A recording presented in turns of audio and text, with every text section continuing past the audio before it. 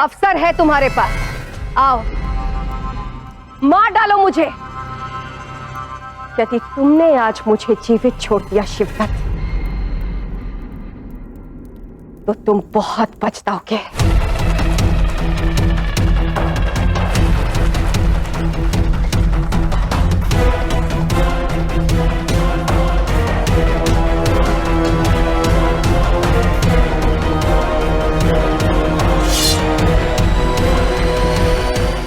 अमात्य, पिछली बार मौन रहकर हम महारानी पर होते अत्याचार को देखते रहे, किंतु इस बार हम आपको महारानी का तिरस्कार नहीं करने देंगे।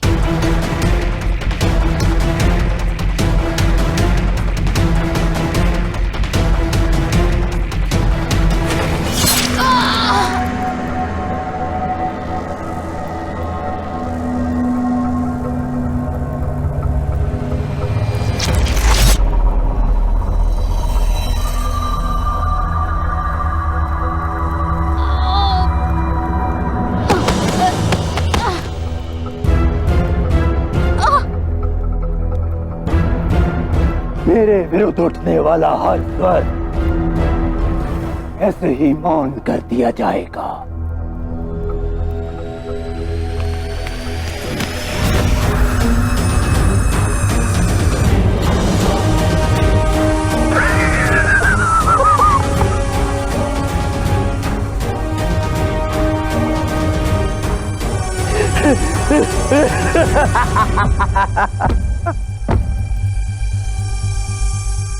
आया तो मैं तुझे मार देता, पर मुझे अनुभव हुआ तुझे इस तरह तड़पता देखने में अधिक आनंद है। यदि मैंने तुझे मार दिया होता तो पछताता, क्योंकि ये तो तुम्हारे लिए बहुत ही सरल मृत्यु होती। मुक्ति मिल जाती तुम्हें।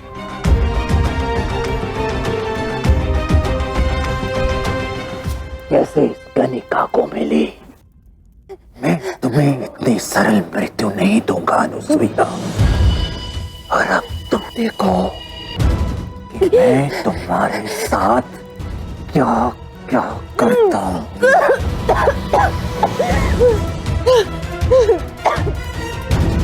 अब तुम्हारी मृत्यु से आनंद भी आएगा और संतोष भी प्राप्त होगा, क्योंकि अब तुम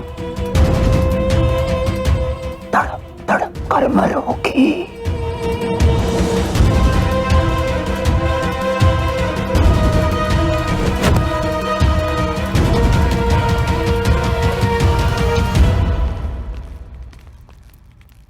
तड़प तड़प कर तो तुम्हारा अंत होगा शिवदत्त।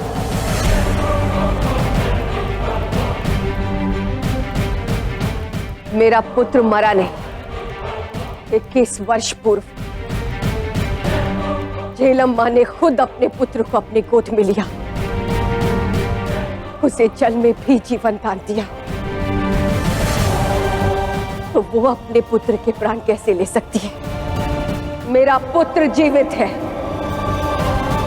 और वो शीघ्र पौरव राष्ट्र आएगा, और तब तुम्हारे इस अध्याय का अंत करूंगी मैं।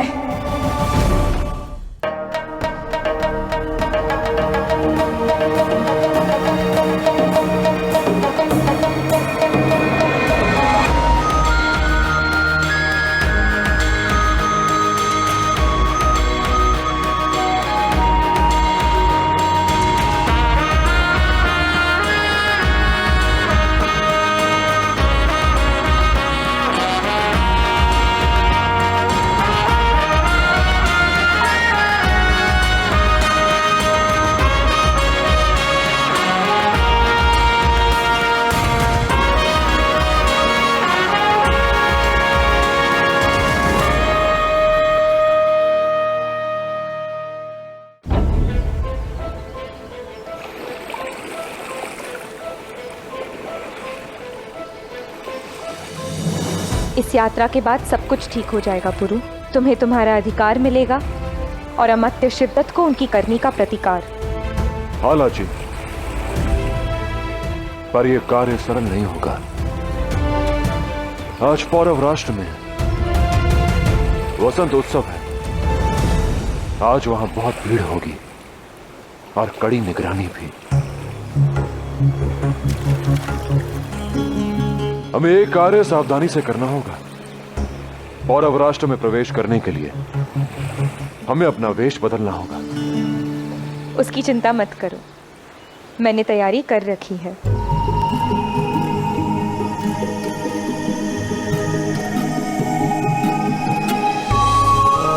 तुम केवल मेरे मन के निकट ही नहीं, मेरी सबसे बड़ी शक्ति हो लाची,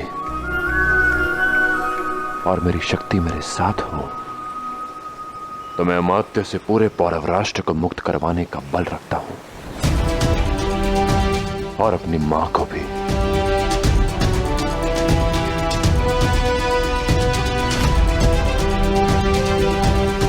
तुम्हारा पुरु लौट आया है मां। तुम्हें तुम्हारा अधिकार वापस दिलवाने और अमात्य द्वारा किया गया अपमान का प्रतिकार लेने।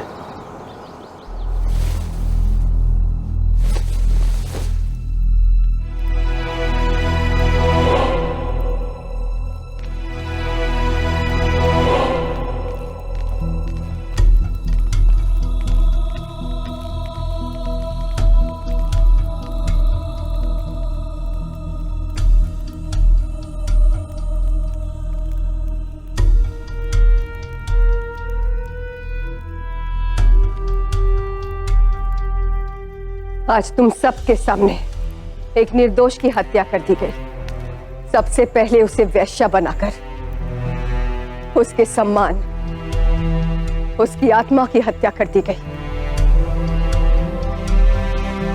अब उसके शरीर को भी मार डाला गया। उसकी मृत्यु की पीड़ा अपने आंसुओं में मत बहाओ। अपने एक एक आंसू को गिनो और शपथ लो अपने साथ हुए अन्याय से लड़ने की। सुनने में तो बड़ा ही प्रेरणादायक लगता है महारानी, परंतु हम योद्धा नहीं गणिकाएं हैं, कैसे लड़ेंगी?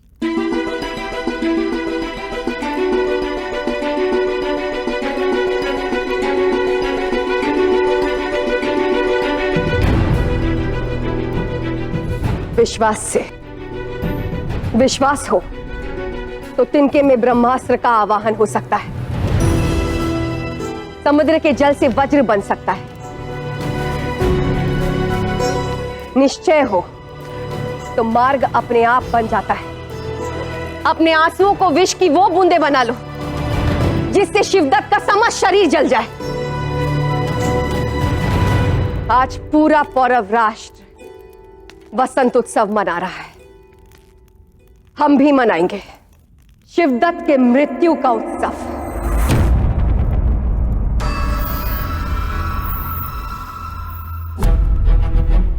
उचित सुना आप सबने।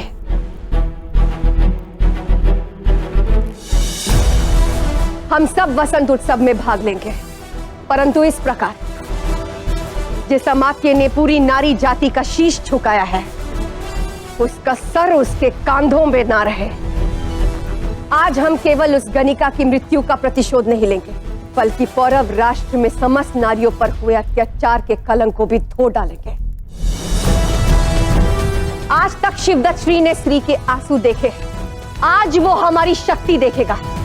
तो बना लो अपने आंसुओं को वज्र और शपथ लो अपने सम्मान के लिए युद्ध की, एक रावण के अंत की। हमारा सम्मान तो कुचला जा ही चुका है, तो अब तुम लोगों को किसका भय है? मृत्यु का जीवन तो खुद तुम लोग जी रहे हो, कम से कम सम्मान की मृत्यु तो मरो।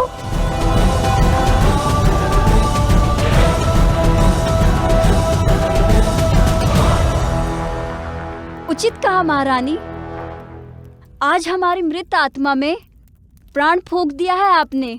हम युद्ध करेंगे। किसी और नारी को अपमानित नहीं होने देंगे हम।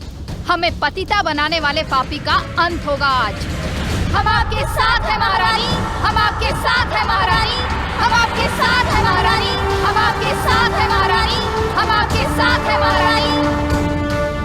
सज्ज हो जाओ अमात्य शिवदत्त श्री, क्योंकि आज का वसंत उत्सव तुम्हारा अंतिम उत्सव होगा।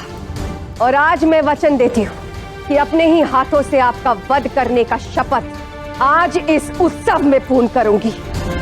आज पूरे पौरव राष्ट्र में अमात्य शिवदत्त श्री के नाम का कलंक सदा के लिए मिट जाएगा।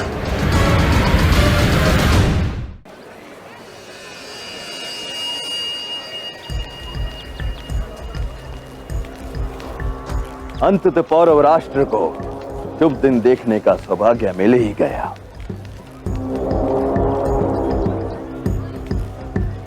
नहीं?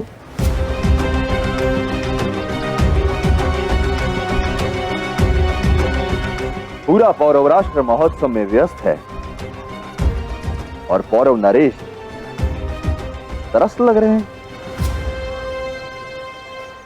ऐसा क्यों? क्या हो, यदि वह सत्य में मरा ना हुआ तो?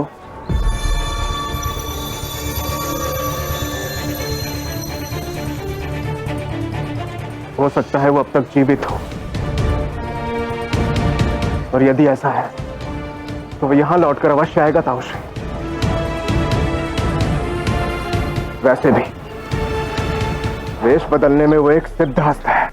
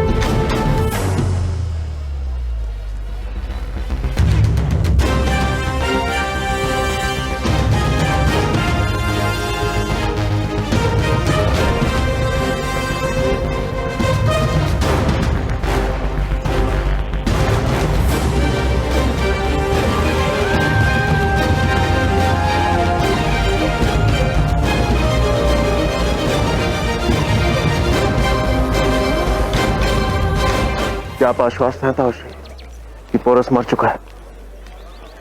हमें अभी तक उसका शव तक नहीं मिला है।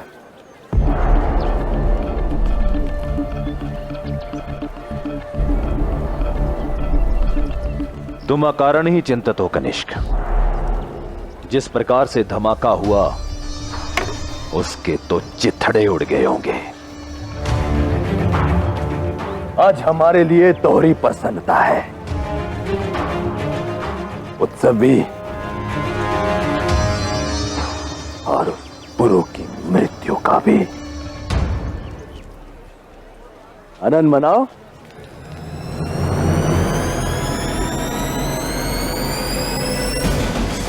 तनिष्क के मन से संदेह दूर करना होगा लाची। अमात्य और कनिष्क दोनों को सत्य जानना आवश्यक है।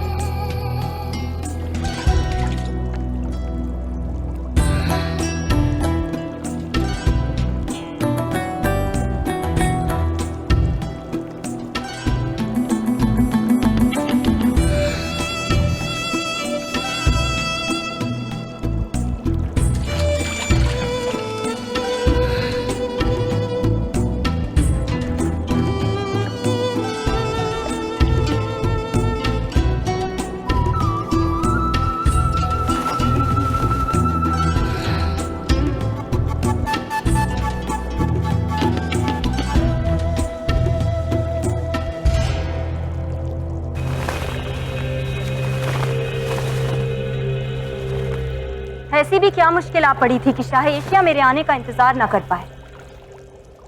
शाही रिवाजों को ताक पर रखकर खुद मलिका के हमाम में आना पड़ा।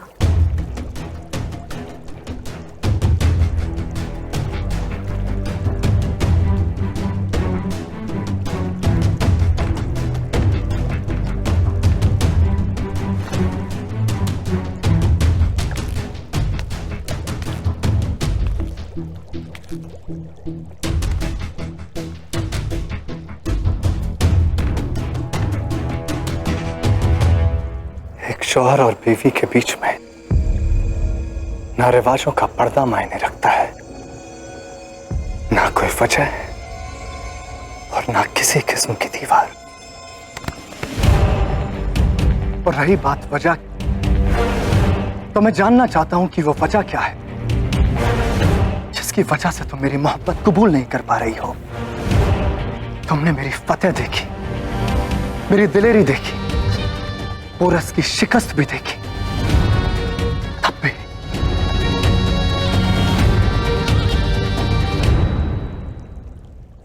मैंने सब देखा, मगर अपनी फतेह के गुरूर में मगरूर शाह एशिया शायद कुछ बारीकियां नहीं देख पाए। ऐसा कुछ नहीं है जो मैंने नहीं देखा रोकसेन। अपनी आंखों से पोरस की जान जाते देखी है मैंने, झेलम की लहरों में डूबती हुई लाश देखी है मैंने। बेशक आपकी आंखों ने पोरस को डूबते हुए देखा,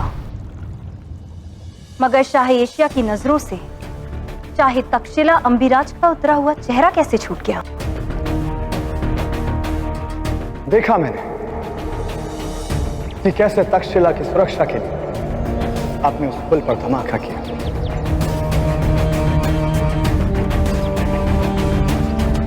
जी, जीत की खुशी में मगरूर होकर हार पहनने वाले अक्सर खुद हार का शिकार हो जाते हैं। शाह एशिया,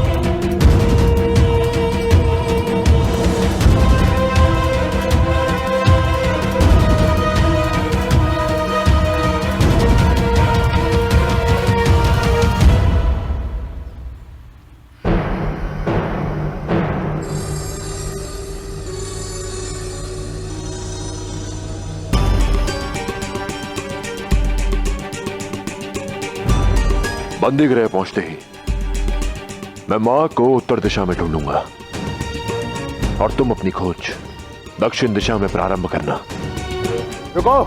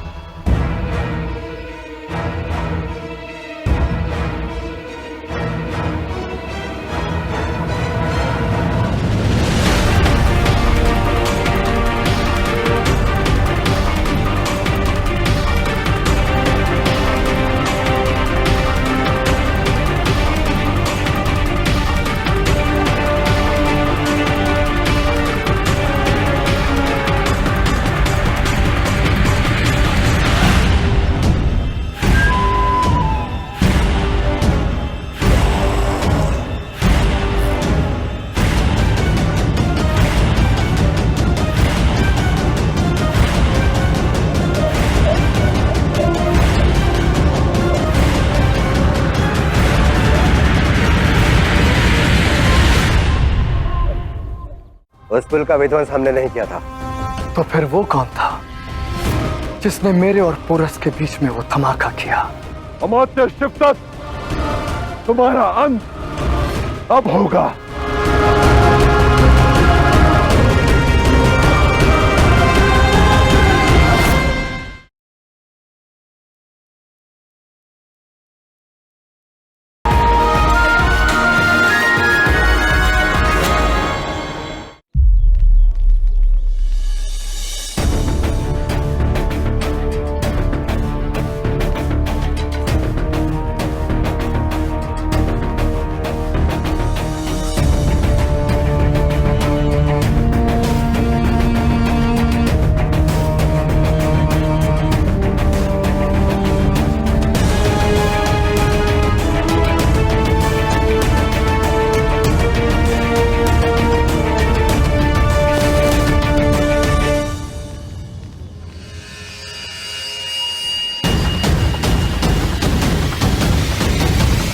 अगली बार सावधानी रखना।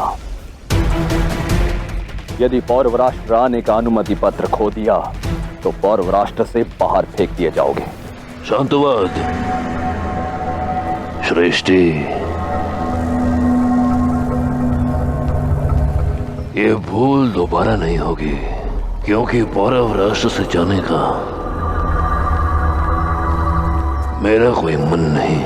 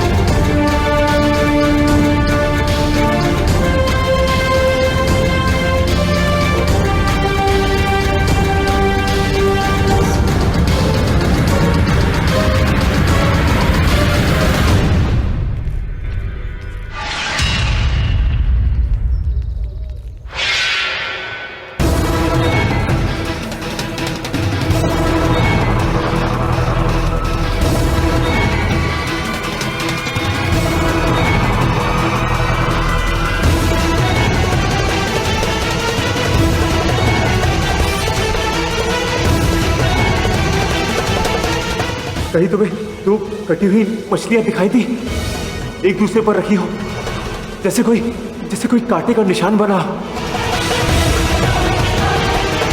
निश्चित है कि पौरव राष्ट्र आया है। यह हम दस्युओं का एक दूसरे को सूचित करने का चिन्ह है। ये भूल दोबारा नहीं होगी, क्योंकि पौरव राष्ट्र से जाने का मेरा कोई मन नहीं।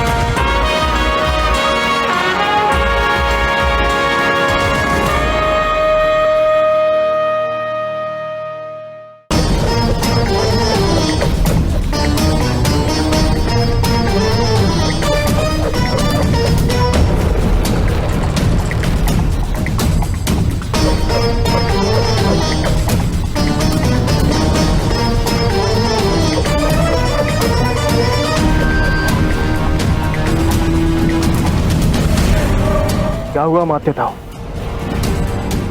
आप किसे खोज रहे हैं? और आपके माथे पे ये पसीना कैसा? वो पसीना नहीं, लहू बहाने का समय आ गया है। तुम्हारा संदेह उचित था। गुरु अब भी जीवित है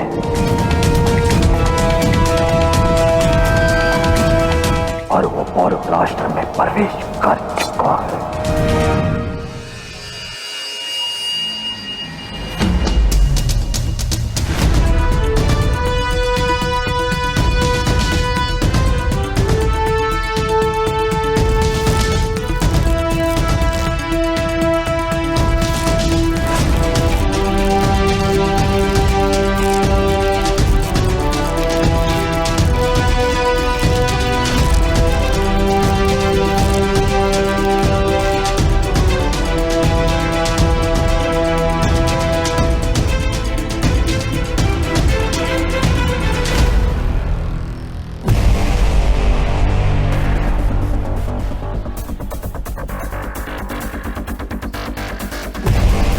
अमात्य को हमारा संदेश मिल चुका है लाचे।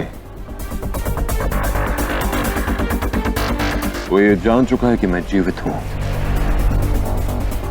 और पौरव राष्ट्र में हूं। अब हमें क्या करना होगा पुरु?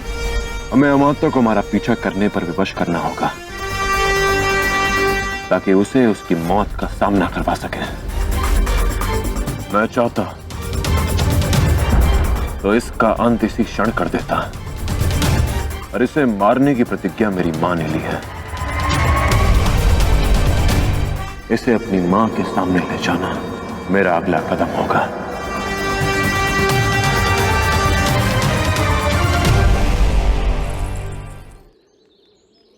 अपनी मां को अमात्य के बंधन में छोड़कर आना पड़ा, क्योंकि मुझे मेरी मां ने सिखाया कि मातृभूमि से बढ़कर कुछ नहीं होता।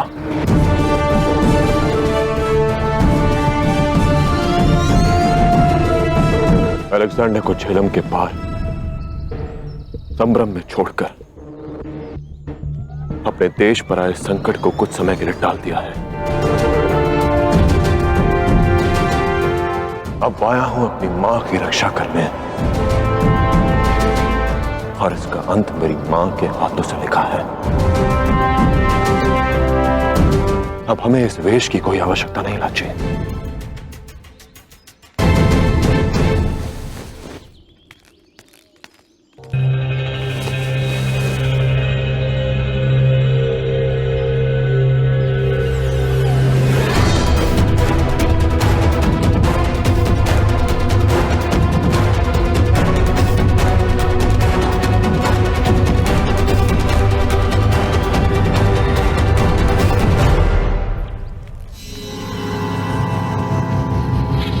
ये धोनी के वस्त्र हैं, अर्थात उन्होंने फिर से भेष बदल लिया है। अब वो किसी भी रूप में हो सकते हैं।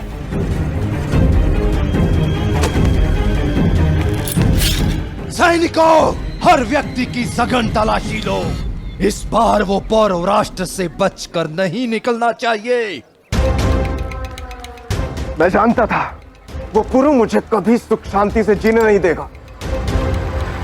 हर बार मरता है, हर बार लौट आता है। इस बार न जाने कौन सी योजना से आया है और किस वेश में होगा। अब तक अमात्य को यह ज्ञात हो चुका होगा लाची कि वो वृद्ध दंपति हम ही थे, और हमने अपना वेश बदल लिया है। इससे पहले कि अमात्य हम तक पहुंचे, हमें शीघ्र अतिशीघ्र मां तक पहुंचना होगा।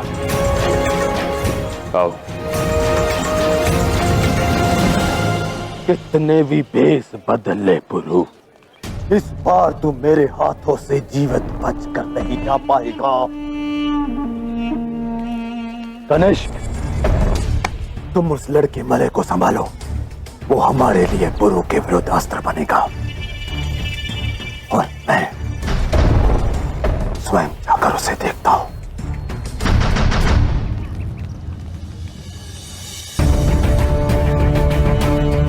समझ नहीं आता ये पुरु सेतु पर हुए धमाके से बच कैसे गया, और किसने उसकी सहायता की।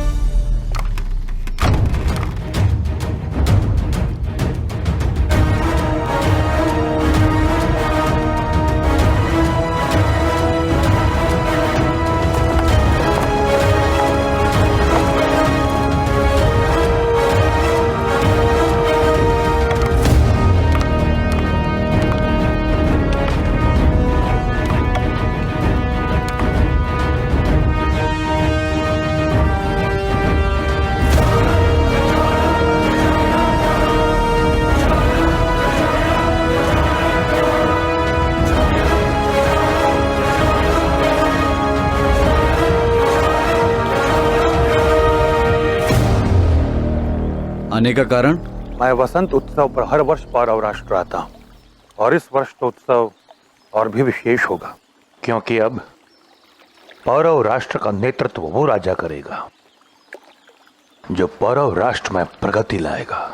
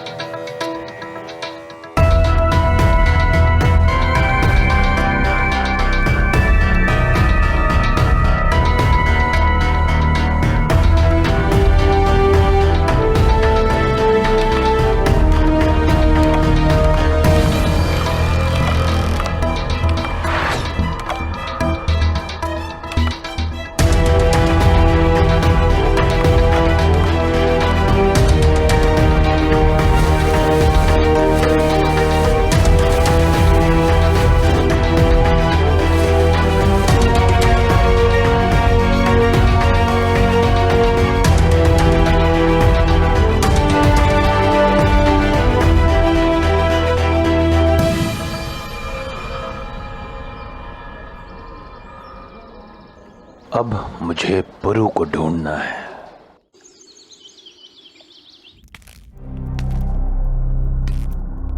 अम्बी कुमार, हमें किसी भी तरह पता लगाना होगा कि उस दिन सेतु पर क्या हुआ था, अन्यथा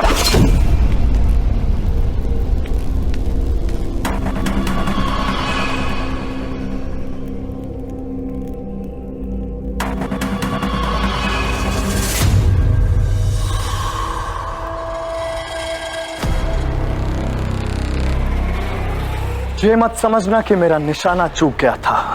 ये छुरी तुम्हारे सीने के आर पार हो सकती थी शाही तक्षशिला। अगर अब मेरे साथ कोई खेल खेला तो तुम्हारा खेल खत्म। कैसा खेल सम्राट? वही खेल जो तुमने मेरे साथ झूठ बोलकर शुरू किया।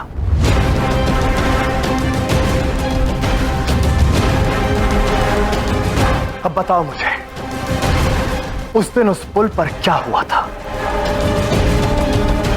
क्या वो धमाका तुमने किया था? आपका संदेह अनुचित नहीं सम्राट। उस पुल का विध्वंस हमने नहीं किया था।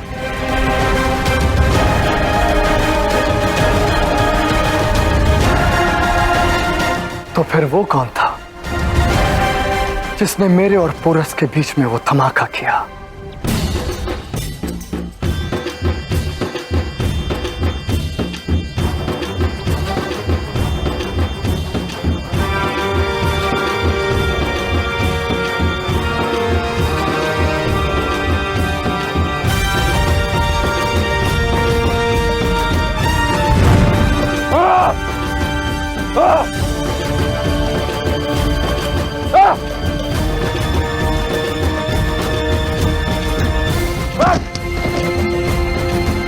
ये उत्सव मेरे लिए बाधा बन गया है।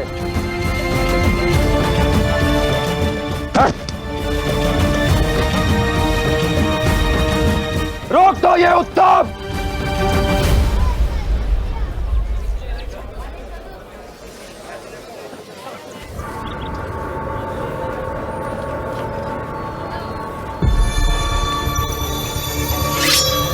जो जहां है वही रहेगा। जब तक मैं आदेश ना दूं, कोई अपनी जगह से नहीं हिलेगा। चारों ओर फैल जाओ और ढूंढो उसे। मुझे वो हर मूल्य में चाहिए, जीवित या मृत। जाओ।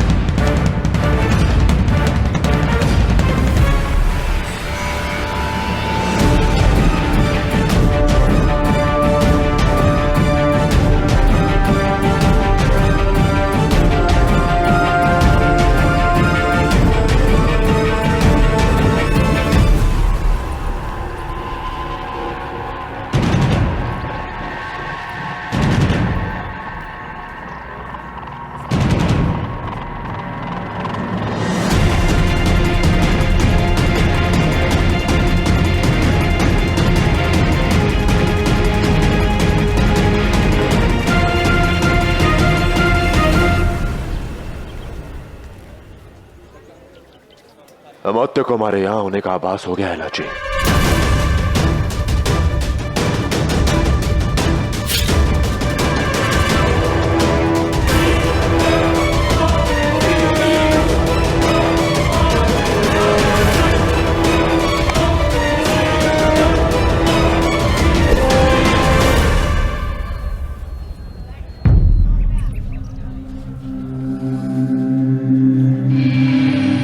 क्षमा आचार्य। तुम अगर मुझ पर प्रहार करने को सज्ज न होते तो मैं तुम्हें क्षमा न करता।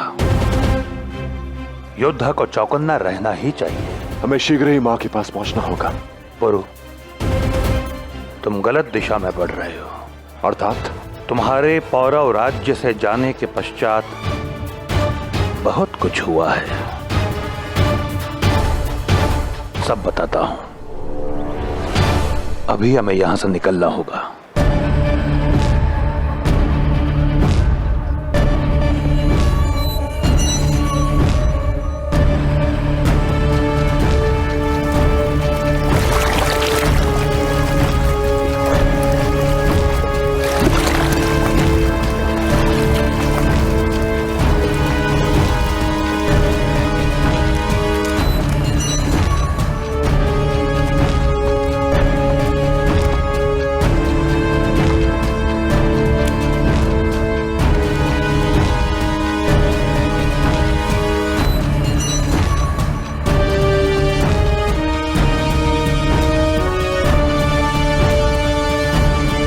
ये भी पोरस नहीं है। बेचैन ना हो जा।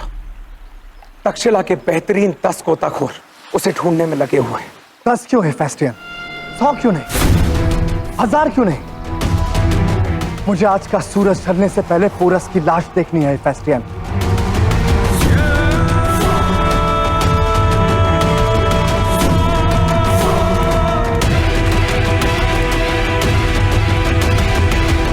जब तक तुम्हें जिंदा या मुर्दा ना देख लूं पोरस, तब तक मैं खामोश नहीं बैठूंगा। अब बताइए आचार्य, हुआ क्या है? मां महल में नहीं तो कहां है? अब बताऊंगा पुरु, बस तुम संयम रखना। महाराज बमनी को सुरक्षित निकालकर तुम पौरव राष्ट्र से निकल गए, परंतु उसके पश्चात मैं तुम्हें तुम्हारे उचित स्थान पर ले जाकर तुम्हें दिया अपना वचन पूरा करूंगा। गनिका बनाकर रखूंगा।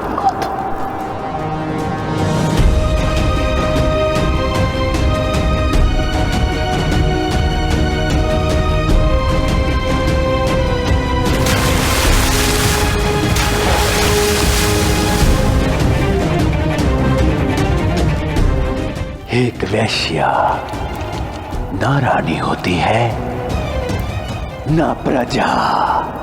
वैश्या तो वैश्या होती है जिनका प्रारब्ध होता है पुरुषों को आनंद देना। आज तुमने पापों की सारी सीमा पार कर दी अमात्य। अब मुझे तुम्हारा रक्त बहाते हुए इस बात का कोई खेद नहीं होगा कि वही रक्त मेरी धमनियों में भी बह रहा है। उन्होंने केवल मेरी मां की नहीं, पूरी नारी जाति का अपमान किया है और उसके लिए तुम मृत्यु के पात्र हो।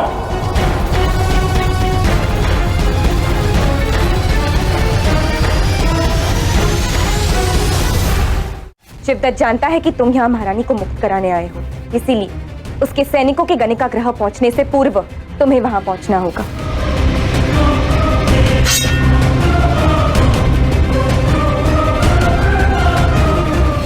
पोरस की लाश सूरज डूबने से पहले मिल जाएगी। अगर ऐसा ना हुआ, इतनी लाशें बिछेंगी कि गिनती नहीं कर पाओगे शायद तक्षशिला।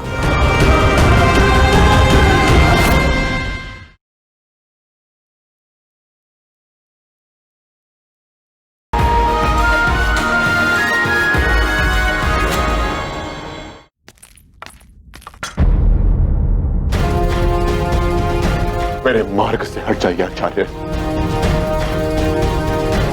आज मैं माते के प्राण लेकर ही रहूंगा। गुरु, मैंने पहले ही चेताया था, संयम रखना। भावनाएं व्यक्ति के विवेक को सही दिशा में बढ़ाने में सहायक होती हैं, किंतु आवश्यकता से अधिक भावुकता व्यक्ति के विवेक को नष्ट कर देती है। अपनी भावनाओं को अपनी शक्ति बनाओ पुरु। दुर्बलता नहीं। यदि इस समय तुम शिवदत्त के समक्ष गए तो वो अपने सैनिक महारानी अनुसुईया के सामने भेज देगा, और इसका अर्थ तुम भली भांति जानते हो। युद्ध में योद्धा का सबसे बड़ा शत्रु होता है उसका क्रोध। वश करो उस पर। पहले महारानी अनुसुईया को मुक्त कराओ, उसके बाद मैं तुम्हें शिवदत्त का संहार करने से नहीं रोकूंगा। आचार्य उचित कह रहे हैं पुरु। शिवदत्त जानता है कि तुम यहाँ महारानी को मुक्त कराने आए हो, इसीलिए उसके सैनिकों के गणिका ग्रह पहुंचने से पूर्व तुम्हें वहां पहुंचना होगा।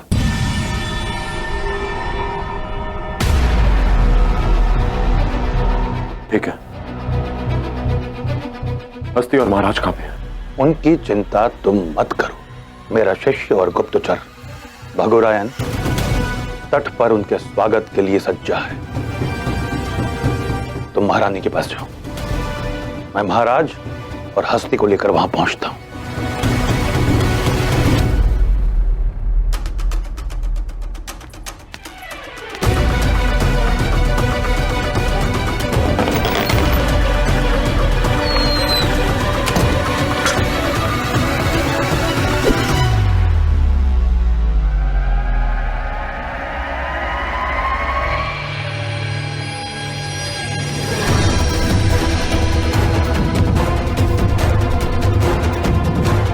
यदि अपने प्राण खोना नहीं चाहते तो बताओ ब्राह्मण, किससे बात कर रहे थे तुम?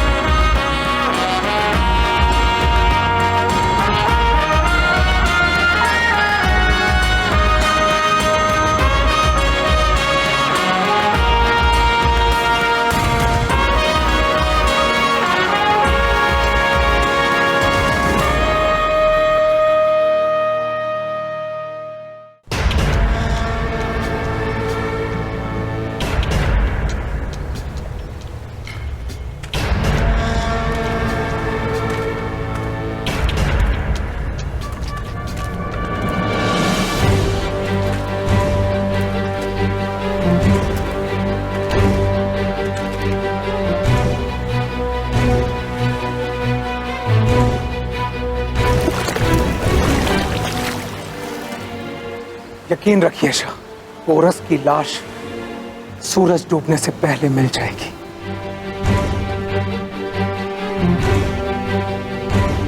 अगर ऐसा ना हुआ तो तक्षशिला के 100 गोताखोरों की लाशें यहीं गिरेंगी और इतनी लाशें बिछेंगी कि गिनती नहीं कर पाओगे शायद तक्षशिला।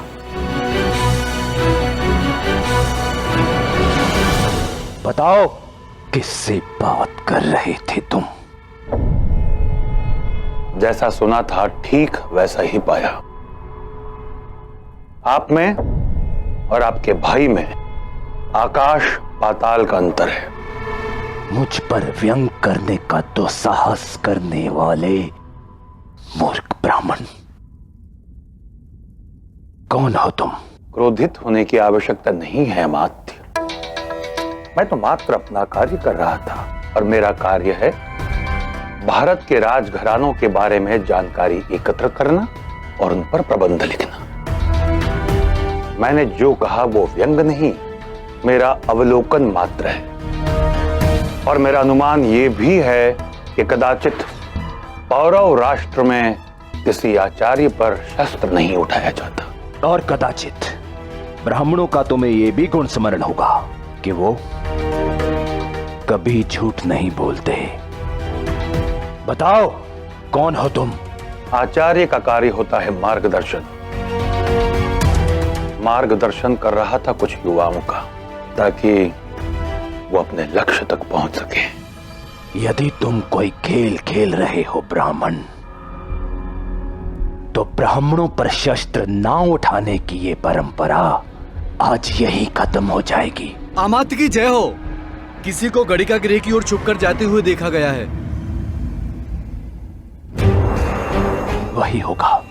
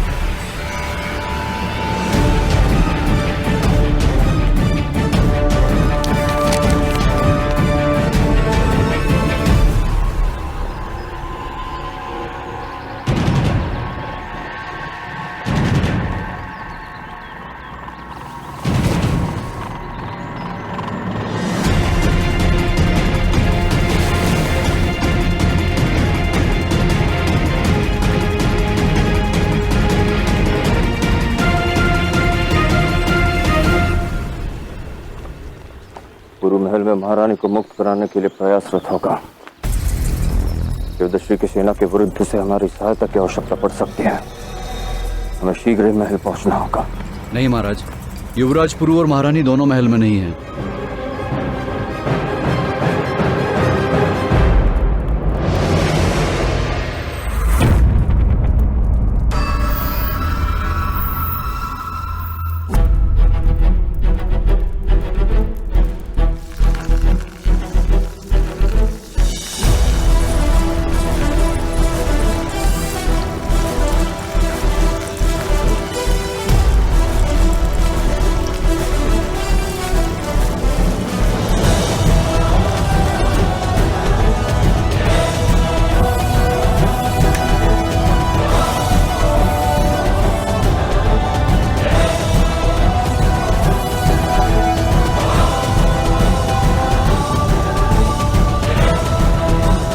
क्या है महारानी? युद्ध चाहे मातृभूमि के सम्मान के लिए हो या स्त्री के मान के लिए, रणभूमि पूजनीय होती है। इस भूमि की पूजा करना आवश्यक है, क्योंकि यही वो स्थल है जहां पापी अमात्य शिवदत्त श्री का वध होगा। आप सबके समक्ष, मेरे पुत्र के समक्ष, महाराज बमनी के समक्ष।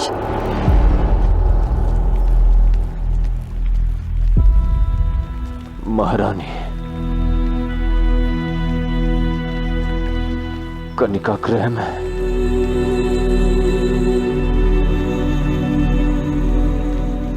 अनसुईया, अनसुईया, अनसुईया, अनसुईया।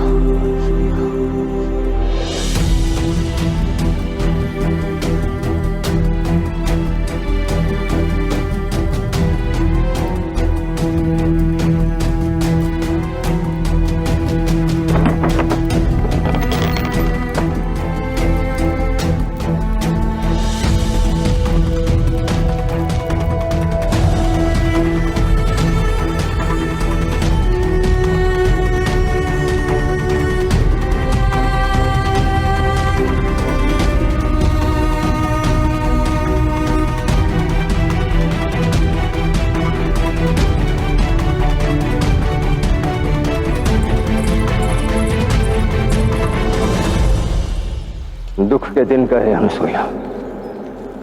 हमारा पुत्र पुरु यहां पहुंच चुका है। वो तुम्हें मुक्त कराएगा, हर अशुभ को शुभ करेगा। क्या हुआ महारानी? क्या देख रही हैं आप?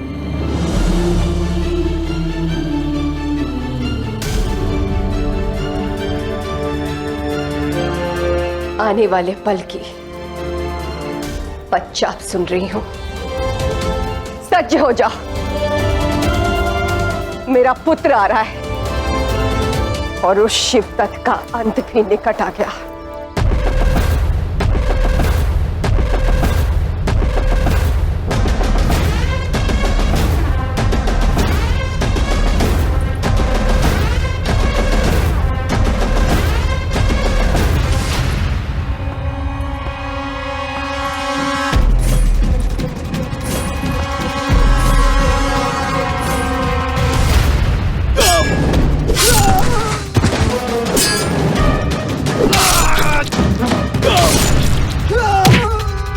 किशोर कैसे?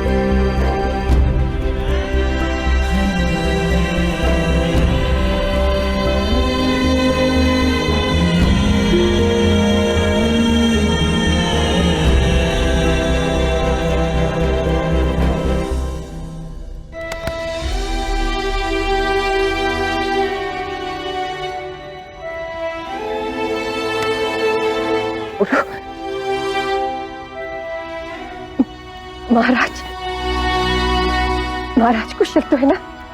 आपका दिया आदेश पूरा कैसे नहीं होता मां? पिताश्री स्वस्थ हैं और सुरक्षित भी।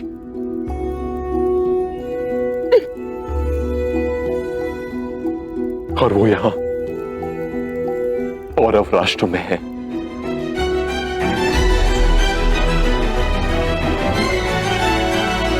सच? हाँ मां।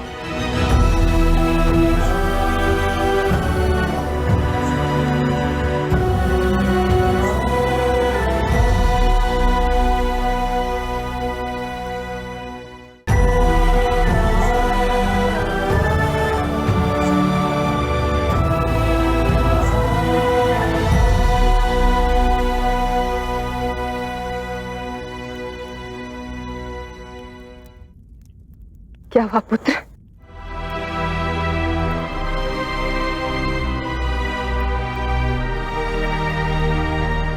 क्या हुआ पुरु?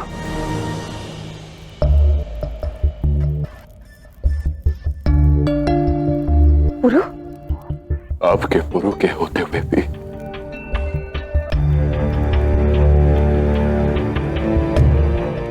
आपकी ये दशा हुई मां, इसके लिए मैं स्वयं को कभी क्षमा नहीं कर पाऊंगा। कभी नहीं। नहीं पुरु, इधर देखो, देखो मेरी तरफ। मां बनना एक स्त्री के लिए सौभाग्य होता है, परंतु तुम्हारे जैसा पुत्र पाना उससे भी बड़ा सौभाग्य है पुरु।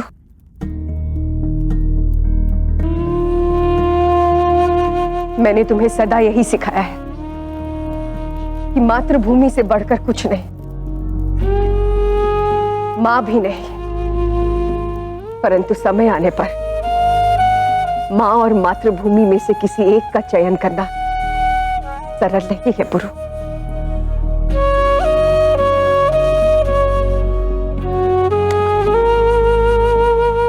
मुझे गर्व है कि तुमने उचित चयन किया और अपने कर्तव्य का पालन किया। अब बस एक ही कामना है कि भारत में हर मां को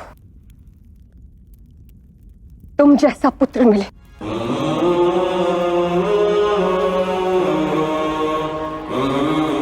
मेरा कार्य अभी पूरा नहीं हुआ है मां।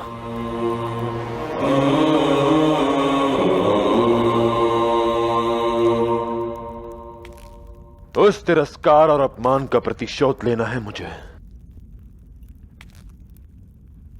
जो अमात्य ने आपके साथ किया।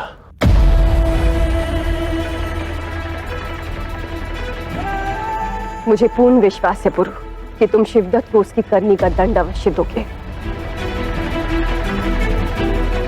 परंतु उसने न केवल मुझे बल्कि इन सबको, समस्त नारी जाति को कष्ट पहुंचाया है।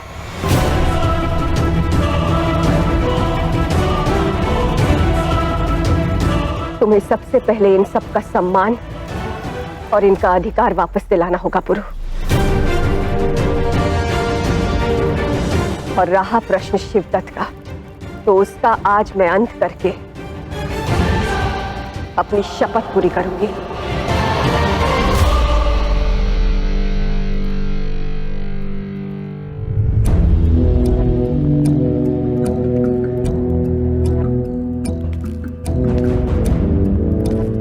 मेरी अनुपस्थिति में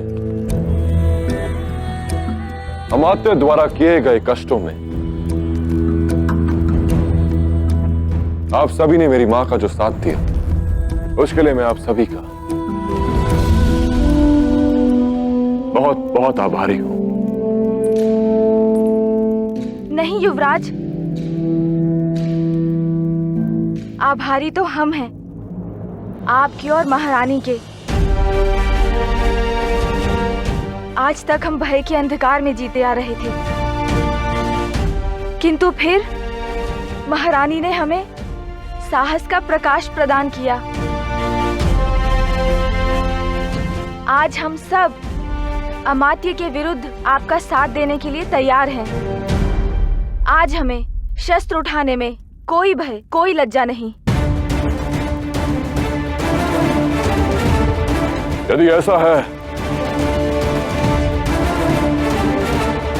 तो आप सभी को शस्त्र प्रदान मैं करूंगा।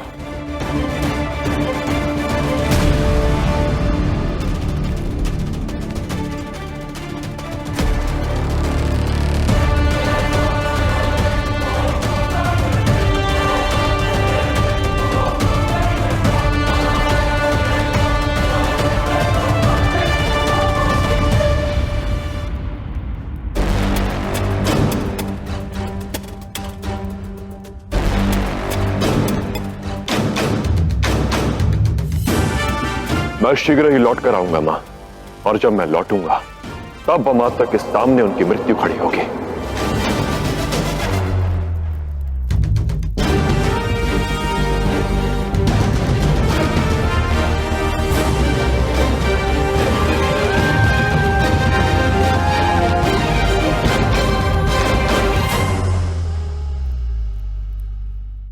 किस सेना की बात कर रहे थे तुम?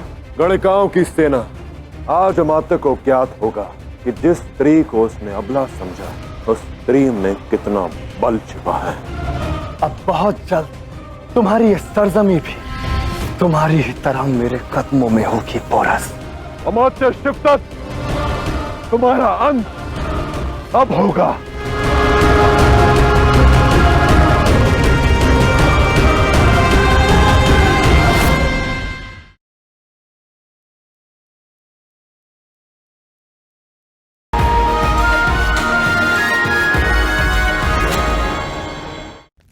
मुझे जीवे चाहिए वो, उसकी और उसकी मां को तो मैं अपने हाथों से मारूंगा।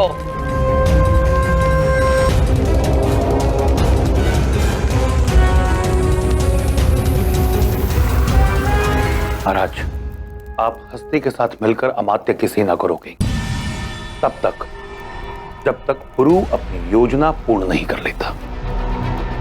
पुरु जैसे ही सज्ज होगा मैं आपको संकेत करूंगा। अब निश्चिंत रहे आचार्य, हम यहाँ परिस्थिति संभालते हैं। अब चाहिए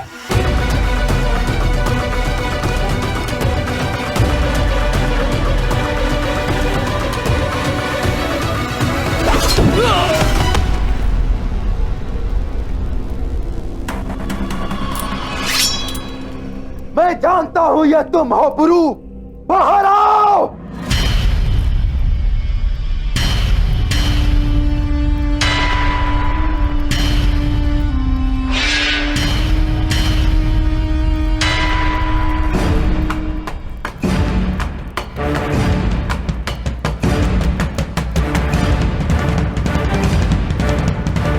कौन हो तुम लोग?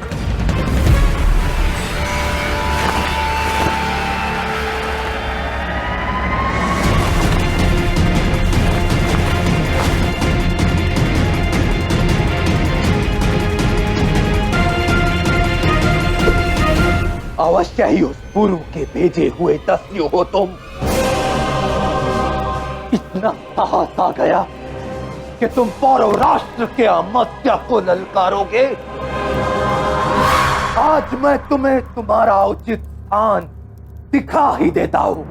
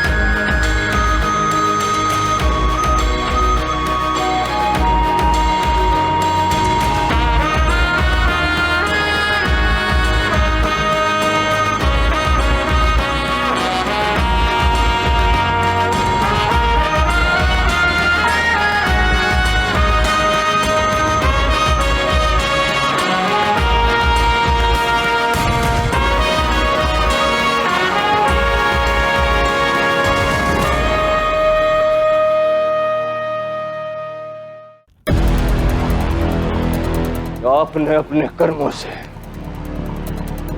संसार के हर संबंध को लज्जित कर दिया शिवदश्री। न आपने अपने पद का मान रखा, न ही संबंधों की गरिमा का। किंतु आज आपके हर पाप का अंत होगा। गुरु पौरव राष्ट्र पहुंच चुका है। आप जितना चाहे रोकने का प्रयास करें, किंतु वो अपने मां को आपके बंधन से स्वतंत्र करवा ही लेगा। तुम्हारा श्रवण कुमार पुत्र वह अपनी मां को मुक्त करवाएगा और यहां आकर अपने पिता की मृत्यु पर आंसू बहाएगा।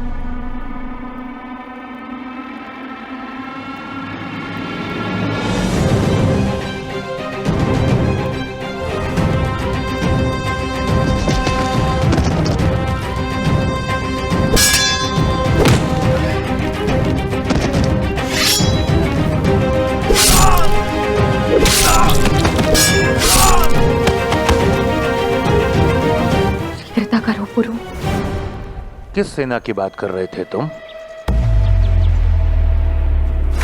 गणिकाओं की सेना। आज अमात्य से गणिकाओं की सेना युद्ध करेंगी। मुझे केवल उनके हाथों में उचित शस्त्र देना है। कैसा शस्त्र?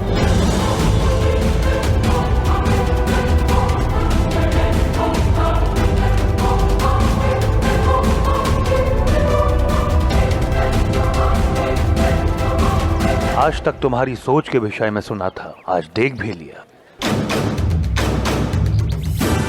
मैं समझ पा रहा हूं तुम्हारा लक्ष्य क्या है। हाँ आचार्य, आज अमात्य को ज्ञात होगा कि जिस स्त्री को उसने अबला समझा, उस स्त्री में कितना बल छिपा है।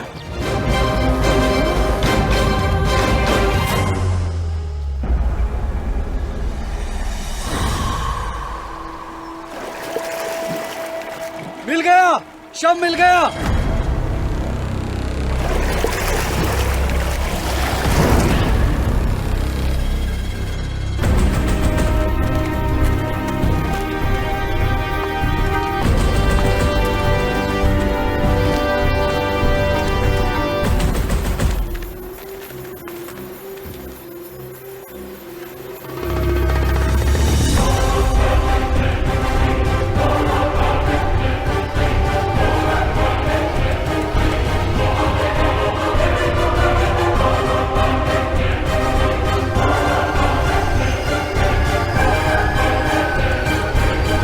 इतनी देर तक शव जल में रहने के कारण सड़ गया है और फूल गया है। फिर भी एक संदेह तो मिटा, पुरु अब जीवित नहीं। अभी शक मिटा नहीं है शायद तक्षशिला। जिस लाश का चेहरा इस कदर बिगड़ा हो, उसे देखकर मैं कैसे मान लूं कि ये पोरस है।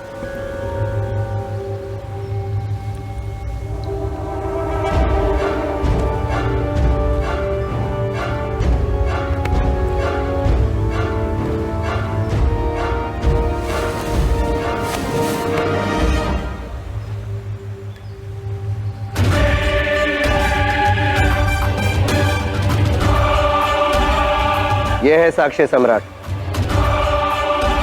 यह पौरव राष्ट्र के राजा की अंगूठी है, जो राजा के बाद युवराज के अलावा और किसी अन्य के हाथ में नहीं हो सकती।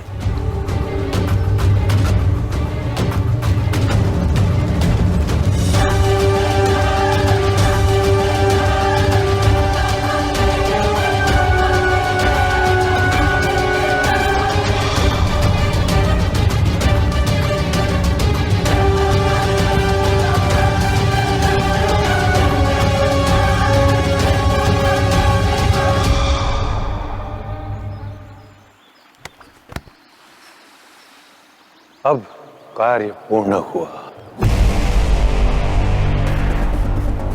हाँ आचार्य, जितना मैं अलेक्जेंडर को जानता हूं, वो उस धमाके के पश्चात ये निश्चित करना अवश्य चाहेगा कि मैं मृत हूं या नहीं।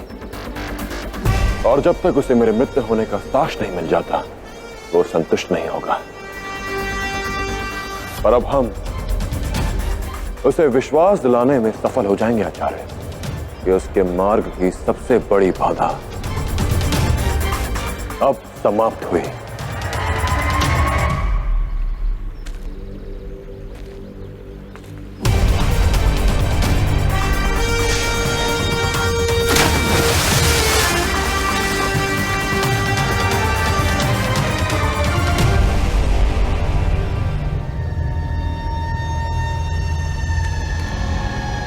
क्या दावा किया था तुमने कि तुम मेरी तकदीर हो? सिकंदर का मुकद्दर तुम लिखोगे। आंखें खोलकर देखो पोरस, मेरा मुकद्दर लिखने वाले हाथी नहीं, बल्कि ये जिस्म भी बेजान पड़ा है सिकंदर के पांव में। अगर तुम्हें लगा कि इस पुल पर धमाका करके तुम मेरे भारत पर कब्जा करने के ख्वाब को तोड़ दोगे, मुझे भारत पर कब्जा करने से रोक लोगे, तो बेशक बहुत बड़े बेवकूफ थे तुम।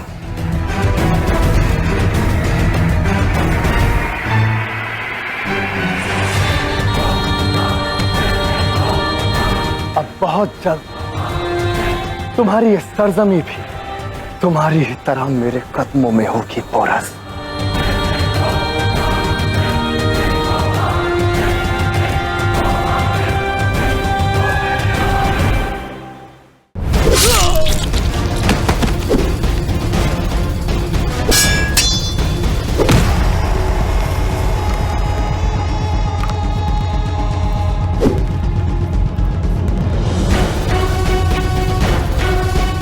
इसका तात्पर्य है कि पुरु अपनी योजना के साथ सच है।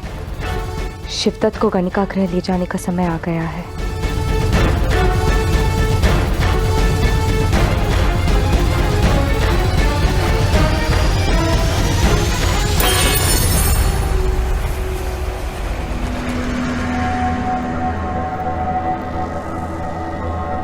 अब भी समय है बमनी।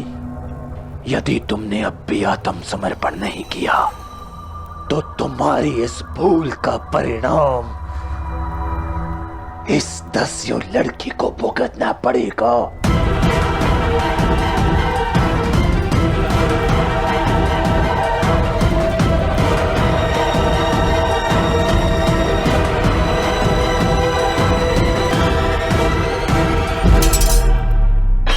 बंदी बना लो इन सबको।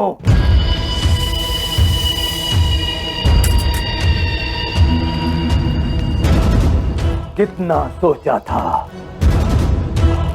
उससे कहीं अधिक सरल निकला तुम्हारा हारना।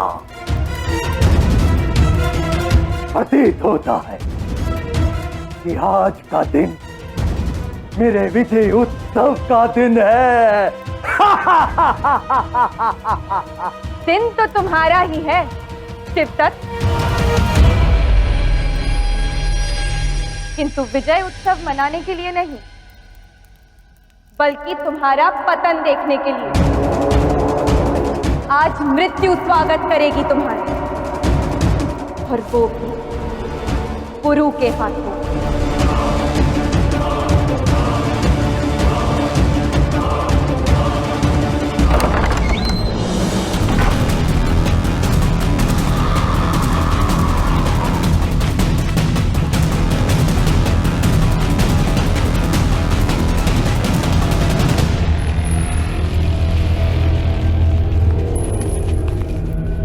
चारों ओर फैल जाओ।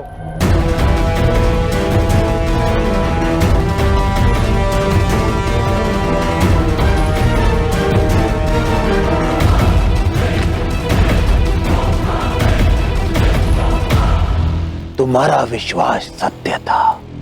तुम्हारा पति और तुम्हारा पुत्र दोनों ही जीवित हैं, और मैं यहां तुम्हें ये बताने आया हूं कि तुम्हारा विश्वास समाप्त होगा। तुम्हारा पति और तुम्हारा पुत्र दोनों ही तुम्हारी आंखों के सामने मृत्यु को प्राप्त होंगे। जो वश में है कर लो तुम शिवदत्त, परंतु पहले भी जीत सत्य की हुई थी, और आज सत्य ये है कि किसी का अंत होगा तो वो होगा तुम्हारा, मेरे पुत्र का नहीं, और ना ही मेरे पति का।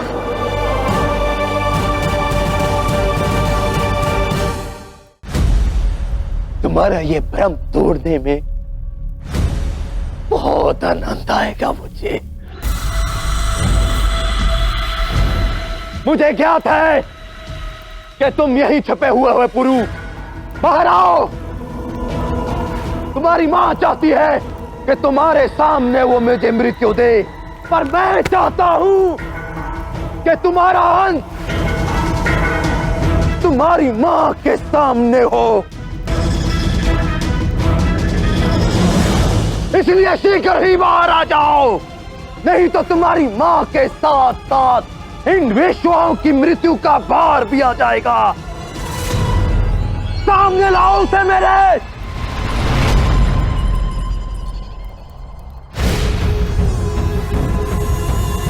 देख क्या रहे हो?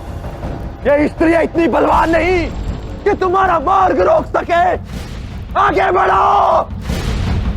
इन निशस्त्रों को मार डालो।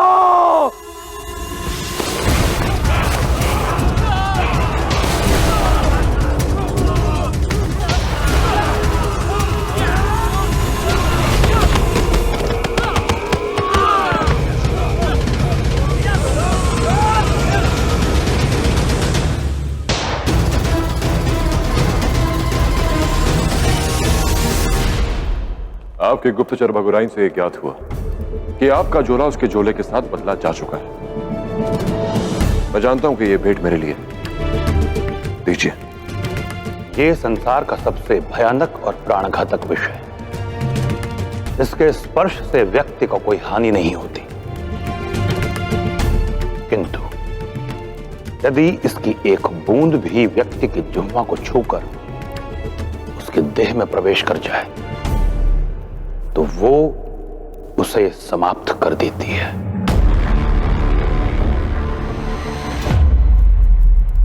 निशस्त्र कहा था ना तुमने इन स्त्रियों को। आज तक इन सबको निर्बल समझते आए थे। अपने बल से इनके वस्त्र हरण करके आए हो तुम।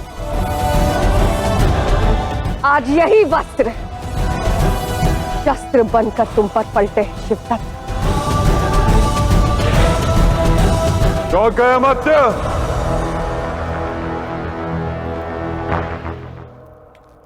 तुम्हारी सेना को संसार से विदा किया ताकि नरक में तुम्हारा स्वागत करने के लिए सच रहे।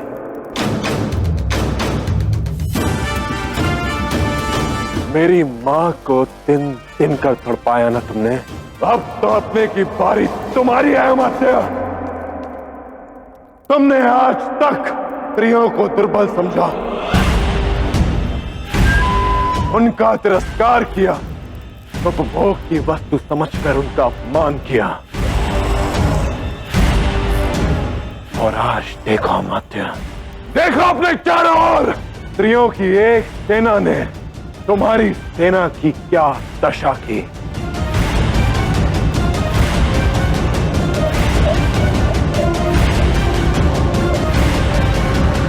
और ये सब कैसे हुआ जानना नहीं चाहोगे?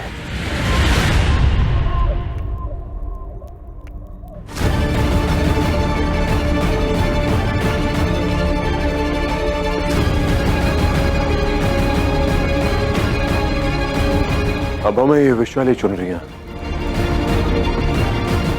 उन गणिकाओं के हाथों में सौंपनी है और प्रतीक्षा करनी है अमात्य और उनकी सेना की।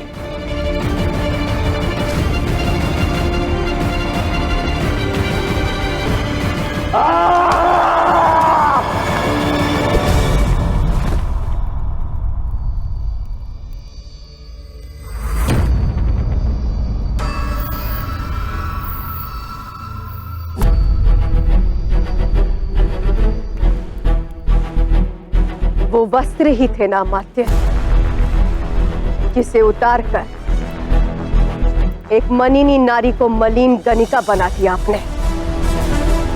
आओ आगे बढ़ो, लो ये वस्त्र।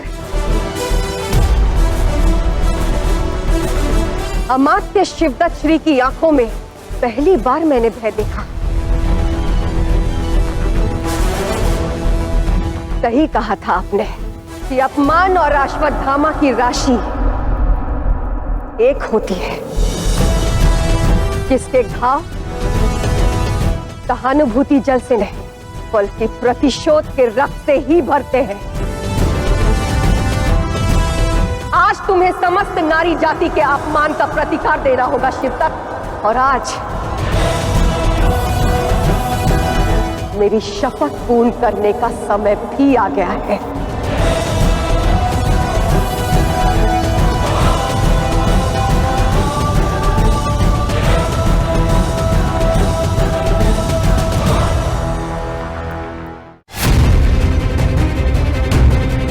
अमात्य शिवदत्त, तुम्हारे पापों का अंत अब होगा।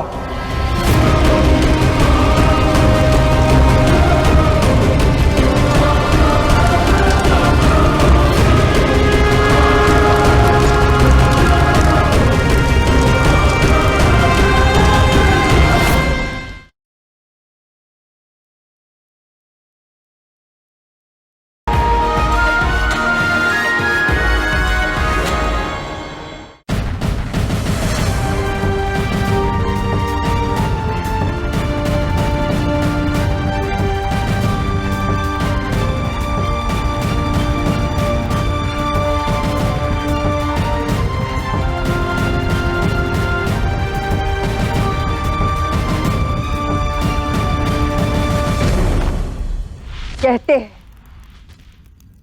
कि मृत्यु के पहले मनुष्य की आंखों के सामने उसके पाप दिखाई देने लगते हैं। कुछ स्मरण आया शिवदत्त श्री? अपने पाप याद आए या नहीं?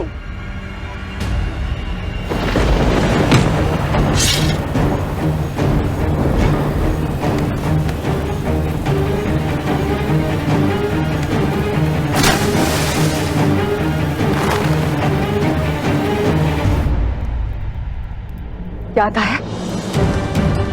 सबसे पहले आपने एक पवित्र संबंध का उपहास उड़ाया, एक रानी को गणिकाओं के मध्य रखा। ये महारानी नहीं, एक वैश्या है। मेरे पुत्र को दस्यु में पल्ले दिया। 21 वर्षों तक तुमने मुझे मेरे परिवार से दूर रखा, अपने ही भाई से छलावा किया, विश्वासघात किया उसके साथ।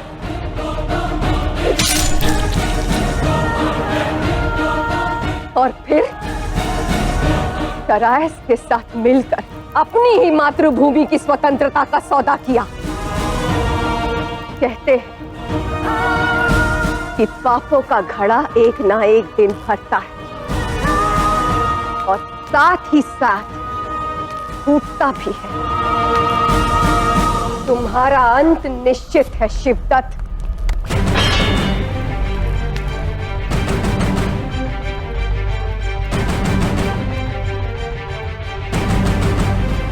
यही सोच रहे हो ना अमात्य कि तुम्हारी मृत्यु इस विषैली चुनरी से होगी? नहीं, मैंने पहले भी कहा था कि मेरी मां को दिए हर कष्ट का प्रतिशोध लूंगा मैं।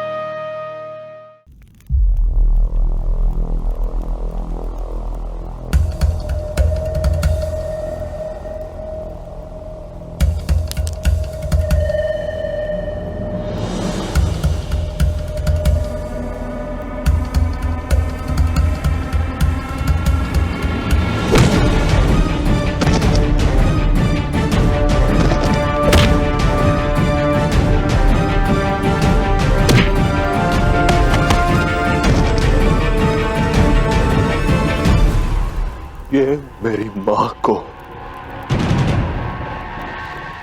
मुझसे दूर करने के लिए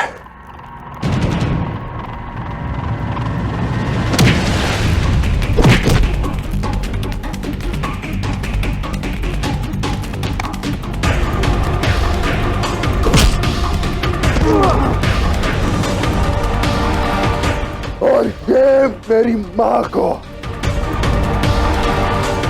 देशद्रोही सिद्ध करने के लिए।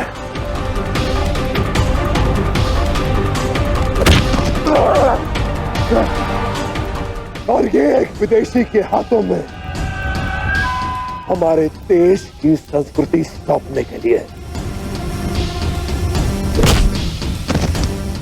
और ये एक पुत्र को अपने पिता पर तलवार उठाने पर विवश करने के लिए।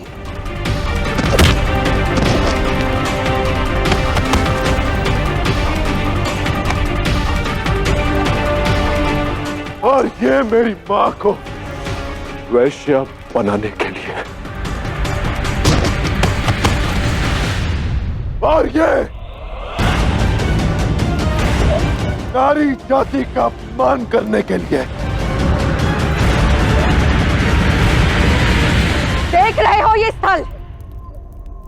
ये वही स्थल है जहां तुमने मेरी गरिमा को ललकारा था।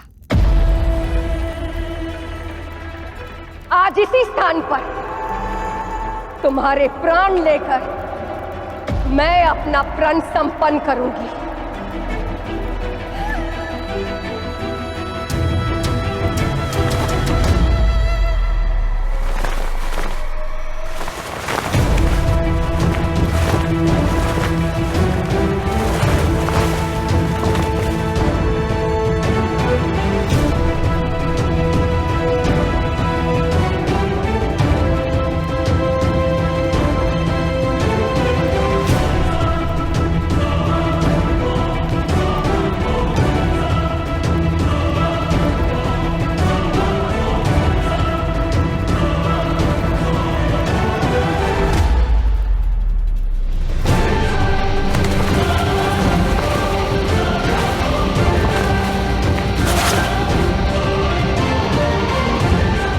एक स्त्री की सहन शक्ति को उसकी दुर्बलता समझना एक पुरुष की सबसे बड़ी भूल होती है अमात्य।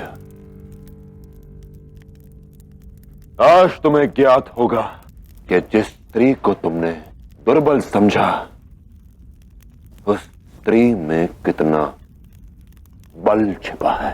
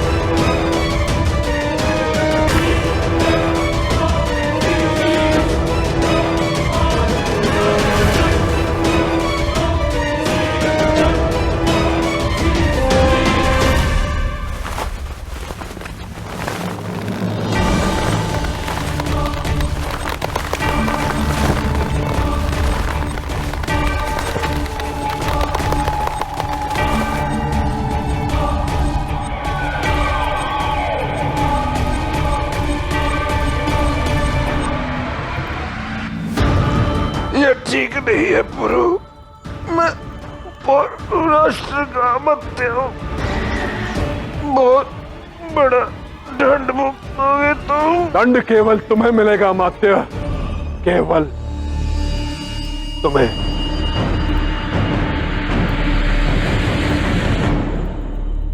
आइए मां, आज पौरव राष्ट्र से बुराई और बुरे दोनों का अंत होगा।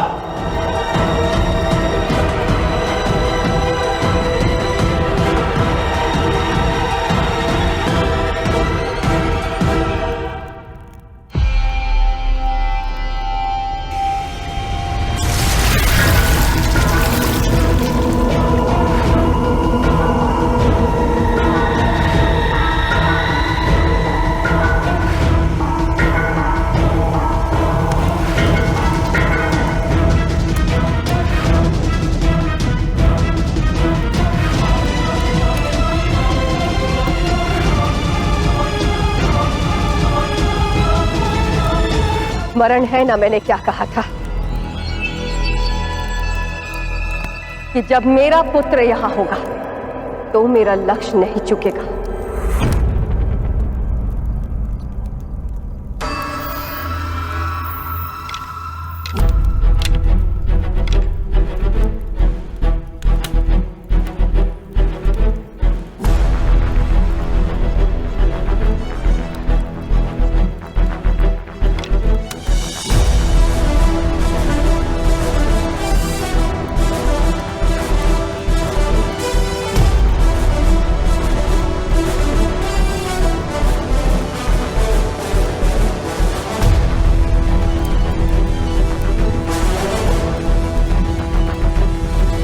मैं अनुसुईया आज अमात्य शिवदत्त का अपने ही हाथों से अंत करने की शपथ को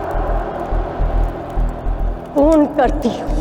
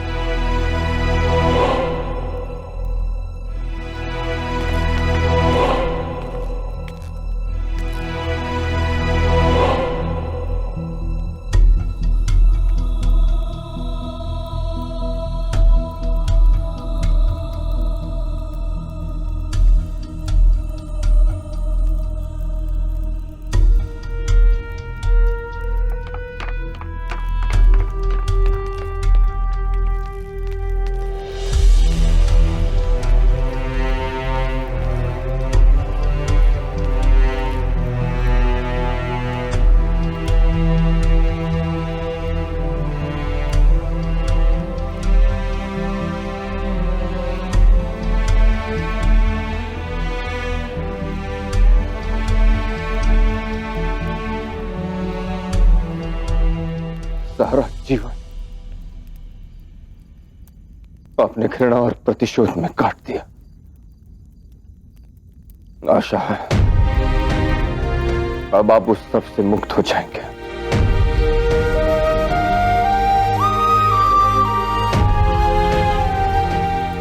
और आपकी आत्मा को शांति मिलेगी।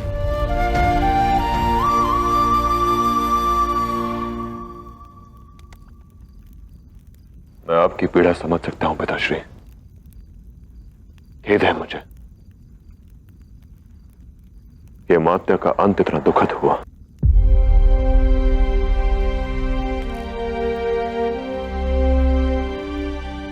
नहीं पुरु, तुम्हें स्वयं को दोषी नहीं समझना चाहिए।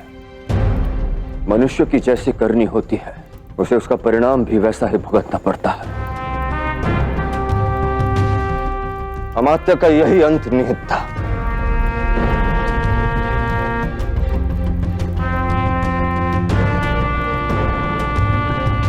हमें प्रसन्नता है कि महारानी अनुसुईया की शपथ पूर्ण हुई और आज पौरव राष्ट्र का एक काला अध्याय समाप्त हुआ।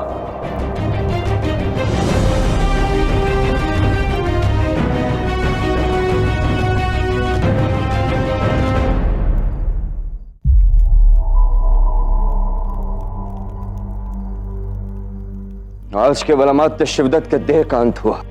अपना भाई और पौरव भूमि का बेटा तो हम कब का खो चुके थे।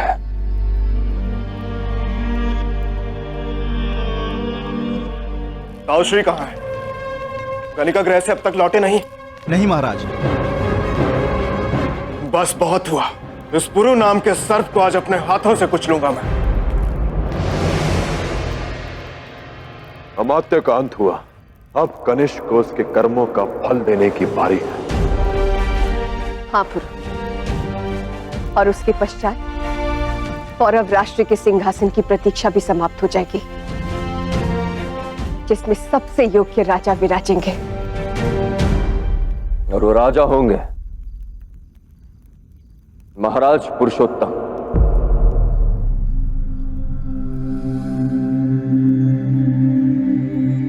अनुसुईया, अगर तुलना की जाए तो हमने बहुत भूल की है।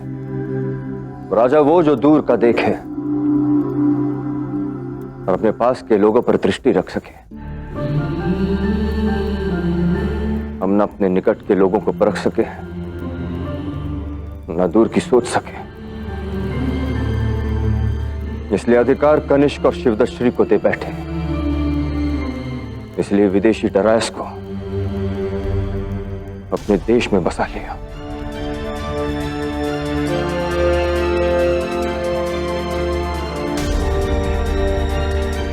कौरव राष्ट्र के सिंहासन को अब हमारी नहीं, पुरु की आवश्यकता है।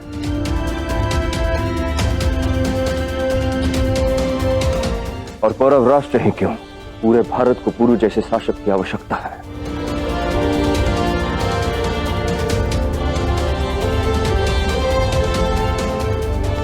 अब पुरु ही तुम्हारे अखंड भारत के स्वप्न को पूरा करेगा। हाँ मां, बीते समय के साथ समझा है मैंने कि जब बात राष्ट्र की रक्षा की हो तब एक रक्षक को राजा बनना ही चाहिए। प्रण लिया है मैंने कि मैं अलेक्जेंडर को झेलम के पार अपने राष्ट्र में प्रवेश नहीं करने दूंगा, और उसके लिए मुझे राजा बनना ही होगा। एक निष्कासित कुमार की बात का कोई महत्व नहीं, और कनिष्क से सिंहासन प्राप्त करने के पश्चात उन सभी राजाओं को मेरा आमंत्रण स्वीकार करना ही होगा, और अलेक्जेंडर के विरुद्ध इस युद्ध में मेरा साथ देना ही होगा।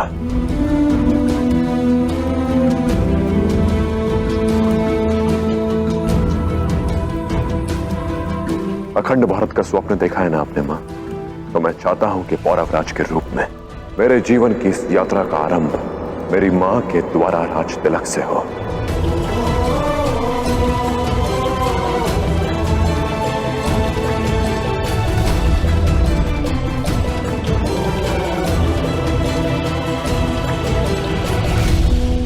जिस दिन तुम्हारी मां तुम्हारा राज तिलक करेगी, वो क्षण उसके जीवन का सबसे गर्वित क्षण होगा पुरु। किंतु जब तक पुरु का राज्याभिषेक नहीं हो जाता, किसी को ज्ञात नहीं होना चाहिए कि तुम कनिष्क से सिंहासन छीन चुके हो। ऐसा क्यों आचार्य? ऐसा इसलिए पुरु कि वसंतोत्सव के उपलक्ष्य में कनिष्क ने पूरे देश के राजा महाराजाओं को आमंत्रित किया है। यदि उन्हें सत्य का भान हो गया कि तुम कनिष्क से सिंहासन छीन चुके हो, कदाचित वो विद्रोह कर बैठे या फिर उत्सव में सम्मिलित ही ना हो।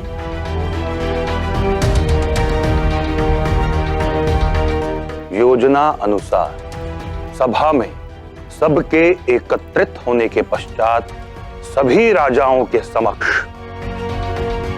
तुम्हारा राज्याभिषेक किया जाएगा।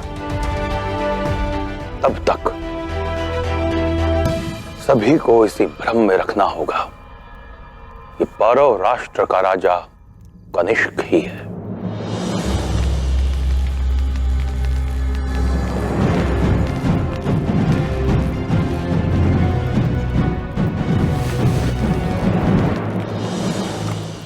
अब मुझे आज्ञा दीजिए महाराज, कल प्रातः राज्याभिषेक पर उपस्थित होऊंगा।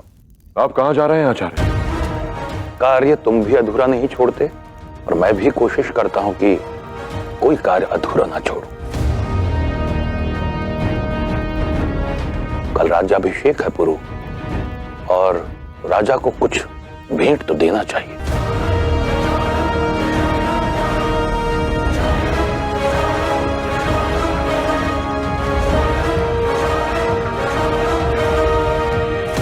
मुझे भी अपना कार्य पूरा करने की प्रतीक्षा है आचार्य। आज पूरे संसार को ज्ञात होगा कि अपने माता पिता के साथ दुर्व्यवहार करने का परिणाम क्या होता है।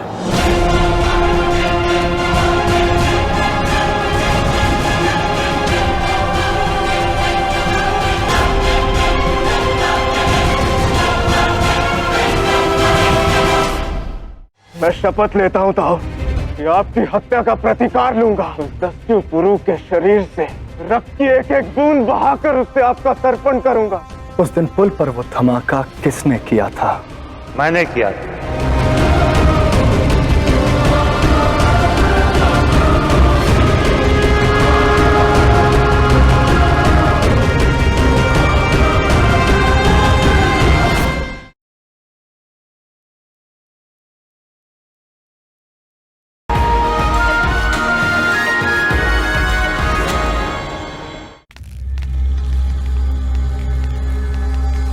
सैनिकों, इन सबको घेर लो।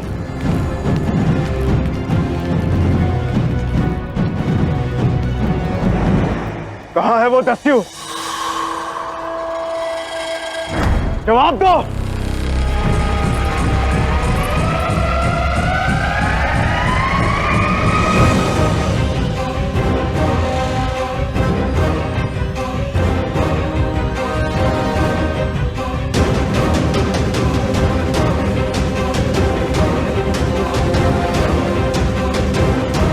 अमात्य,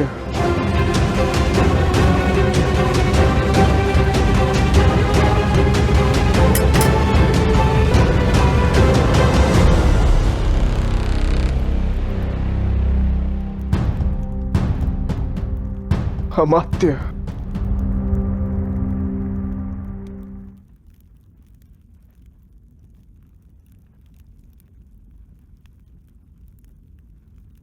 मैं जानता हूं ये उस दस्यु पुरु ने किया है। मैं शपथ लेता हूं ताऊ कि आपकी हत्या का प्रतिकार लूंगा। उस दस्यु पुरु के शरीर से रक्त की एक एक बूंद बहाकर उससे आपका तर्पण करूंगा। कहां गया वो? महारानी को लेकर राजभवन को निकले। सैनिकों, आज हम उस पुरु का आखेट करेंगे।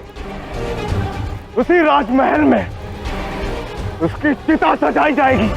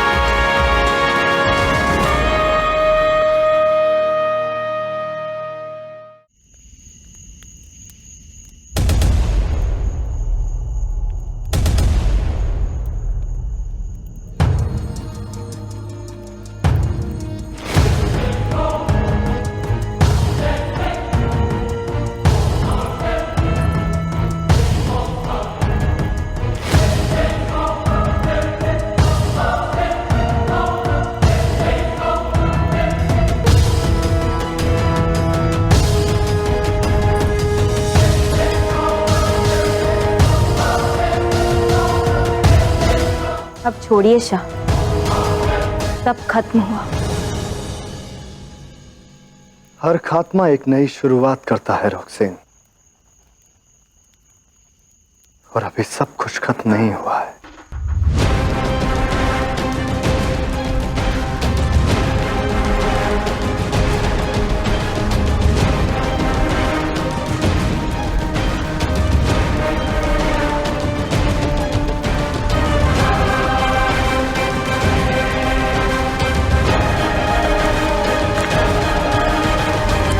लगता है मैं गलत वक्त पर आ गई। जब शौहर बीवी के बीच में सुलह हो रही हो तो बीच में नहीं आना चाहिए, नजर लग जाती है। मुझे लगता है मुझे मैसेडोनिया लौट जाना चाहिए। मतलब? मेरा सबसे बड़ा खौफ था वो पोरस, जिसके बारे में मुझे ओरेकल ने बताया था। अब उसके खात्मे के साथ साथ मेरा खौफ भी खत्म हो गया है। अब मैं आराम से मैसेडोनिया जा सकती हूँ। और भारत पर कब्जा करना आप ही का ख्वाब था मां, और वो अभी खत्म नहीं हुआ है। वो तो तुम चुटकियों में पूरा कर लोगे अलेक्जेंडर। जिसके सामने मिस्र, बेबीलोन और फारस झुक गया, उसके आगे ये भारत भी सजदा कर ही देगा।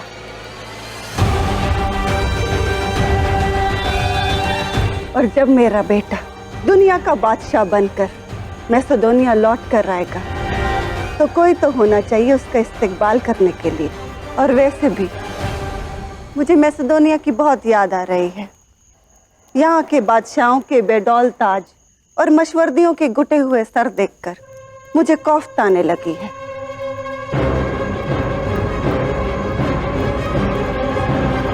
क्या हुआ अलेक्जेंडर? वो आलिम कासिद चाणक्य कहाँ है?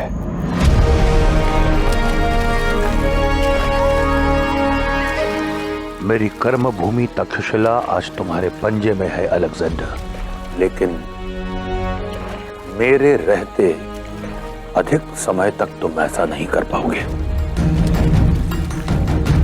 फिर चाहे मुझे कोई मार्ग क्यों ना अपनाना पड़े।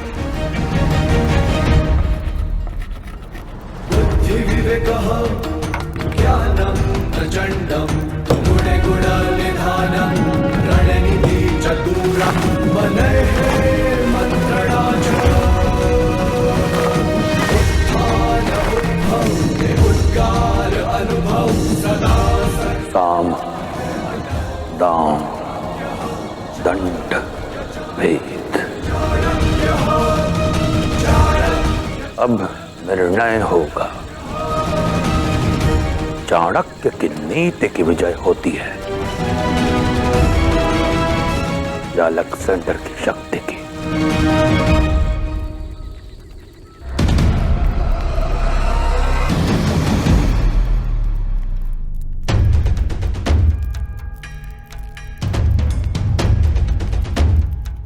तुम मुझे वहां ढूंढ रहे थे और मैं यहां तुम्हारी प्रतीक्षा कर रहा था। ये वही स्थान है जहां तुमने हमारे माता पिता को अपमानित किया था कनिष्क, और आज तुम्हें इसके लिए दंड मिलेगा। ओह, अब तुम मुझसे युद्ध करोगे तो ठीक है। वैसे भी मेरी तलवार से आज तुम्हें कोई नहीं बचा सकता। और कौन से अस्त्र से युद्ध करोगे तुम? इस तलवार से जो तुम्हारी है भी नहीं। इस तलवार पर केवल महाराज बमनी का अधिकार है, जिसे तुम आज उन्हें वापस सौंपोगे कनिष्क।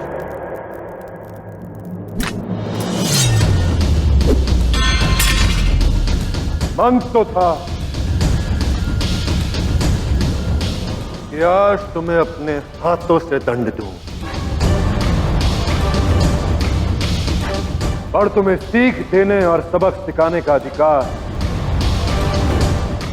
आज किसी और का है कनिष्क।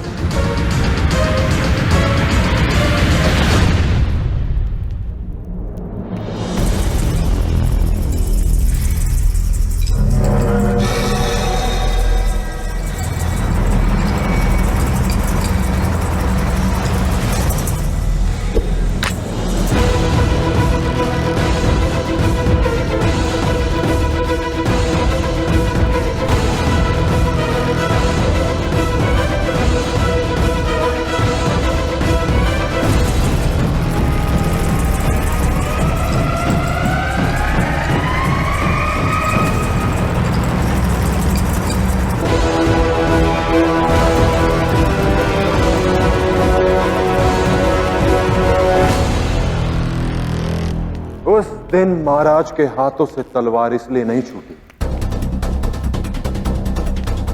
उसका कारण ये नहीं कि वो तुमसे दुर्बल है। वो चाहते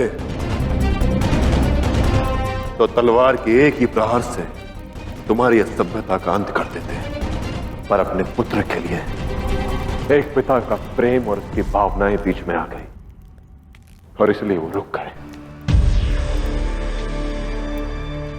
पर जो कर्तव्य वो उस दिन पूरा ना कर सके, उसे वो आज पूरा करेंगे कनिष्क। एक असभ्य कुपुत्र को उसके अपराधों का दंड देकर।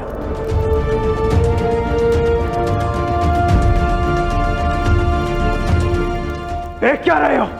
सबको बंदी बना लो। और अब राष्ट्र के नरेश महाराज बमनी थे और आज भी हैं। समय रहते अपनी गलती को मान लोगे तो क्षमा दान मिल भी सकता है।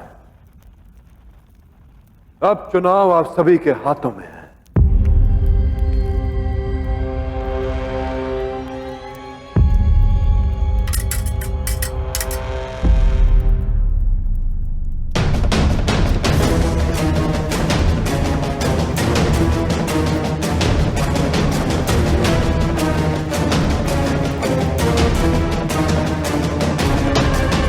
जीवन का छल देखो। कुछ दिन पहले एक पुत्र ने हम पर तलवार उठाई, एक पिता को भावुक करके उसे दुर्बल और विवश कर दिया। और आज एक पुत्र ने ही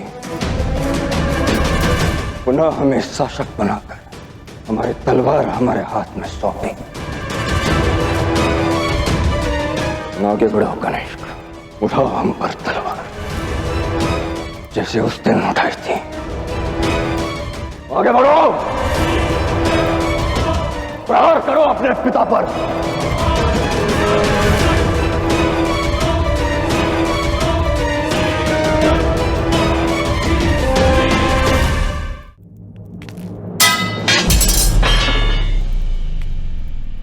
एक पिता का कर्तव्य होता है कि वो अपने संतान से प्रेम करे, अपना हाथ उसके सिर पर रखे। बस एक भूल हो गई हमसे। जब तुम अनुचित राह पर चले तो ये हाथ हमने तुम पर उठाया नहीं।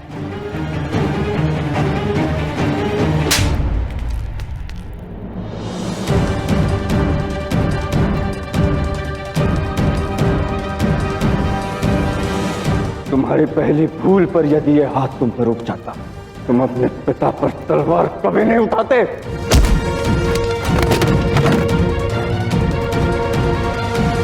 तुम्हें उड़ने के लिए आकाश दिया हमने, और तुम्हारे पांव धरती पर नहीं टिका पाए, इसीलिए आज तुम गिरोगे।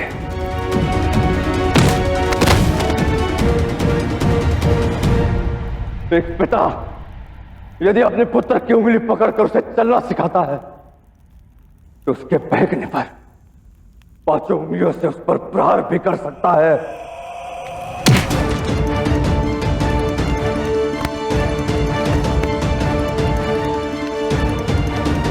संतान माता पिता की दुर्बलता होती है, परंतु जब वो अपने माता पिता के प्रेम का अनुचित लाभ उठाने लगे तो पिता को कठोर हो ही जाना चाहिए।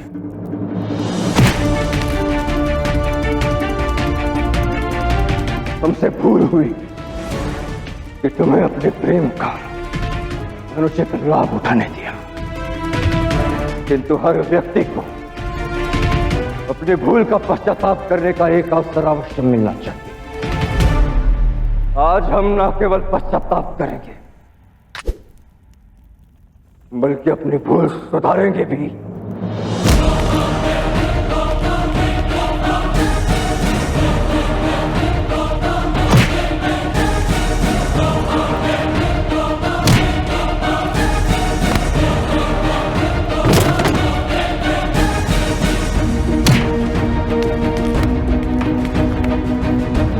जो पिता के घुटने का सहारा लेकर खड़ा होना सीखे, कभी कभी उसे घुटनों पर लाना भी पड़ता है।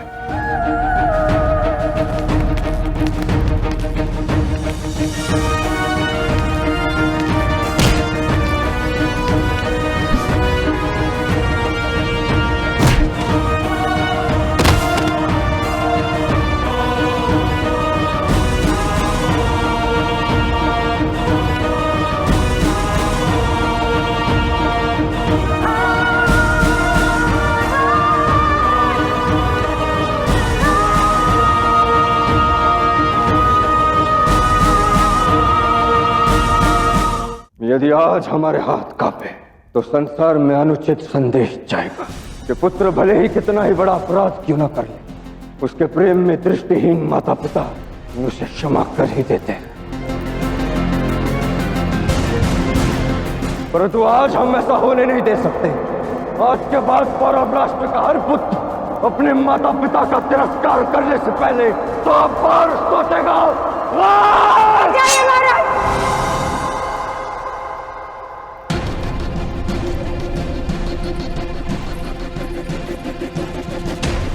ऐसा अनर्थ मत कीजिए आर्य। मैं मानती हूँ कि कनिष्क ने जो कुछ किया वो क्षमा के योग्य नहीं। किंतु हमारा पुत्र है आर्य। दुर्बल मत बनो कनिका। माता पिता का कर्तव्य होता है अपने संतान को सही रास्ते पर चलाना। यदि इस समय हम दुर्बल हो गए तो यह हमारी दूसरी बड़ी भूल होगी। संतान के लिए माता पिता का प्रेम इतना बड़ा नहीं होना चाहिए कि न्याय और अन्याय के बीच का भेद भुला दिया जाए। आपने जो कहा मैं उससे सहमत हूं आर्य, किंतु एक माता अपने पुत्र को अपनी आंखों के समक्ष मरते कैसे देख सकती है? यदि आप कनिष्क को समाप्ति करना चाहते हैं तो उससे पूर्व आपको मुझे समाप्त करना होगा।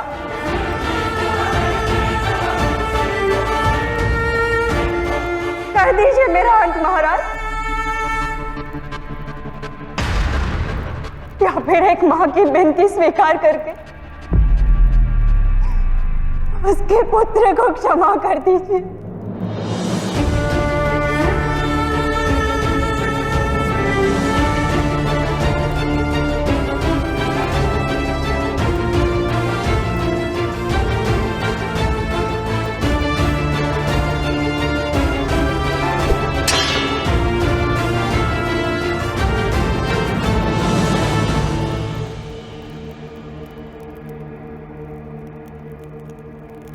नहीं छोटी मां,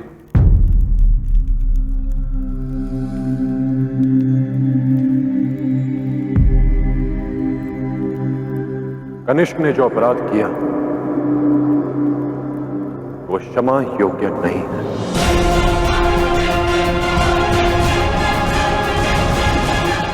अपने अपराध का दंड से अवश्य मिलेगा।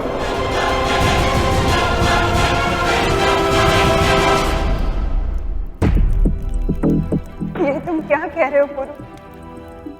वो मेरा बेटा और तुम्हारा भाई है। निसंदेह, और मुझे इस संबंध का स्मरण भी है छोटी मां, पर आज हमें कनिष्क को दंड देना ही होगा ताकि भविष्य में कोई भी संतान अपने माता पिता का अपमान करने से पहले 100 बार सोचे।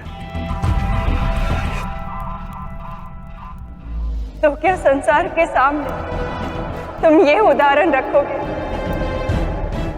कि भूल होने पर एक पिता को अपने पुत्र की हत्या कर देनी चाहिए? नहीं छोटी मां, मैंने ऐसा कुछ नहीं कहा, क्योंकि कनिष्क को मृत्यु दंड देना उचित नहीं होगा।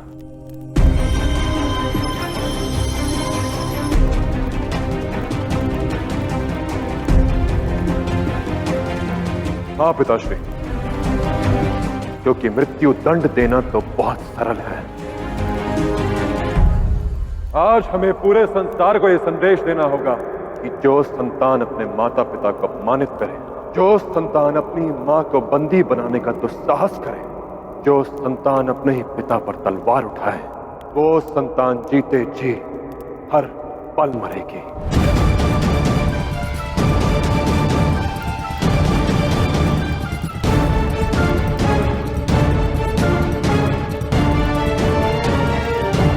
कनिष्क की ये दशा देखकर आज पूरे संसार में संदेश पहुंच जाएगा कि अपने माता पिता को अपमानित करने के पश्चात उस संतान को क्षमा नहीं किया जाएगा। उचित कहा गुरु ने।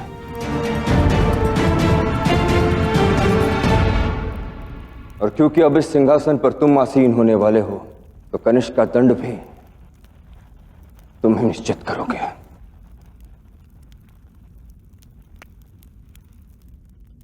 मैं कनिष्क को आजीवन कारावास का दंड देता हूं।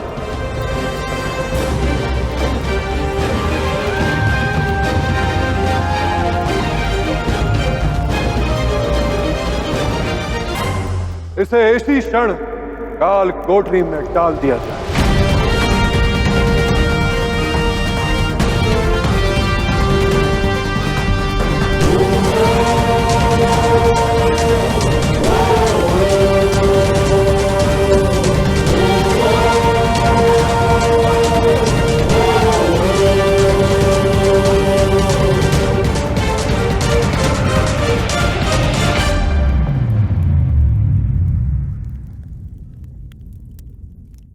कल के सूर्योदय के साथ इस सिंहासन पर इतिहास का सबसे महान राजा आसीन होगा, जो भारत का इतिहास बदल देगा। और मेरा वादा है तुमसे आलिम, कल सुबह पौरव मुल्क के शाह का कटा हुआ सर मेरे कदमों में होगा।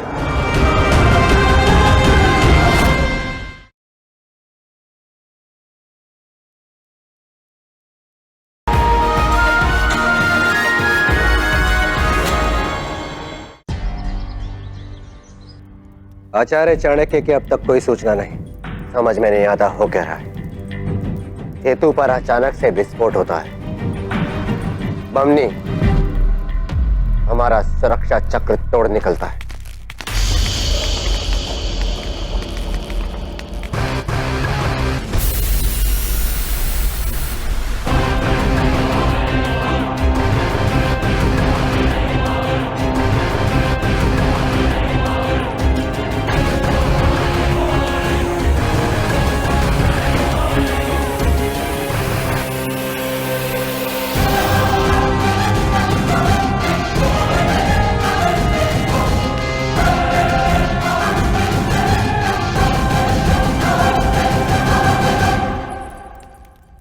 सम्राट अलेक्जेंडर, आप इतनी रात को यहां आने का कोई विशेष कारण?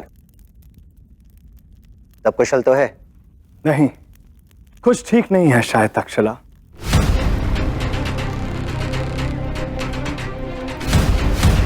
जो आलिम कासिद चाणक्य जो तक्षशिला से हमारे पास सुलह का पैगाम लेकर आया था, कहां है वो? जंग के दौरान और जंग के बाद मैंने उसे देखा नहीं।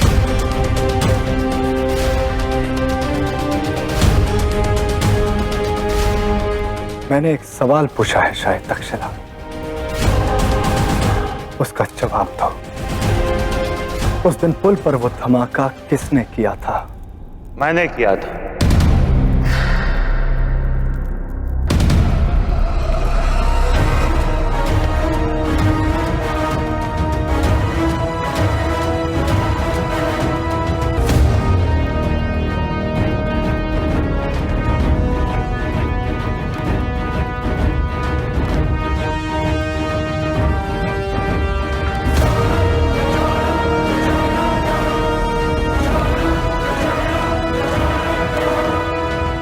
मैंने ही उस सेतु पर विस्फोट किया था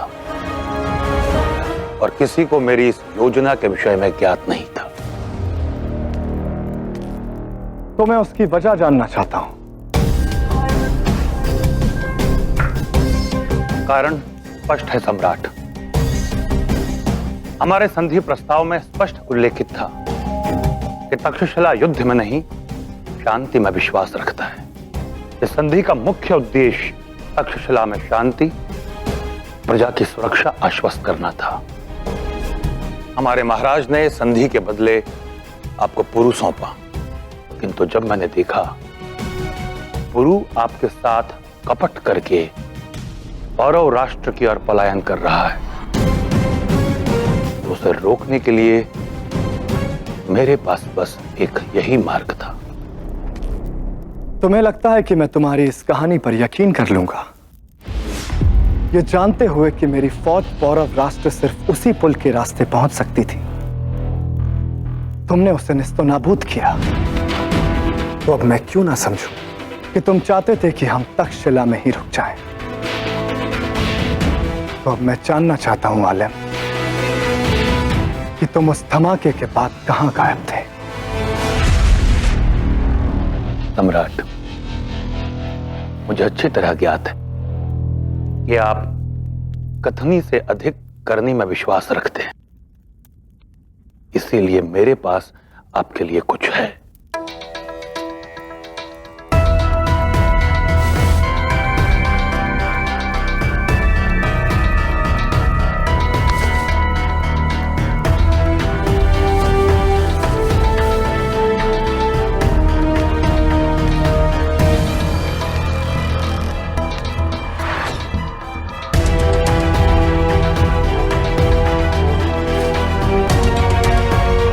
सुलह का पैगाम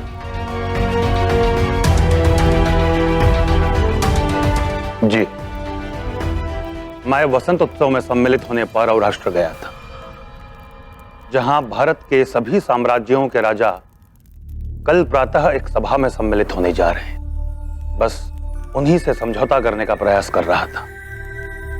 किसी प्रकार वो आपसे भेंट करके आपसे संधि करने को तत्पर हो जाए।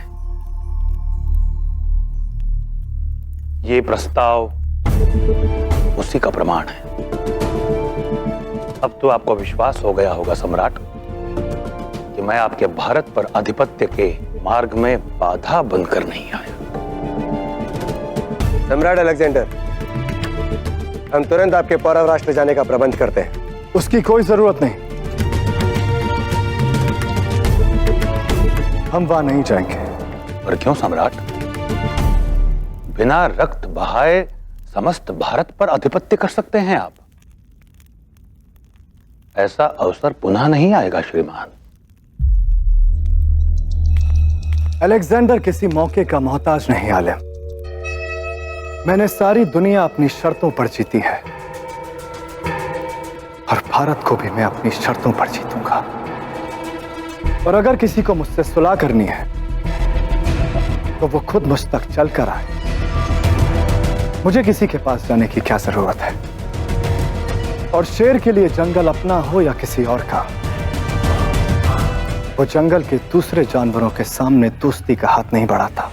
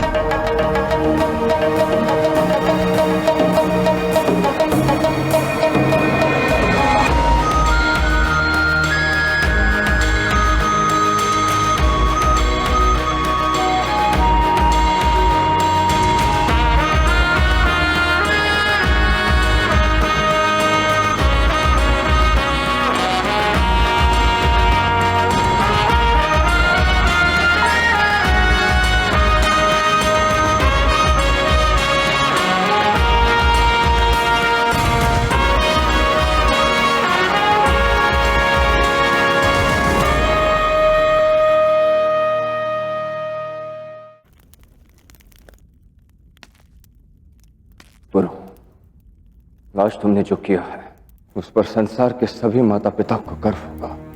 हाँ पुरु, एक राजा की सबसे बड़ी दुर्बलता होती है उसकी भावुकता। परंतु आज तुमने सिद्ध करके दिखा दिया पुरु कि तुम्हारे लिए न्याय ही सबसे सर्वोपरि है। अब इसमें कोई संशय नहीं कि तुम्हारा नाम इतिहास में युगों युगों तक स्मरण किया जाएगा।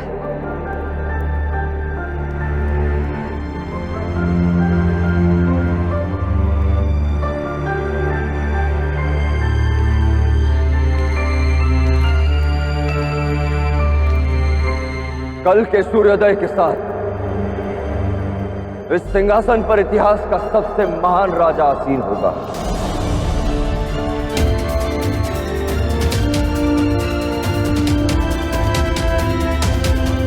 जो भारत का इतिहास बदल देगा।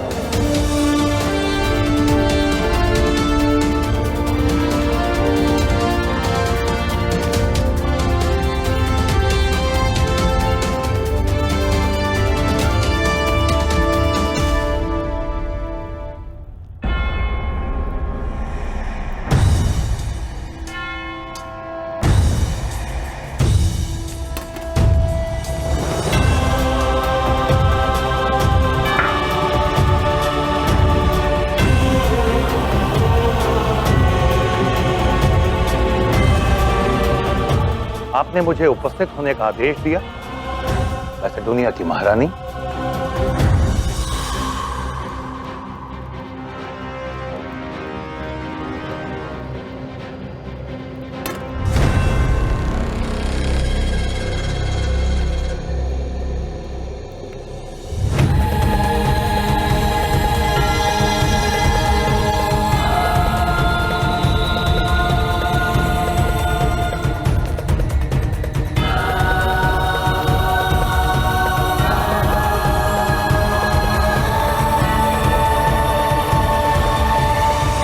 अलेक्जेंडर दुनिया का सबसे बड़ा शाह है।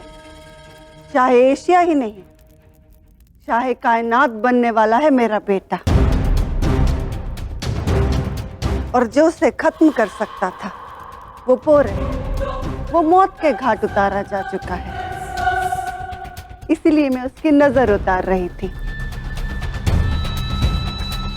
मैंने सुना है आलिम कि तुम्हारे मुल्क में नजर उतारने के बाद सोना ब्राह्मणों को दे दिया जाता है।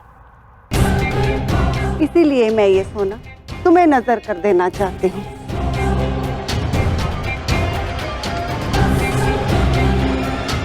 क्षमा चाहता हूं महाराज, किंतु ये दान मैं ग्रहण नहीं कर सकता। इसे ठुकराकर आप हमें रुस्वा कर रहे हैं आलिम। लेकिन यदि मैंने इसे स्वीकार कर लिया तो ये धर्म विरुद्ध होगा। लेकिन क्यों? क्योंकि हमारे देश में ब्राह्मण दान तभी स्वीकार करते हैं जब विधि पूर्ण हो जाए। अब इसमें क्या अधूरा है? आपको भविष्यवाणी सुनाई गई थी कि झेलम पार का एक राजा शाह सिकंदर के विरुद्ध खड़ा होगा जो उनका भाग्य बदल देगा।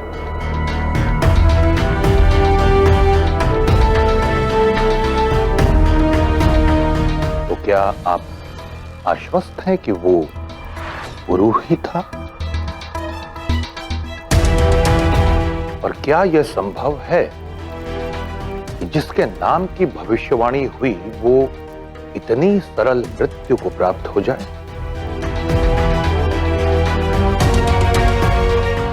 और पुरु तो राजा भी नहीं था, आप समझ रही हैं ना? भविष्यवाणी थी कि झेलम पार से एक उंगली सम्राट अलेक्जेंडर की ओर उठेगी, एक। लेकिन शरीर में 10 उंगलियां होती हैं महारानी। हो सकता है पुरु नाम की जो उंगली कट गई वो उंगली हो ही ना जो सम्राट के विरुद्ध उठने वाली थी। हो सकता है वो उंगली पौरव राष्ट्र के वर्तमान महाराज कनिष्क की हो। ये नामुमकिन है। ये तो समय ही बताएगा महारानी, या फिर स्वयं सम्राट।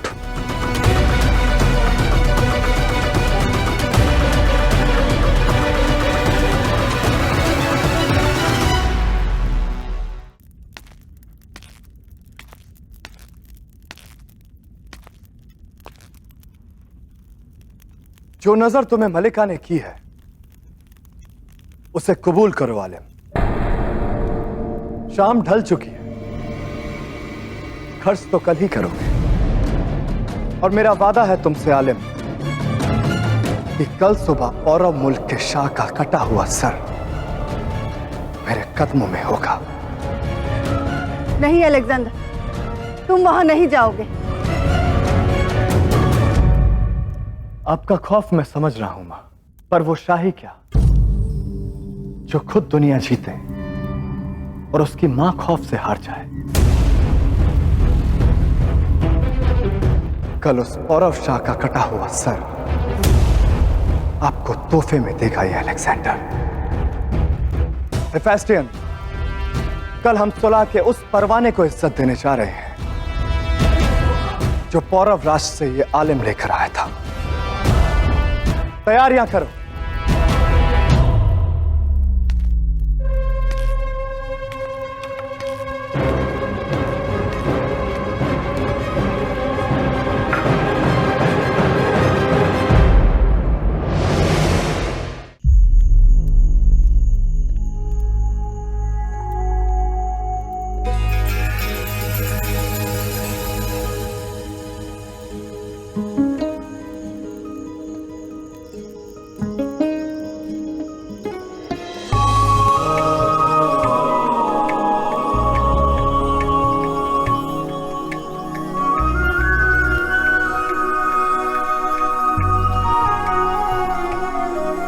प्रतीत होता है कि कल का सूर्योदय देखने के लिए कोई बहुत आतुर है। और क्यों ना हो, कल तुम्हारा राज्याभिषेक है पुरु। कल तुम पुरु से महाराज पुरुषोत्तम बन जाओगे। राजा बनने के पश्चात जब मेरा विवाह होगा तब मैं सबको आमंत्रित करूंगा। क्या विवाह में? हाँ लाची, जब मैं राजा बनूंगा तब महाराज से लेकर पूरी प्रजा को अपने अगले उत्तराधिकारी की चाह होगी। पड़ोसी राज्यों की राजकुमारियां विवाह का प्रस्ताव भेजेंगी। और लाची, मैं कब तक टालूंगा? विवाह तो करना ही होगा। और उस दिन मैं तुम्हें न्योता अवश्य भेजूंगा। तुम आओगी ना? क्यों आऊंगी? मेरे पास विवाह में जाकर भोज करने से अतिरिक्त और भी बहुत से कार्य है पुरु। और हाँ, अपनी और उस पड़ोसी राजकुमारी के विवाह का न्योता मुझे भेजकर अपना धन और श्रम व्यर्थ मत कर। वैसे बात तो ठीक कह रही हो तुम। तुम्हें आमंत्रण देने की आवश्यकता ही क्या है?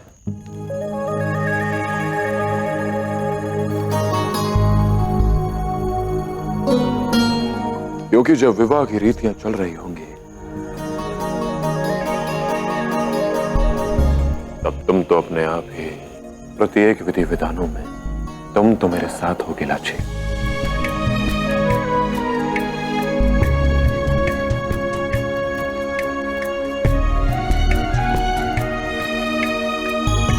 मेरी धर्म पत्नी के रूप में।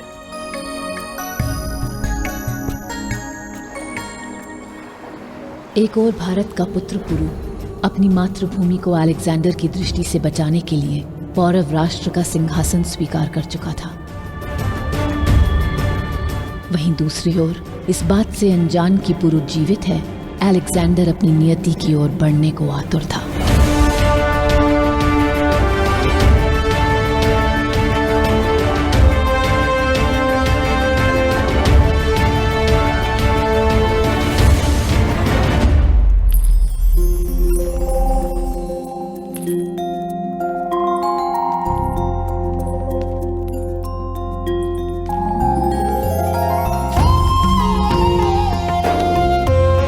आप कहां चली गई थी मां?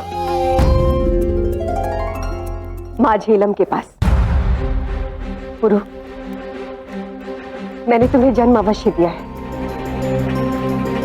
परंतु तुम्हारे जीवन का पूरा श्रेय मां झेलम को जाता है।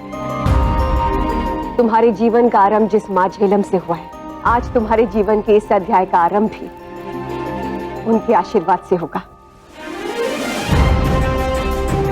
आज तुम्हारा राज अभिषेक मां झेलम के इसी जल से किया जाएगा पुरु।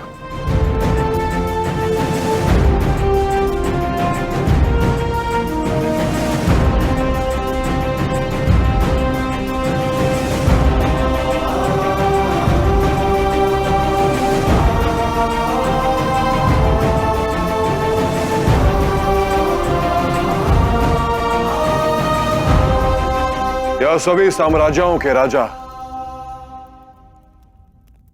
सभा में पहुंच गए।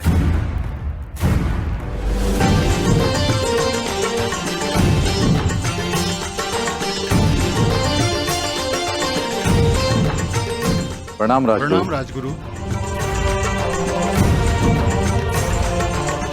ये किस प्रकार की पूजा है राजगुरु?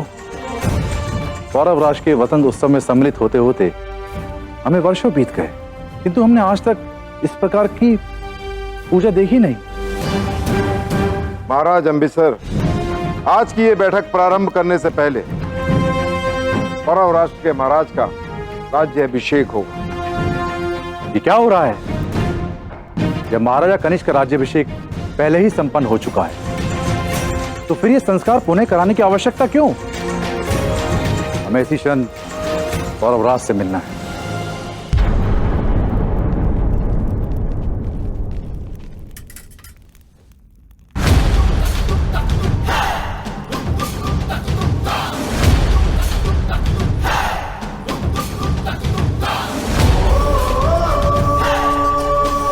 पुरु?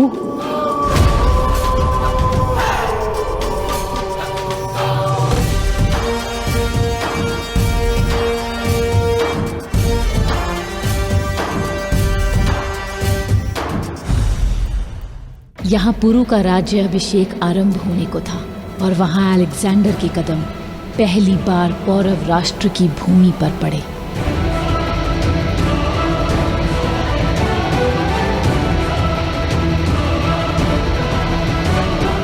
आचार्य चाणक्य की कूटनीति आज समय के दोनों योद्धाओं को एक बार फिर से आमने सामने ले आई, जिसके बारे में ना ही सिकंदर जानता था और ना ही मेरा पुत्र पुरु।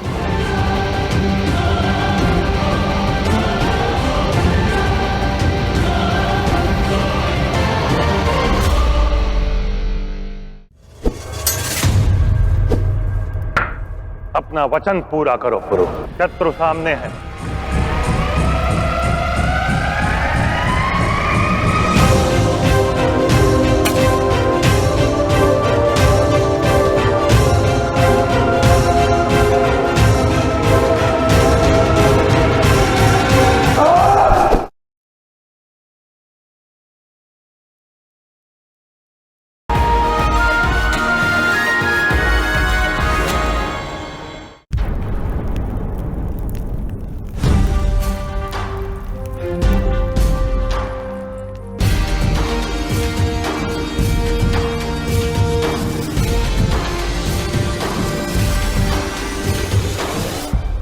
पौरव राष्ट्र में आप सभी का स्वागत है।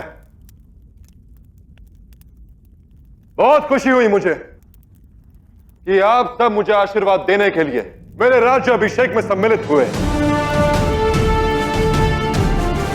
आशा है कि हम सब मिलकर भारत के विकास की दिशा में कार्य करेंगे।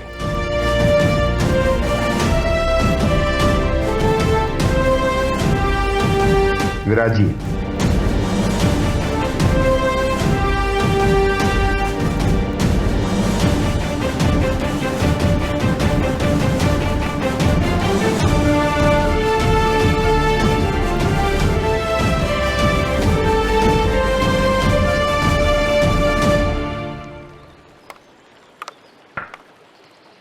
सम्राट अलेक्जेंडर को निमंत्रण दिया गया है।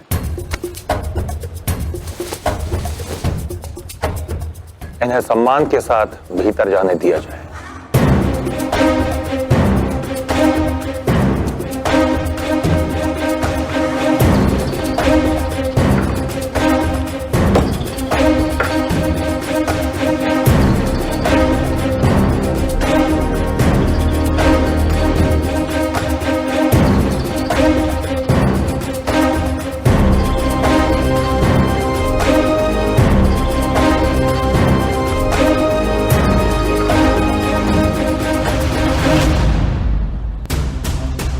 सुना था भारत सोने की चिड़िया है,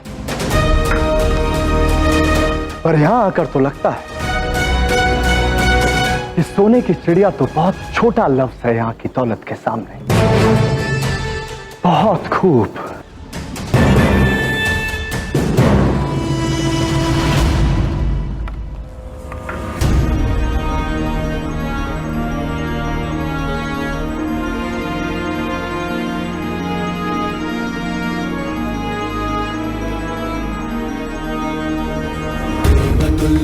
राजाधिदासी हरिद्राम देहं मले निरोगकाय संजीवनि समा हरिद्रः अभिषेकं फले।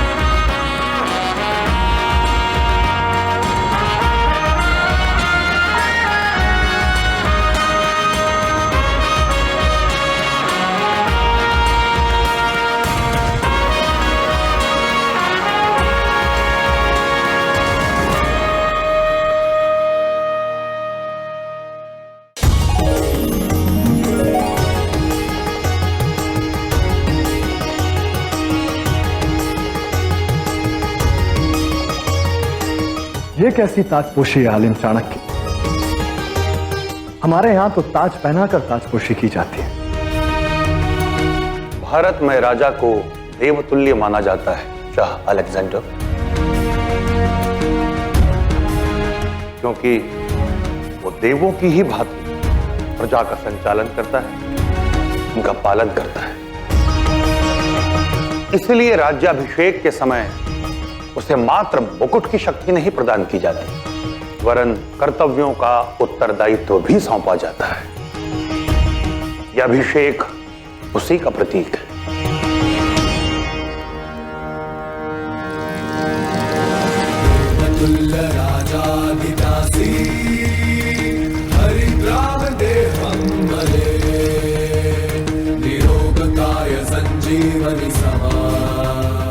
जिस हल्दी से महाराज का अभिषेक हो रहा है वो पवित्र है, रोग हरता है, संजीवनी है,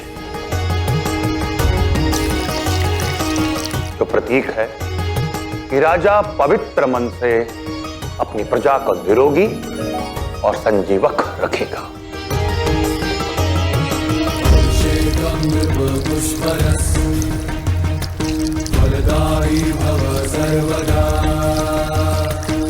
ये है मधु, आपकी भाषा में शहद।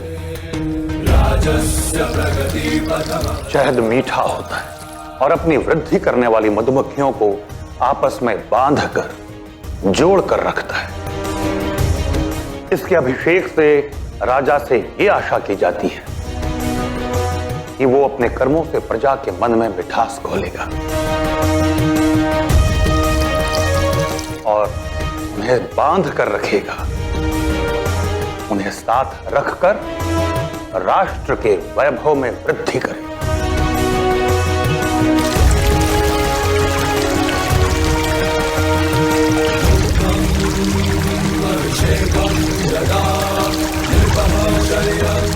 और ये दूध क्यों? दूध श्वेत होता है, पौष्टिक होता है।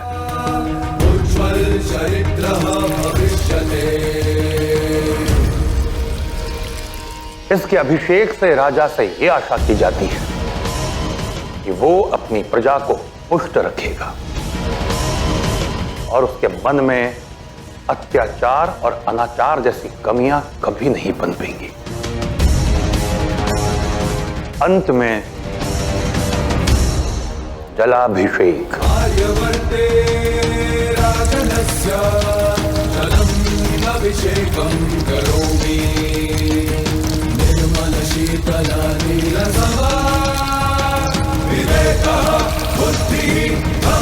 जल शीतल होता है, निर्मल होता है।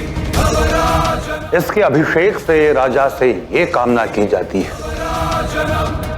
कि वो निर्मल मन से और शीतल विवेक से प्रजा हित में निर्णय लेगा।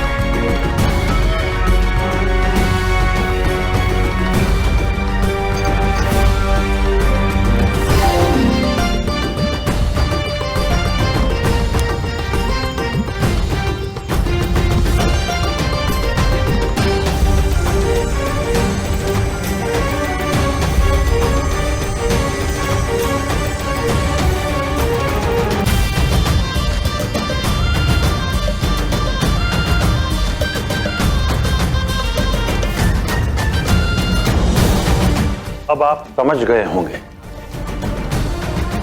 सेतु पर विस्फोट किसने किया था।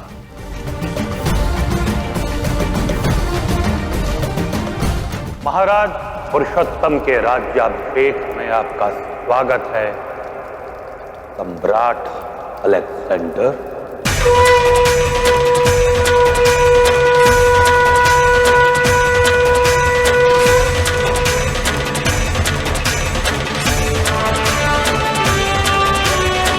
बड़ी बड़ी बातें कर रहे थे, हल्दी, शहद, दूध और पानी के तिलक की कहानियां सुना रहे थे, और किया क्या? धोखा, धोखा किया मेरे साथ। धोखे की बात उसके मुख से अच्छी नहीं लगती। स्वयं अपने पिता का लहू बहाकर सिंहासन पर बैठा हो अलेक्जेंडर। अपने दौलत का खून बहाकर मैं शाह बना या नहीं ये तो तारीख बताएगी, लेकिन तुम्हारे इस शाह की ताजपोशी में खून का रंग जरूर मिलाएगा ये सिकंदर।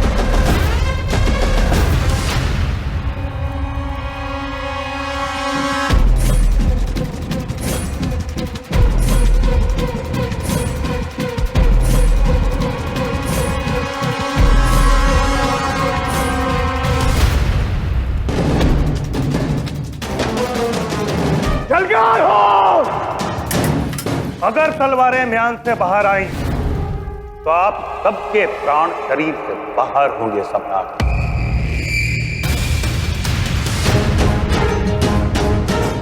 आक्रमणकारी को एक कदम आगे बढ़ाने से पूर्व 2 कदम पलट कर देख लेना चाहिए।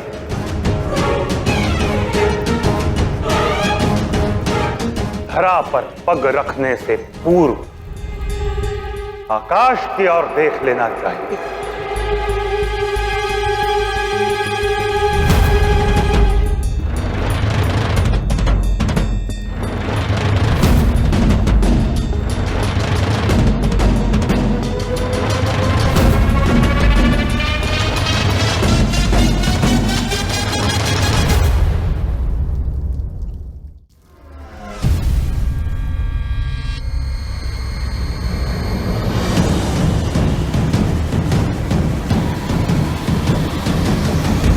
महाराज पुरुषोत्तम शत्रु समक्ष खड़ा है, कर दीजिए उसका अंत। कीजिए अपना वचन पूर्ण जो आपने अपनी मातृभूमि को दिया था।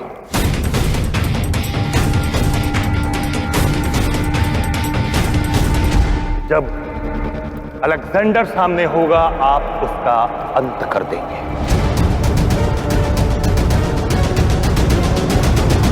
प्रजा आपके लिए अमूल्य भेंट लाई है महाराज, आप अपनी प्रजा को भेंट दीजिए।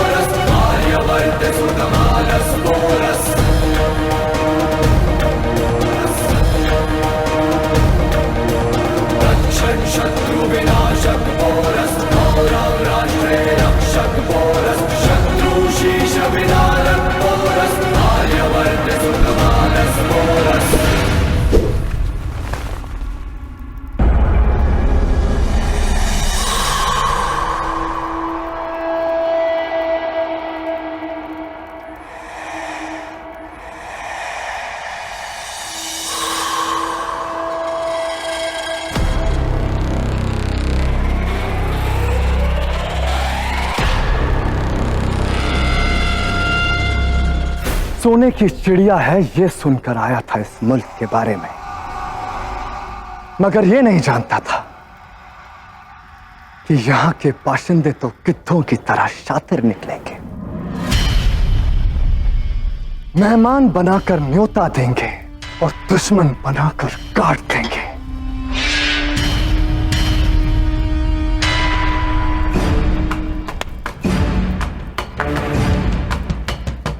बहुत खूब पोरस, बहुत खूब। देख लो भारत वालों, ये है तुम्हारे राजा की हकीकत।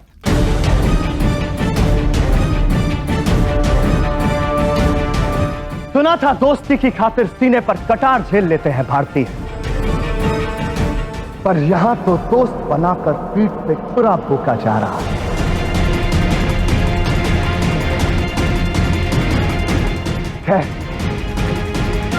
कबूल है,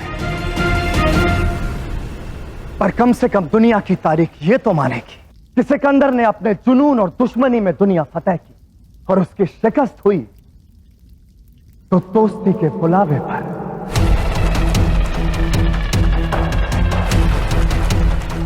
बड़े फक्र से कहते थे ताकत से मारेंगे धोखे से नहीं, पर यहां तो तलवार की धार धोखे की आंख पे पैनी की गई है।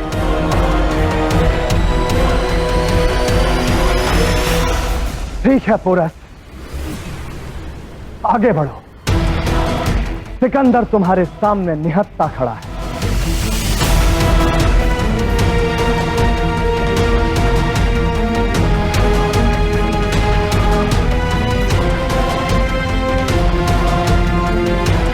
देख क्या रहे महाराज, उठाइए तलवार, कीजिए प्रहार, कर दीजिए उसका अंत जो भारत की संस्कृति का अंत चाहता है।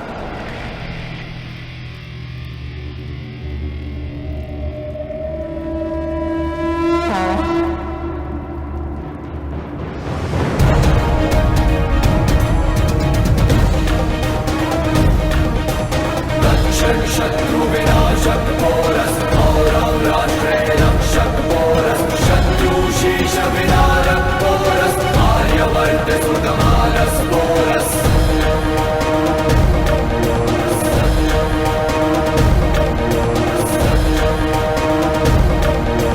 रक्षक शत्रु विनाशक पोरस गौरव राष्ट्रे रक्षक पोरस शत्रु शीश विनारक पोरस आर्यवर्त सुतमानस पोरस आर्यवर्त सुतमानस पोरस। मैं कहता हूं समाप्त कर दो इसे, ये तुम्हारे आचार्य का आदेश है।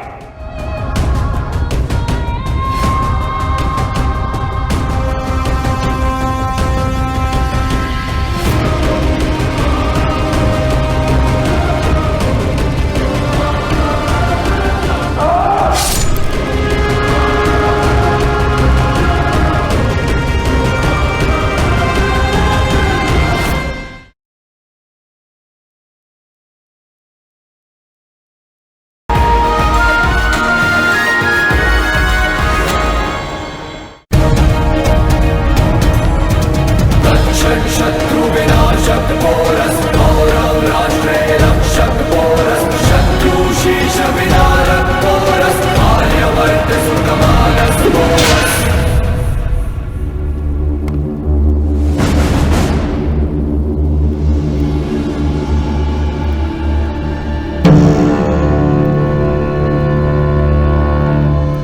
मैं इस पर प्रहार नहीं करूंगा।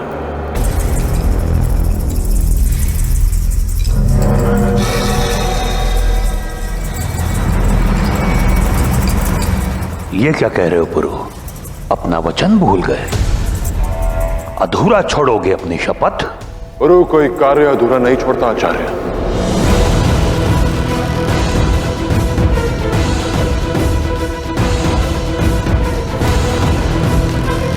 ना ही मैं अपना वचन भूला हूं। मैंने वचन दिया था आचार्य कि जिस दिन ये अलेक्जेंडर मेरी मातृभूमि पर बुरी मंशा से कदम रखेगा उसी दिन मैं इसके प्राण ले लूंगा। और आज ये अलेक्जेंडर हमारा मित्र बनकर आया है। हम पर प्रहार करने नहीं, शरणागत पर हम घात नहीं होने देते और अतिथि पर आघात नहीं करते। अतिथि देवो भव, ये हम भारतीयों की नीति है आचार्य। और कूटनीति ये कहती है कि सर्प और शत्रु को वापस नहीं जाने देना चाहिए, पलट कर प्रहार करते हैं। यदि इसने प्रहार किया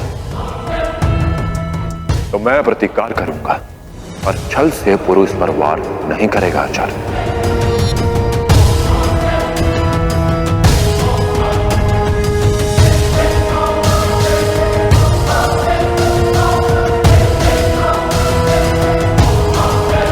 अलेक्जेंडर, पारस से लेकर उस सेतु तक तुम्हें मारने के अवसर तो बहुत थे मेरे पास। मैं चाहता तो तुम्हें कब का मार दिया होता अलेक्जेंडर।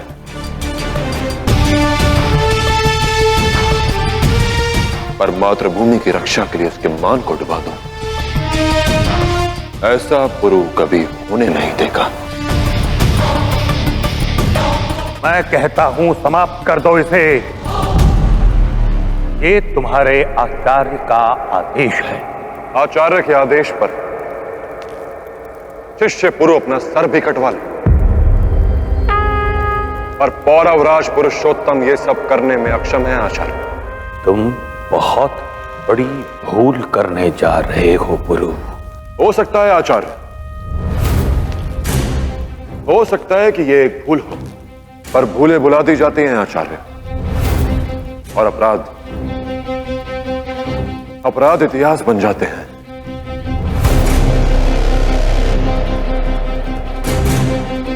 मैं नहीं चाहता कि भारत की भूमि का स्तर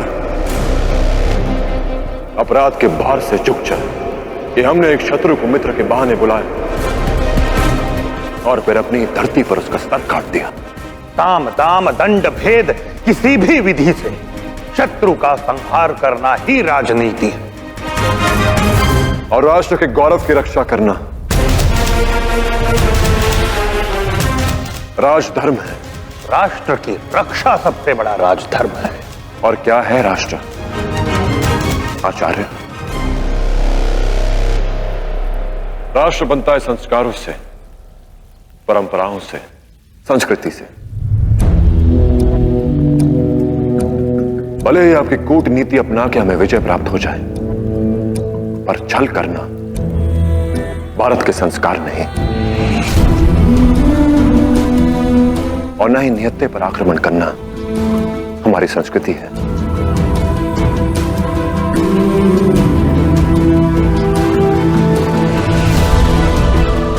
घेर कर आक्रमण करना तो सियारों की परंपरा है आचार्य, भारत के शेरों की नहीं। यदि आज हमने इसका वध किया तो यह हार होगी भारत के धर्म की, भारत के संस्कारों की, भारत की संस्कृति की। शत्रु ना नाम कराल काला, मित्र नाम अविरत रसाल। शत्रुओं के लिए काल, मित्रों के लिए रसाल, आम जैसे मीठे।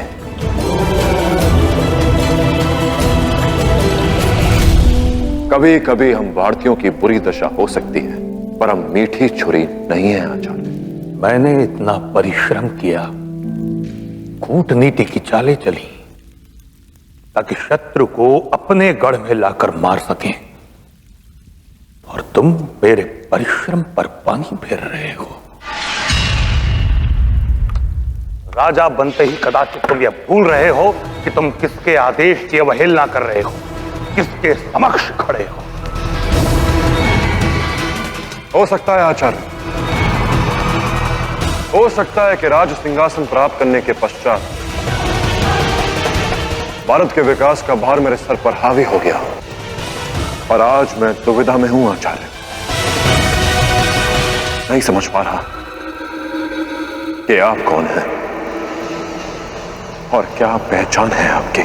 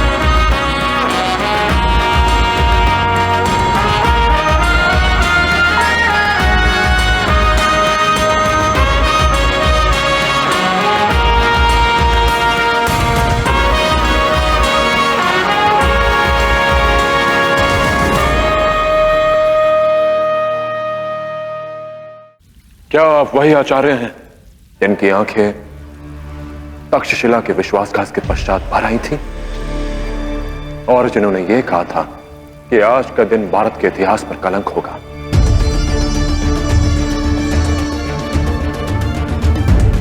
या फिर आप वो कूटनीतिज्ञ कौटल्य हैं जो अपने ही देश के माथे पर छल का दाग लगाना चाहते हैं?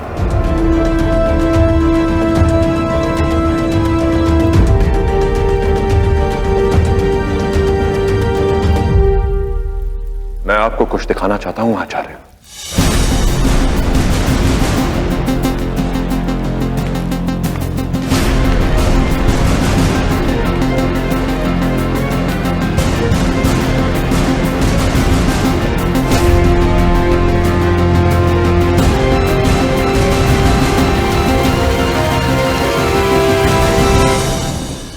मेरे अभिषेक के समय आप उपस्थित नहीं थे आचार्य, इसलिए मैंने आपके लिखे अर्थशास्त्र को साक्षी मानकर अपना अभिषेक करवाया।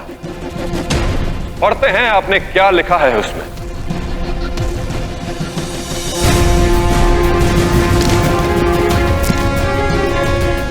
इसमें आपने लिखा है, यहां देशो तहा राजा, यथा राजा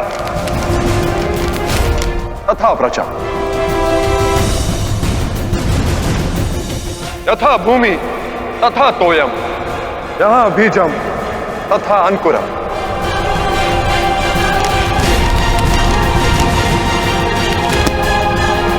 अर्थात जैसा देश वैसा राजा, जैसा राजा वैसी प्रजा, जैसा बीज वैसा अंकुर।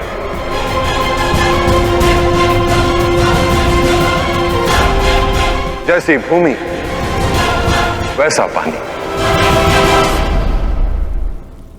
इसका एक अर्थ और है आचार्य, यदि पानी मीठा या खारा हो तो उसका उत्तरदायी भूमि है, यदि अंकुर दूषित हो तो उसका दोष बीज है, यदि प्रजा भ्रष्ट हो तो दोष राजा का, और यदि राजा धर्मी हो तो दोष पूरे देश, पूरी मातृभूमि का होता है आचार्य।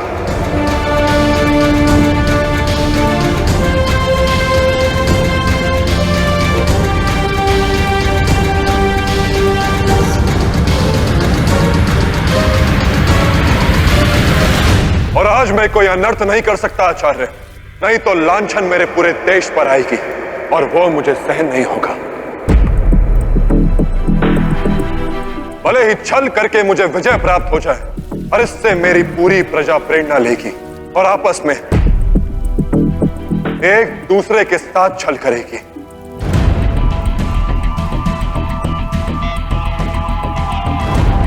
जहां छल होता है वहां बल घट जाता है आचार्य। और भारत की एकता का स्वप्न जो हम सब ने देखा है, वो स्वप्न पूरा होना तो बहुत दूर, पहले भारत की संस्कृति का नाश हो जाएगा।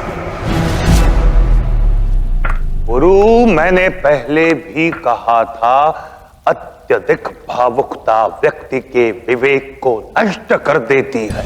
तो मैं सच हूं ऐसे विवेक का नाश करने के लिए जो मेरे देश के सम्मान को मारता हो आचार्य। एक बात स्मरण रखना, हो सकता है अगला अवसर तुम्हारे पक्ष में ना हो सकता है आचार्य, हो सकता है कि मैं अपना अगला युद्ध हार जाऊं, पर इतिहास याद रखेगा कि भारत के इस लाल ने अपनी मातृभूमि के लाज के साथ नहीं खेला।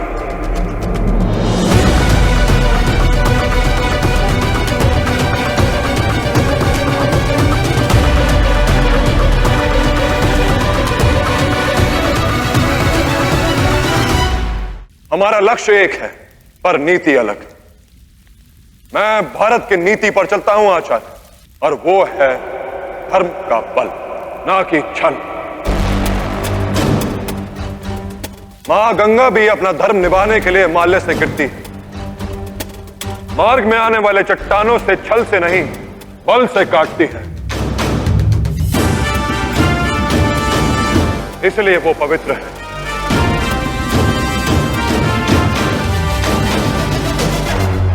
गुरु भी अपने पवित्र लक्ष्य को पाने के लिए अपवित्र चाल नहीं चलेगा।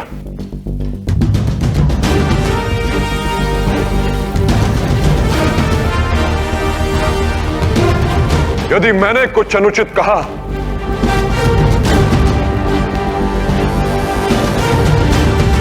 तो मुझे जन्म देने वाली मेरी ये मां इसी क्षण मेरे प्राण ले ले।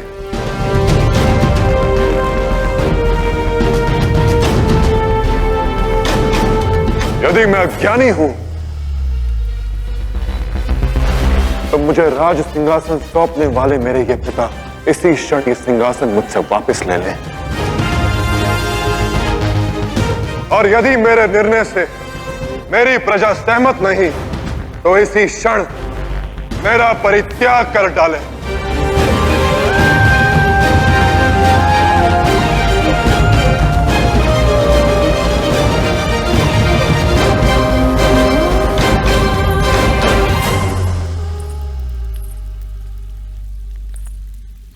अनुसुईया की कोख को तुम पर गर्व है पुरुषोत्तम।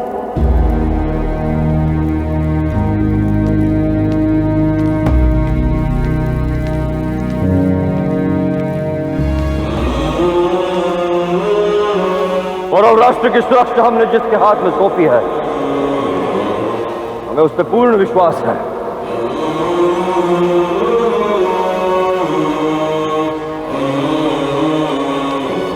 महाराज पुरुषोत्तम की जय। महाराज पुरुषोत्तम की, महाराज पुरुषोत्तम की, महाराज पुरुषोत्तम की, महाराज पुरुषोत्तम की, महाराज पुरुषोत्तम की, महाराज पुरुषोत्तम की, महाराज पुरुषोत्तम की। अपनी मां की बात में हमेशा ठुकराता रहा, सोचता रहा कि अपना मुकद्दर मैं खुद लिखूंगा, मगर अब कबूल किया कि सिकंदर का मुकद्दर तुम्हें शिकस्त दिए बिना पूरा नहीं होगा। तो अब क्या करोगे शाह पौरव?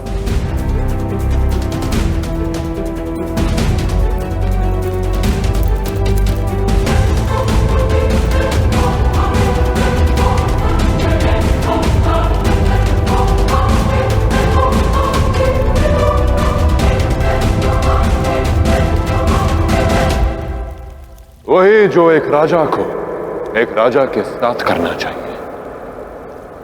तुम्हें एक और अवसर देता हूं अपना मुकद्दर स्वयं लिखने का।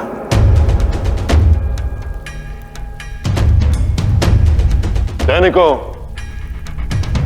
हमारे अतिथि को सम्मान पूर्वक विदा किया जाए।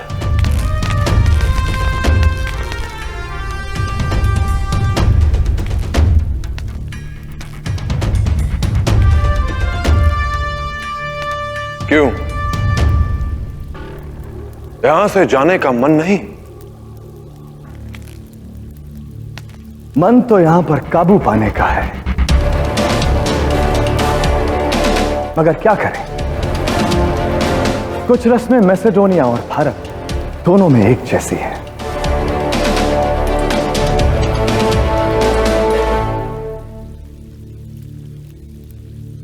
मेहमान मेजबान के घर खाली हाथ नहीं जाते।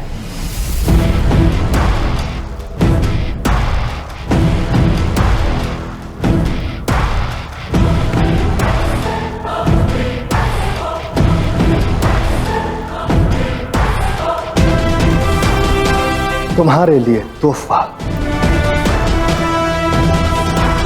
रुकिए यवन सम्राट।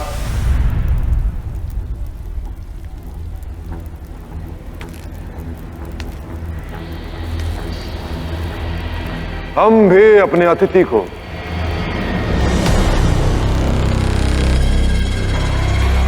खाली हाथ विदा नहीं करते हैं।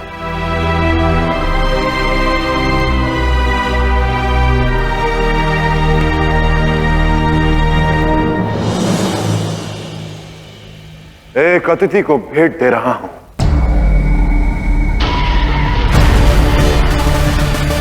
और एक शत्रु को परास्त करके उससे वापस छीन लूंगा।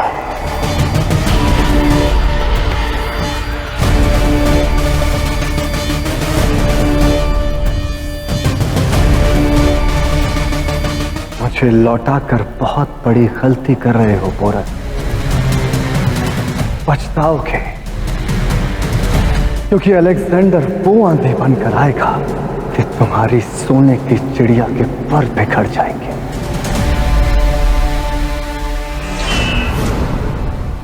हम भारतीय वो चट्टान हैं जिससे आंधी भी टकराए तो अपना दम तोड़ते।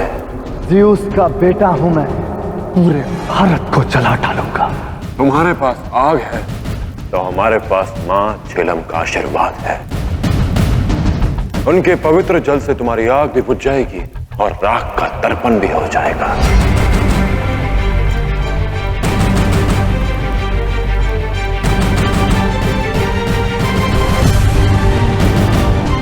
अगर मैसेडोनिया से लेकर तक्षशिला तक कोई एक जंगल माने तो उस जंगल का शेर मैं हूं। ये मैसेडोनिया नहीं भारत है अलेक्जेंडर। और जंगल के बदलते ही राजा भी बदल जाता है। और इस जंगल का राजा मैं हूं।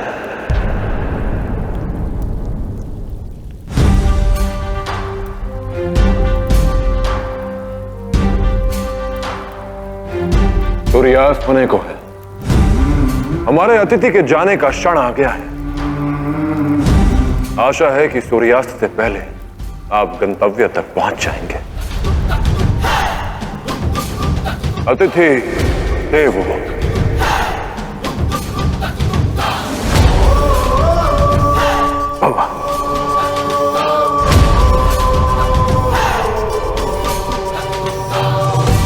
महाराज पुरुषोत्तम की महाराज पुरुषोत्तम की महाराज पुरुषोत्तम की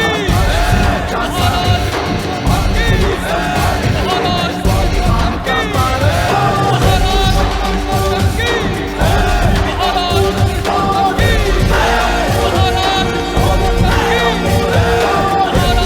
पुरुषोत्तम की महाराज पुरुषोत्तम की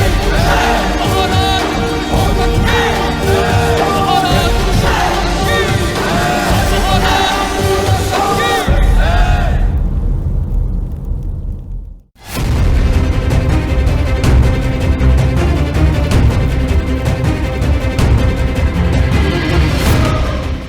सिकंदर को एक मुट्ठी मिट्टी भी नहीं ले जाने दूंगा भारत से। बहुत फिक्र है ना तुम्हें इस मिट्टी की। अब सिकंदर इसी झेलम के पानी से तुम्हारी सरजमी की मिट्टी पर फतह हासिल करेगा।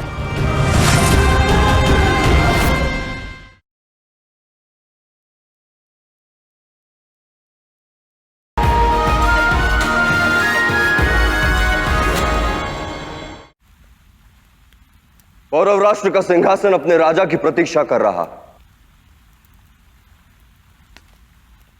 लाओ पुरु। अवश्य पिताश्री, पर अभी एक कार्य शेष है और पुरु कोई कार्य अधूरा नहीं छोड़ता।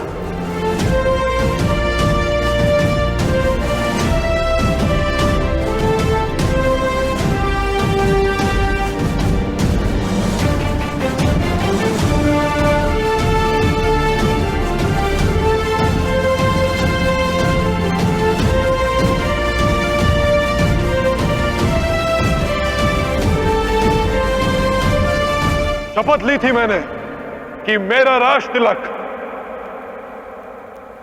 मेरी मां करेंगी।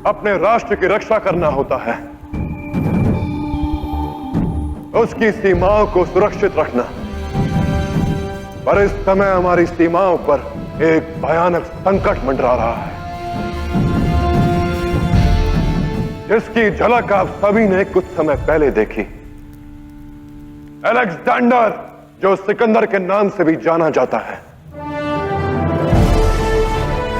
वो सिकंदर हमारे देश पर अधिकार करना चाहता है और उसके लिए वो किसी भी सीमा तक जा सकता है। अपने सामने उठी हर एक उंगली को वो सिकंदर तोड़ने की मंशा रखता है। पर यदि ये उंगलियां एक मुट्ठी बन जाए तो इस मुट्ठी को तोड़ने का बल उस अलेक्जेंडर में नहीं, उस सिकंदर के विरुद्ध हमें इस मुट्ठी के भांति बनना होगा, एकजुट होना होगा। और यदि हम अपने आपसी मतभेद बुलाकर एक हो गए तो ये मेरा वचन है आप सभी से कि वो सिकंदर एक तिनका भी नहीं ले जा पाएगा यहां से।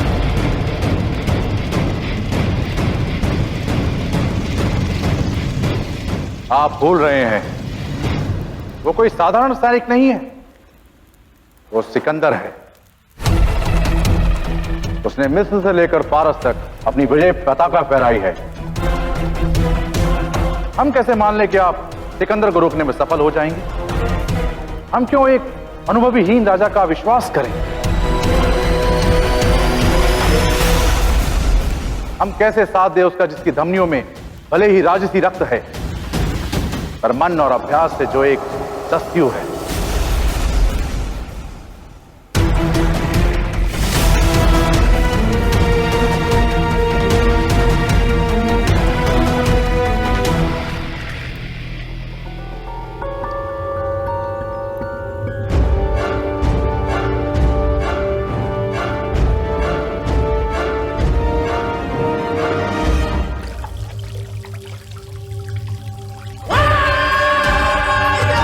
हम भारतीय वो चट्टान है जिससे आंधी भी टकराए तो अपना दम तोड़ दे।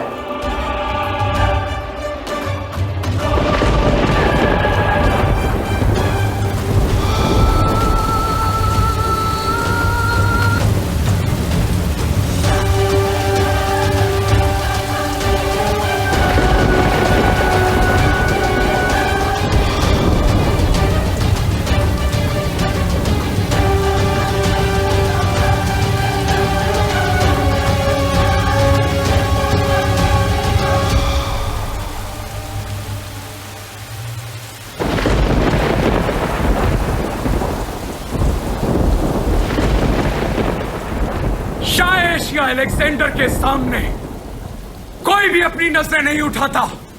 नजरें नीची करो वरना गुस्ताखी का अंजाम ठीक नहीं होगा। नहीं हिफेस्टियन, जब घोड़े की खुर में नाल ठोकी जाती है तो मेंढकी भी पांव उठाने लगती है। इनकी इन बेखौफ आंखों में पोरस का अक्स है। इनकी ये आंखें भी झुकेंगी जब ये अपने शाह को मेरे हाथों कत्ल होता देखेंगे।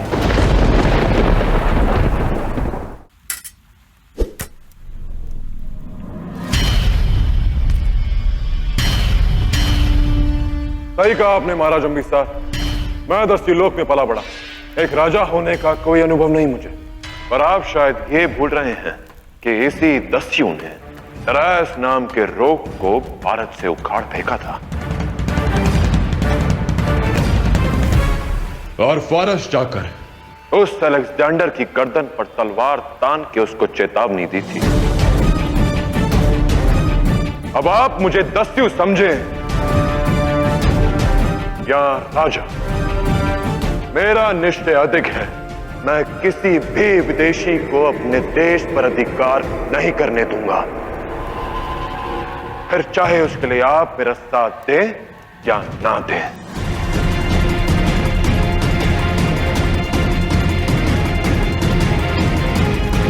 आप सभी वीर हैं, योद्धा हैं, बलवान हैं।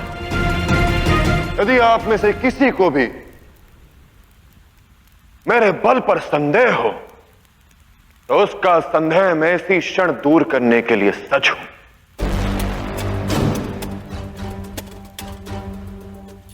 ललकारता हूं मैं आप सभी को, निकालिए अपनी तलवार और कीजिए द्वंद मुझसे। यदि आप में से कोई भी जीता तो मैं बिना प्रश्न किए उसकी बात मान लूंगा, और यदि मैं विजयी हुआ तो आपको मेरा समर्थन करना होगा।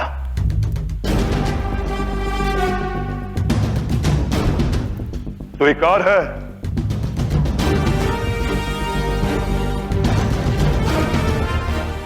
एक और बात स्पष्ट कर देता हूं,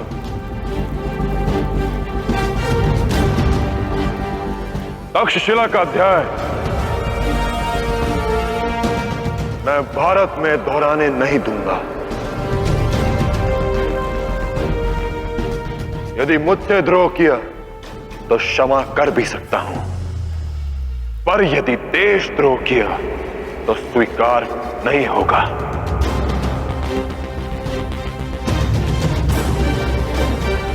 या तो आप मेरा समर्थन करके अपने देश के प्रति अपना कर्तव्य निभाएं, या तो मैं आपसे युद्ध करके आपसे आपका राष्ट्र ले लूं। यहां उपस्थित किसी भी व्यक्ति को मैं अलेक्जेंडर से संधि नहीं करने दूंगा जो मेरी मां के आंचल को छीनने आया है, छीनने आया है, छीनने आया है, छीनने आया है। एक अतिथि को भेंट दे रहा हूं और एक शत्रु को परास्त करके उससे वापस छीन लूंगा।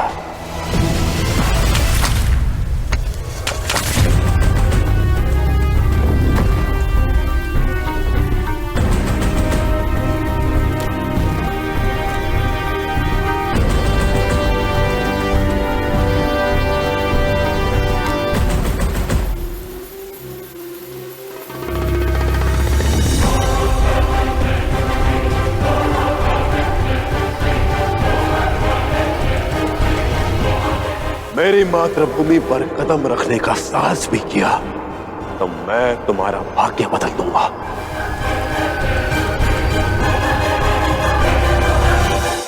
यह अंतिम अवसर है आप सभी के पास। किसी के मन में कोई संशय या संदेह हो तो अभी दूर कर ले।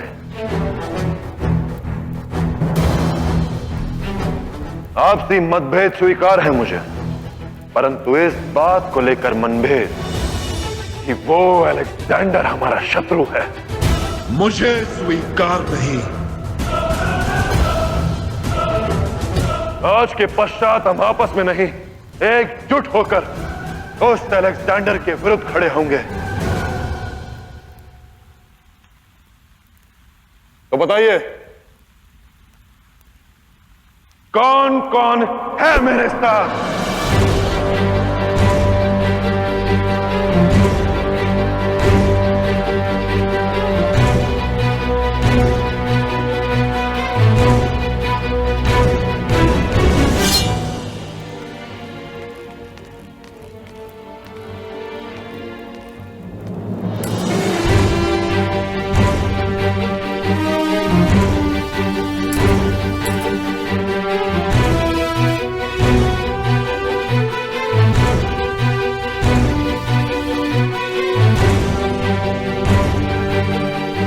इन सभी का निर्णय आपने देख लिया, अब आपका निर्णय क्या है महाराज अभिसार?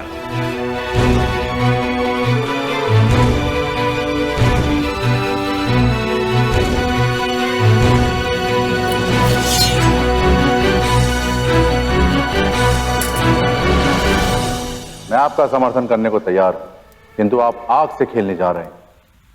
अलेक्जेंडर का सामना करना कोई बच्चों का खेल नहीं। बचपन बीते हुए तो युग बीत गया है महाराज, अब तो मातृभूमि के लिए सर काटने और कटाने का खेल खेलना। और रही बात उस आग की, तो मां झेलम के आशीर्वाद से उस सिकंदर नाम की आग को भी बुझा दूंगा मैं।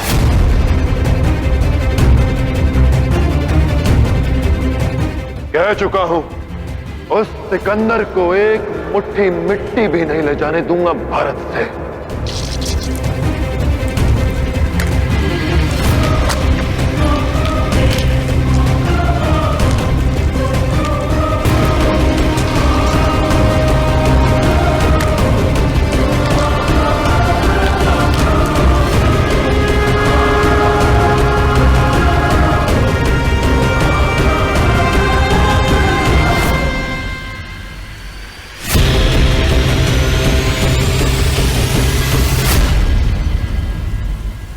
सूखी हुई बिखरी मिट्टी में यदि जल मिला दो तो वो एकजुट होकर एक आकार ले लेती है। हम सब भी उस सूखी मिट्टी की भांति हैं, जिसमें राष्ट्र प्रेम और एकता का जल मिला दो तो भारत के वास्तविक रूप का आकार ले लेगी।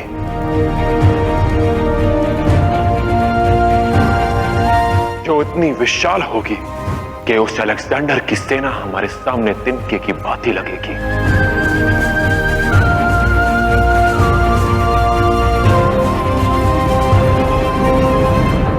मुट्ठी बनेगी तो युद्ध करने में आनंद आएगा।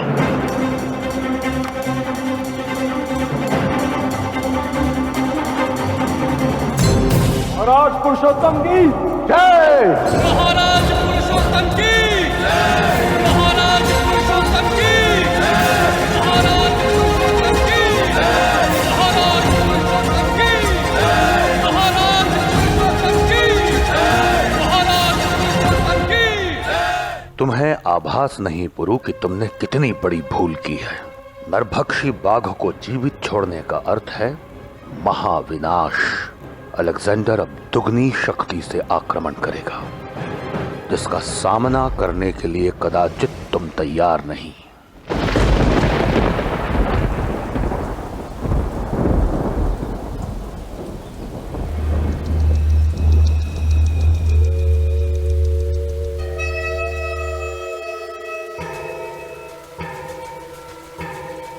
कोई भी कोशिश कर लो पोरस, पर बहुत बड़ी गलती की तुमने, जो मुझे सिकंदर को जिंदा छोड़ दिया। बहुत फक्र है ना तुम्हें झेलम के इस पानी पर, बहुत फिक्र है ना तुम्हें इस मिट्टी की। अब सिकंदर इसी झेलम के पानी से तुम्हारी सरजमी की मिट्टी पर फतह हासिल करेगा।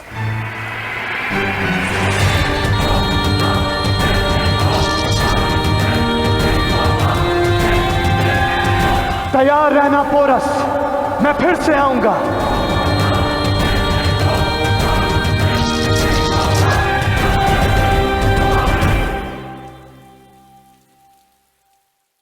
सिंहासन पर आरूढ़ होने के उत्सव में लीन होकर अपराध कर रहे हो तुम। अलेक्जेंडर कभी भी अपने लक्ष्य को चूकता नहीं है। जिस अपमान को सहकर वो यहाँ से गया है, उसका 10 गुना प्रतिशोध लेने के लिए वो यहाँ पर लौटेगा। अब तक पोरस ने जो किया वो उसे अपनी जीत मान रहा है, मगर उसकी इस गलती के लिए मैं उसे ऐसा दर्द दूंगा जो उसकी जिंदगी तबाह कर देगा। पोरस की गलती की सजा पूरे पौरव मुल्क को मिलेगी। तुम्हारे विचार, भूलों का भार भारत को अलेक्जेंडर का दास बनकर ना ढोना पड़े।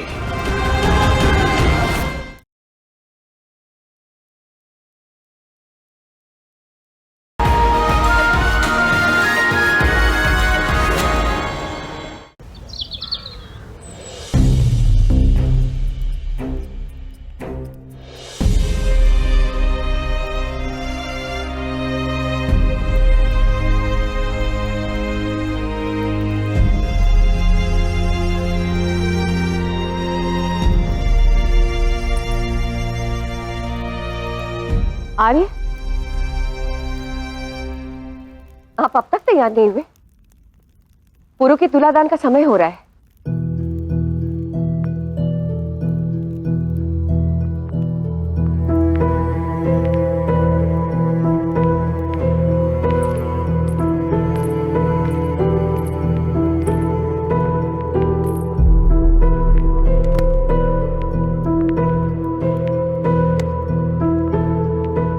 क्या बात है? यदि कोई चिंता है तो मुझे बताइए ना। चिंता नहीं, मन का बोझ है जो हल्का करना चाहता।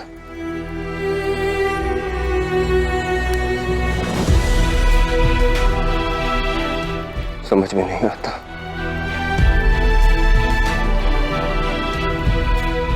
लेकिन शब्दों में तुम्हारा धन्यवाद करे। आर्य नहीं अनुसुईया, आज हमें मत रोकना, मन की बात कह लेने दो। आज हम जो कहना चाहते हैं बस कहने दो।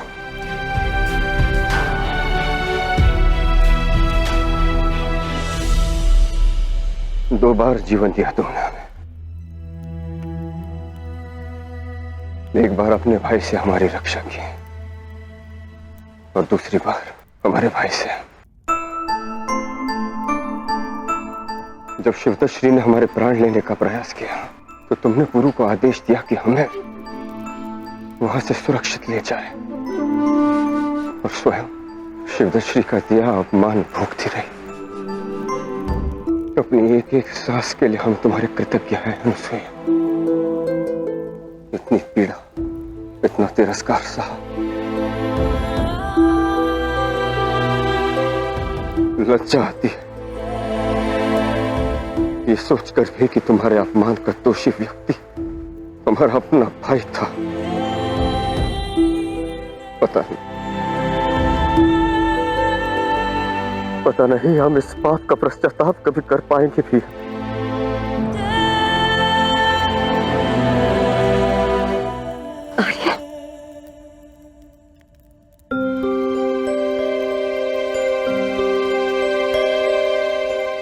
तुमने अपने आप को संकट में डालकर यहां रहना स्वीकार किया ताकि पुरु न केवल हमारे प्राण बचा पाए बल्कि अलेक्जेंडर से अपने मातृभूमि की रक्षा कर पाने में सक्षम हो। तुमने एक बार फिर से साबित कर दिया अनुसुईया कि साहस, धैर्य और निस्वार्थता में पुरुष कभी स्त्रियों का सामना कर ही नहीं सकते। तुम्हें अपने अर्धांगिनी, अपना मित्र, अपने पुत्र की मां के रूप में प्राप्त करना हमारे लिए बहुत बड़े सौभाग्य की बात है।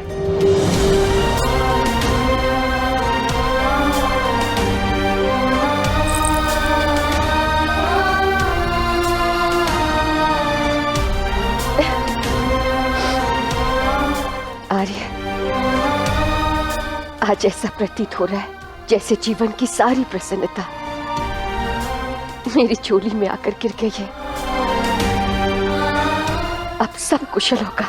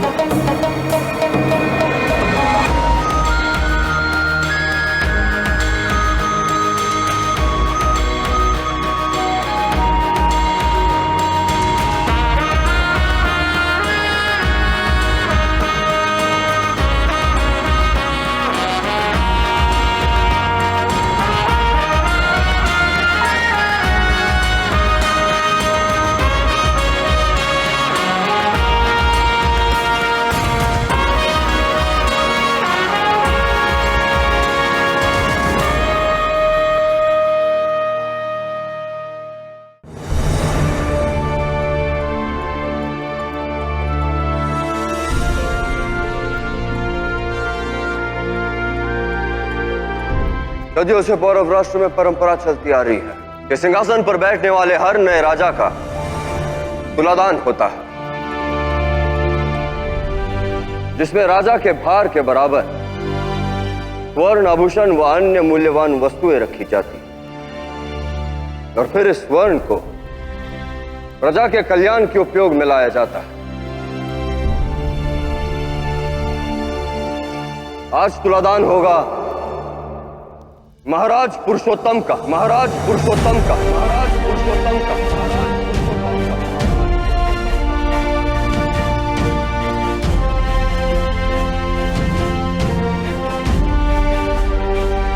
आज का दिन पूरे पौरव राष्ट्र के साथ मेरे लिए भी अत्यंत महत्वपूर्ण है। इस सिंहासन के उत्तरदायित्व के साथ मेरे जीवन के एक नए अध्याय का आरंभ होने जा रहा है। और यह विशेष है क्योंकि इस यात्रा का आरंभ मैं अपनी प्रजा को दान के साथ कर रहा हूं।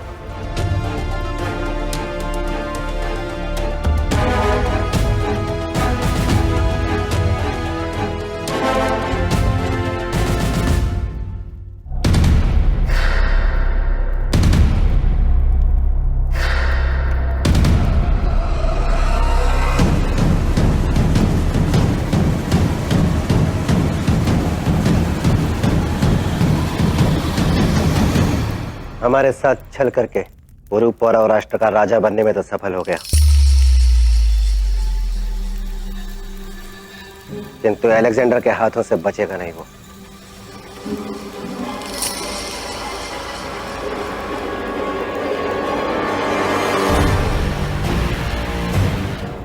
चाणक्य ने बहुत बड़ी गलती की जो हमें दगा दे दिया। अब उस पोरस को खत्म करने से पहले हमें चाणक्य को खत्म करना है।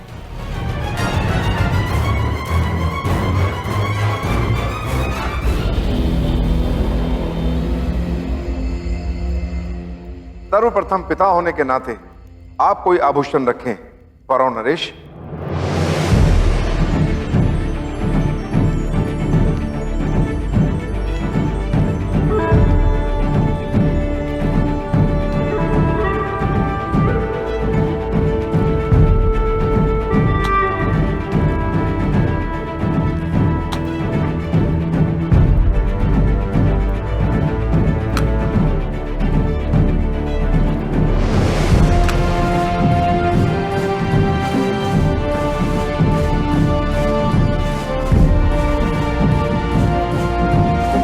अब दास दासी इसमें आभूषण डालना आरंभ करें।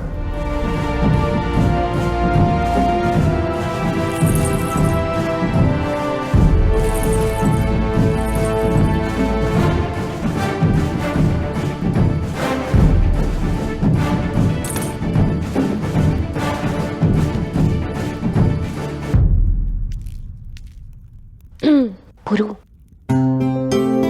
लगता है राजमहल में भोजन करके तुम्हारा भार अधिक हो गया है।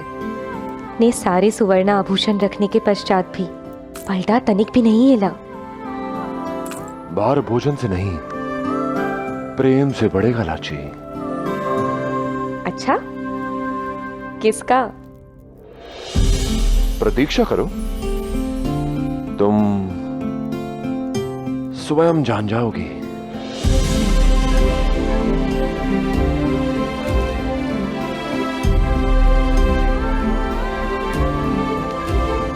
तुला अभी संतुलित नहीं हुई है, सबको कुछ ना कुछ आभूषण अभी इसमें डालने होंगे।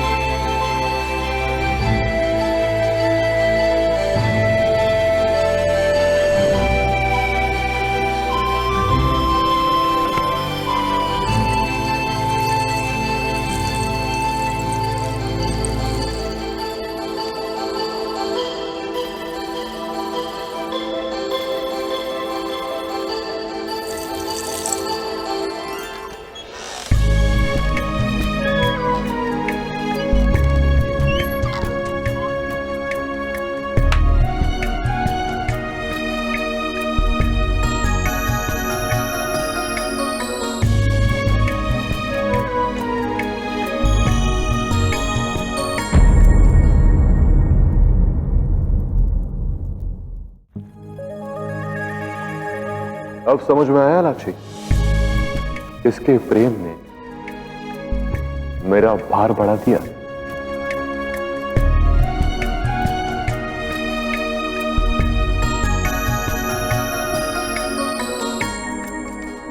महाराज पुरुषोत्तम के तुलादान में दान किए गए समस्त आभूषण पौरव राष्ट्र और उसकी प्रजा के कल्याण के लिए उपयोग किए जाएंगे। महाराज पुरुषोत्तम की, महाराज पुरुषोत्तम की, महाराज पुरुषोत्तम की, महाराज पुरुषोत्तम की, महाराज पुरुषोत्तम की, महाराज पुरुषोत्तम की।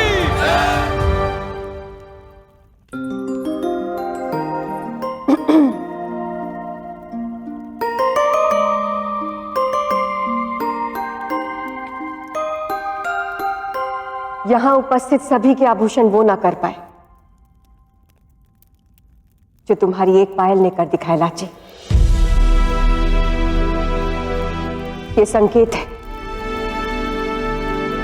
कि एक पुरुष के जीवन में एक स्त्री का समर्थन कितना महत्व रखता है। उसका साथ, उसका विश्वास एक पुरुष के जीवन में उसे आगे बढ़ाता है। आज तुमने पुरु की शक्ति बनकर उसे और ऊपर उठा दिया है। अब वो दिन दूर नहीं जब पौरव राष्ट्र तुम्हें अपनी महारानी के रूप में देखेगा।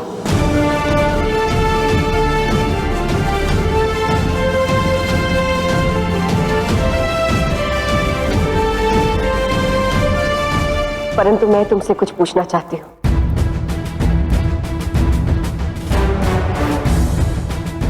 तुम जानती हो कि पुरु किस लक्ष्य की ओर बढ़ रहा है? क्या ये सब जानने के पश्चात भी तुम बलिदान देने के लिए तत्पर हो? जानती हूँ, एक रानी के लिए अपने पति से पहले राष्ट्र आता है।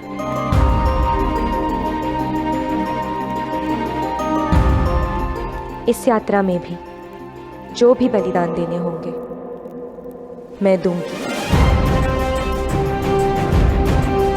और अलेक्जेंडर के साथ इस युद्ध में भी मैं पुरु के साथ हर कदम पर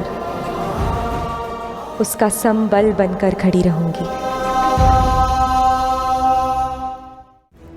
अब एक बाण से 2 लक्ष्य साधे जाएंगे। चाणक्य का खात्मा तो होगा ही, इस प्रहार से पुरु भी टूट जाएगा।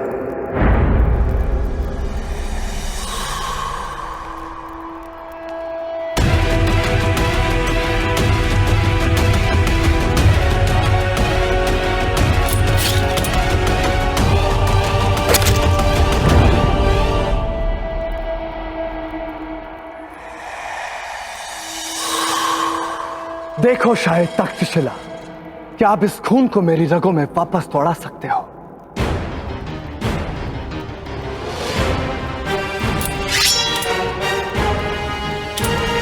तलवार उठाइए मुझ पर और बताइए, क्या अपने इस वार से आप तक्षशिला फिर से पा सकते हैं? नहीं ना, आप ऐसा नहीं कर सकते, क्योंकि ऐसा करना नामुमकिन है। ठीक उसी तरह जिस तरह अलेक्जेंडर को हराना नामुमकिन है। अब तक पोरस ने जो किया वो उसे अपनी जीत मान रहा है, मगर उसकी इस गलती के लिए मैं उसे ऐसा दर्द दूंगा जो उसकी जिंदगी तबाह कर देगा।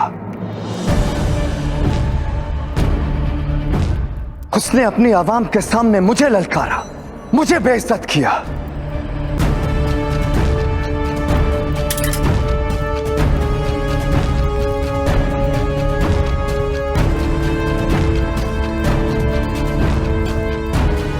बस ऐसे ही वो अपनी फतेह मान रहा था, पर अब उसे एहसास होगा कि जब ज़्यूस के बेटे का कहर बरसता है तो अंजाम क्या होता है।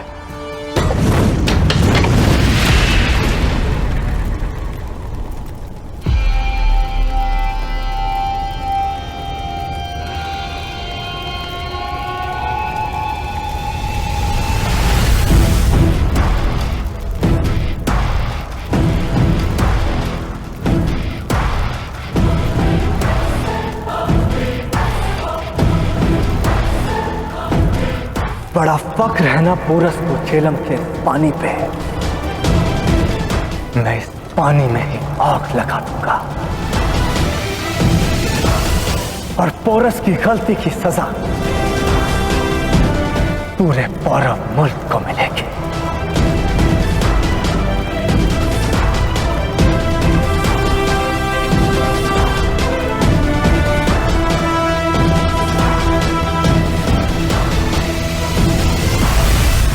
ओम त्र्यंबकम यजामहे सुगंधिम पुष्टिवर्धनम उर्वारुकमिव बंधनात् मृत्योर्मुक्षीयमामृतात्। ओम स्वाहा।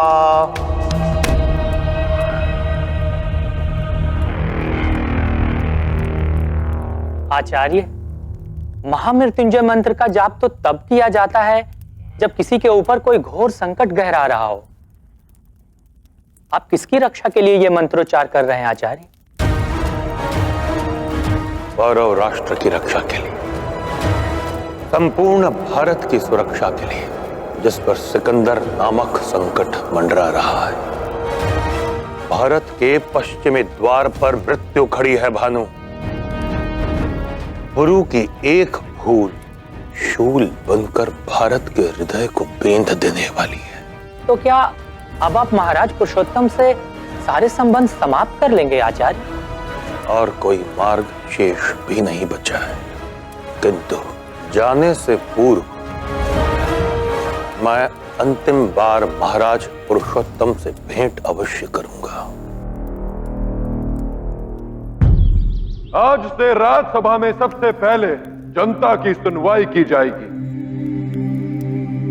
कोई प्रार्थी है तो आगे आए। है।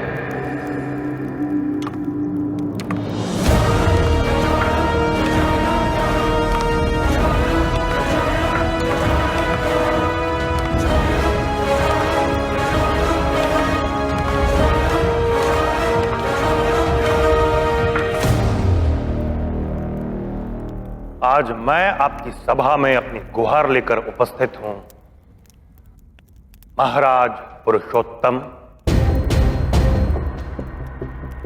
प्रणाम आचार्य। विजयी होने का आशीर्वाद अवश्य देता, चिरायु होने की कामना अवश्य करता, किंतु तुम विजय और आयु दोनों से स्वयं को दूर कर चुके हो पुरु।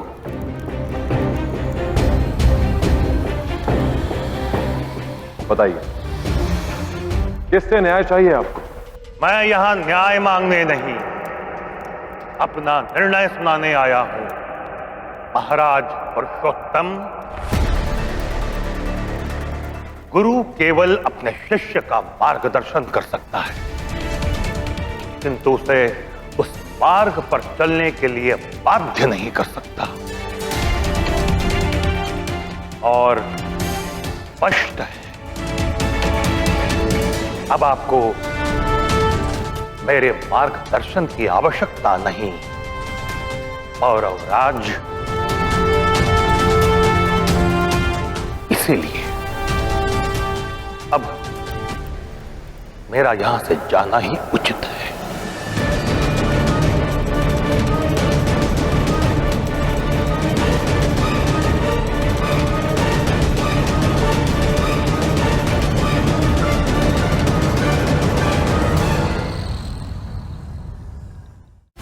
आज तक सुनता आया था कि पानी को काटा नहीं जा सकता, मगर मैंने रास्ता ढूंढ लिया है। बहुत जल्द हमारी फौज पौरव मुल्क की ओर कूच करेगी और उस पोरस की गलती का खामियाजा पूरे पौरव मुल्क को भुगतना पड़ेगा।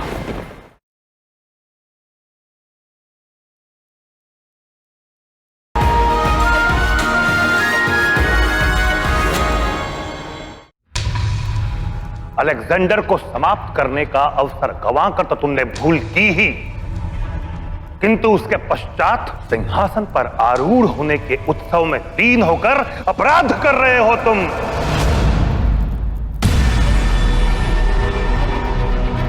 समझ नहीं पा रहे हो, अलेक्जेंडर कभी भी अपने लक्ष्य को चूकता नहीं है। जिस अपमान को सहकर वो यहां से गया है, उसका 10 गुना प्रतिशोध लेने के लिए वो यहां पर लौटेगा। और उसने अपनी योजना पर कार्य करना भी प्रारंभ कर दिया है। और तुम यहां पर तुलादान में व्यस्त हो। तुम्हारा पतन निश्चित है गुरु।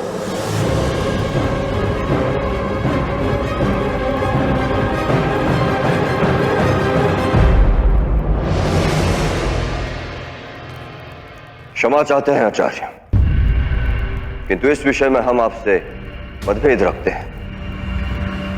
गुरु ने सिंहासन अवश्य संभाला है, किंतु वो अपने उद्देश्य भूलने वालों में से नहीं। राज सिंहासन की चमक आंखों से उद्देश्य की दृष्टि हटा देती है। और मणि, मैंने वही कहा जो अपने नेत्रों से देखा। पिछले 10 वर्षों से विश्व विजय के लिए अपने देश से निकले अलेक्जेंडर को यह भी ज्ञात नहीं है कि उसका सिंहासन कैसा है, और इसीलिए आज तक वो अविजित है। महाराज, गुरु केवल अपने शिष्य का मार्गदर्शन कर सकता है, किंतु उसे उस मार्ग पर चलने के लिए बाध्य नहीं कर सकता। और स्पष्ट है, अब आपको मेरे मार्गदर्शन की आवश्यकता नहीं। पौरव राज, इसीलिए अब मेरा यहां से जाना ही उचित है।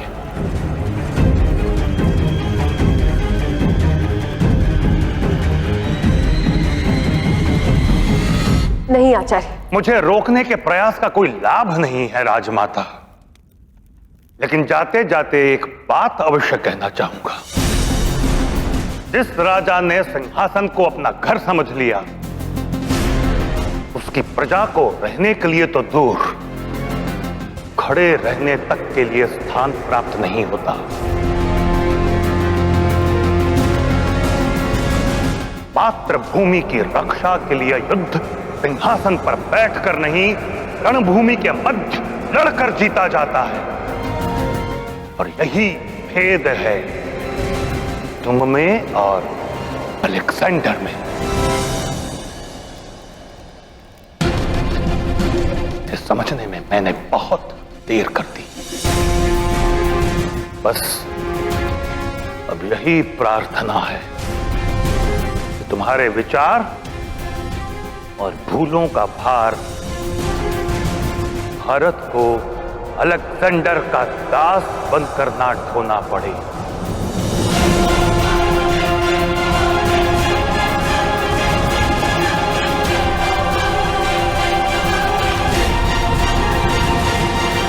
आचार्य, रुक जाइए। नहीं मां, व्यक्ति कभी कभी केवल अपने आंखों देखे पर विश्वास करता है।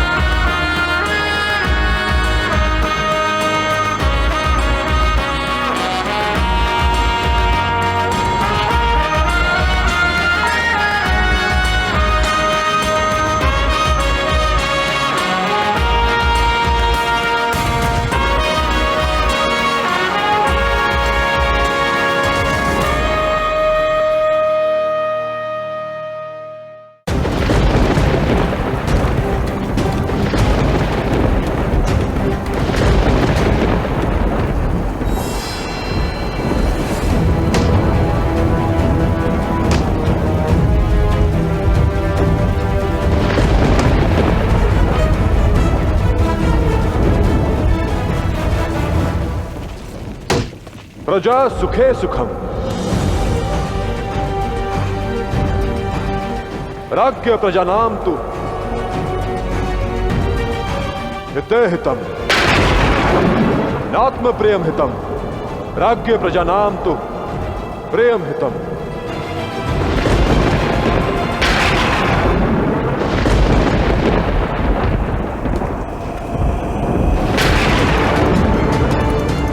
एक राजा के जीवन पर उसका नहीं, उसकी प्रजा का अधिकार होता है आचार्य। प्रजा के सुख में राजा का सुख होता है और प्रजा के कल्याण में राजा का कल्याण होता है। राजा द्वारा लिया गया कोई भी निर्णय व्यक्तिगत नहीं होता आचार्य। उसका केवल एक ही लक्ष्य होता है, अपनी प्रजा की प्रगति और कल्याण। और ये सीख आप ही की है। अब आप ही बताइए कि एक राजा होते हुए मैं अपने कर्तव्य से पीछे कैसे हट जाऊं, और वो भी तब जब मेरी प्रजा को मेरी सबसे अधिक आवश्यकता है। वो देखिए आचार्य,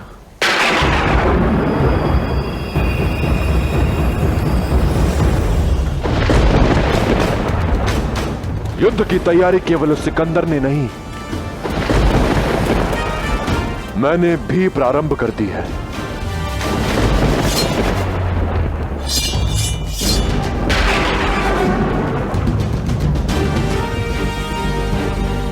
जहां तक आपकी दृष्टि पहुंच सकती है वहां तक मेरी पूरी सेना सज्ज है, क्योंकि केवल यही एक मार्ग है जहां से वो सिकंदर मेरे राष्ट्र में प्रवेश कर सकता है।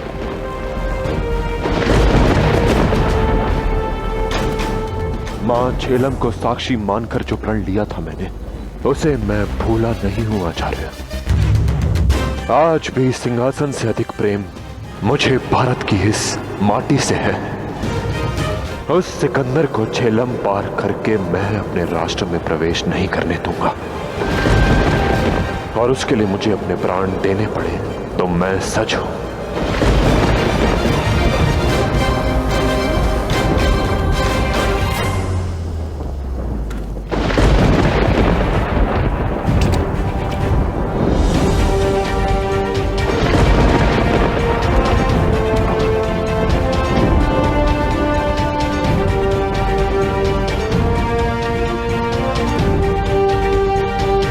आज मैं तुमसे वो कहूंगा जो मुझसे मेरे गुरु ने कहा था। गुरु शिष्य का मार्गदर्शन करता है, किंतु कभी कभी शिष्य भी गुरु का मार्गदर्शन करते हैं। अगर हमारे देश में तुम्हारे जैसी सोच सबकी हो जाए तो हमारी स्वतंत्रता को किसी विदेशी का भय हो ही नहीं सकता। मैं तुम्हें वचन देता हूं कि तुम्हारे अखंड भारत के स्वप्न को पूरा करने में मैं पूर्ण सहयोग दूंगा।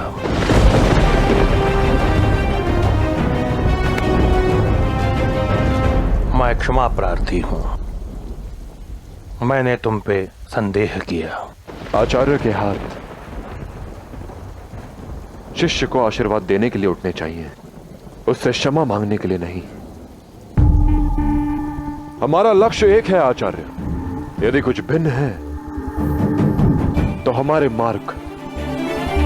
पुरु आपको वचन देता है कि आपकी कूटनीति को वो राज धर्म से निभाएगा।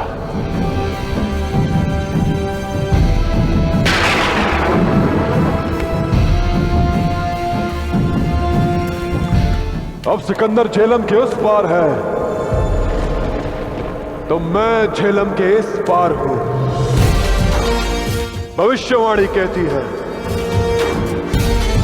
कि हम दोनों एक दूसरे की नियति हैं। तो आओ अलेक्जेंडर, देखते हैं कि हम दोनों की नियति हमें कहां तक ले जाती है।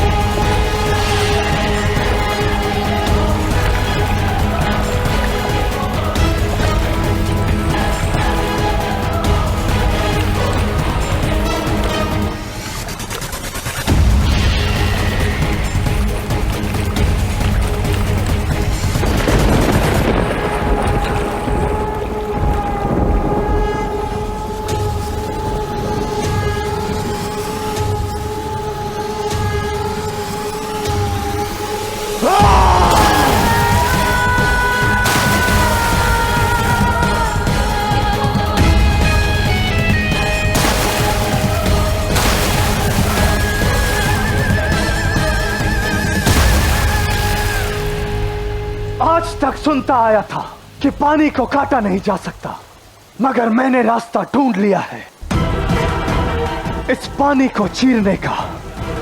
बहुत जल्द हमारी फौज पौरव मुल्क की ओर कूच करेगी और उस पोरस की गलती का खामियाजा पूरे पौरव मुल्क को भुगतना पड़ेगा।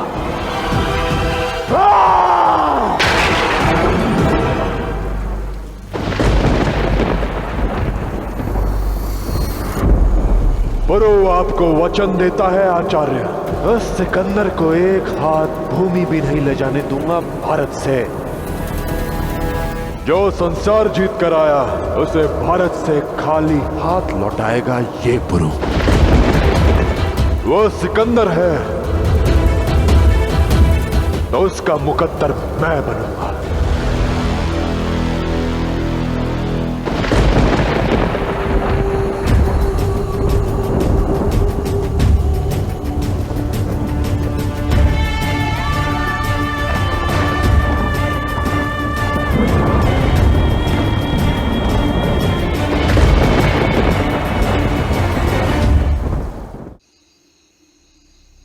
मैं उन सब राजाओं से मिलना चाहूंगा जो उस दिन पोरस की ताजपोशी में मौजूद थे। कोई विशेष कारण सम्राट? हाँ,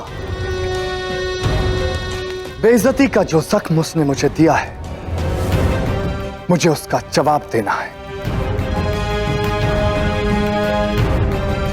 और मुझे यकीन है कि उन सब राजाओं में से कुछ तो ऐसे होंगे जो पोरस के राजा बनने से खुश नहीं होंगे।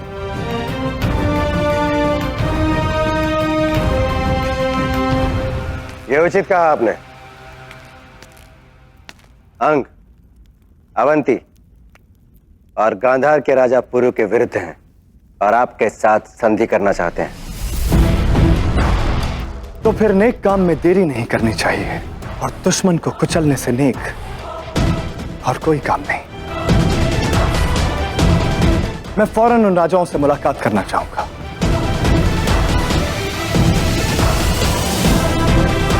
मुझे ललकारा है ना पोरस ने, अब मैं उसे अपने घुटनों पर लेकर आऊंगा और एक एक करके उसका हर सहारा छीनता जाऊंगा। सिकंदर के विरुद्ध दस्युलोक को अपने समर्थन में लाना होगा। समर्थन कभी भी बदला जा सकता है पुरु, संबंध नहीं। मानता हूं कि तुम दस्युलोक में पले बढ़े हो, किंतु अब तुम दस्यु नहीं, पौरव राष्ट्र के राजा हो। लेकिन तुम्हें दस्युलोक का समर्थन सदैव मिलता रहे, इसके लिए तुम्हें उनके साथ घनिष्ठ संबंध बनाना होगा। राजनीति व्यक्तिवाद से ऊपर होती है, किंतु व्यक्तिगत संबंध उसे पुष्ट करते हैं।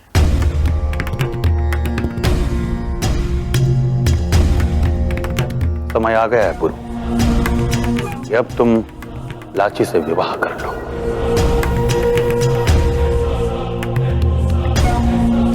और दस्युलोक के साथ संबंध सुनिश्चित करो। जैसी आपकी आज्ञा आचार्य।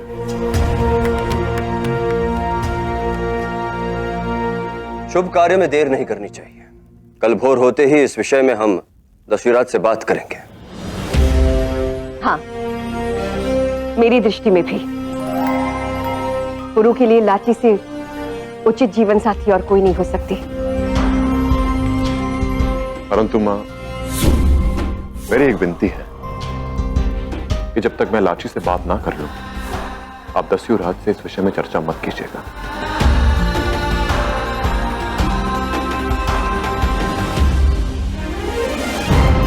परिवार अपनी संतान के हित में ही निर्णय लेता है और अपना जीवन कैसे जीना चाहिए, यह निर्णय लेने का अधिकार संतान को मिलना चाहिए।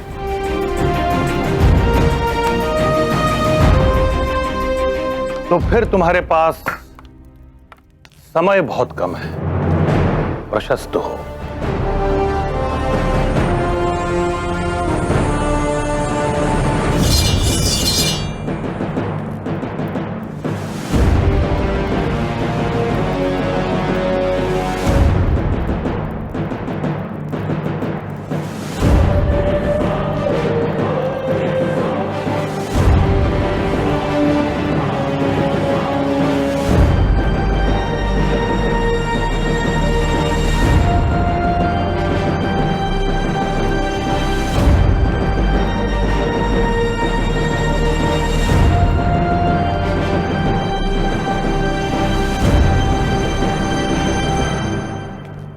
प्रणाम सम्राट। सम्राट।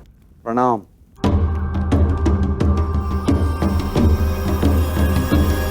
आपसे भेंट करना हमारा सम्मान है। मैंने यहां आप लोगों को मेरी तारीफ के पुलिंदे बांधने के लिए नहीं बुलाया।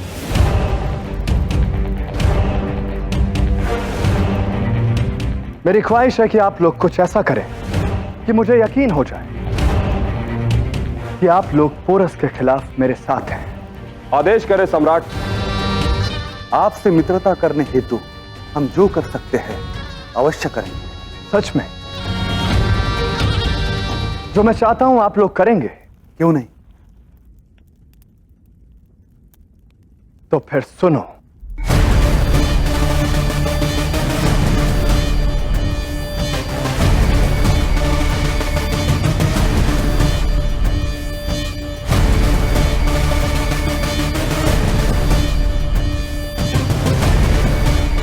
और यह काम कल की तारीख में मुकम्मल हो जाना चाहिए।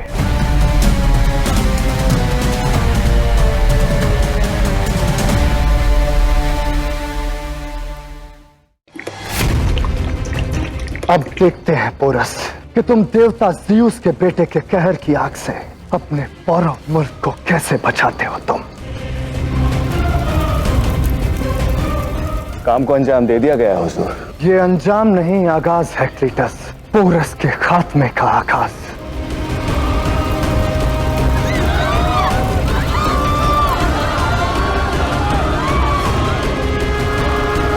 अब बहुत जल्द तुम भी इसी तरह खाक हो जाओगे पोरस।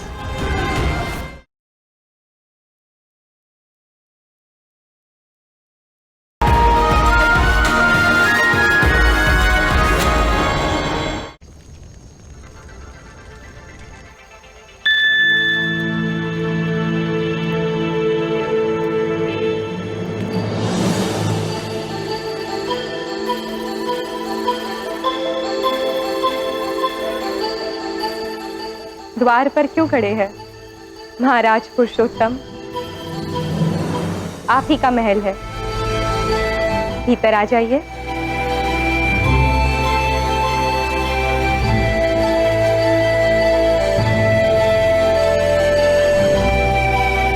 बताइए कैसे आना हुआ?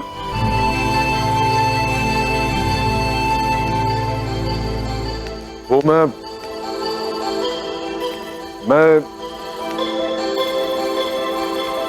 हाँ, मैं ये देखने आया था कि तुम सो रही हो या नहीं। देख लिया ना, जगी हूं, कहो। वो क्या है कि मैं तुमसे कुछ कहना चाहता हूँ लाची। अब जिसे कहने के लिए पौरवराज स्वयं इतनी रात गए यहाँ आए हैं, वो बात अवश्य ही महत्वपूर्ण होगी। तो कहिए, सुन रही हूं मैं। मेरा मतलब यह है कि मुझे ऐसा लगता है हम दोनों को युद्ध करने जाना है, या फिर आप मुझे यहाँ चुनौती देने आए हो? नहीं लाची, ये कोई युद्ध या चुनौती की बात नहीं है। मुझे ऐसा लगता है कि मेरा मतलब यह है कि दस्यु लोग और पौरव राष्ट्र को एक साथ हो जाना चाहिए, हमेशा के लिए। तो अच्छा रहेगा। अच्छा तो रहेगा ही, परंतु दस्यु लोग और पौरव राष्ट्र एक साथ ही है, एक दूसरे के विरुद्ध नहीं। हाँ, जो तुम कह रही हो वो ठीक है, लेकिन मेरा तात्पर्य यह है कि यदि तुम्हारे और मेरे बीच एक अटूट संबंध बन जाए। अटूट संबंध यानी? अटूट यानी क्या कहना चाहते हैं? जो जैसा है ठीक है, अब इसमें बदलाव क्यों? अच्छा नहीं, वो मुझे ऐसा लगा कि क्या लगा? अरे बोलने तो लाची, मेरा तात्पर्य यह था कि शायद क्या? कि शायद जो मैं चाहता हूं वही तुम भी चाहती हो। क्या महाराज?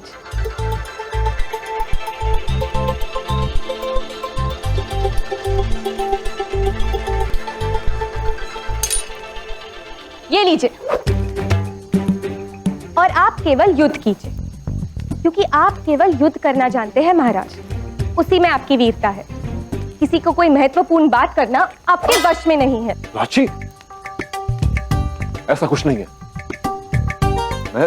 मैं कह सकता हूं। तो कहो, मैं सुन रही हूं। और जो कुछ भी कहना है स्पष्ट कहिए और विस्तार से कहिए। बोलिए महाराज।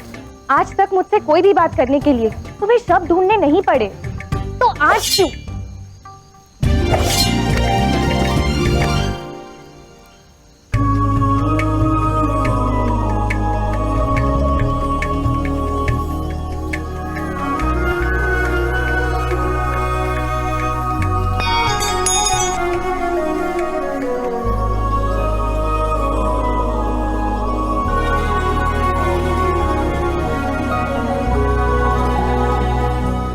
आज मैं तुम्हें विस्तार से बताऊंगा लाची। मैं तुम्हारे साथ अपना अस्तित्व जोड़ना चाहता हूं। क्या तुम मुझसे विवाह करोगी?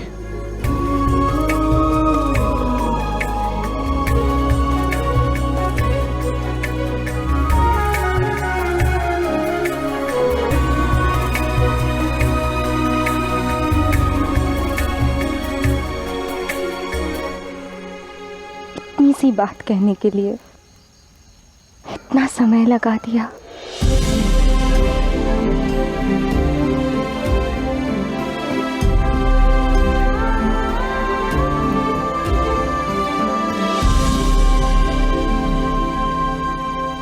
आज तुम्हारी आंखों से आंसू छलके हैं लाची,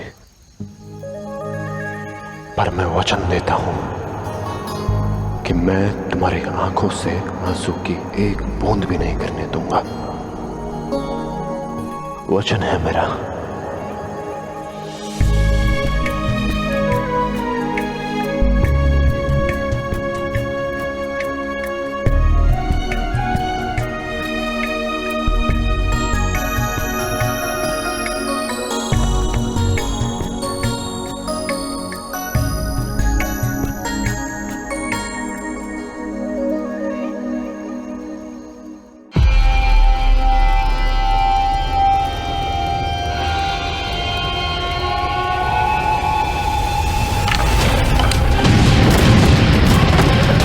अब देखते हैं पोरस कि तुम देवता ज़्यूस के बेटे के कहर की आग से अपने पौरव मुल्क को कैसे बचाते हो तुम।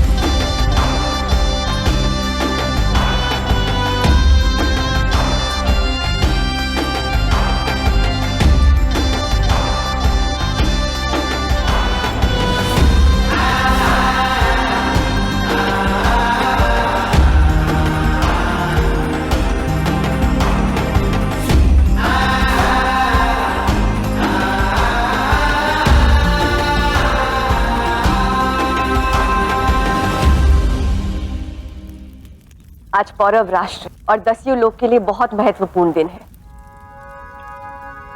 आज से हमारा पुत्र आपका हुआ और आपकी पुत्री हमारी।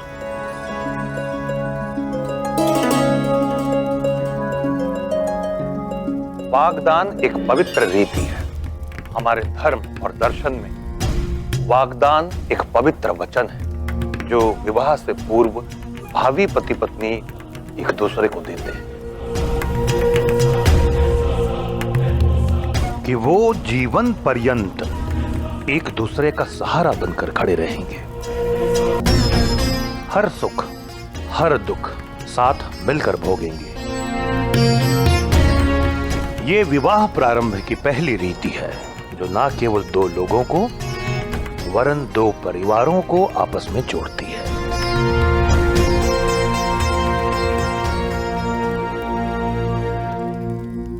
लाची, सोच लो, ये अंतिम अवसर है तुम्हारे पास। पीछे हटना चाहो तो अभी हट जाओ, अन्यथा पूरा जीवन मेरे साथ बिताना पड़ जाएगा। और कहीं मेरा मन किसी और पर आ गया तो? मुझसे प्रेम करते हो ये बात कहने के लिए तुम्हें इतने वर्ष लग गए पुरु। अब किसी और कन्या को मना पाना तुम्हारे वश में ही नहीं है। और वैसे भी एक बार मैं तुम्हारे जीवन में आ जाऊं, उसके बाद जीवन भर किसी और की ओर देखने का साहस नहीं कर पाओगे।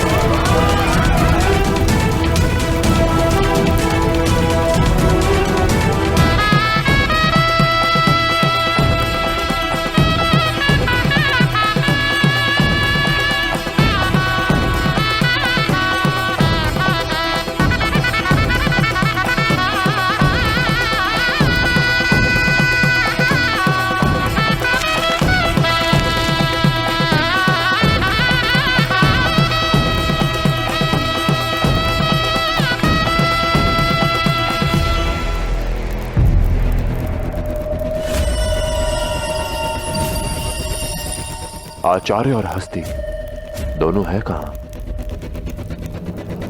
हमारे पास समय बहुत कम है। किसी तरह इस महाविनाश को रोकना होगा।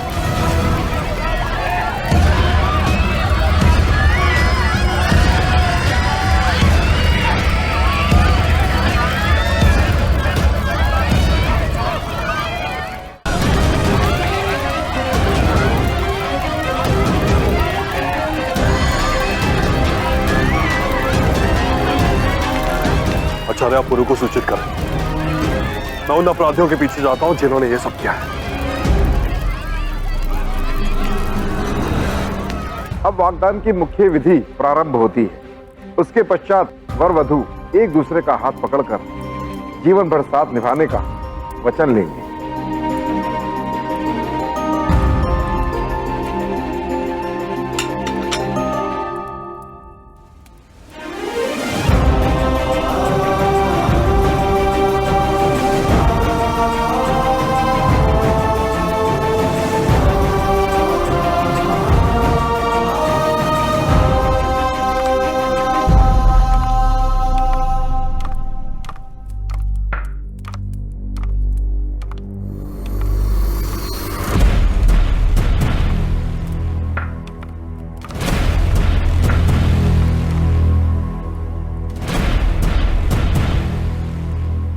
अब क्या किया उस सिकंदर ने?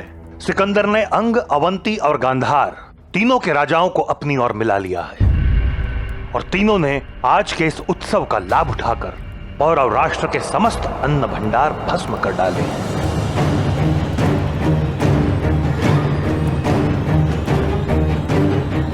हस्ती उनके पीछे गया है। राष्ट्र से ऊपर कुछ नहीं पुरु। मुझे वचन देने से पूर्व आपने अपने राष्ट्र को वचन दिया था कि आप सदैव उसकी रक्षा करोगे। हमारा राष्ट्र हमें पुकार रहा है महाराज। चलिए।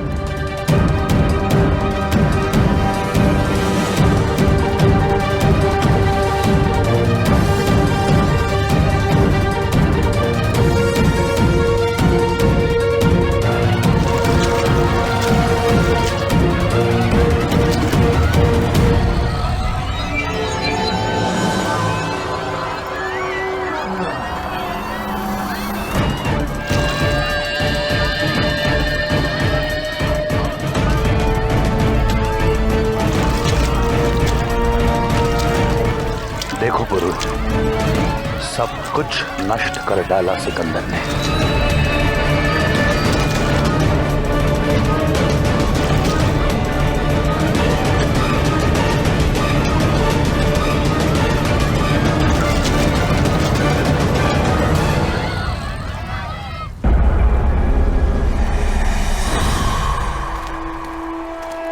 काम को अंजाम दे दिया गया हुजूर।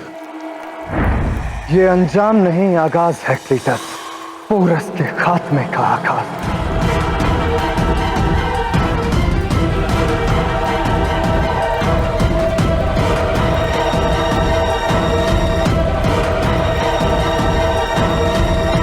अब बहुत जल्द तुम भी इसी तरह खाक हो जाओगे पोरस।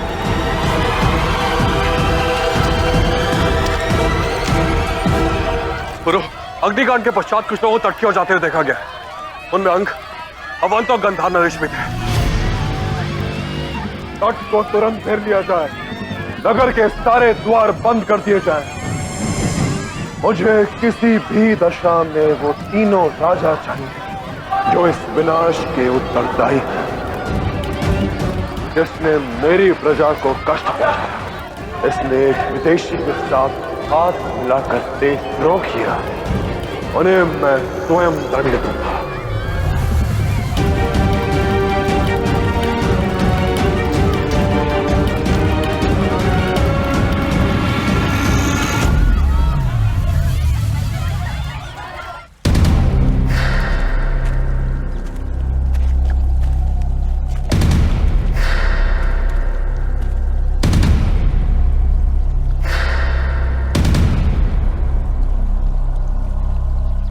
बधाई हो सम्राट अलेक्जेंडर। आपने एक बाण से दो लक्ष्य साधे हैं। पुरु के सिंहासन पर ही नहीं, उसके निजी जीवन पर भी लक्ष्य साधा है। गुप्तचरों से सूचना मिली है कि पुरु को अपना सगाई समारोह बीच में ही छोड़ना पड़ा इस अग्निकांड के कारण। तब तो बहुत तकलीफ हुई होगी उसे। दुश्मन की तकलीफ में जो मजा है उसका नशा ही कुछ और होता है हेफेस्टियन। आज रात जब पोरस वहां टूटा होगा, हम यहां जश्न के जाम टकरा रहे होंगे। जश्न की तैयारियां करो हेफेस्टियन। मैं चाहता हूं पोरस पर हमारी पहली फतह हमेशा के लिए यादगार हो।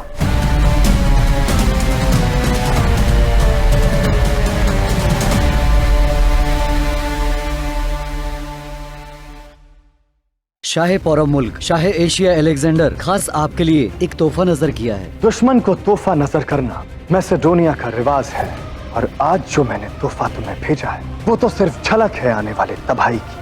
अभी तो अलेक्जेंडर तुम्हें बहुत खुश नजर करने वाला है पोरस। सिकंदर को यही खेल खेलना है तो उसे उसी की भाषा में उत्तर देना आवश्यक है।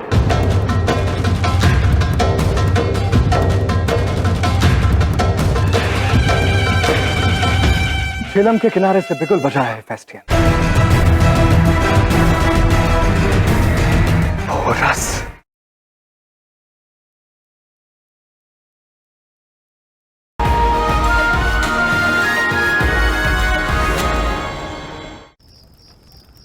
महाराज की जय हो। तक्षशिला से संदेशवाहक अलेक्जेंडर का संदेश लाया है।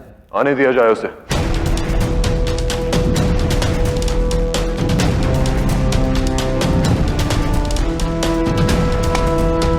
शाह पौरव मुल्क शाह एशिया अलेक्जेंडर उर्फ सिकंदर आजम ने खास आपके लिए एक तोहफा नजर किया है।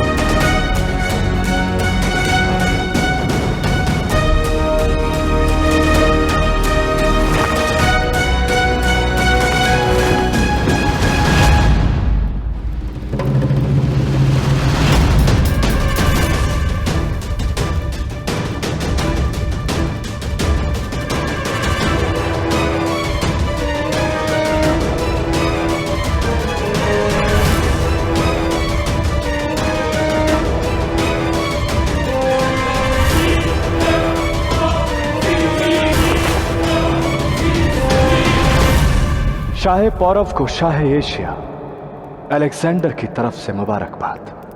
दुश्मन को तोहफा नजर करना मैसेडोनिया का रिवाज है। तुम्हारी ताजपोशी में तुम्हें कोई तोहफा नहीं दे पाया था, इसलिए अब दे रहा हूं। सुना है तुम्हारे मुल्क में सोना, चांदी, हीरे मोती बड़े पैमाने पर मौजूद है, मगर अफसोस कि ये सोना और चांदी अनाज के लिए उठने वाली भूख को कम नहीं कर सकते। तो अब खिलाओ अपनी आवाम को सोने की रोटियां और चांदी की दाल।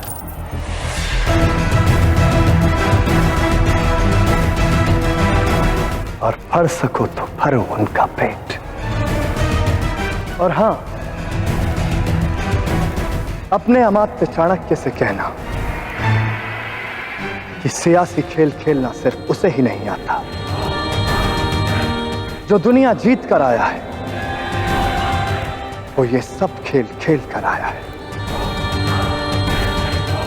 और आज जो मैंने तोहफा तुम्हें भेजा है वो तो सिर्फ झलक है आने वाली तबाही की। अभी तो अलेक्जेंडर तुम्हें बहुत खुश नजर करने वाला है पोरस।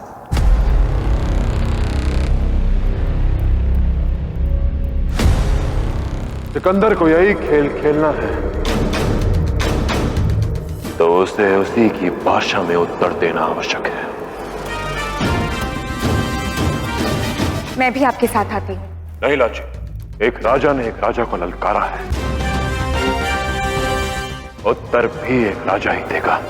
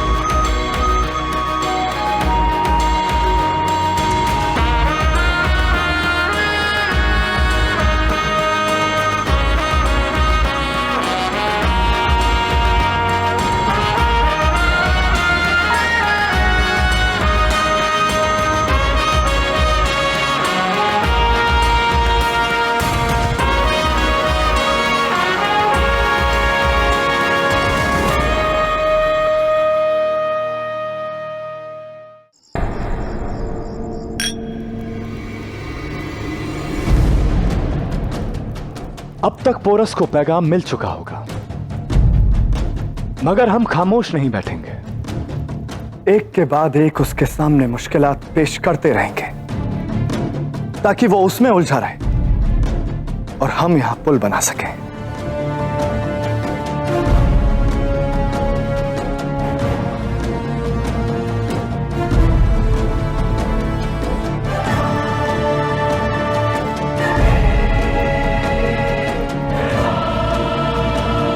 बहुत जल्द तुम्हें दिया कॉल पूरा होगा रॉक्सेन, जब मैं पोरस का कटा हुआ सर तुम्हें नजर करूंगा।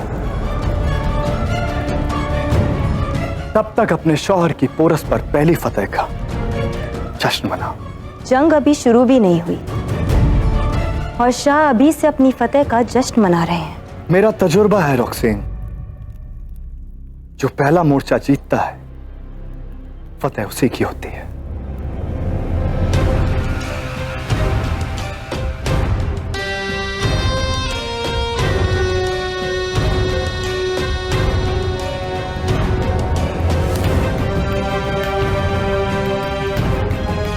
इस जश्न की एक और वजह भी है रॉक्सेन, इसीलिए इसमें शामिल होने कोई और भी आ रहा है।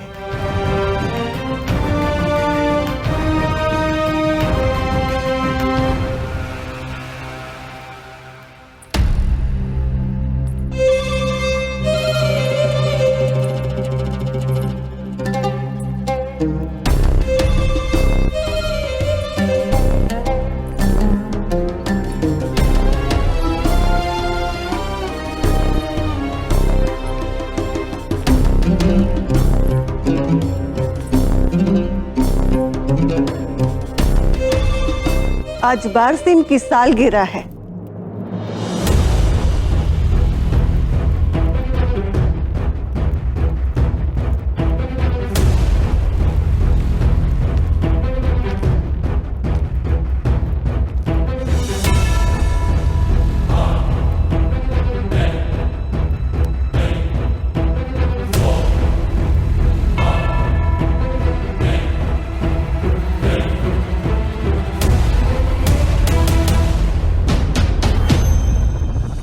सालगिरह मुबारक हो बारसिन। इस खुशगवार मौके पर तुम हकदार हो एक आलीशान तोहफे की।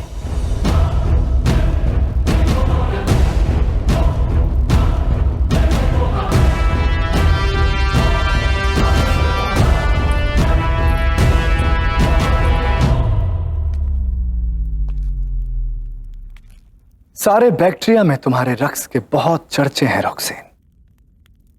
सुना है तुम्हारे नाच का फन कमाल है, पर अफसोस कि तुम्हारे शौहर ने ही तुम्हारा रक्स अभी तक नहीं देखा।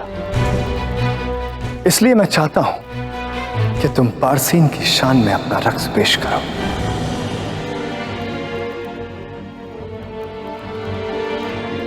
हरगिज नहीं।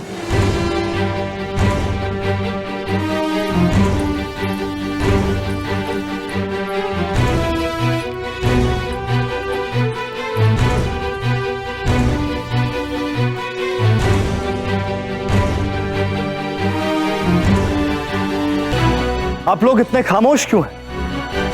जश्न मनाइए। हेफेस्टियन, मौसीकी और रक्स की पूरी तैयारियां मुकम्मल हो गई ना? मैं चाहता हूं हमारे इस जश्न की गूंज झेलम के उस पार उस पूरस तक पहुंचे। तुम्हारी भेंट के बदले तुम्हें भेंट देने का समय आ गया है, अलेक्जेंडर।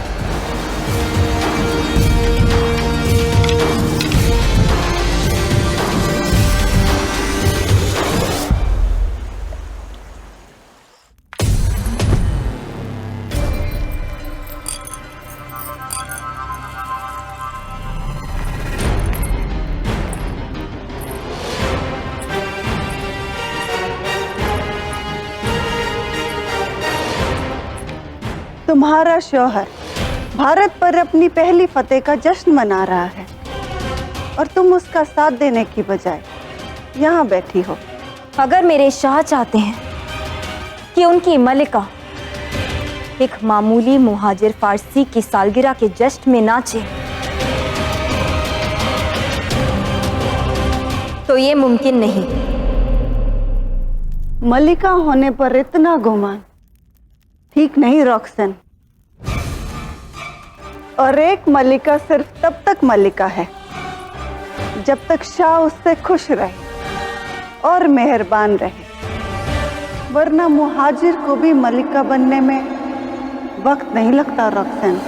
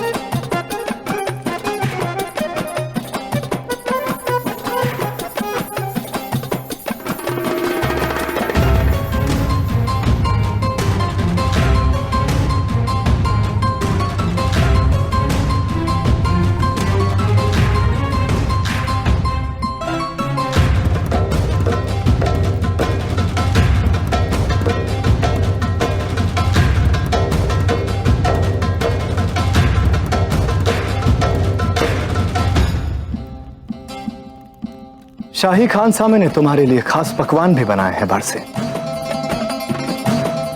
पेश किए जाएं।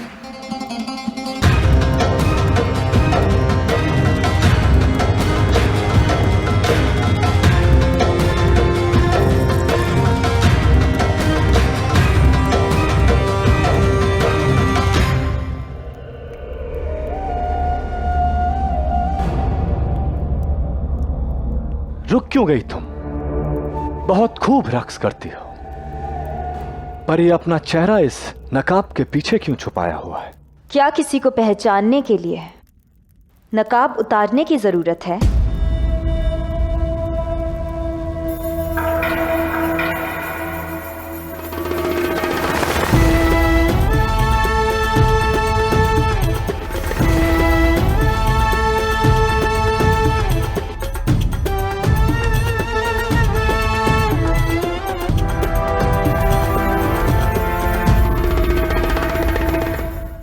तुमने इस जश्न में आके 4 चांद लगा दिए हैं रॉक्सी। मुझे उम्मीद नहीं थी कि तुम आओगी। देर आई मगर दुरुस्त आई।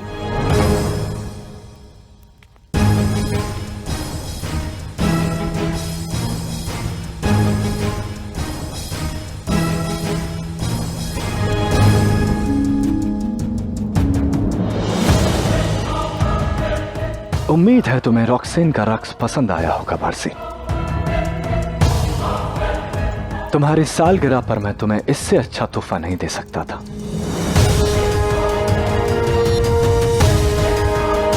तुम उन सब औरतों में सबसे ज्यादा खूबसूरत हो जिनसे मैं आज तक मिला, और इस खूबसूरती के लिए मैं तुम्हें एक तोहफा और देना चाहता हूं।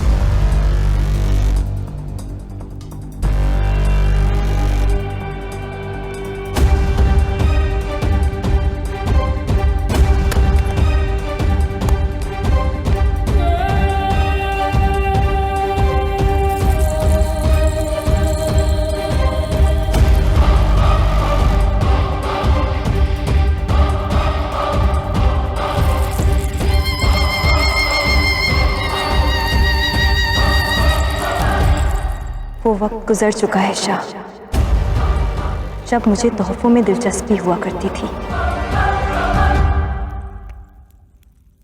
इस नायाब तोहफे पर दुनिया की सबसे खूबसूरत औरत का हक है पारसी।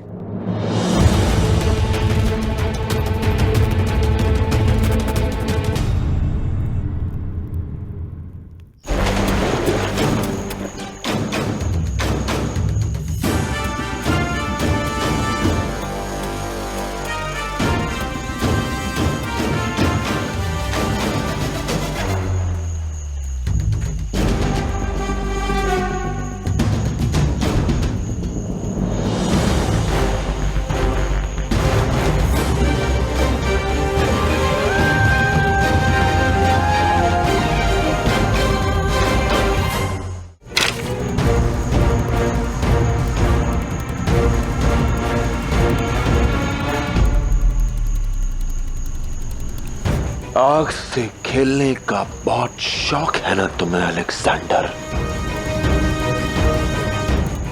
अब भेंट में मैं तुम्हें आग ही दूंगा।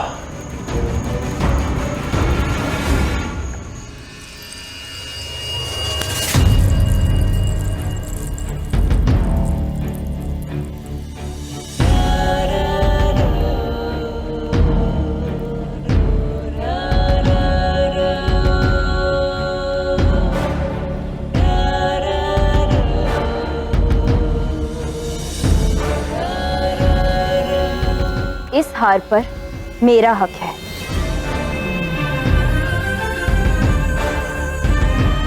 सालगिरह बेशक तुम्हारी हो बारसी, मगर शाह के तोहफे पर पहला हक उनकी मलिका का होता है, और मलिका तुम नहीं,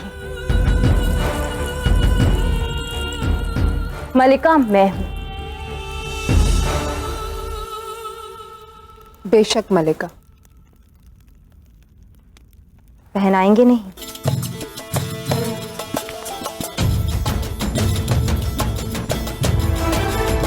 अलेक्जेंडर को जो चाहिए वो उससे पा ही लेता है।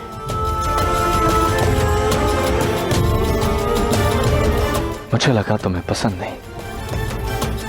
मेरी पसंद तो बदलती रहती है, पर मेरे हक को बदलते मैं नहीं देख सकती।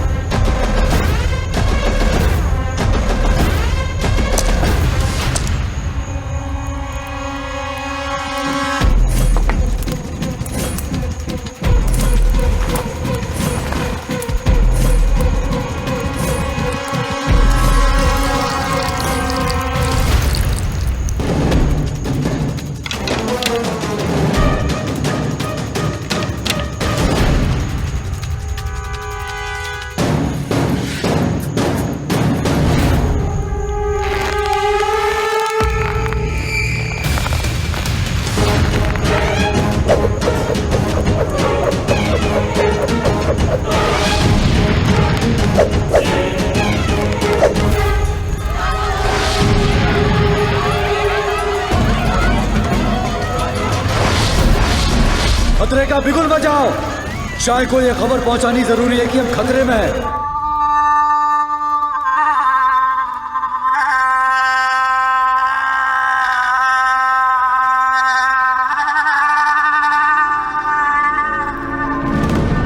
झेलम के किनारे से बिगुल बजा है फेस्टियन। हमला हुआ है।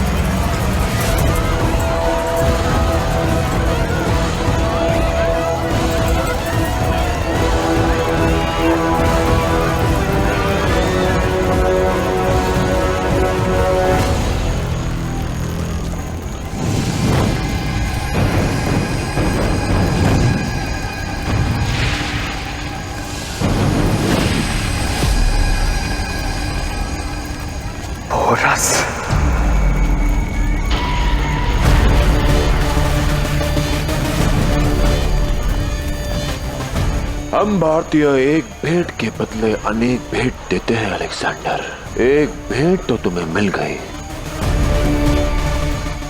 अब दूसरी भेंट भी तुम्हें शीघ्र ही मिल जाएगी।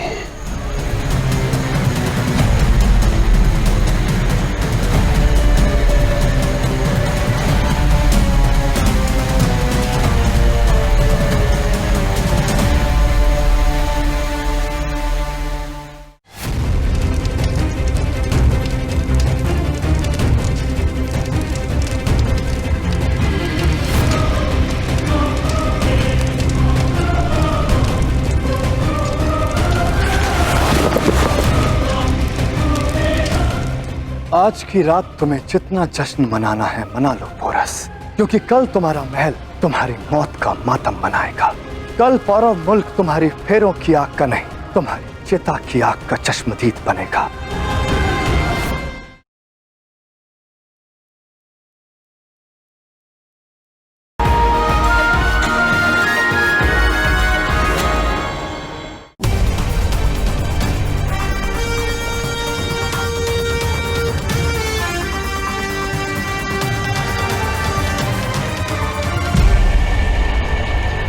ये कैसे मुमकिन है अलेक्जेंडर?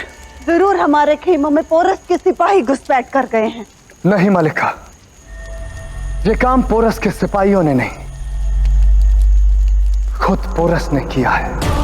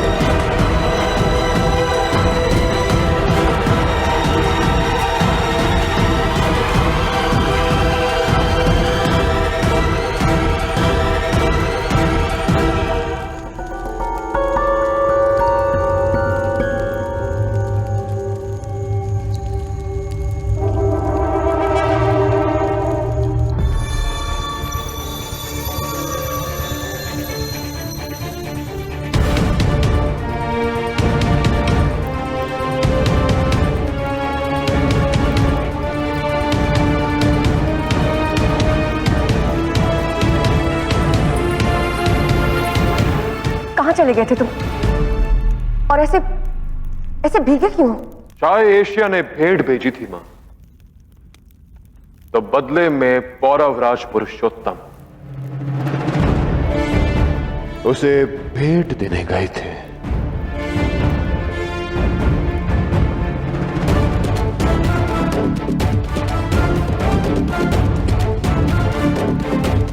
अब मैं सिकंदर को भेंट तो दे आया, अब वो वचन पूरा करना है जो मैंने लाची को दिया था।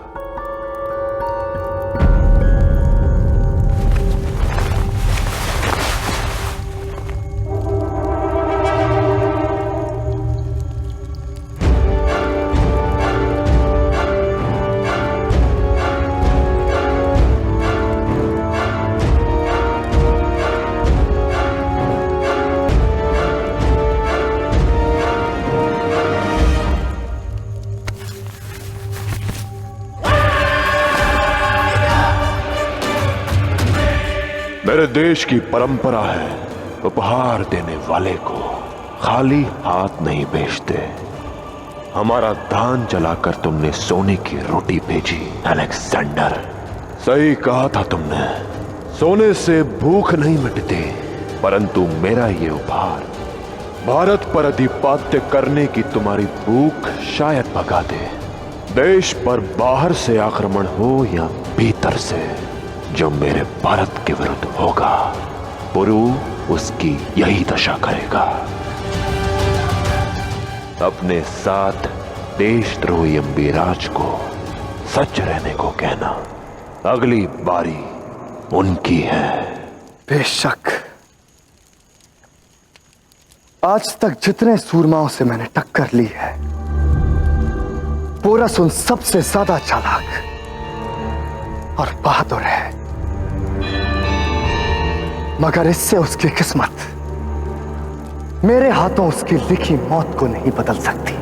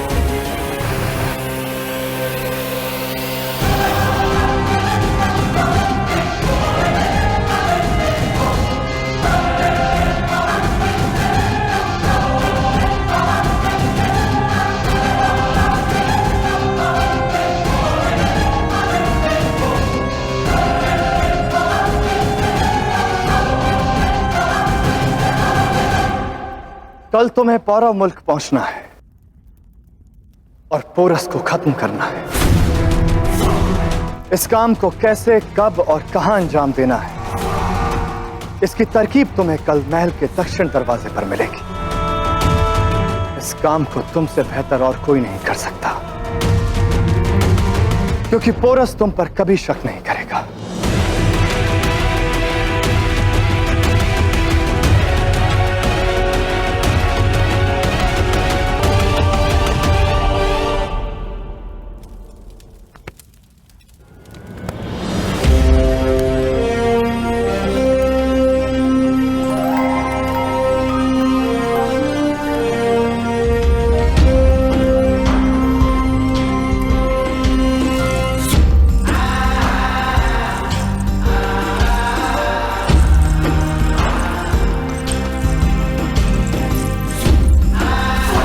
वागदान संपन्न हो। अब कल हल्दी विधि के पश्चात विवाह संपन्न होगा।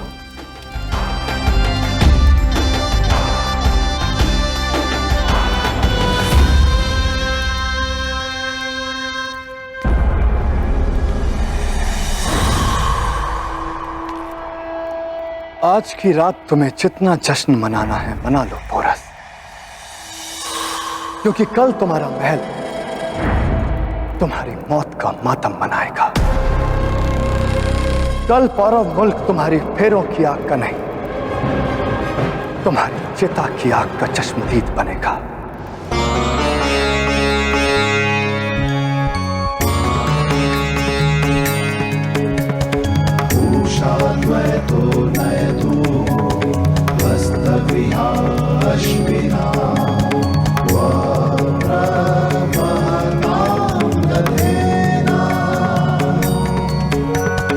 ग्रहण गच्छ ग्रहपति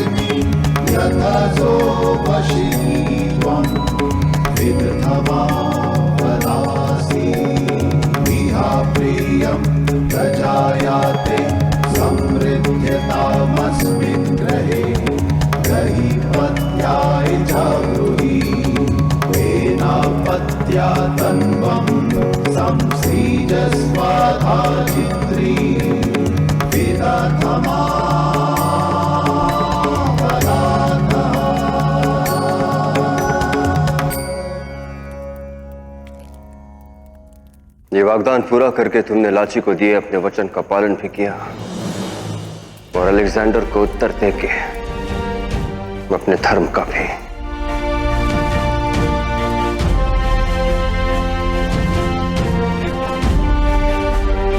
हमें गर्व है तुम पर पुरु।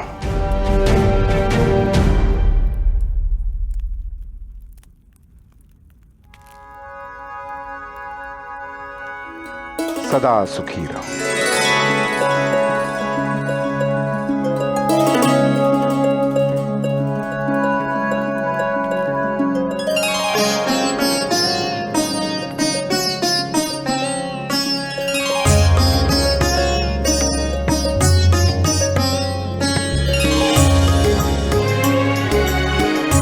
अब मुझे विश्वास हो गया है कि तुम दोनों साथ मिलकर एक ऐसी शक्ति बनोगे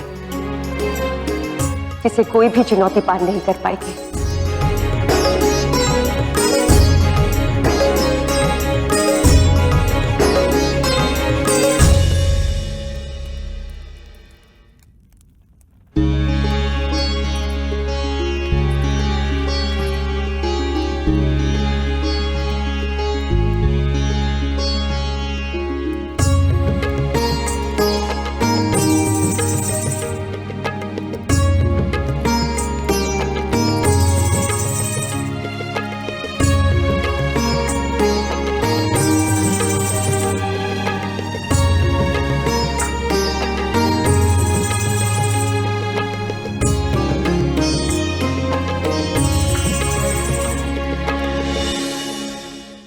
तुमने ना केवल अलेक्जेंडर को बल्कि हर उस व्यक्ति को कड़ा संदेश दिया है जिन्होंने देश के विरुद्ध जाकर विदेशियों से हाथ मिलाया। तुम्हें वहां अकेले नहीं जाना चाहिए था पुरु। यदि तुम्हें कुछ हो जाता तो मुझे अपने साथ वहां क्यों नहीं लेकर गए?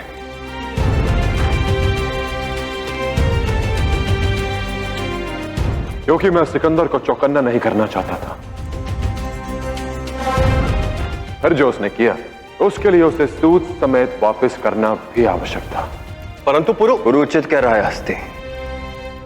अलेक्जेंडर ने हमारे देश के लोगों को अपनी मातृभूमि के विरुद्ध खड़ा करना चाहता, पर अब वो समझ जाएगा कि पुरु के रहते किसी ने देशद्रोह किया तो वो अपनी मृत्यु को प्राप्त होगा। हस्ती, तुम जाकर उस राज्य को संभालो ताकि वहां विद्रोह की भावना ना जागे। शांति और व्यवस्था के साथ वहां की सेना को अलेक्जेंडर के विरुद्ध युद्ध के लिए सज्ज करो। उचित कह रहे हैं पिताश्री। सिंध का सिंहासन अब मेरा भाई संभालेगा, परंतु एक सेनापति के रूप में नहीं।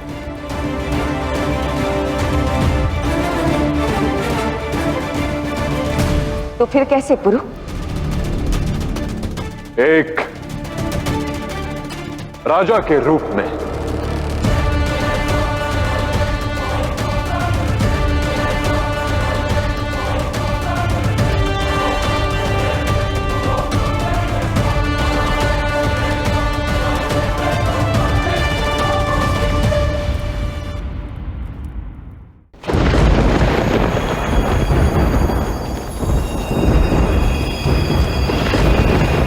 वो देखो, क्या है वहां? ये नौका तो हमारी नहीं है। परंतु पुरु मैं राजा नहीं बन सकता हूं क्योंकि मैं तुम्हारा सेनापति हूं। सेनापति विद्रोह को नियंत्रित करता है हस्ती, राजा शासन करता है। तुम पुरु के मार्गदर्शन में वहां का शासन संभालो।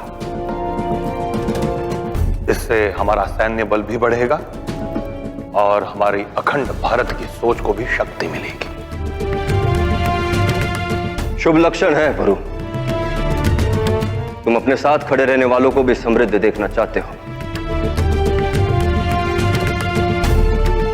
हम तुम्हारे इस निर्णय से सहमत हैं। एक संतान को अपनी सीख अपने माता पिता से मिलती है। बाबा ने मुझे अपना कर्तव्य निभाना सिखाया और आपने लोगों पर विश्वास करना सिखाया।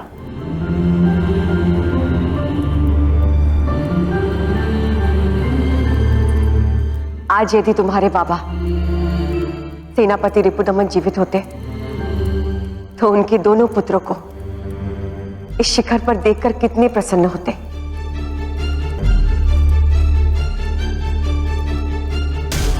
गुरु, मैं तुम्हारी बातों का सम्मान करता हूं, परंतु मैं एक सेनापति का पुत्र हूं। मेरा जन्म सेवा के लिए हुआ है, शासन के लिए नहीं। मैंने पहले भी कहा है भाई कि व्यक्ति का प्रारब्ध उसके कर्मों से बनता है, उसके जन्म से नहीं।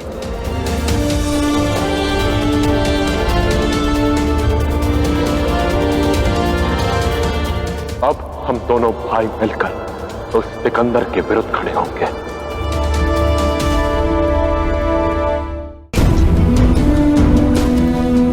तुम्हारी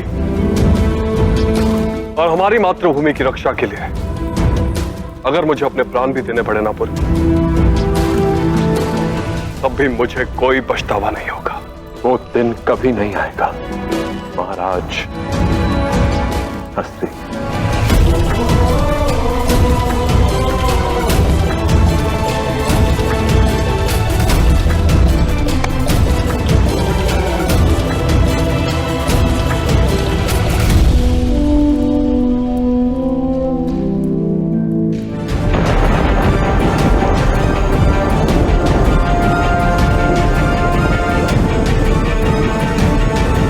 कौन है ये? यहाँ कैसे पहुंची?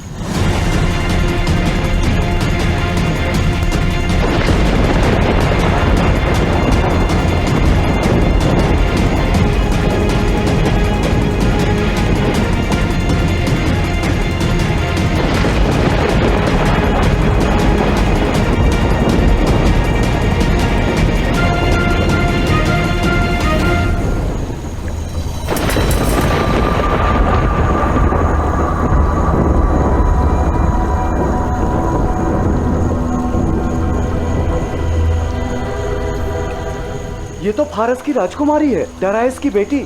किंतु ये यहाँ महाराज के पास ले चलते हैं।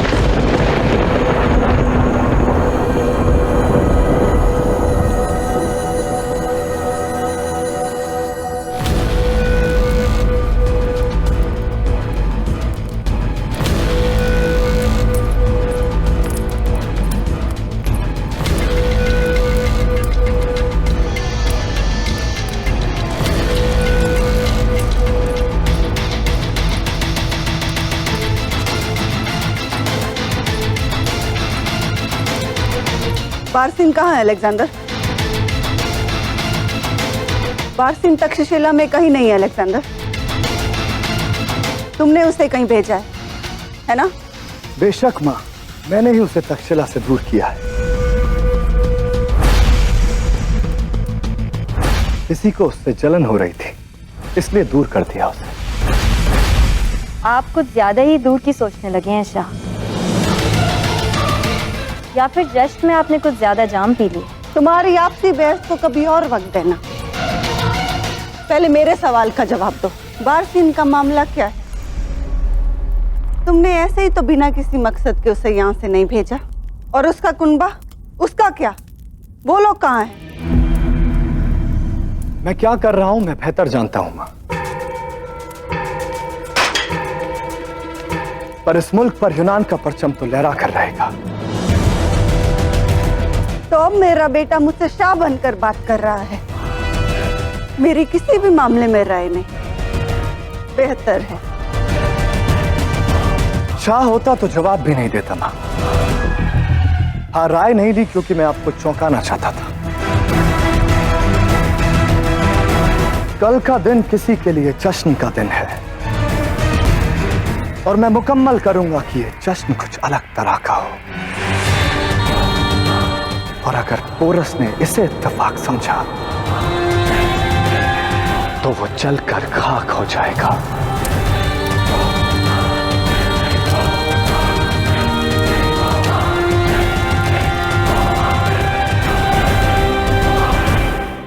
मैंने बारसीन को पोरस को मारने के लिए नहीं भेजा, लेकिन इसका मतलब ये नहीं कि पोरस मरेगा नहीं। पोरस के कत्ल के लिए मुझे ऐसा हथियार चाहिए था जो वाकई उसको मुझसे ज्यादा नफरत करे। और कौन है वो?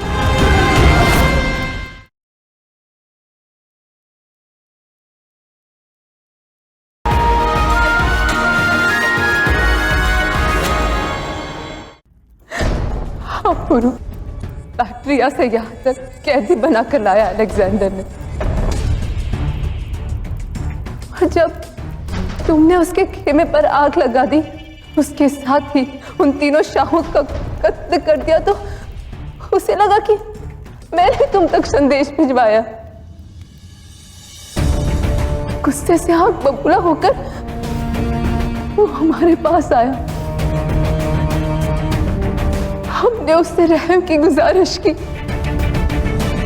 लेकिन उसने हमारी एक नहीं सुनी।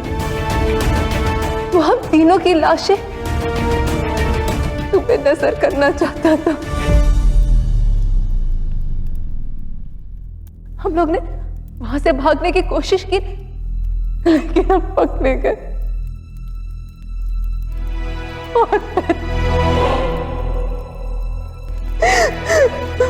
उसने मेरी नजरों के सामने मेरी अम्मी और मेरी बहन का कत्ल कर दिया।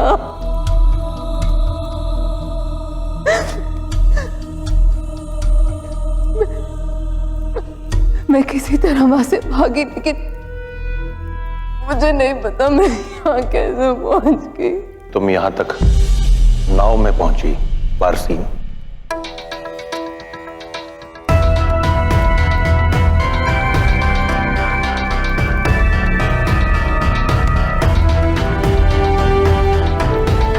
ये आचार्य चाणक्य हैं बारसीन, इस संसार के मान विलक्षण बुद्धिमानों में से एक।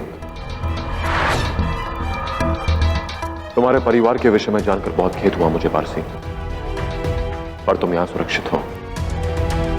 मेरे होते हुए तुम्हें कोई छू भी नहीं सकता। हाँ बास, तुम्हें यहाँ किसी से भय नहीं, और साथ साथ तुम्हें हमारे विवाह में भी शामिल होना है। विवाह? माफ करना पुरु, लेकिन इतने पाक और मुकद्दस मौके पर मैं अपनी तकलीफ लेकर तुम्हारे सामने आ गई।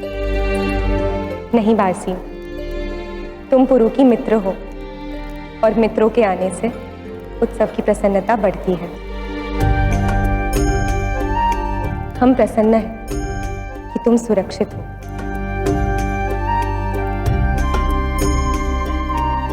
चलो, मैं तुम्हें तुम्हारा कक्ष दिखाती हूँ।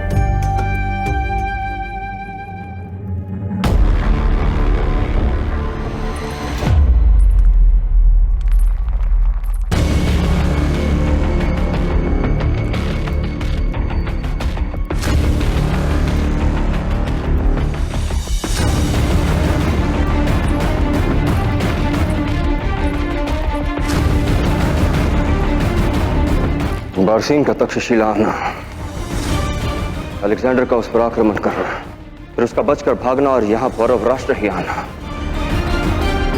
क्या ये कुछ बड़ा ही सहयोग नहीं है पुरु? मैं जानता हूं आपके मन में क्या चल रहा है पिताश्री, पर मैं बारसीन को भी जानता हूं। वो सत्य नहीं कहेगी। जो मेरा साथ देने के लिए अपने पिता के विरुद्ध जा सकती है, वो भला मेरा अहित क्यों चाहेगी? मैं मानता हूं कि बारसीन बीते कल में तुम्हारी अच्छी मित्र रही है, और मैं आशा करता हूं कि भविष्य में भी तुम्हें उसका सहयोग मिलता रहेगा। किंतु परिस्थितियां कभी कभी परम मित्र को प्रबल शत्रु भी बना देती हैं, और ऐसे में व्यक्ति संयोग के दुरुपयोग से नहीं चूकता। स्मरण रखना।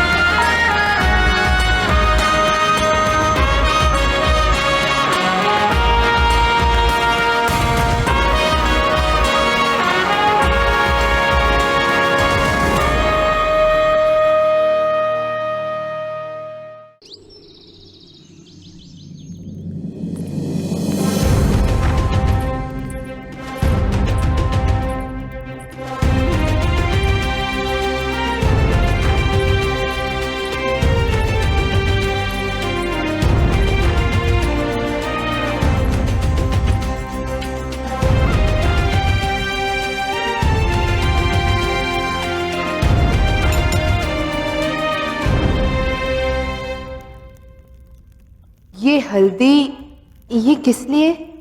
खास रस्म इसके नाम पर क्यों? हमारी संस्कृति में हल्दी पवित्र और दुख नाशक माना जाता है। ये ना ही रंग रूप बल्कि मन और आत्मा को शुद्ध करती है।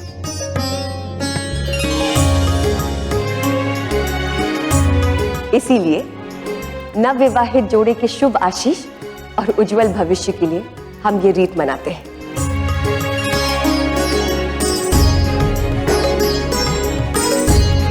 ये शुभ घड़ी बहुत प्रतीक्षा के बाद आई। इसमें और विलंब ना करें। हल्दी की विधि प्रारंभ करे राजमाता।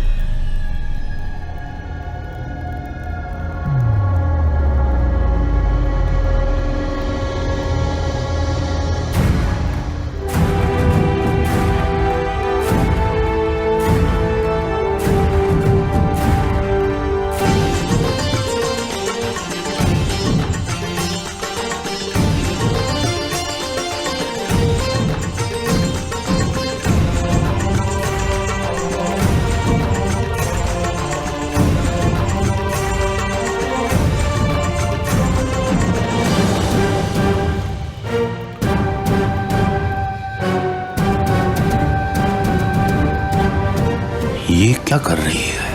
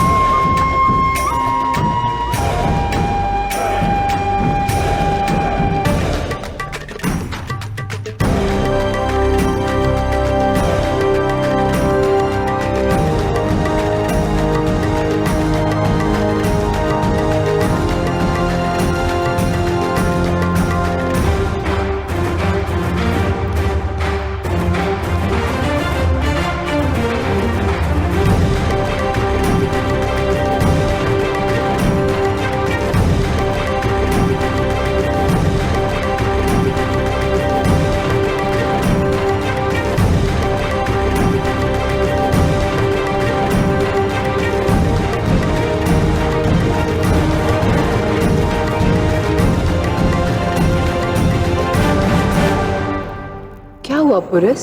तुम्हारा मित्र होने के साथ मैं पौरव राष्ट्र का राजा भी हूं बारसीन, और यहां एक विधान है। एक राजा को कुछ भी खिलाने से पहले व्यक्ति स्वयं वो खाता है। केवल इसी प्रकार एक राजा खा सकता है। इसलिए पहले तुम्हें इसे चखना होगा।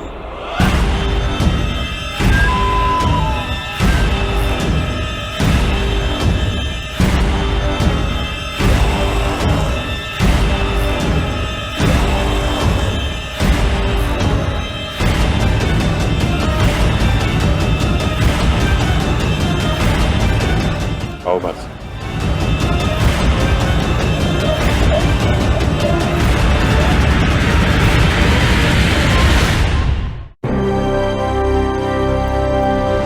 ये पौरव राष्ट्र के महाराज के विवाह की रीति है।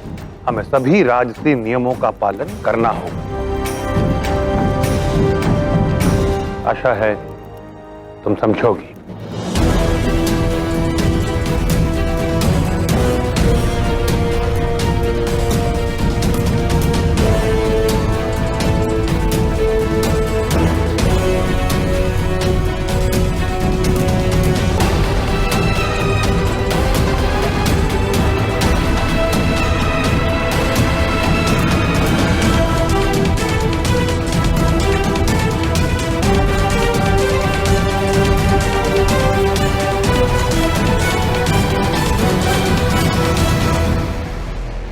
अब तो मिठाई खाओगे ना पुरुष?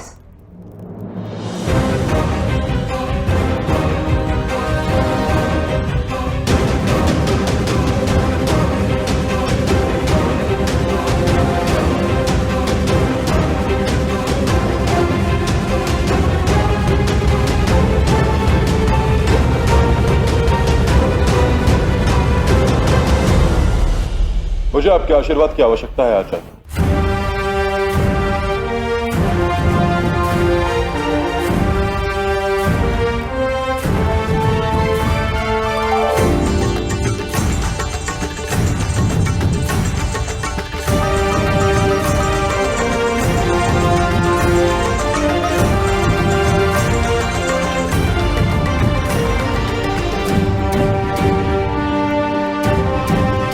जैसा आप सोच रहे हैं वैसा कुछ भी नहीं है आचार्य। ईश्वर करे ये पवित्र हल्दी ना केवल तुम्हारे जीवन से कष्टों का अंत करे, बल्कि उन सभी को नष्ट कर दे जो तुम्हारे प्रति बुरा मंतव्य रखते हैं। महाराज पुरुषोत्तम, ये एक गुरु का आशीर्वाद है।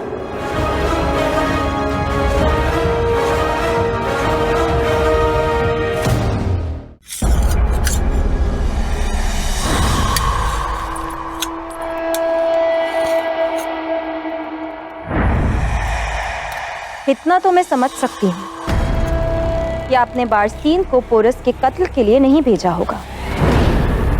और इस यकीन की वजह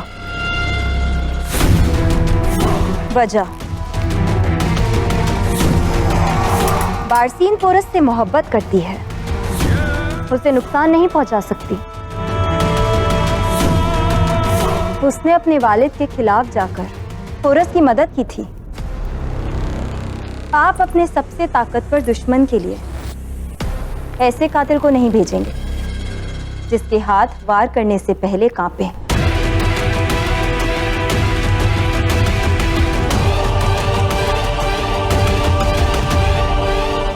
इसीलिए तो तुमसे शादी की है रॉक्सी। तुम मुझे कितना ज्यादा समझती हो। तो अब ये भी समझा दीजिए कि उसे वहां भेजने की क्या वजह है। सही समझा तुमने। मैंने बारसीन को पोरस को मारने के लिए नहीं भेजा, लेकिन इसका मतलब ये नहीं कि पोरस मरेगा नहीं। पोरस के कत्ल के लिए मुझे ऐसा हथियार चाहिए था जो वाकई उसको मुझसे ज्यादा नफरत करे,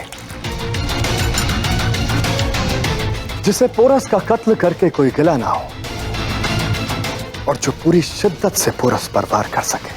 और कौन है वो?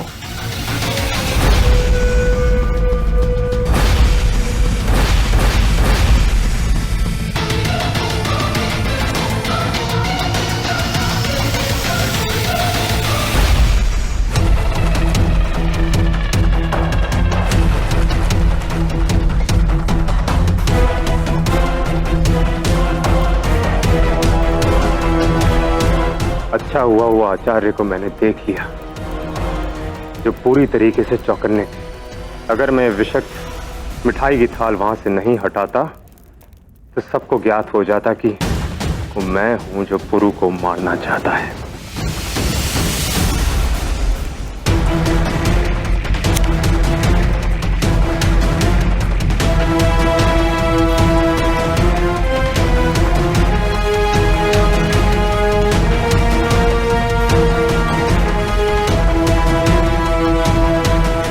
अब मरने की बारी तुम्हारी है पुरु। ये विष तुरंत तुम्हें मृत्यु की गोद में ले जाएगा और मुझ पर कोई संदेह भी नहीं करेगा। तुम यहाँ क्या कर रहे हो सुमेर?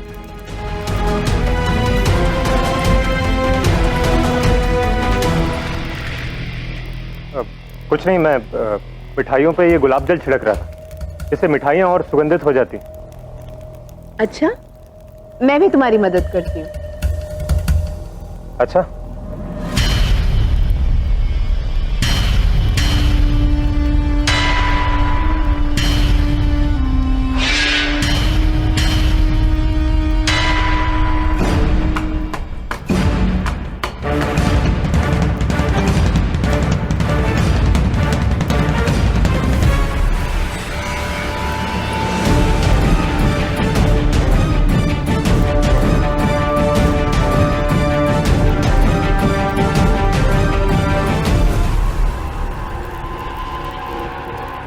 ये विषैली मिठाई का थाल मैंने ही बदल दिया था, क्योंकि बारसीन ने मुझे मिठाई में कुछ मिलाते देखा।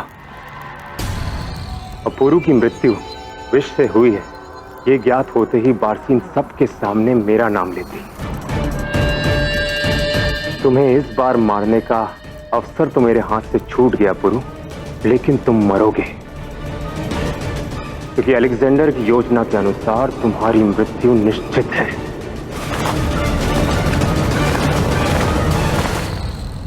तुम ये कर पाओगे सुमेर? पुरु ने हमेशा मुझे नीचे दिखाने की कोशिश करी। दस्यु राजकुमार था मैं, पर बात उस पुरु की सुनी गई, और अब दस्यु कुमारी से विवाह करके वो और शक्तिशाली बन जाना चाहता है, जो मैं होने नहीं दूंगा। अपने एक प्रहार से पूरे जीवन का प्रतिशोध लूंगा मैं। वो चाहता है कि हम दस्यु उसकी ओर से आपके विरुद्ध लड़े और मर जाए। उसकी ये कूटनीति मैं कभी सफल नहीं होने दूंगा। मैं पुरु का खेल समाप्त कर दूंगा। बेशक, और इस बात का इनाम भी मिलेगा तुम्हें। कहना क्या चाहते हैं? पोरस की मौत के बाद तुम्हें दस्यु लोक का ही नहीं, पौरव मुल्क का भी शाह बनाया जाएगा। तुम मेरे नुमाइंदे बनकर वहां का ताजो तख्त संभालोगे और सारे दस्युओं को सिकंदर की सरपरस्ती मिलेगी। सोचो, तुम खुद मुख्तार होगे, कोई तुम्हारे फैसलों के आगे नहीं आएगा, और तुम्हारे पास दस्युओं से भी बड़ी सल्तनत होगी, और तुम शाहे कायनात अलेक्जेंडर के खास कहलाओगे।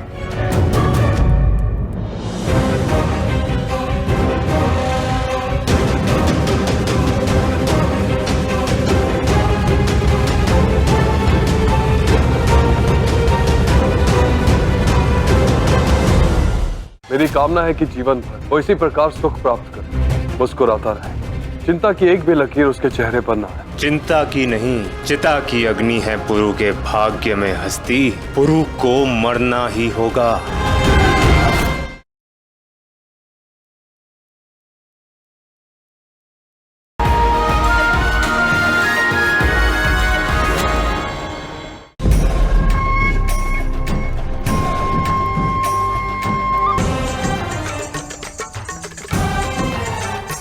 सुमेर, तुम यहाँ क्या कर रहे हो? आओ अपनी बहन को हल्दी लगाओ। रुको, पहले मैं तुम्हें बधाई तो दे दूं। महाराज हस्ती। अब तो तुम भी एक महान व्यक्ति बन गए हो, सिंध के महाराज। अब वो तो बहुत बड़ा साम्राज्य है। कहाँ तुम दस्यु लोक के सेनापति बनने जा रहे थे और कहाँ आज महाराज हस्ती। ऐसी बातें मत करो सुमेर। तुम्हारी और मेरी तो बचपन से घनिष्ठ मित्रता रही है और अब तो तुम भी परिवार का हिस्सा बन गया। और ये सारी प्रसन्नता केवल पुरु के कारण संभव हुई है। कितना कुछ किया उसने मेरे लिए। मेरी कामना है कि जीवन भर वो इसी प्रकार सुख प्राप्त करे, मुस्कुराता रहे, चिंता की एक भी लकीर उसके चेहरे पर ना आए। चिंता की नहीं, चिता की अग्नि है पुरु के भाग्य में हस्ती।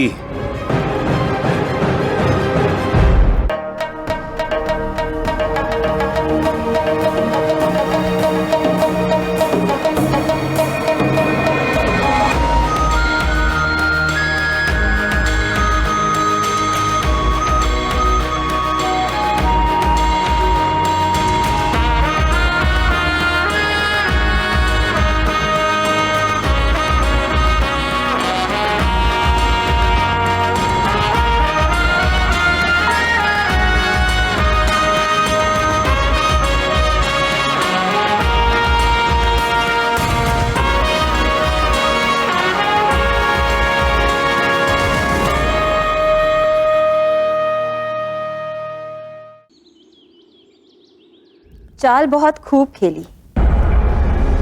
एक भाई को अपनी बहन के शौहर के कत्ल के लिए भेज दिया, पर क्या ऐसा हो पाएगा?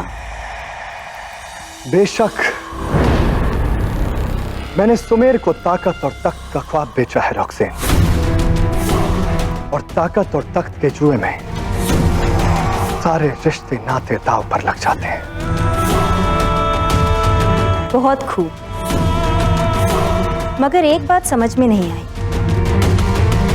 अगर सुमेर को पोरस के कत्ल के लिए भेजा गया है, तो फिर बारसीन को वहां भेजने का क्या सबब है? इस बात का जवाब तो मैंने अपनी मां को भी नहीं दिया रॉक्सेन। तो तुम्हें ऐसा क्यों लगा कि तुम्हें इस बात का जवाब मिलेगा? तुम्हें क्या लगता है मैं अपनी मां से ज्यादा मोहब्बत तुमसे करता हूं?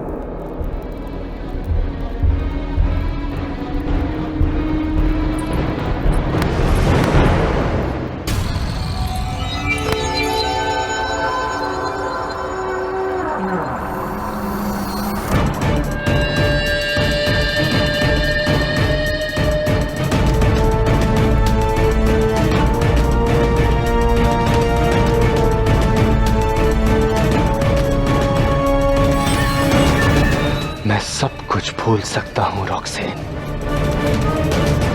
मगर मेरी बेइज्जती नहीं, मेरी रुसवाई नहीं, मेरी बेइज्जती करने वाले को उसकी भूल का खामियाजा तो भुगतना पड़ेगा, भुगतना पड़ेगा, भुगतना पड़ेगा। सुमंगलीरियं वधूरिमां समेत पश्यत् सौभाग्यस्मै तत्वाया हस्तं विपरेतन् गृह्णामि ते सौभगत्वाय हस्तं मया पत्या जरादष्टे यथसः।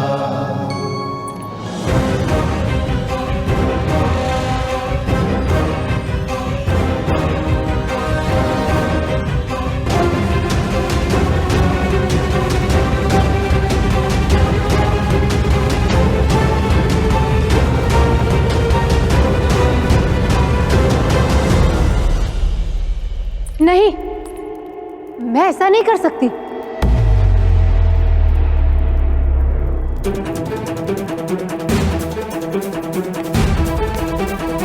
तुम मुझे इतने वक्त से जानती हो पारसी, फिर भी मुझे अभी तक जान नहीं पाई। अलेक्जेंडर पेशकश नहीं करता पारसी, हुक्म सुनाता है, और उस हुक्म की तामील होना जरूरी है। मुझे ना सुनने की आदत नहीं है पारसी। हेफास्टियन, कत्ल कर दो बारसीन की मां और बहन का, क्योंकि अगर बारसीन हमारा काम नहीं करती तो वो हमारे किसी काम के नहीं। रुको,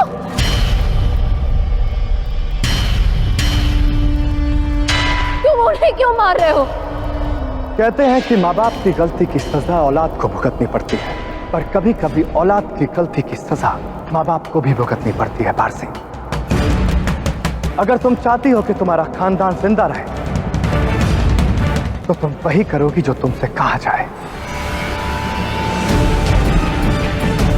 उस शख्स ने मेरी बेइज्जती की है पारसी, इसलिए उसे जीने का कोई हक नहीं है। अब फैसला तुम्हारा है, ना कहकर यहां रुको और अपने खानदान का खात्मा अपनी आंखों के सामने देखो, या पौरव मुल्क जाकर वो करो जो तुमसे कहा गया है। ठीक है, मैं जाऊंगी। क्या करना होगा मुझे? तो अब सुनो कि तुम क्या करोगी वहां।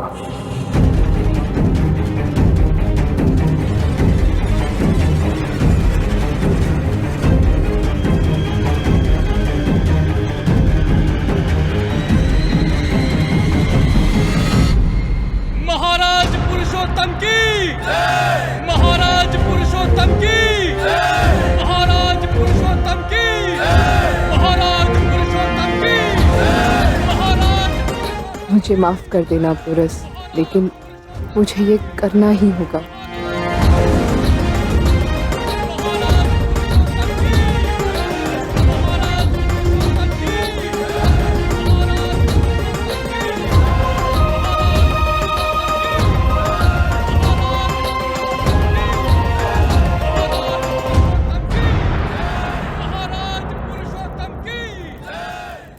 हल्दी विधि और ग्रह पूजन संपन्न हुआ। अब आज रात हम वर वधू के साथ शिवलिंग की पूजा आरंभ करेंगे। तो विवाह की वास्तविक विधि वो कब आरंभ होंगी राजगुरु जी? तनिक प्रतीक्षा करनी होगी महाराज। विवाह की सभी रस्में कल प्रातःकाल से आरंभ करेंगे। सबसे पहले दान विधि आरंभ करेंगे, जिसमें आप दोनों अपने विवाह के उपलक्ष्य में प्रजा को भोजन, वस्त्र, अन्य वस्तुएं प्रदान करें।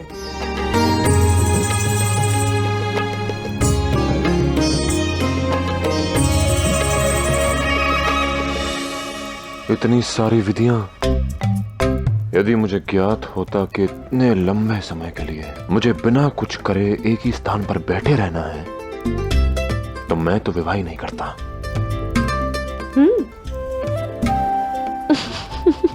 अरे तुम मुस्कुरा क्यों रही हो लाची? ठीक है तो कह रहा हूं मैं, इतने लंबे समय के लिए एक ही स्थान पर बैठे रहो बिना कुछ करे, कोई भी थक जाएगा ना। और सबको देखकर मुस्कुराते रहो, क्योंकि विवाह के दिन सबकी दृष्टि आपके ऊपर होती है।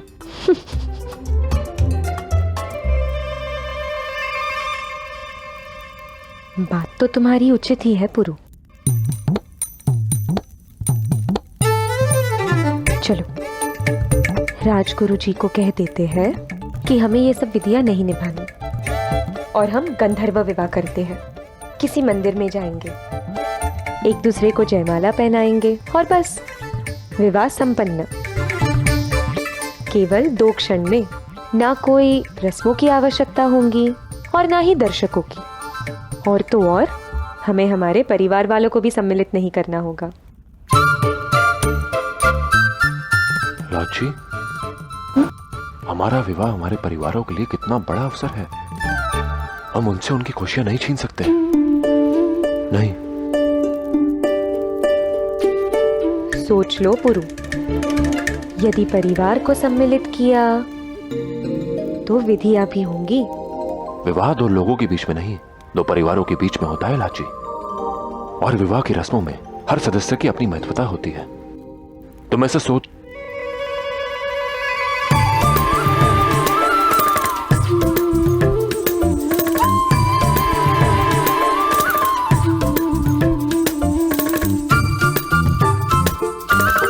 हाँ हाँ ठीक है, जो तुम समझाना चाहती थी वो मैं भली बात ही समझ गया। अब अधिक प्रसन्न होने की कोई आवश्यकता नहीं।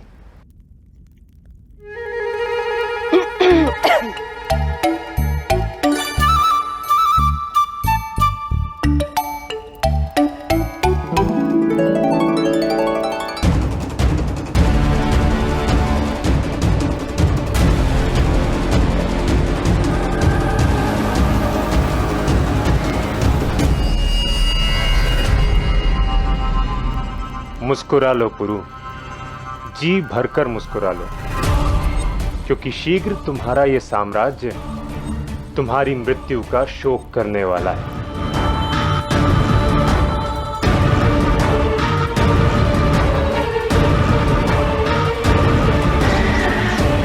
एक विशालकाय हाथी को मारने के लिए एक छोटी सी चींटी भी पर्याप्त होती है पुरु। उसी प्रकार तुम्हारी मृत्यु इस छोटी सी डिबिया में बंद है, जिसे मैं आज रात्रि को खोलूंगा। किंतु उससे पूर्व मुझे एक और कार्य करना है।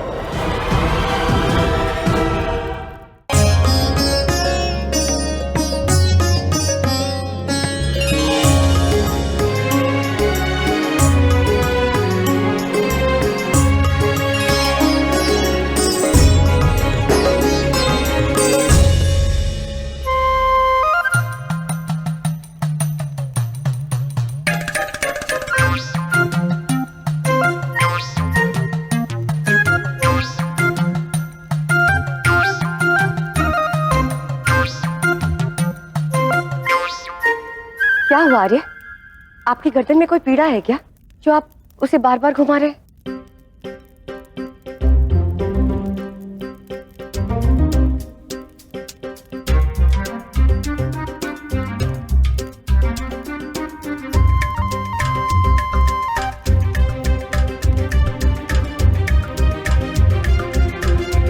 हाँ, वो गर्दन में कुछ पीड़ा थी तो व्यायाम कर रहे थे।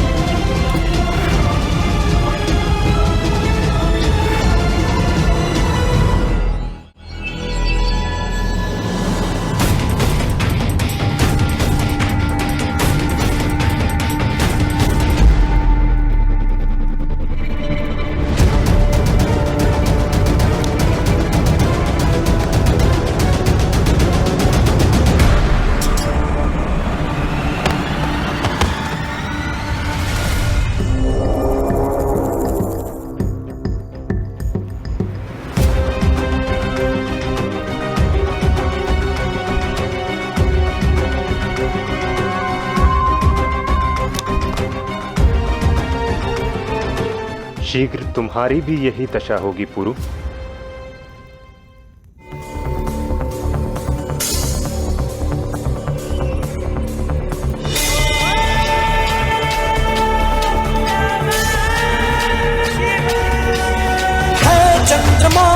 के माथे की शोभा जटाओं में गंगा बहे, है जो विनाशक तो रक्षक भी है, वो महाकाल दुनिया कहे। सबका बनता सहारा भोला शिव ओंकारा, करता है आरंभ लाता प्रलय।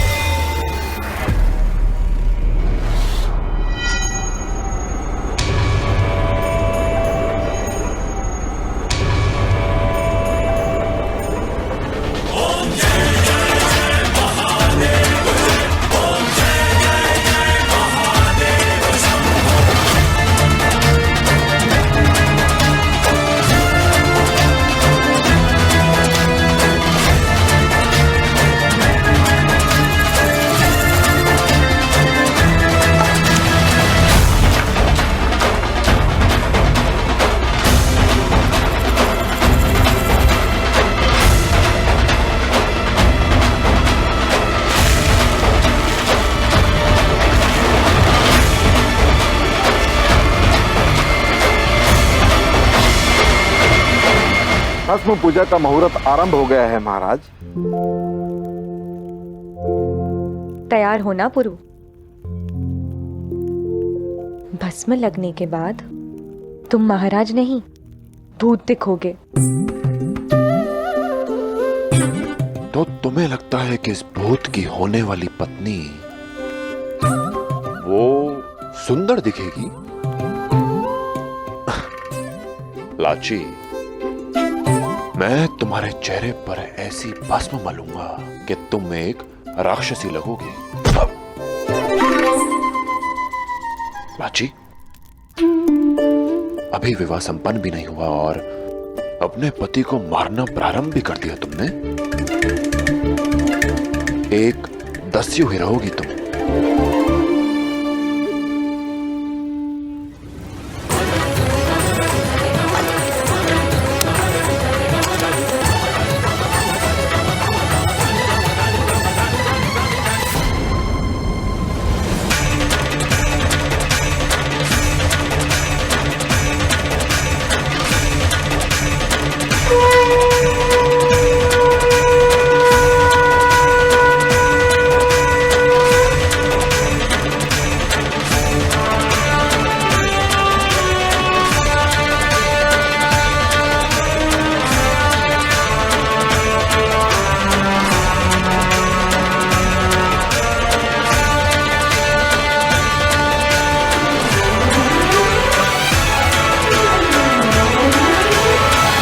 तुम यहाँ क्या कर रहे हो? तुम लाची के भाई हो, तुम्हें तो उनके साथ होना चाहिए। हाँ राजमाता, मैं लाची का भाई हूँ, इसलिए सुनिश्चित कर रहा था कि सारे प्रबंध ठीक है या नहीं। और भस्म पूजा भी आरंभ होने वाली है, तो आहुति की सामग्री सज्ज कर रहा था। तुम्हें चिंता करने की आवश्यकता नहीं। लाओ, मुझे तो मैं लेकर जाती हूँ।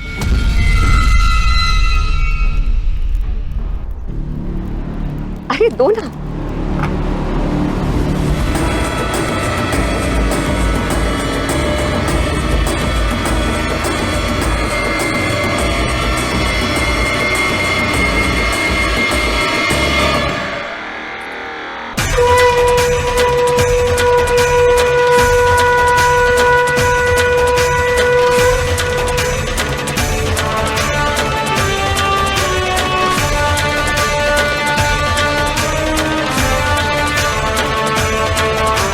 राजगुरु जी, भस्म सज्ज है, पूजा की विधि आरंभ करें। अवश्य राजमाता।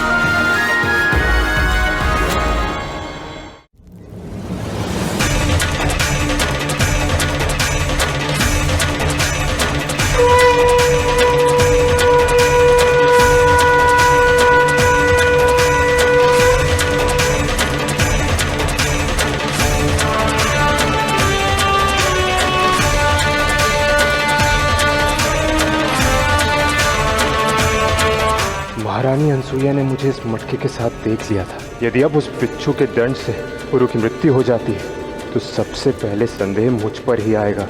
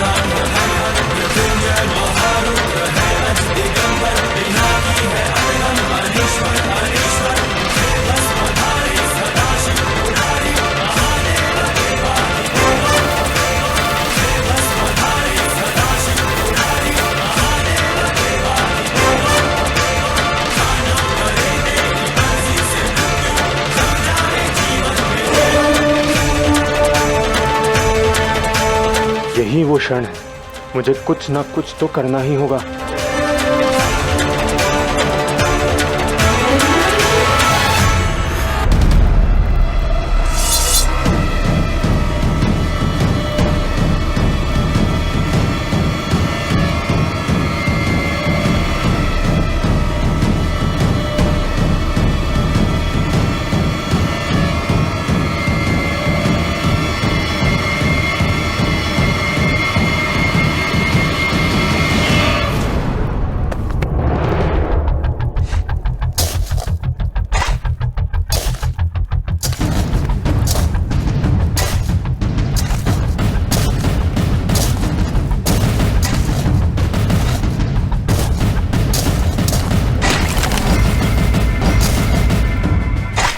तुम क्या कर रहे हो सुमेर? मैंने इस मटके में एक बिच्छू जाते देखा है।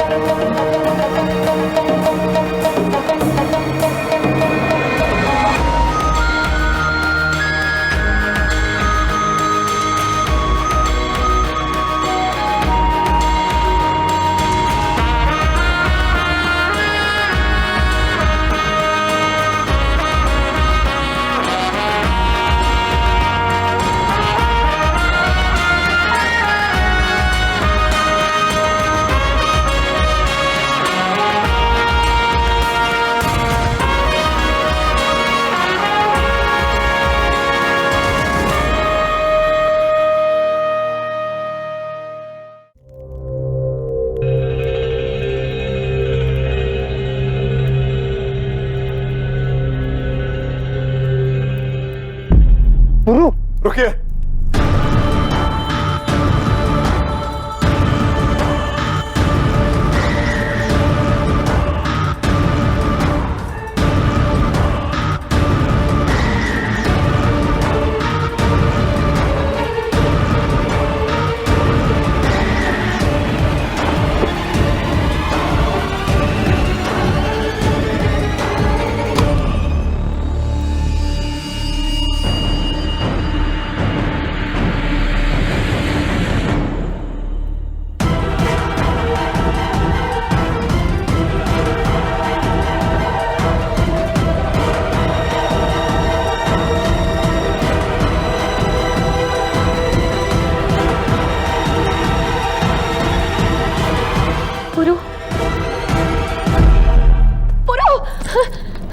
पुरु,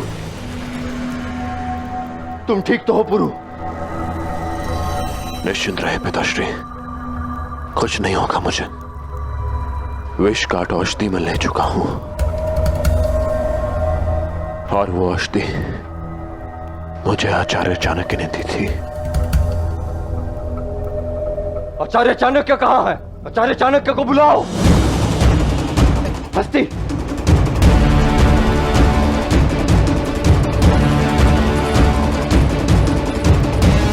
आचार्य चाणक्य कहाँ हो सकते हैं?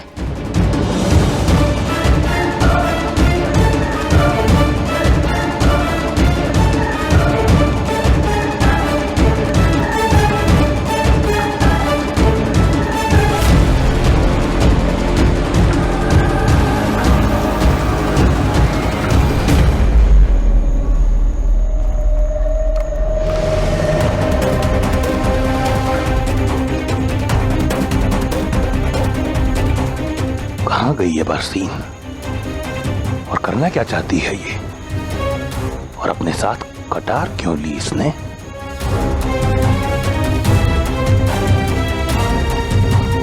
वो दृष्टि से ओझल हो गई है।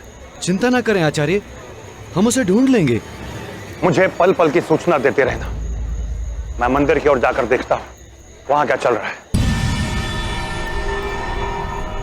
नहीं, मैं आपको मंदिर जाने नहीं दे सकती। आपको तो मेरा पीछा करना है। वहां जाकर ढूंढा उसे, कदाचित वो उस दिशा में गई है। शीघ्रता करो।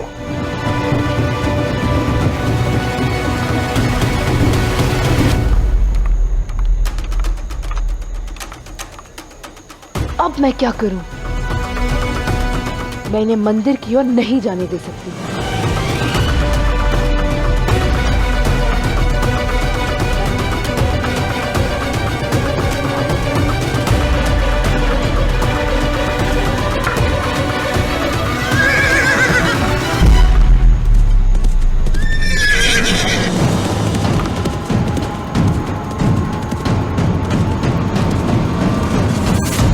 मुझे इसका पीछा करना होगा।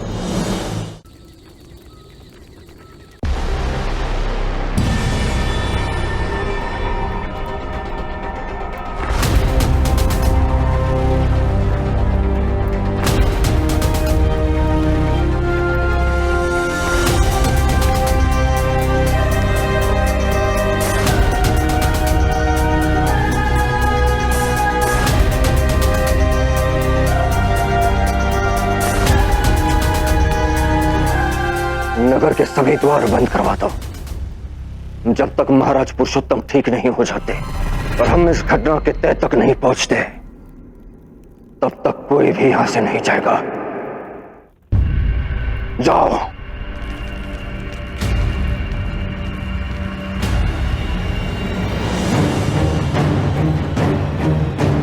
इतने विषैले बिच्छू का उसी मटके में आना जो पूजा में उपयोग होने वाला था, मात्र संयोग नहीं हो सकता। कोई है जो पुरु को मारना चाहता था।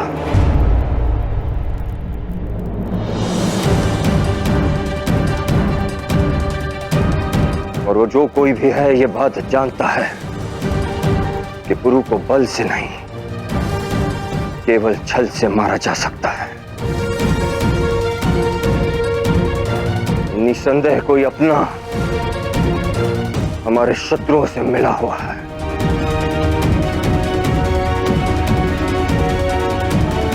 अवश्य ही वो कोई घनिष्ठ है, कोई विश्वास पात्र, अन्यथा कोई इतनी कड़ी सुरक्षा व्यवस्था भेज नहीं सकता।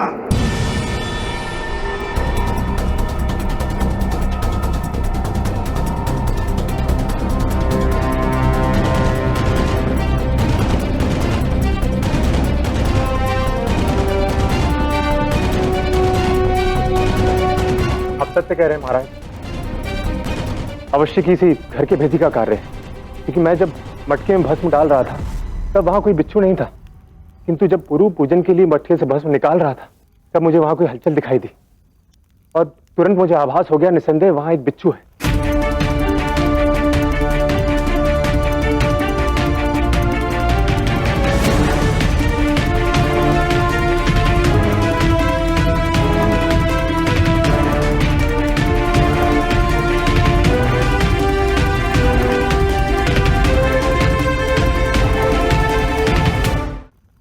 क्षमा करना सुमेर, तुम पुरु की रक्षा करना चाहते थे और हम समझे कि तुम उसके प्राण लेने का प्रयास कर रहे हो। कोई बात नहीं महाराज, ऐसी स्थिति में कोई भी पिता वही करता जो आपने किया। यदि आपके स्थान पे मैं होता तो कदाचित मेरी प्रतिक्रिया भी वही होती।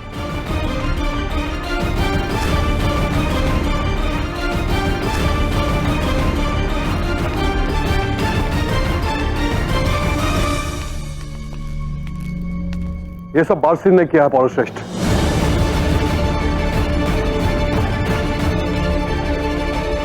क्या? बारसीन? हाँ, मुझे विश्वास नहीं हुआ था, किंतु यह सत्य है। बारसीन ने ही पुरु के प्राण लेने का प्रयास किया और अब वो यहां से भाग गई है। वो किस दिशा में गई है? पीछा करो उसका, वो अधिक दूर नहीं गई होगी। ये तो मुझे ज्ञात नहीं। आचार्य चाणक्य और उनके शिष्य उसके पीछे गए। सैनिकों की एक टुकड़ी उनकी खोज में भेजो। अगर बारसीन ने पुरु के प्राण लेने का प्रयास किया है तो उसे क्षमा नहीं किया जाएगा।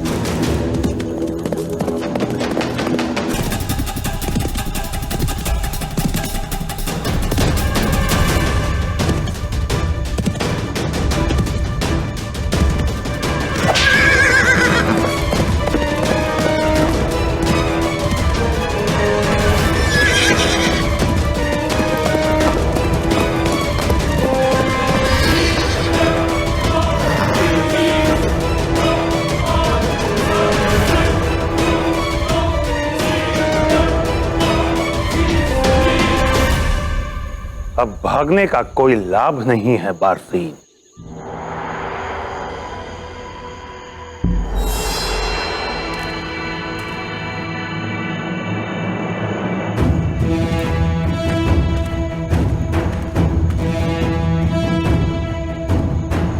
मैं सत्य जान गया।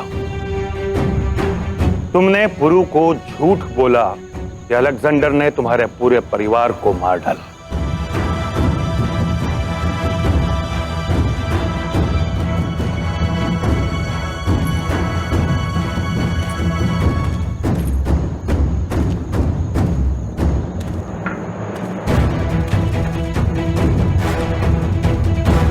वो मात्र एक बहाना था पुरु और उसके परिवार का विश्वास जीतने के लिए। तुम्हारा यहां आने का उद्देश्य कुछ और है। बताओ, क्यों आई हो यहां?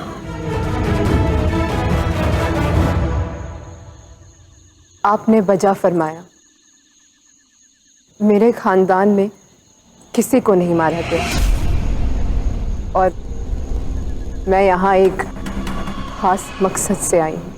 तुम्हारा यहाँ आने का उद्देश्य क्या है?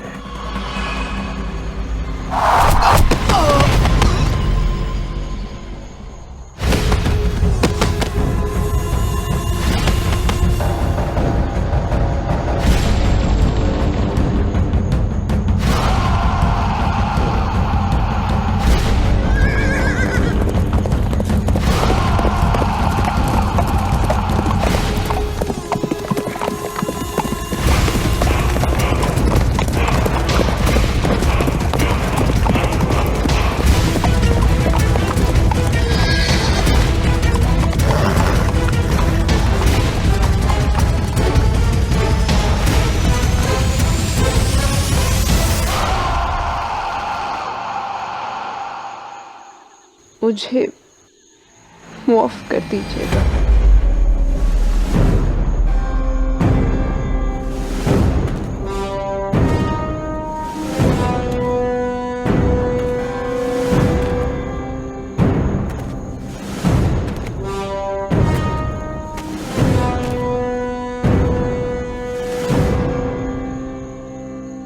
महान अलेक्जेंडर को धोखा देकर उन्हें यहां लाए थे ना तुम मालिम? ये सिकंदर का जवाब है। अब तुम हमारे साथ चलोगे और तुम्हारी तकदीर का फैसला शाह सिकंदर करेंगे। दूसरों की भूलों से सीख लेना आवश्यक है, क्योंकि जीवन इतना लंबा नहीं सारी भूलें तुम स्वयं कर सको। अर्थात जो करना है अभी करो, समय व्यर्थ मत गंवाओ।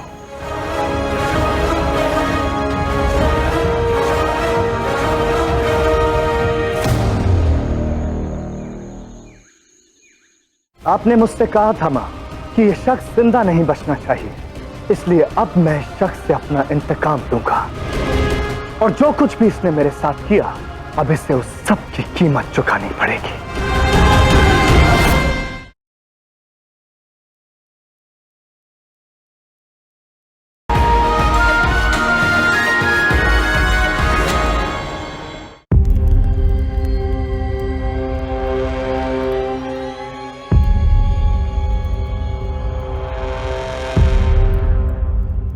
पुरु,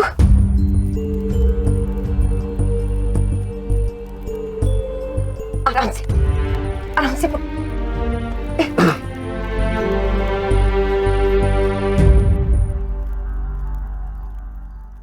निश्चिंत रहें आप सब, ठीक हूं मैं।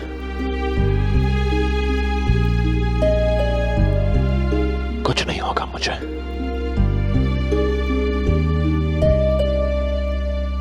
हल्दी विधि के समय आचार्य को पहले ही कोई अनहोनी होने का आभास हो गया था, इसीलिए उन्होंने मुझे विष काट औषधि दे दी थी ताकि आने वाले कोई भी संकट के लिए मैं सज रहूं। जानते हो यह षड्यंत्र किसने रचा पुरु? बारसिंह ने। तुम्हारे प्राण लेने का प्रयास करने के पश्चात वो यहां से भाग गए। आचार्य उसी के पीछे गए। मुझे विश्वास नहीं कि मुझे मारने के पीछे बारसीन का हाथ है। सभी प्रमाण उसके विरुद्ध थे पुरु। बस एक वही थी जो बाहर से थी और अलेक्जेंडर के संपर्क में थी। जो दिख रहा है वैसा है नहीं। यदि अलेक्जेंडर मुझे मारना चाहता है तो वो बारसीन को तो नहीं भेजेगा। यदि ये दाव अलेक्जेंडर ने चला है तो बारसीन केवल एक दिखावा है। चक्रव्यूह तो कुछ और ही रचा है उसने।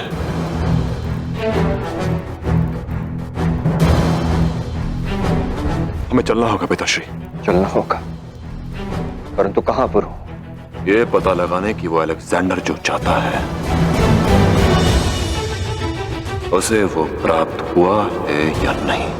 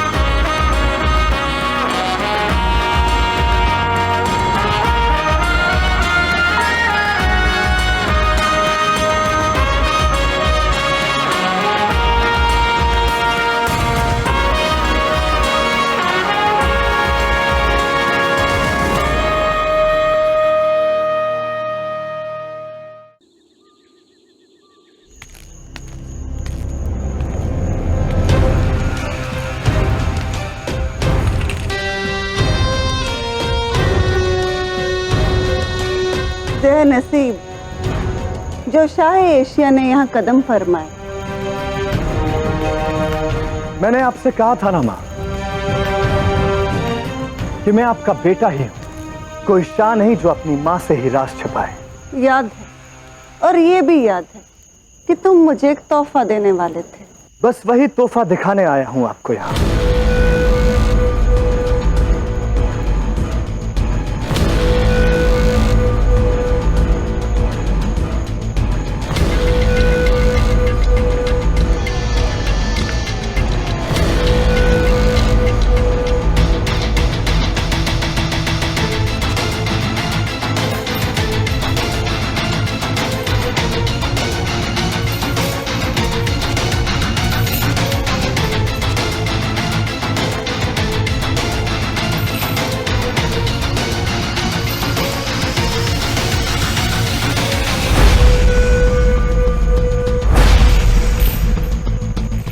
आपने मुझसे कहा था मां कि यह शख्स जिंदा नहीं बचना चाहिए, इसलिए अब मैं इस शख्स से अपना इंतकाम लूंगा और जो कुछ भी इसने मेरे साथ किया अब इसे उस सब की कीमत चुकानी पड़ेगी।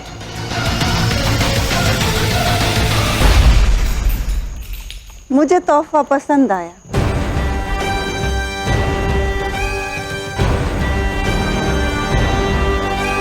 अब वही करना जो मैं तुम्हें कहने वाली हूं।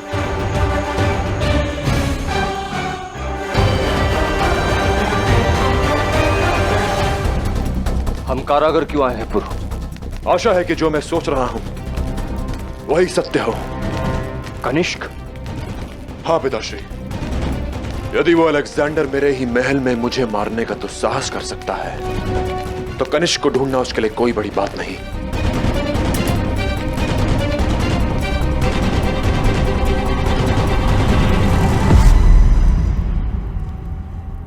कनिष्क तो यही है।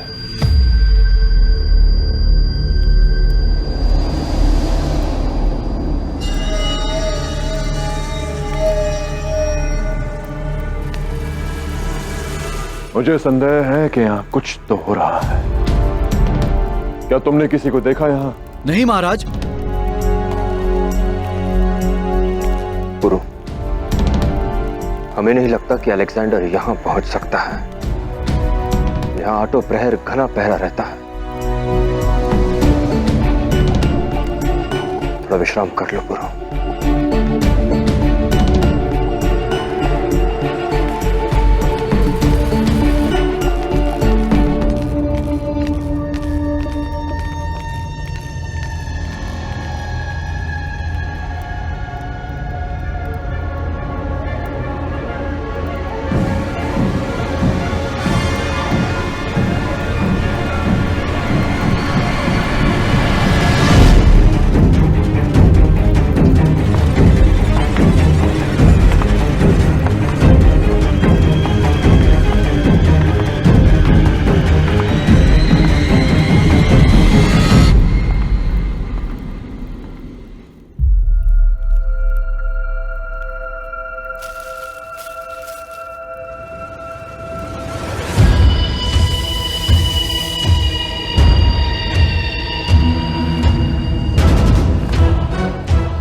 आजादी की जिंदगी चाहिए तो मेरे साथ हाथ मिलाओ। आजादी की ओर पहला पड़ाव है पोरस का खात्मा, और इसमें तुम्हारी मदद करेगा सुमेर।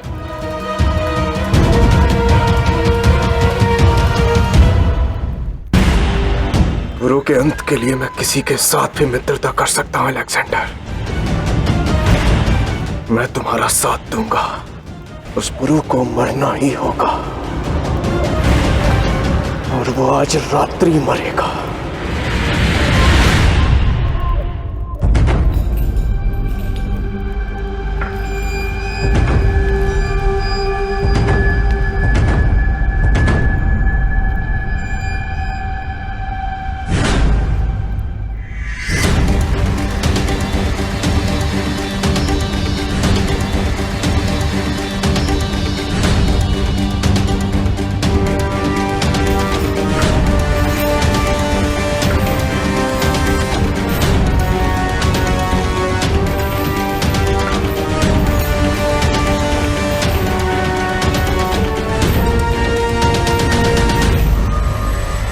आप इसी दशा के पात्र हैं चाणक्य। अपनी कर्म भूमि के साथ साथ पूरी तक्षशिला के साथ विश्वासघात किया है आपने। जड़ें काटकर शाखाओं के सुरक्षित रहने की कामना नहीं की जा सकती अम्बिराज।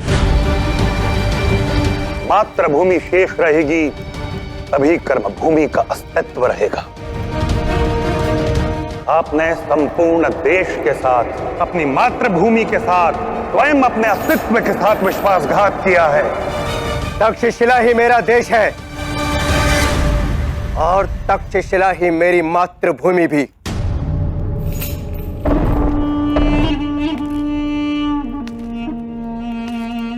गुरु की संगति का प्रभाव देखिए, वो भी मुझे देशद्रोही कहता है और आप भी। और अब आपकी दशा भी वही है जो उस पुरु की होने वाली है। संगति की बात आपने बहुत उचित कही तक्षशिला नरेश। अच्छी संगत होना बहुत महत्वपूर्ण, किंतु कुछ लोग बहुत समझाने के पश्चात भी बुरी संगत से उबर नहीं पाते। उदाहरणतया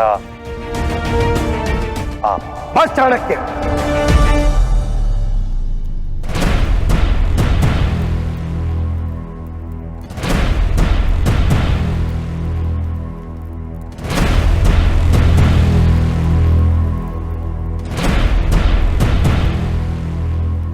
आचार्य है इसके लिए अब तक मौन था, अन्यथा।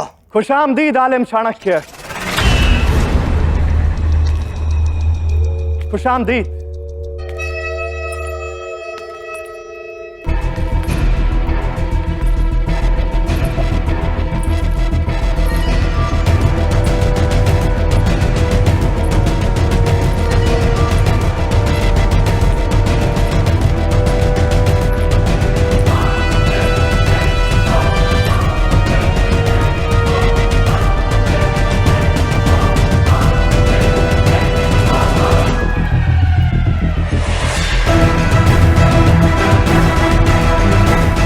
अपने आपसी मसले आप बाद में निपटाना शाहे तक्षशिला।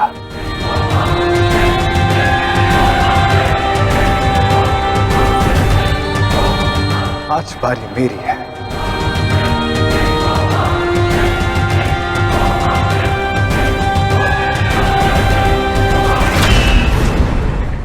तो अपने घर,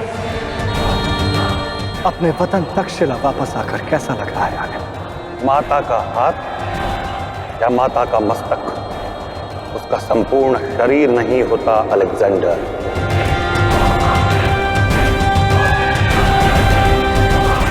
हाँ, मैं तक्षशिला में पला बढ़ा अवश्य हूं, किंतु तक्षशिला हो या पौरव राष्ट्र, अंग, बंग, कलिंग या मगध, अयोध्या, मथुरा, माया, काशी, कांची, अवंती, संपूर्ण भारतवर्ष मेरा घर है अलेक्जेंडर।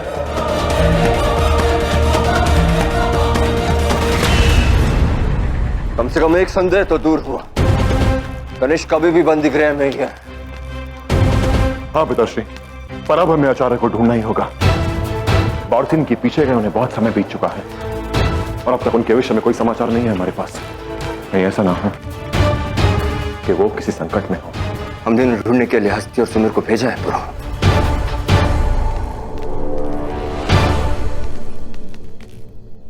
आचार्य चाणक्य कहाँ है भाई? पुरो, उनके विषय में कोई जानकारी प्राप्त नहीं हुई।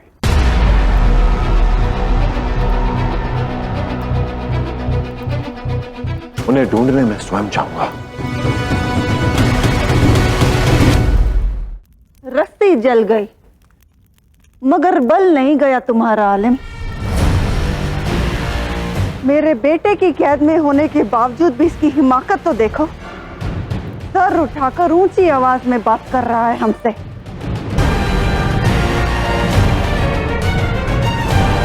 अलेक्जेंडर, किसी वक्त इसका सर धड़ से काटकर अपने कदमों में गिराओ ताकि इस बदजुबान की जुबान हमेशा के लिए खामोश हो जाए। मृत्यु तो परम सत्य है, धरा पर प्रत्येक मर्त्य है। हम भारतवंशी मृत्यु से भयभीत नहीं होते महारानी, क्योंकि मृत्यु हमारे लिए मोक्ष है। और यदि मृत्यु राष्ट्र हित में हो, वो तो नया प्रारंभ है। अपने ही लोगों के सामने मृत्यु को प्राप्त होना मेरे लिए सौभाग्य की बात होगी। जीते जी जिन लोगों के मन में देशभक्ति नहीं जगा पाया, कदाचित मृत्यु के बाद जगा पाऊंगा। तो अब एक आलिम एक शहीद बनना चाहता है। वो चाहता है कि उसकी मौत के बाद उसके मुल्क के बाशिंदे ज़्यूस के बेटे सिकंदर के खिलाफ खड़े हो जाए और एक भारत का ख्वाब पाल ले। हाँ, मैं स्वीकार करता हूं कि तुम एक महान योद्धा हो सिकंदर। तुमने वो सब कुछ बहुत अल्प आयु में पा लिया जिसके लिए कई जीवन लगते हैं। हाँ, मैं स्वीकार करता हूं, विगत 10 वर्षों में तुमने कोई युद्ध नहीं हारा और तुम्हारा देश तुम्हें एक नायक मानता है। कदाचित कुछ लोग तुम्हें ईश्वर भी मानते हैं, लेकिन जब एक नायक दूसरे की मातृभूमि पर आधिपत्य जमाने आए तो वहां के लोग उसे खलनायक समझते हैं। ईश्वर नहीं, राक्षस समझते हैं। और हम भारतवासी खलनायकों को दंड और राक्षसों का वध करते हैं। और रही बात अखंड भारत की, तो वो एक स्वप्न नहीं, शपथ है। तो आज नहीं तो कल पूर्ण होगी ही।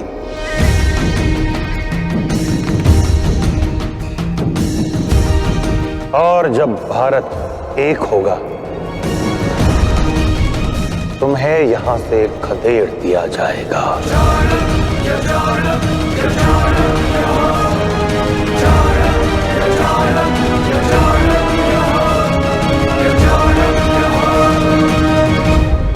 आज तुम्हारा विवाह है। यदि वो संकट में हो तो हम उन्हें अकेला नहीं छोड़ सकते पिताश्री। तुम्हारी चिंता मैं समझ रहा हूं, किंतु तुम भूल रहे हो कि इस देश में उनसे बुद्धिमान और विद्वान व्यक्ति कोई नहीं है। हर संकट का सामना करने में सक्षम है वो, और उनके शिष्य भी तो उनके साथ गए। हस्ती उचित कह रहा है पुरु। हमें विश्वास है कि शीघ्र ही हमें उनसे कोई अच्छा संदेश प्राप्त होगा। और अभी बिच्छू के डंक से तुम पूरी तरह उभरे नहीं हो। हमें नहीं लगता कि तुम्हें इस अवस्था में उनके पीछे जाना चाहिए। पर हम उनके योगदान को नहीं भुला सकते पिताश्री। हम ये नहीं भूल सकते कि उन्होंने आपके प्राणों की रक्षा की थी और आपको सुरक्षित तक्षशिला से निकाला। हम नहीं भूल सकते कि सही समय आने पर अमिराज द्वारा किए गए विश्वासघात के विषय में उन्होंने हमें सूचित किया। अपनी कर्म भूमि को छोड़कर अखंड भारत के स्वप्न को पूरा करने के लिए हमसे मैत्री की। वो आचार्य चाणक्य ही थे जिन्होंने आपके पुत्र को विष काट औषधि दी। और अब हमारे राष्ट्र की रक्षा करने के लिए वो वारसीन के पीछे गए हैं पिताश्री। केवल इसीलिए कि मेरा विवाह है, हम उन्हें अकेला नहीं छोड़ सकते। मैं जानता हूं पिताश्री कि यह विवाह केवल मेरा ही नहीं, इसमें लाची और उसका परिवार भी सम्मिलित है। पर मुझे केवल आपका आश्वासन चाहिए पिताश्री। लाची और उसके परिवार को मैं मना लूंगा।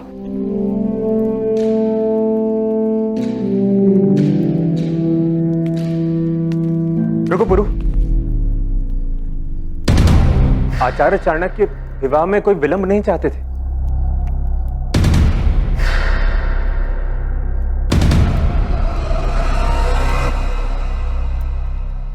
वो चाहते थे कि विवाह की विधि में कोई विघ्न ना आए।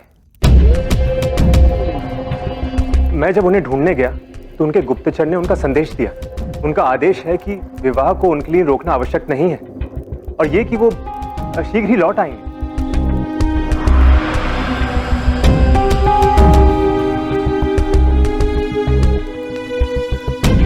तुम्हें विश्वास है कि गुप्तचर की सूचना उचित है? हाँ पुरु, आचार्य के गुप्तचर उनसे छल नहीं कर सकते। और अगर तुम्हें संदेह है तो मैं उस गुप्तचर को अभी बुलाता हूं। कोई आवश्यकता नहीं इसमें।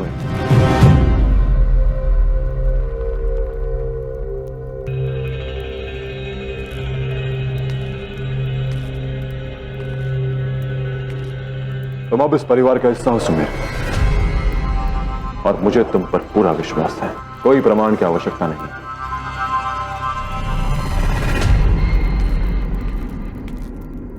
हम तुम्हारी चिंता समझते हैं पुरु, परंतु यदि वो बारसिंह के पीछे गए हैं तो अवश्य उनके पास कोई योजना होगी।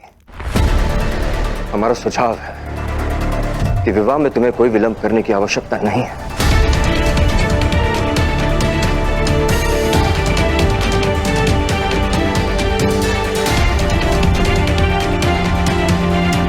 आप जहां कहीं भी हैं आचार्य, आशा है कि आप सुरक्षित हैं और शीघ्र ही लौटेंगे।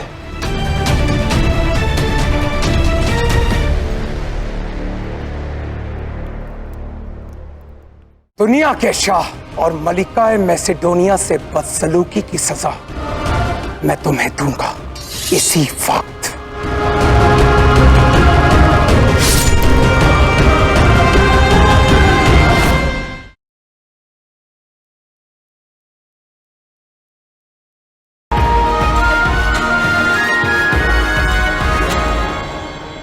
इससे बहस करने में कोई फायदा नहीं है अलेक्जेंडर। ये सिर्फ तुम्हारे दिमाग से खेल रहा है। फौरन इसका कत्ल कर दो। एक चाणक्य को मारोगे 100 जन्म लेंगे। दुनिया के शाह और मलिकाए मैसेडोनिया से बदसलूकी की सजा मैं तुम्हें दूंगा।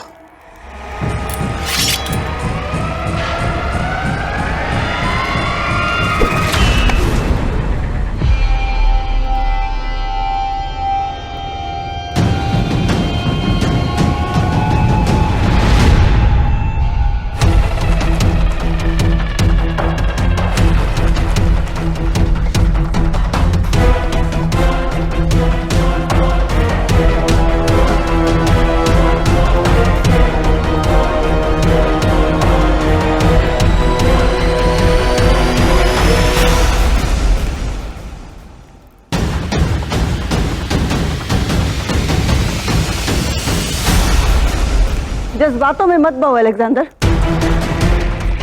जब मर्द का गुरूर और औरत की आस टूटती है तो अंजाम गलत फैसले की शक्ल ले लेता है।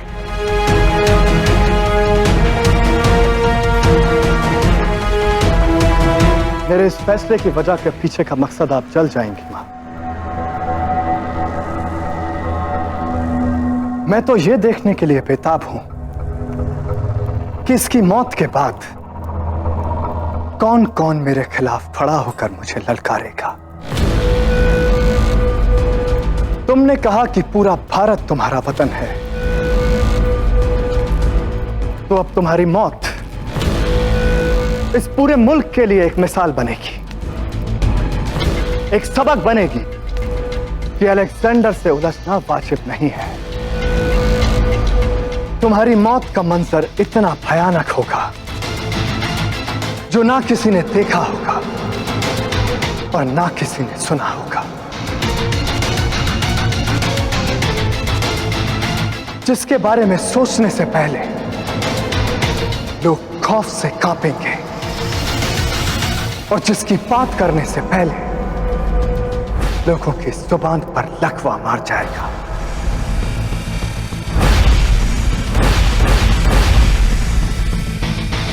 कई सदियों तक तुम्हारी मौत एक खौफनाक याद बनकर भारत के लोगों के जहन में रहेगी।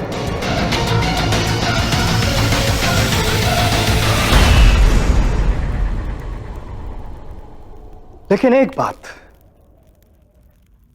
तुम्हारे हुक्मरान पोरस को तुम्हारी मौत के बारे में कुछ पता नहीं चल पाएगा। बेशक, क्योंकि कुछ जानने के लिए उस शख्स का जिंदा रहना जरूरी है। और पोरस, उसकी मौत तो उसके सर पर तुमसे पहले नाच रही है। बहुत जल्द उसका कोई अजीज उसका खात्मा करेगा।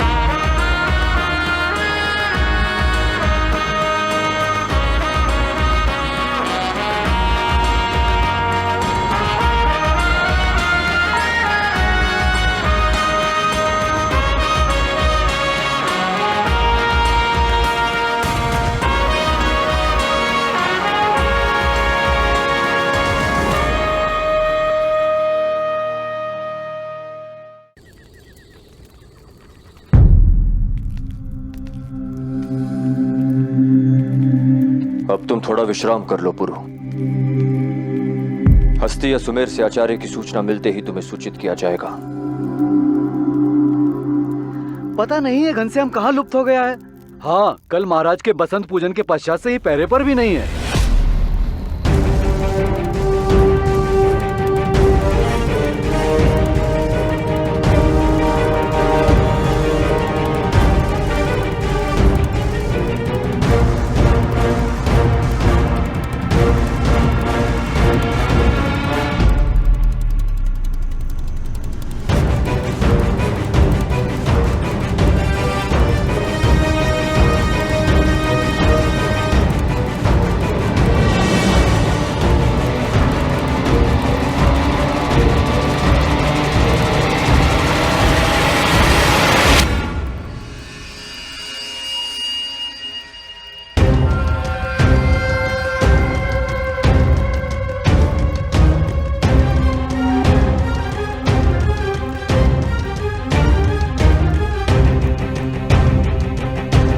कनिष्क यहाँ नहीं है और इस सैनिक को विष दिया गया है।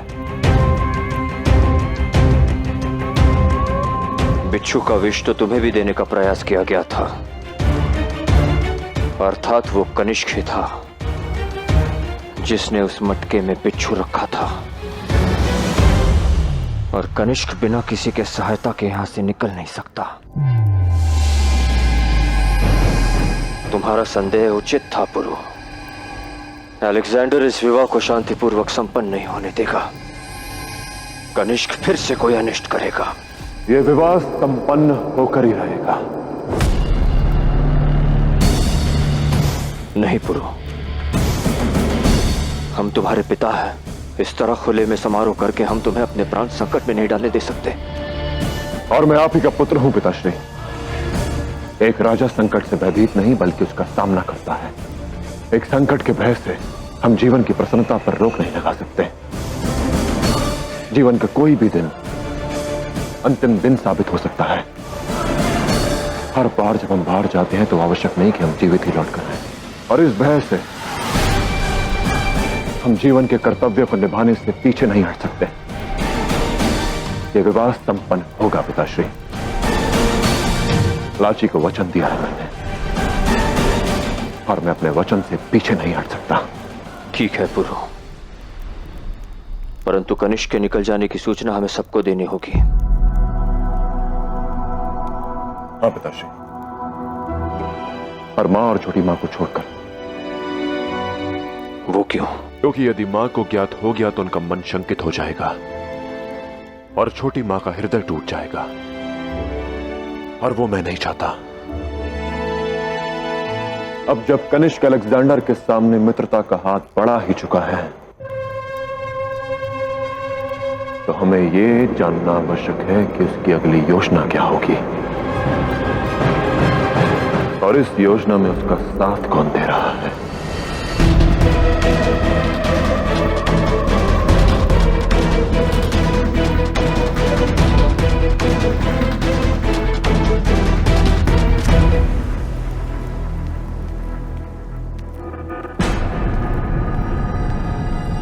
पुरुष बिच्छू के प्रहार से बच कैसे गया? आचार्य चाणक्य के कारण।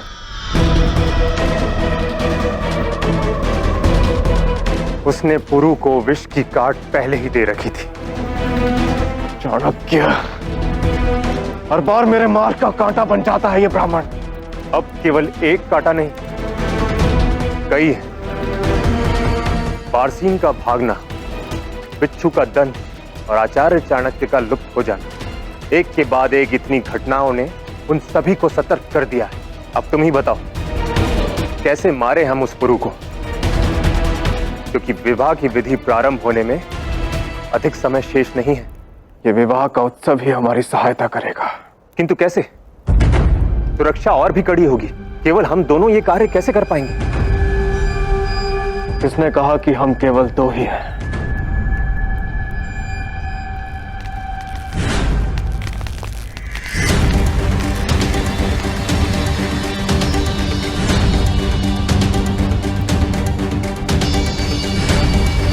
ये सब लोग मेरे विश्वास पात्र हैं,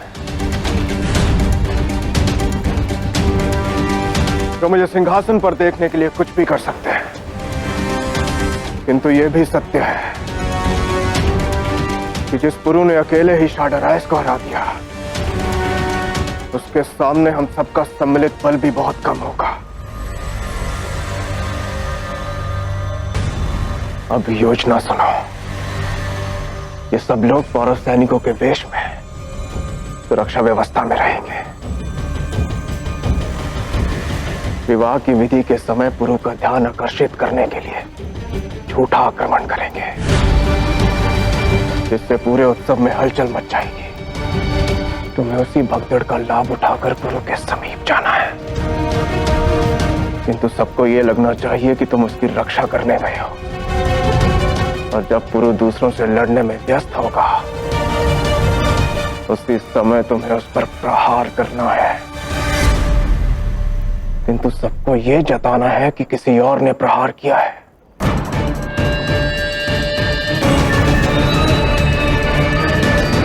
मृत्यु के लिए सज्ज हो जाओ पुरु, और मैं राजा बनने के लिए सज्ज होता हूं।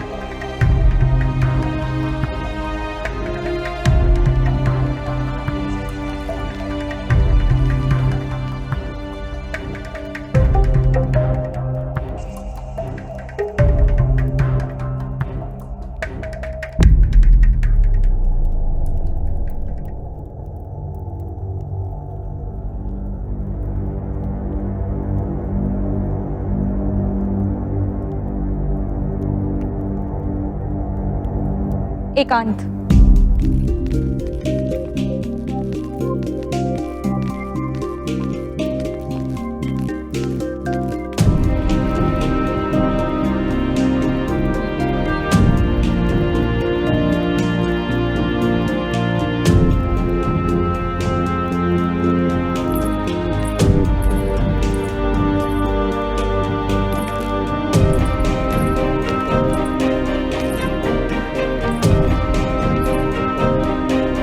क्या हुआ पुरु? सब कुशल तो है ना?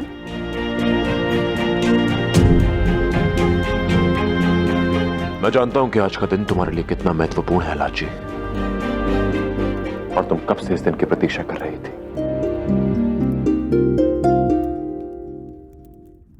केवल मैं? हम दोनों। पर हर पूर्णिमा पर चंद्रमा चमकता नहीं है लाची।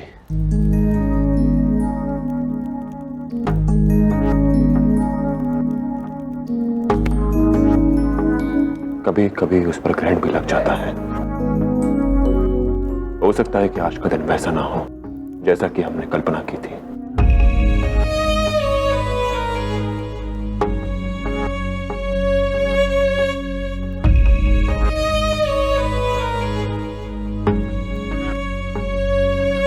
ये तो मैं तब भी जान गई थी जब पारसी ने तुम पर बिच्छू का डंच दिया था।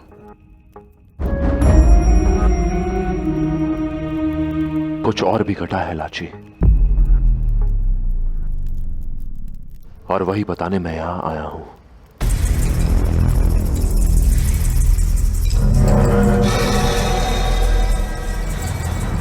अलेक्जेंडर की सहायता से कनिष्क बंदी गृह से भाग चुका है लाची। क्या? हाँ लाची, मुझे मारने के पीछे बारसीन का हाथ नहीं था। वो अलेक्जेंडर ये सब कनिष्क के माध्यम से करवाना चाहता था, और मुझे संदेह है कि ऐसे प्रहार और भी हो सकते हैं मुझ पर।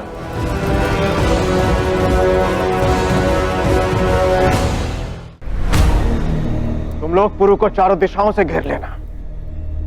उसके निकट सुमेर भी होगा। वो अवसर मिलते ही अपना कार्य कर देगा और पुरु को मार डालेगा।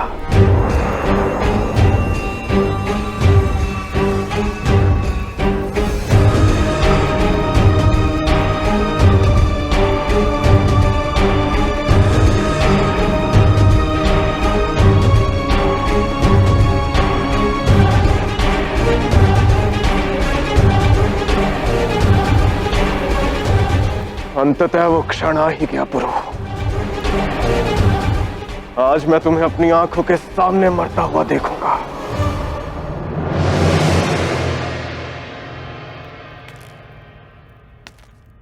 अलेक्जेंडर की सहायता से कनिष्क बंदी गृह से भाग चुका है लाची। हाँ लाची, मुझे मारने के पीछे बारसीन का हाथ नहीं था। वो अलेक्जेंडर ये सब कनिष्क के माध्यम से करवाना चाहता था, और मुझे संदेह है कि ऐसे प्रहार और भी हो सकते हैं मुझ पर।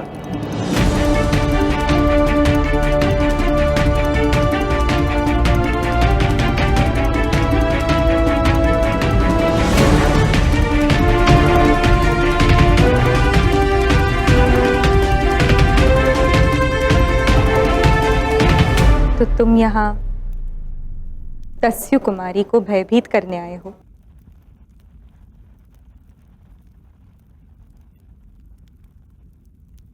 नहीं लाची, मैं तो अपने मित्र को चुनौती देने आया हूं, क्योंकि वो अलेक्जेंडर ये विवाह सरलता से संपन्न नहीं होने देगा। ये सब जानने के पश्चात भी कि किसी भी क्षण मेरे साथ कुछ भी हो सकता है। क्या तुम इस विवाह के लिए सच हो? इस विवाह में पहले से ही ऐसा बहुत कुछ हुआ है जो इससे पहले कभी नहीं हुआ पुरु। तुम एक राजकुमार थे, परंतु दस्यु लोक में पले बड़े, और मैं दस्यु राजकुमारी थी जो अब से पौरव रानी बनने वाली हूं।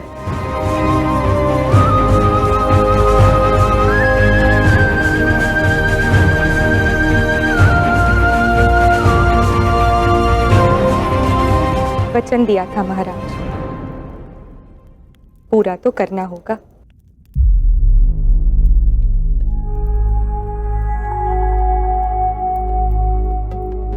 पुरु कोई वचन अधूरा नहीं छोड़ता लाची। सोचना तुम्हें है कि तलवार की नोक पर तुम विवाह के वचन ले पाओगी।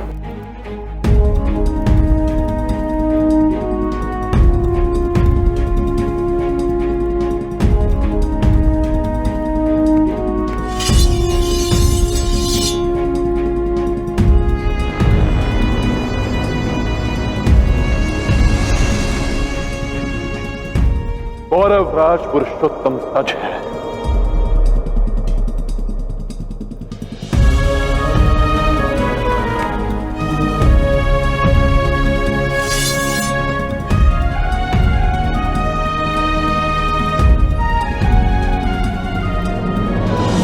दस्यु कुमारी लाची भी सच है पुरु।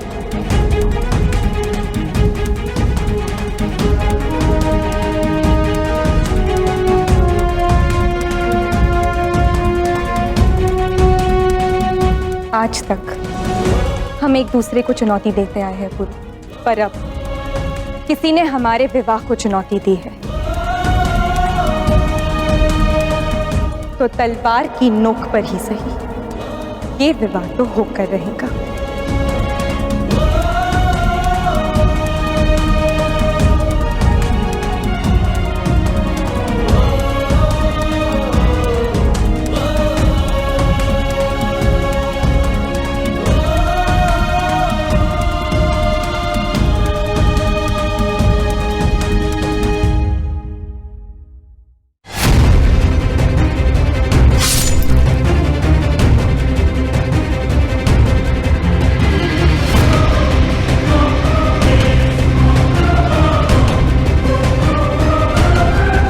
महाराज पुरुषोत्तम, मुझे मेरे भाई की हत्या का न्याय चाहिए।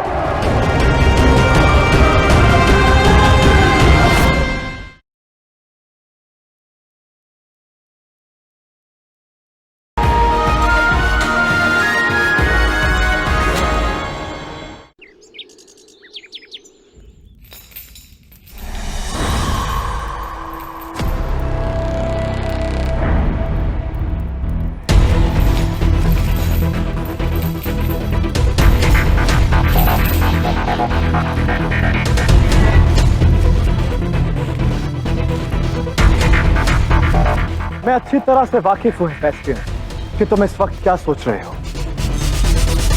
पर हर घोड़े को एक ही लगाम से काबू नहीं किया जा सकता।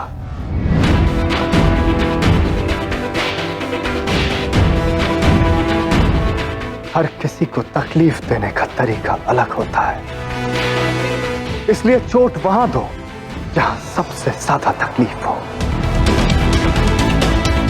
तो उसकी तकलीफ दिखाई भी देगी और उसकी चीख सुनाई भी देगी।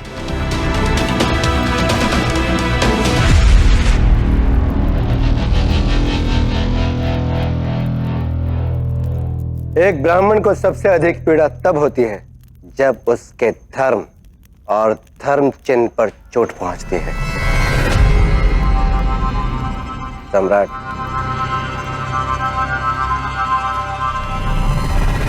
लो आलिम, तुम्हारे राजा ने ही तुम्हारी कमजोरी बता दी। चापलूस और चमचों की राशि भी एक होती है और गुण भी। चमचा जिस पात्र में रहता है उस पात्र को खाली करता है, और चापलूस जिसकी शरण में रहता है उसे खोखला करता है।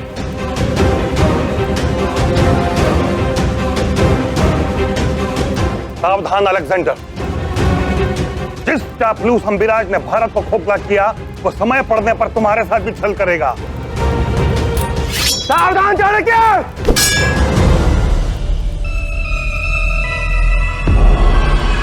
मैंने कहा था शाही तक्षशिला, अपने आपसी मसले आप बाद में सुलझाएं। आज मेरी बारी है।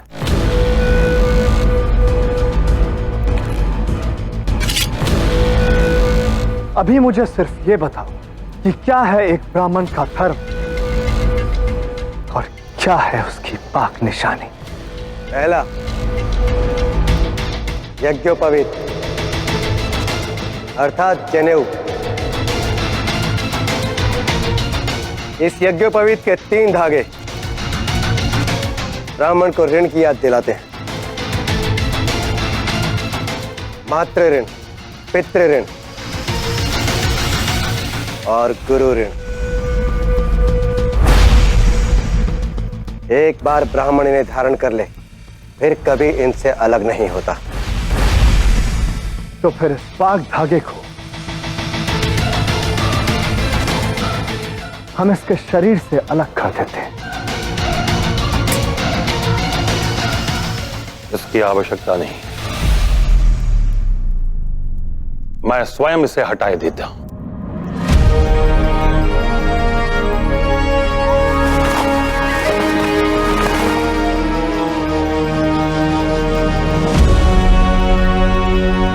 ऋण चाहे जो भी हो, माता का, पिता का, गुरु का या समाज का, देश मातृभूमि के ऋण से बड़ा कभी नहीं हो सकता। मातृभूमि के प्रेम के लिए ये त्याग तो बहुत छोटा त्याग है। उद्गार अनुभव सदा सर्वदा है अटल सत्यवाक्य चाणक्य चाणक्य चाणक्य चाणक्य चाणक्य चाणक्य चाणक्य चाणक्य चाणक्य चाणक्य चाणक्य चाणक्य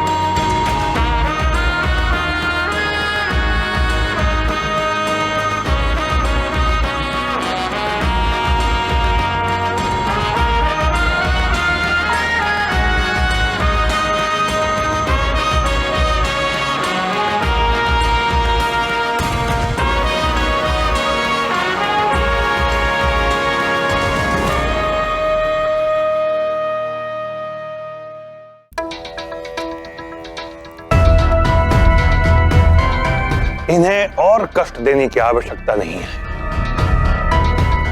एक गुरु हमेशा ज्ञान प्रदान करने को तत्पर रहता है। अब जानना चाहते हैं ना कि ब्राह्मण का धर्म क्या है? मैं स्वयं बताए देता हूं। ये माला जिसमें 108 मनके हैं, ब्राह्मण के लिए बहुत सम्माननीय है, परंतु मातृभूमि के सम्मान से बढ़कर नहीं।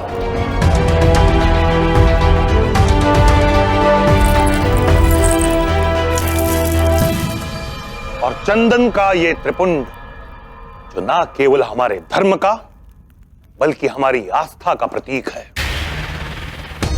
चंदन के त्रिपुंड को हम जब चाहें रक्त का त्रिपुंड बना सकते हैं।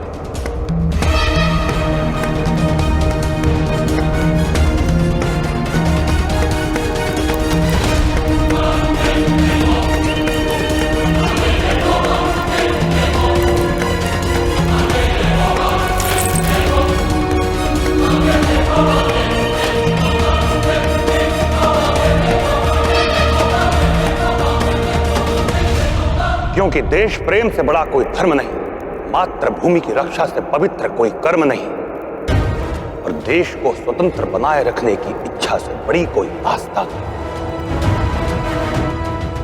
आज जो रक्त मेरे मस्तक पर लगा है, कल वो मेरी मातृभूमि के लाल तुम्हारी हार का प्रतीक बनाकर तुम यवनों के माथे पर लगाएंगे।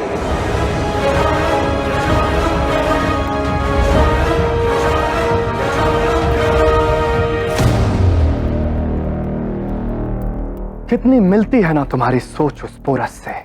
बहुत मातृभूमि मातृभूमि करते रहते हो। क्या तुम्हें मालूम नहीं आलिम, मैं देवता ज़्यूस की औलाद हूं। मेरी मां ने मांगा है मुझे देवता ज़्यूस से, ताकि मैं सारी दुनिया जीतकर उसके कदमों में डाल सकूं। एक बात याद रखना आलिम, बहुत जल्द तुम्हारी मातृभूमि मेरी मां के कदमों में होगी।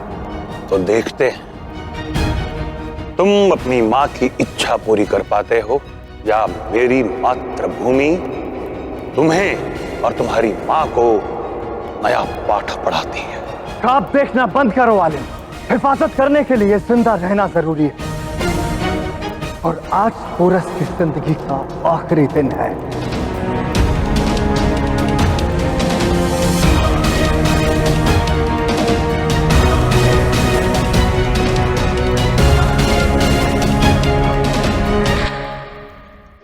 महाराज पुरुषोत्तम की, महाराज पुरुषोत्तम की। यही वो क्षण है अनुसुईया, जिसकी प्रतीक्षा हमने इतने लंबे समय से की है।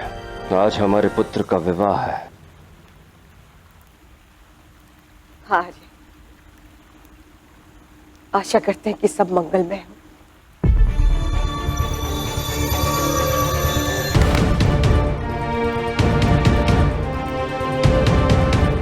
कनिष्क यहाँ नहीं है और इस सैनिक को विष दिया गया है। कनिष्क के निकल जाने की सूचना हमें सबको देनी होगी, पर माँ और छोटी माँ को छोड़कर, क्योंकि यदि माँ को ज्ञात हो गया तो उनका मन शंकित हो जाएगा और छोटी माँ का हृदय टूट जाएगा, और वो मैं नहीं चाहता।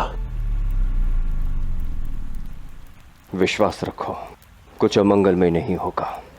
ये समय चिंता करने का नहीं, आनंद मनाने का है। सैनिकों, सावधान! राज सम्मान!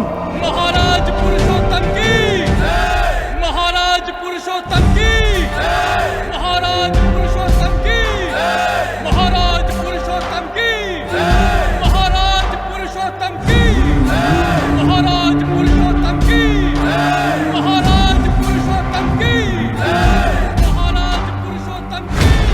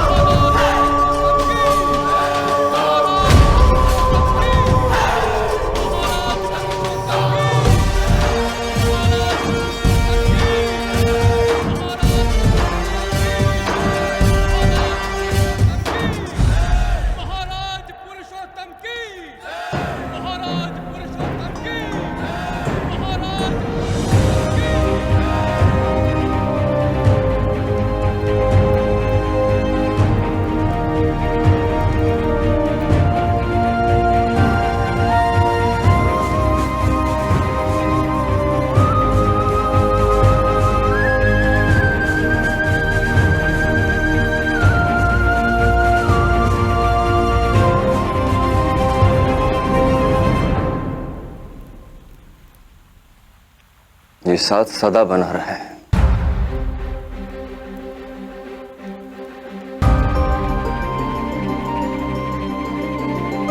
तुम्हारे प्यार और विश्वास के बीच कोई बाधा ना है।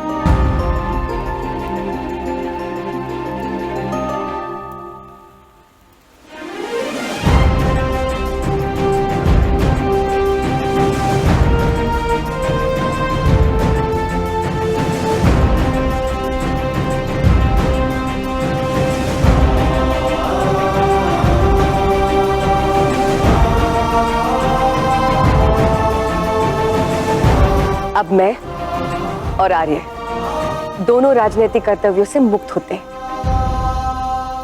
क्योंकि अब महाराज पुरुषोत्तम और महारानी लाची राज्य के सारे बागडोर संभालेंगे।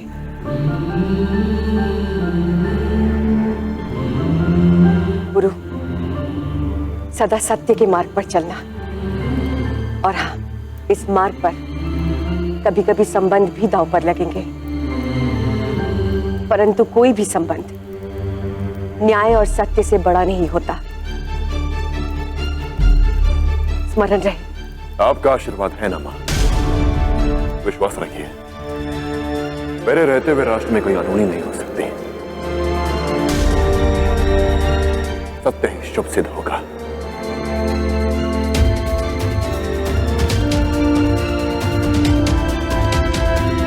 आज पौरव राष्ट्र के इतिहास का एक महत्वपूर्ण और स्वर्णिम दिन है, क्योंकि आज हमारे राज्य को नई महारानी मिलेगी।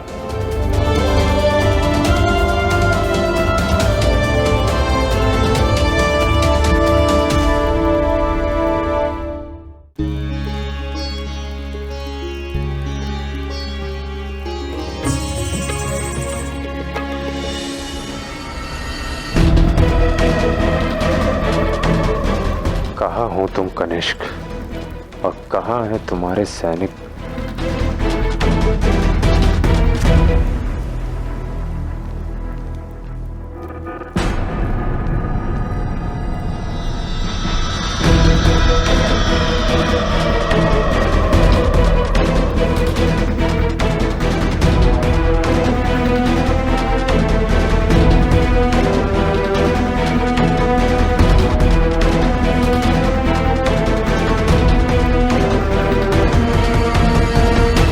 हमें इन सैनिकों के चक्रव्यूह को भेदना होगा, और वो भी बिना किसी संदेह के।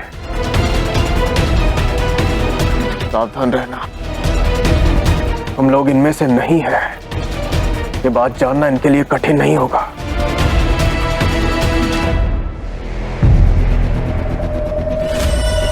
कन्या को मंडप में बुलाइए। माँ, लाची को मैं लेके आता हूँ।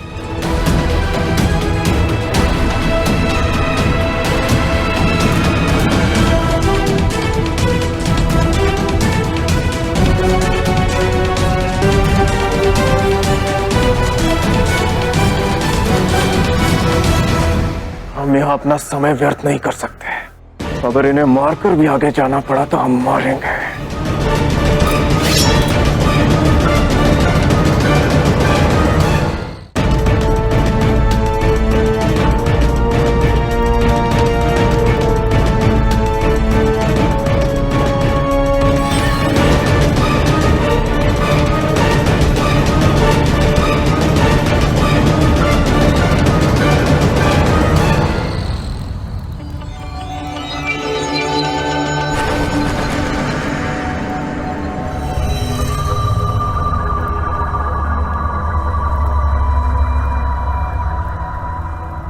ये क्या करने जा रहे थे तुम? यदि कोई यहां मर जाता तो सब सावधान हो जाते। हम अपने लक्ष्य पूरा नहीं कर पाते। मुझे लगा था उत्सव में प्रवेश करने की कोई योजना है तुम्हारे पास। खैर, तुम लोग यहीं रुको। तुम सबको भीतर ले जाने का प्रबंध मैं करता हूं।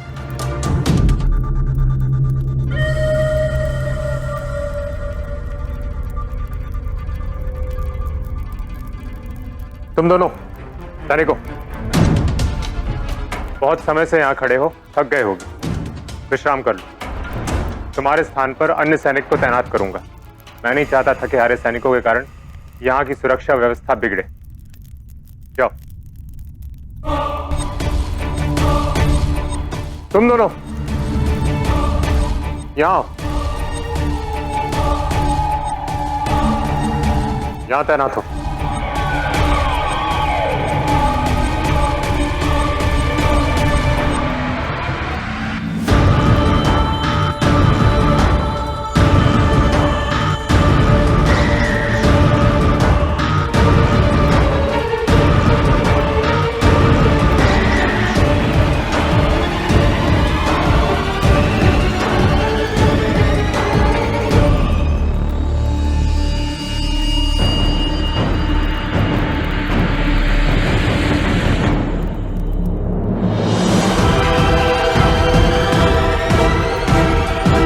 आर्य, मैं देखकर आती हूँ कि इतना समय क्यों लग रहा है।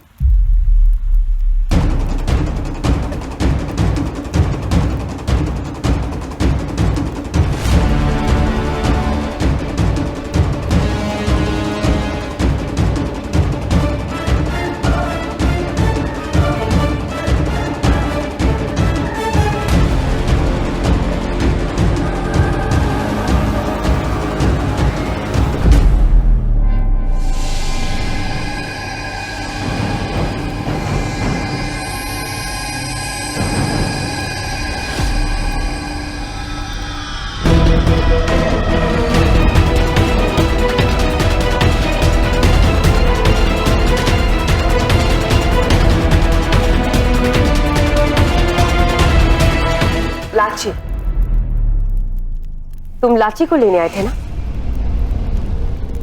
हाँ, मैं उसे लेने जा रहा था। तो यहाँ क्या कर रहे हो?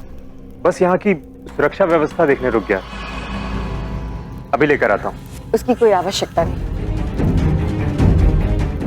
क्यों राजमाता?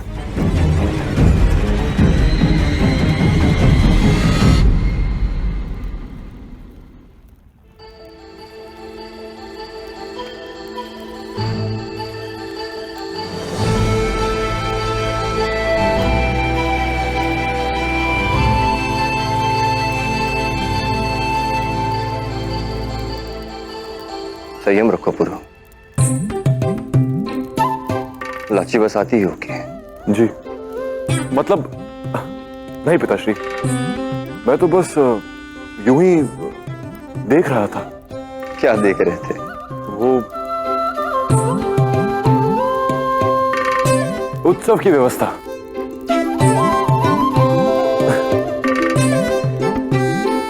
वो देखो, लाची आ गई।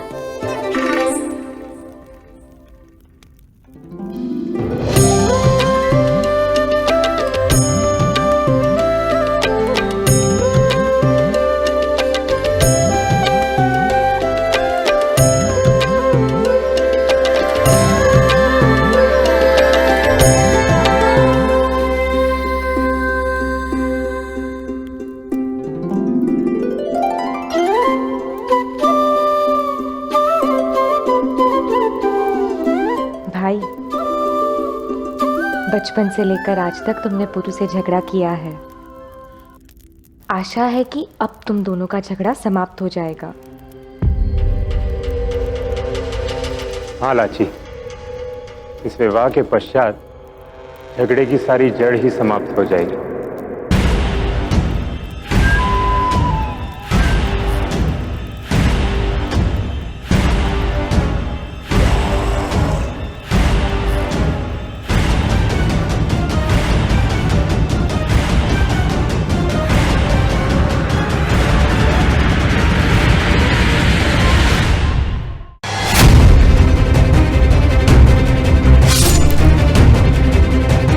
महाराज पुरुषोत्तम, मुझे मेरे भाई की हत्या का न्याय चाहिए।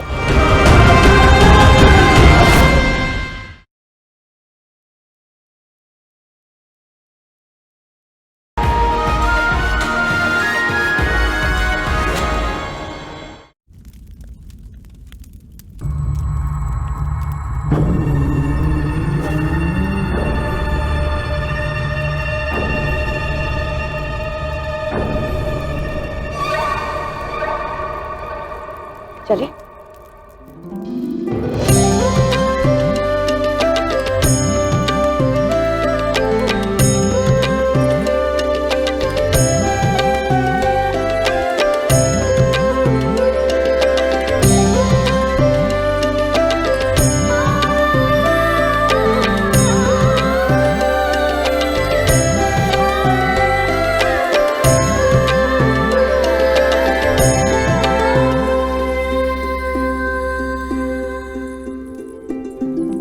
कन्या वर के दाहिनी ओर बैठेगी।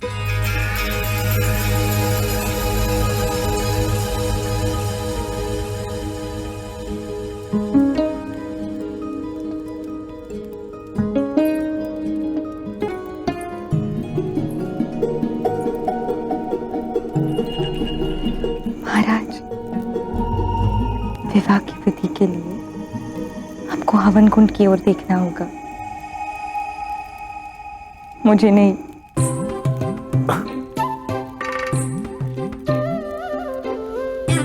अब क्या करूं लाची, पहला विवाह है मेरा, पर लगता है कि तुम्हें विवाह और इन विधियों का अनुभव बहुत है। क्यों? क्या केवल राजा एक से अधिक विवाह कर सकते हैं, रानी या नहीं?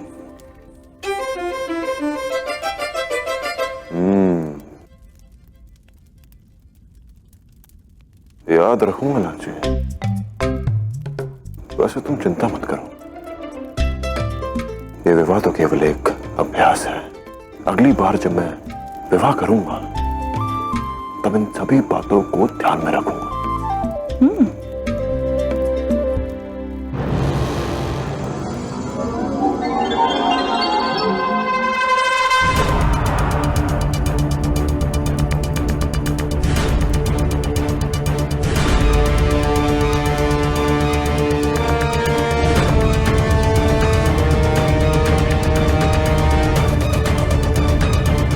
तुमने मुझसे मेरा सब कुछ छीन लिया पुरु। आज मैं तुम्हारा जीवन छीन लूंगा। अब वर और वधू अग्नि को साक्षी मानकर एक दूसरे को वचन देने के लिए खड़े हो जाएं।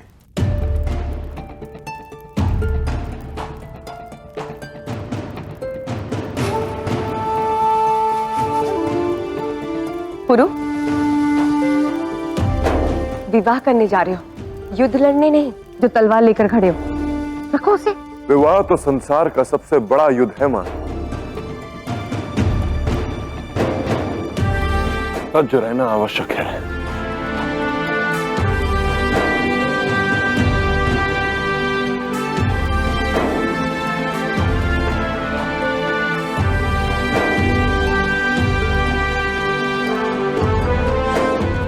यदि वर कन्या को वचन देता है कि वो जीवन भर उसकी सुरक्षा करेगा, तो कन्या वर के वाम पक्ष में आएगी। वचन देते हो महाराज? मैं वचन देता हूं कि हमेशा तुम्हारी रक्षा करूंगा लाची।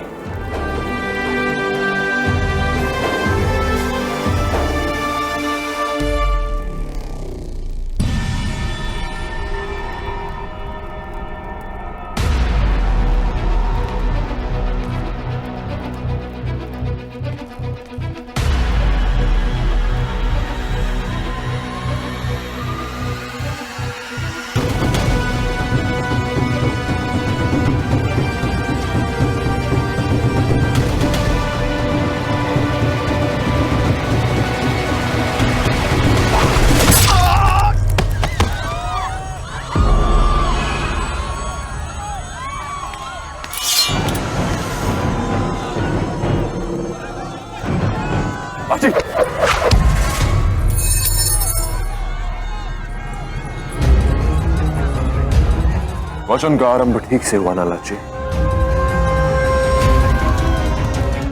सभी द्वार बंद करो, याद करो किसने आक्रमण किया है। राजगुरु, विवाह विधि रोकिए। नहीं राजगुरु जी, चाहे कुछ भी हो जाए वचन विधियां रुकनी नहीं चाहिए।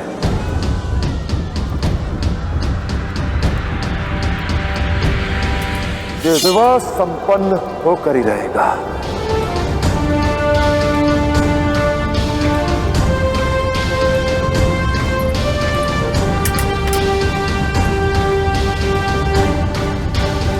पुरोहित कह रहा आर्य, ये विवाह तो संपन्न होकर ही रहेगा और अंत भी उसी का होगा जिसने ये षड्यंत्र रचा। महाराज पुरुषोत्तम के आदेश का पालन हो। हम सभी इस विवाह को उचित प्रकार से संपन्न करने को तैयार हैं।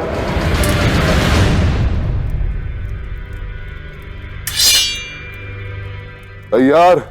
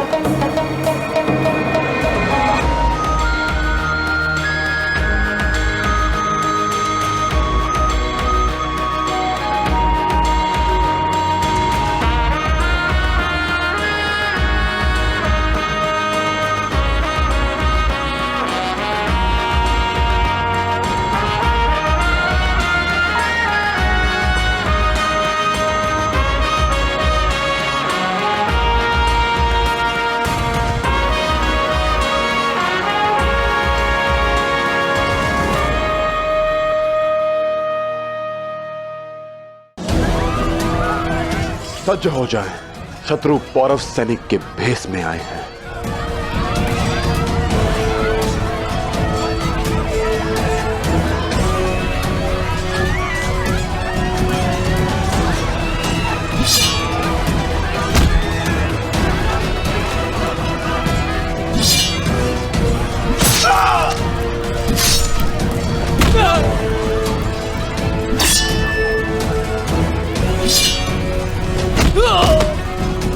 और वचन देता हूं कि धर्म, कर्म और वचन से तुम्हें अपनी अर्धांगिनी मानूंगा।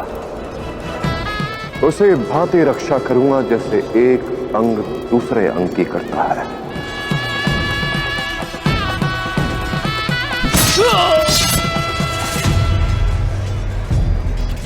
और मैं वचन देती हूँ कि यदि आप पर कोई संकट आए तो मैं ढाल बनकर आपकी रक्षा करूंगी।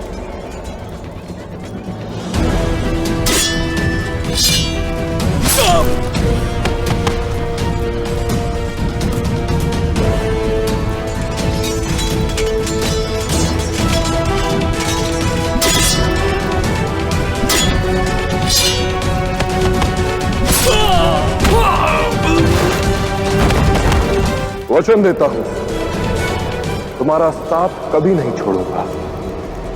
जीवन के हर शुभ कार्य में,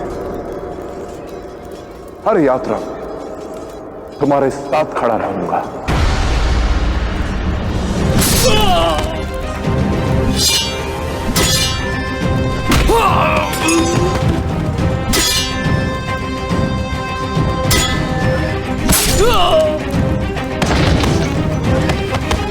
सदा तुम्हारा मार्ग प्रशस्त करूंगा।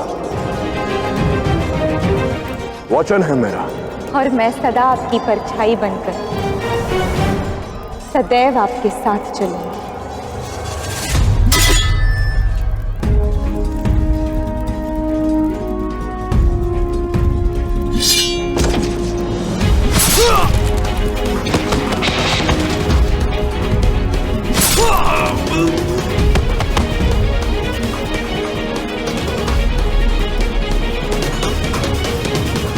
हम वचन लेते हैं जीवन साथी बनकर, मन, वचन और कर्म से एक दूसरे के ऊपर रहेंगे। धर्म, अर्थ, काम, मोक्ष एक साथ मिलकर पुरुषार्थ करेंगे।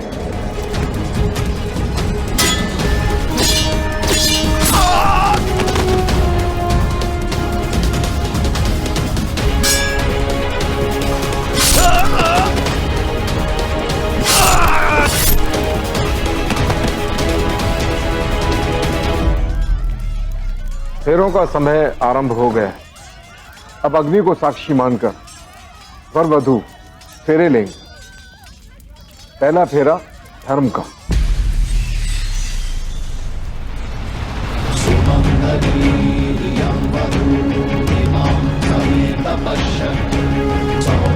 लाची की रक्षा करना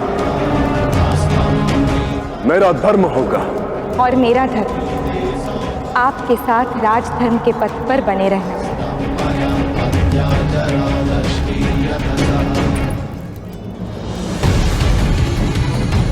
दूसरा फेरा अर्थ का। अपने जीवन में सत्य के मार्ग पर चलकर अर्थ पर्जन करूंगा। लाची को हमेशा प्रसन्न रखूंगा। आपको पाकर मुझे जीवन का सबसे अनमोल धन प्राप्त हुआ। मैं वचन देती हूँ कि हर संभव प्रयास के साथ मैं आपको और अधिक धनी बनाऊंगी।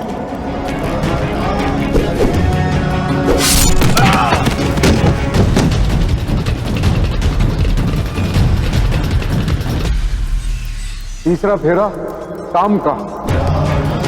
मैं वचन लेता हूं तुम्हारी प्रत्येक कामनाओं को पूरा करूंगा। जीवन में आपके साथ के अतिरिक्त मेरी और कोई कामना नहीं है।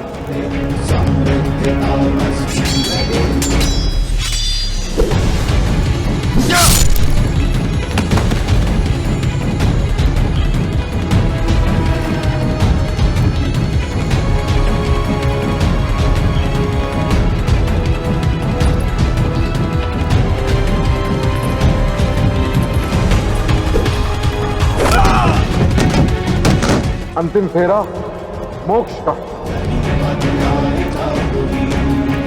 तुम्हें तुम्हारा अधिकार दिलाना, तुम्हारे साथ मातृभूमि की सेवा करना मेरा मोक्ष होगा।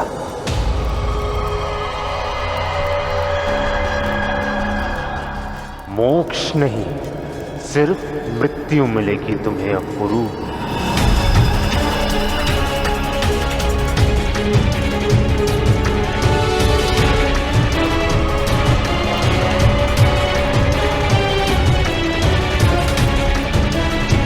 तुम्हें क्या अनर्थ करने जाना।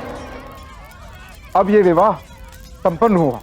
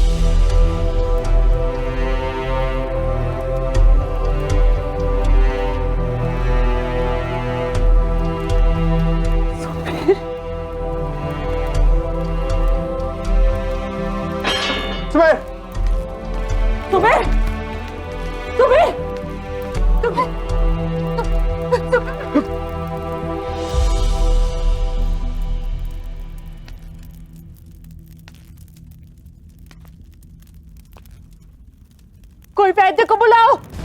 तुम्हें कुछ नहीं होगा। सुना नहीं किसी ने? वैद्य को बुलाओ। आगे खोलो। तो भाई कुछ नहीं होगा। भाई भाई तुम्हें मेरा आगे खोलो। भाई भाई भाई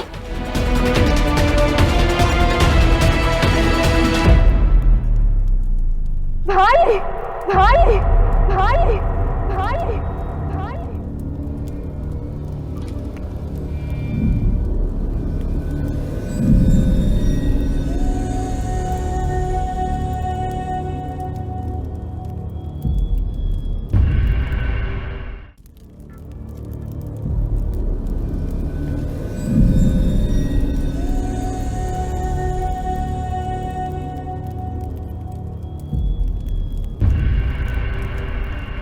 माँ, ये क्या किया आपने?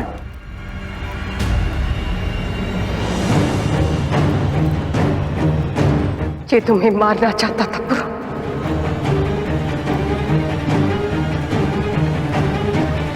नहीं माँ, सुमेर तो मेरी और लाची की रक्षा कर रहा था। हस्ती और सुमेर हम पर आक्रमण करने वालों को रोक रहे थे। आपसे भूल हो गई है मां।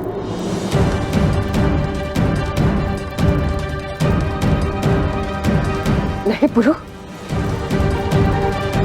भूल मुझसे नहीं हुई है।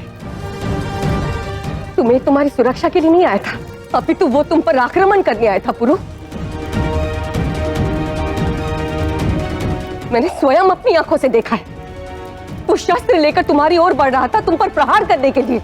बस महारानी,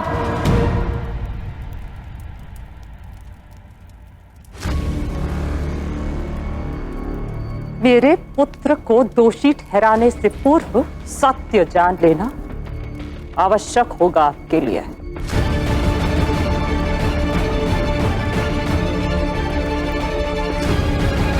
पुरु को मेरा पुत्र सुमेर नहीं, आपका सौतेला पुत्र कनिष्क मारना चाहता था।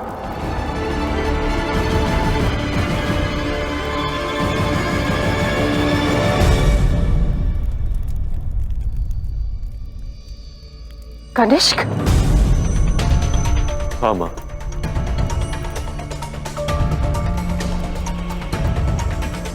कनिष्क कल रात को सिकंदर की सहायता से बंदीगृह से भाग निकला था।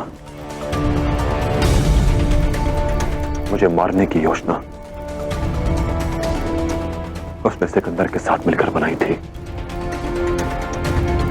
और ये बात मैं, पिताश्री, हस्ती और लाची जानते थे मां।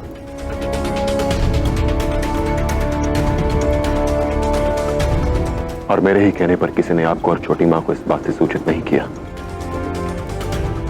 क्योंकि मैं नहीं चाहता था कि व्यर्थ में आपका मन चिंतित हो जाए।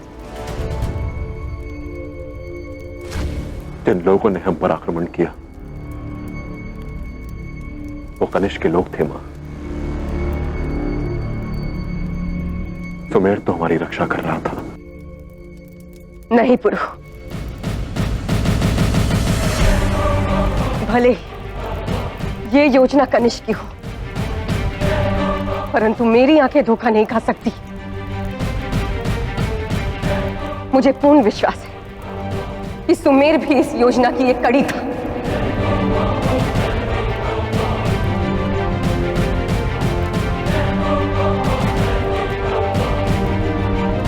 मुझे सुमेर पर तब संदेह हुआ जब विवाह की विधि के समय मैंने उसे कई बार किसी को संकेत देते हुए देखा, और जब वो लाची को भी लेने गया तब भी मैंने उसका पीछा किया, और उस समय भी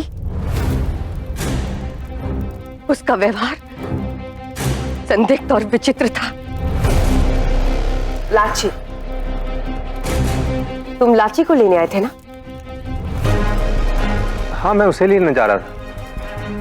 और मेरा संदेह विश्वास में तब बदला जब वो तुम पर प्रहार करने आ रहा था।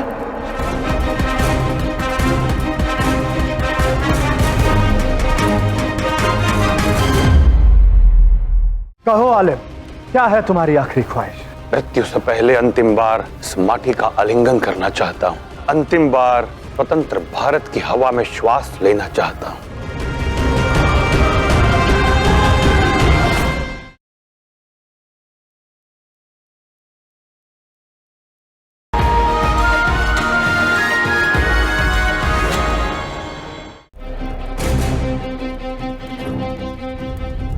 मैंने आपके पुत्र को नहीं मारा और ना ही लाची के भाई को मारा।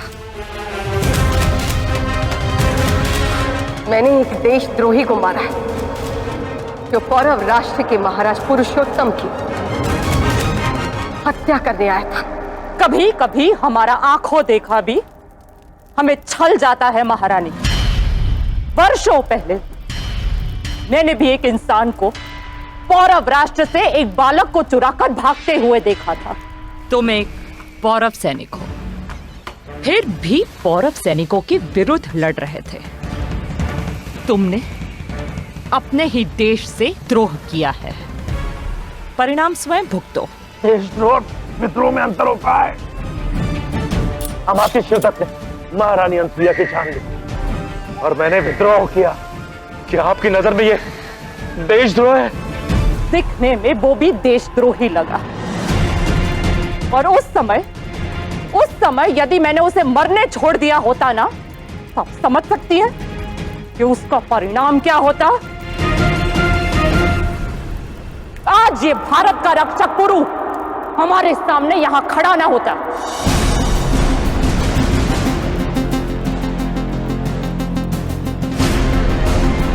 अगर आपको सुमेर दोषी लगा तो आप उसे रोक सकती थी। हत्या की आवश्यकता नहीं थी महारानी। सत्य सामने आ ही जाता ना। सत्य का सामने आना आवश्यक है। जानना आवश्यक है कि भूल मेरी मां की थी या अपराध सुमेर का था। जो हुआ उसे बदला नहीं जा सकता, पर इस घटना की जड़ों तक पहुंचा जाएगा। इस समय आवश्यक है कि हम सुमेर का अंतिम संस्कार करें।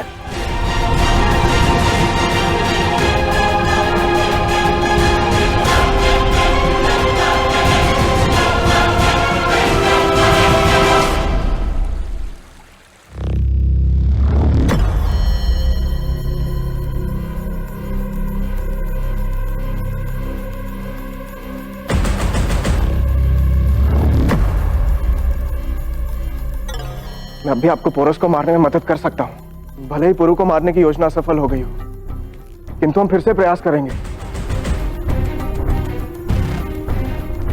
मैं पौरोरॉस के सभी गुप्त स्थान और सुरंगों की जानकारी आपको दूंगा ताकि आप पुरु को शीघ्र ही पकड़ सकते हैं।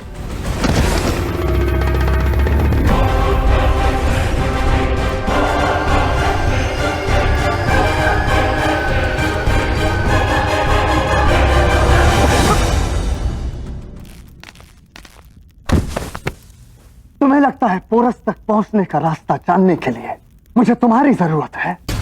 ये मत भूलो कि वो मैं था जिसने तक्षशिला में बैठे होने के बावजूद भी तुम्हें उस कैद से आजाद करवाया, जिसका मकसद था तुम सुमेर के साथ मिलकर पोरस को खत्म करो। ये नफरत है उन लोगों से जो अपने काम को अंजाम देने से पहले वापस लौट आए।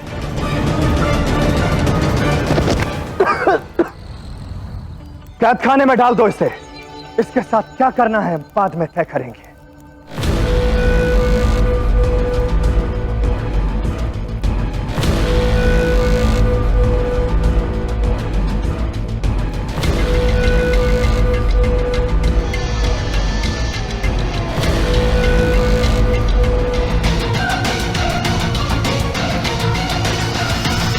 अलेक्जेंडर, अब और वक्त बर्बाद मत करो। उस ज़हीन दुश्मन को फियल फूर मुकम्मल करने में ही समझदारी है। उस चालाक और होशियार चाणक्य को ज्यादा देर जिंदा रखना ठीक नहीं। आज रात ही खत्म कर दो उसे।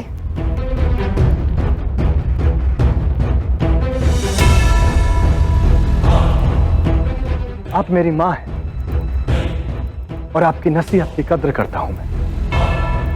चाणक्य मरेगा, जरूर मरेगा, पर आज रात नहीं।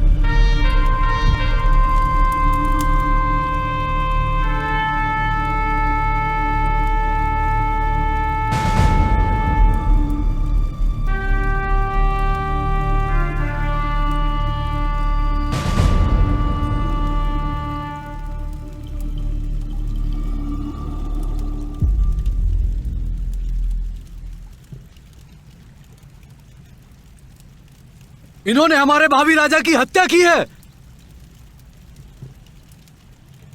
इन्हें इसका मूल्य चुकाना होगा। ये यहां से जीवित नहीं जा सकते।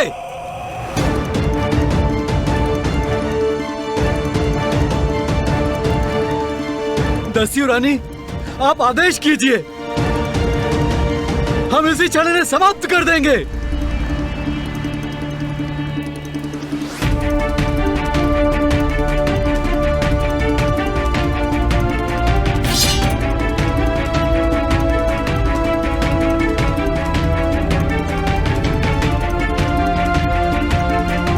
मेरा पुत्र निर्दोष था। वो एक देशद्रोही का कलंक लेकर मारे जाने का पात्र नहीं था। उसे न्याय दिलाना होगा। और यदि आज हमने इन सबको जाने दिया तो ये उसके साथ अन्याय होगा।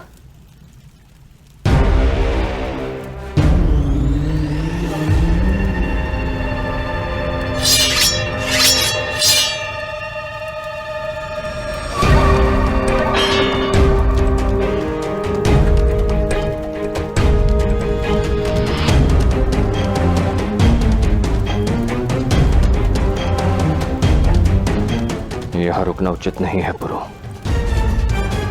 हमें तुरंत यहां से निकल जाना होगा। चलो। नहीं पिताश्री, विवाह समारोह में जो कुछ भी हुआ वो अनुचित था।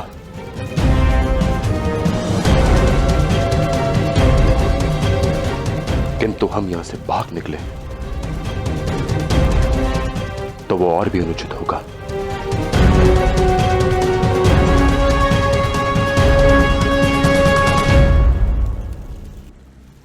तुम्हारी सुरक्षा करना भी आवश्यक है पुरु।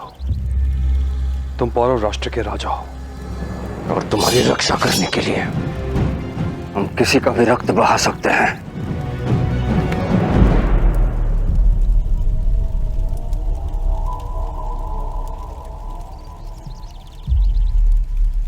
जब मेरे सर पर आपका हाथ नहीं था, जब मेरे पास मां का आंचल नहीं था,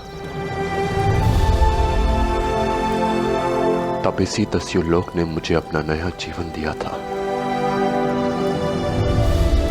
और यही दस्यु लोक मेरा परिवार है।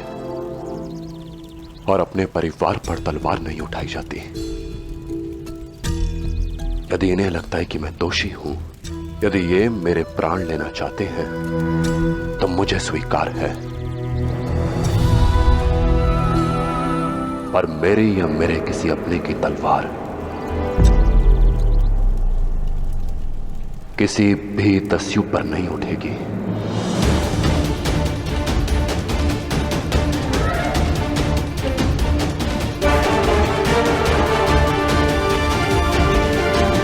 कभी सोचा नहीं था कि मेरे सामने ये भी दिन आएगा। आप मेरे लिए मेरी मां से कम नहीं है दस्यु रानी। आपने मेरी हर भूल को क्षमा किया, मुझे अवसर दिए। यदि ये दस्यु पुरु आज पौरव राज पुरुषोत्तम है, तो उसका श्रेय आपको भी जाता है दस्यु रानी।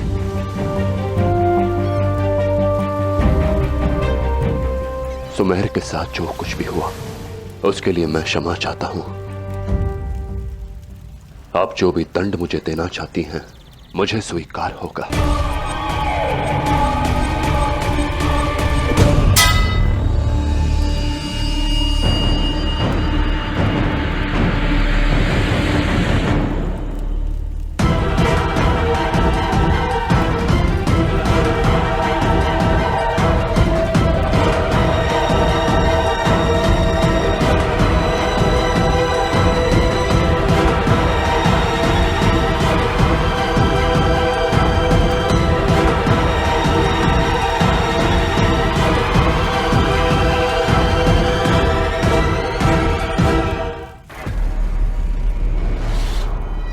नहीं ला, इस बार मैं तुम्हें मेरे और इस पुरु के बीच में नहीं आने दूंगी। बात पुरु की नहीं है माँ,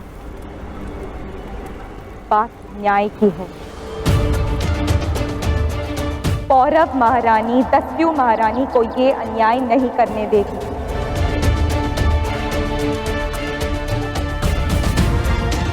अन्याय तो तुम्हारे भाई के साथ हुआ है लाची। उस निर्दोष की हत्या कर दी गई और तुम उसका प्रतिकार लेने के स्थान पर उसके हत्यारों को बचाने का उपकार कर रही हो। ये भाई के हत्यारे नहीं है माँ। महाराज पुरुषोत्तम ने भाई की हत्या नहीं की है, ना ही पौरव श्रेष्ठ बमनी ने और ना ही महाराज हस्ती ने। तो फिर इन्हें किस बात का दंड दिया जा रहा है? हाँ हाँ, अब तो इनका पक्ष लोगी ही। पौरव की महारानी जो बन गई हो, संबंध बदलते ही निष्ठा भी बदल गई। बात निष्ठा की नहीं है, बात उचित और अनुचित की है। जो व्यक्ति मेरे भाई की मृत्यु का उत्तरदायी है ही नहीं, उसे मारना अनुचित है।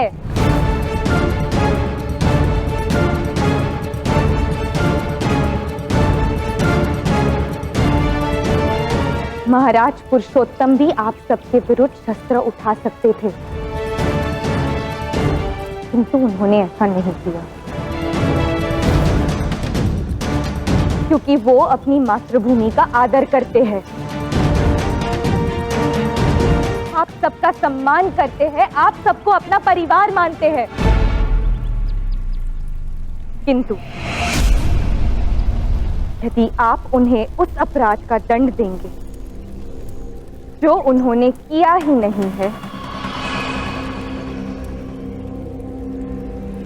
तो मैं पौरव महारानी लाची आप सबके विरुद्ध खड़ी रहूंगी। महाराज पुरुषोत्तम की ढाल बनके।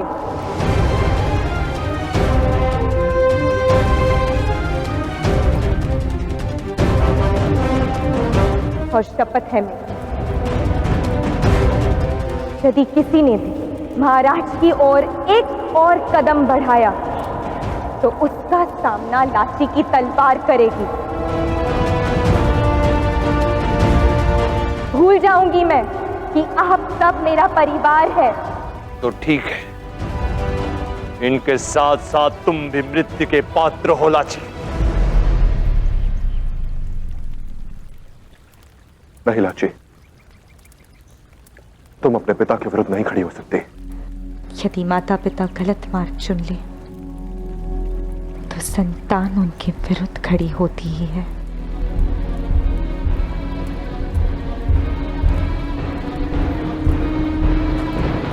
रुक जाइए दस्युराज।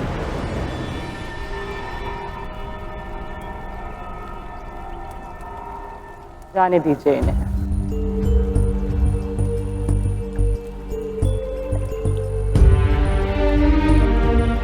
ये तुम क्या कह रहे हो मानंदिनी?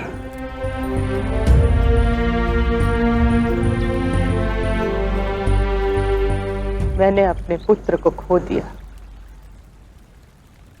अब पुत्री को नहीं खोना चाहती। आज मेरी पुत्री मेरे और अपने ही लोगों के विरुद्ध खड़ी है।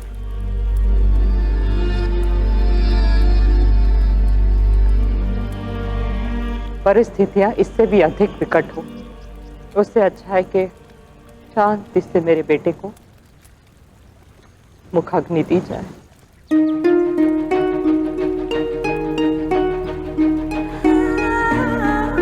लाची,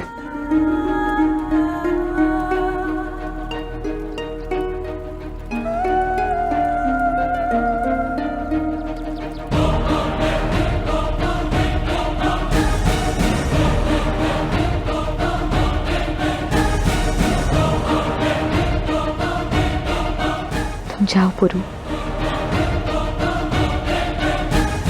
यही सबके लिए उचित होगा।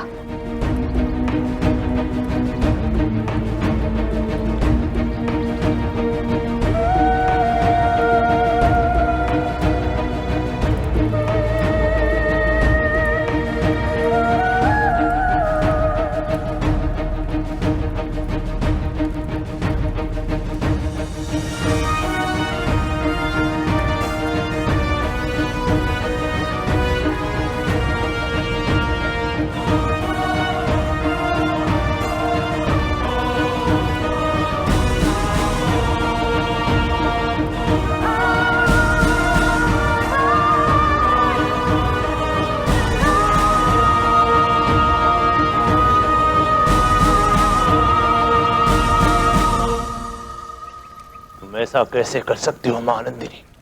इन्होंने हमारे पुत्र की हत्या की है। मैंने उन्हें जाने दिया। इसका ये अर्थ नहीं कि हमारे पुत्र को न्याय नहीं मिलेगा। जो मेरे पुत्र की मृत्यु के लिए उत्तरदायी है, और उस व्यक्ति को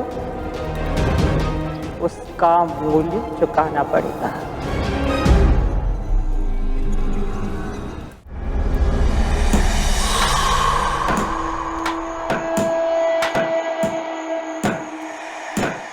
आपके हुक्म के मुताबिक सारी तैयारियां हो चुकी हैं शाह। तो मैं बेशक देखना चाहूंगा।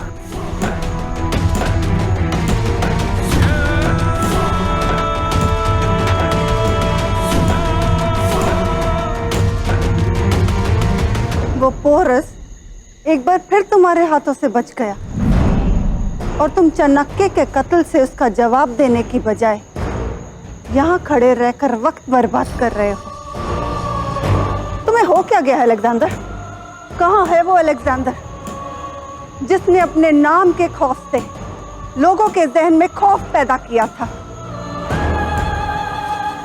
कहाँ है वो अलेक्जेंडर जिसने पिछले 10 सालों में हर जंग पर फतेह हासिल की, जिसने तुम्हारे रुआब को ललकारा, तुम्हें रुस्वा किया? उसकी सांसें अभी तक चल क्यों रही हैं?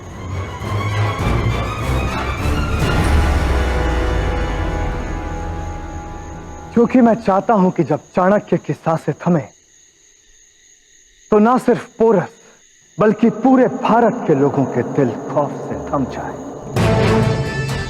उन्हें इस बात का एहसास हो जाए कि अलेक्जेंडर के कहर से उन्हें सिर्फ एक आदमी बचा सकता है, तो वो है खुद अलेक्जेंडर। ताकि उन्हें मालूम चले कि वही सर सलामत रहेंगे जो मेरे सामने झुकेंगे, और जिसका सर मेरे सामने उठा वो इस दुनिया से उठा।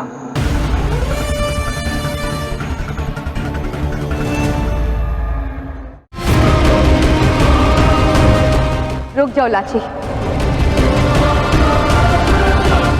तुम्हें घर में प्रवेश करने की अनुमति नहीं है लाची।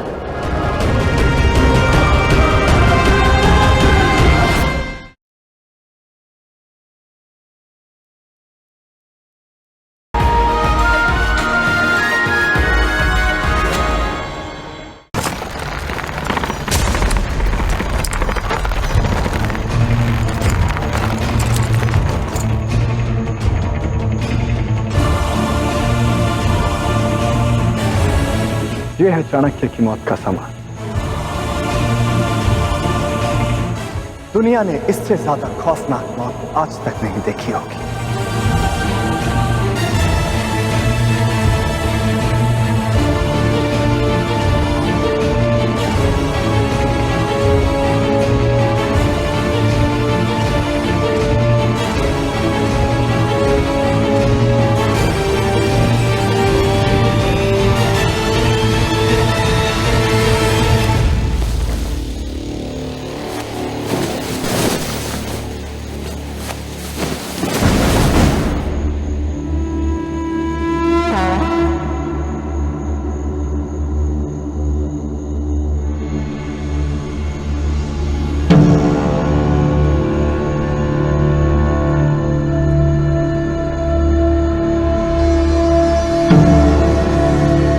कुछ याद आया मां? आपके बेटे को जिसने ललकारा था उसकी मौत कुछ उसी तरह होनी चाहिए जैसी आपको पसंद हो। रहम मलिका रहम, रहम, रहम। कल चाणक्य की मौत एक मिसाल बनेगी और उसकी आखिरी चीखें सदियों तक पूरे भारत को सुनाई देगी।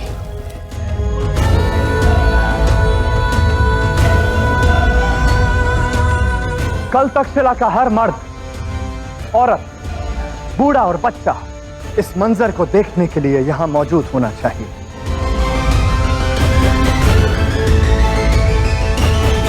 जो मेरा नाम मिटाने चला था, अब मैं उसका नामो निशान मिटा दूंगा। बेशक पोरस मेरे वार से बच गया, लेकिन कल चाणक्य की मौत से मैं उसकी हिम्मत और हौसला तोड़ दूंगा।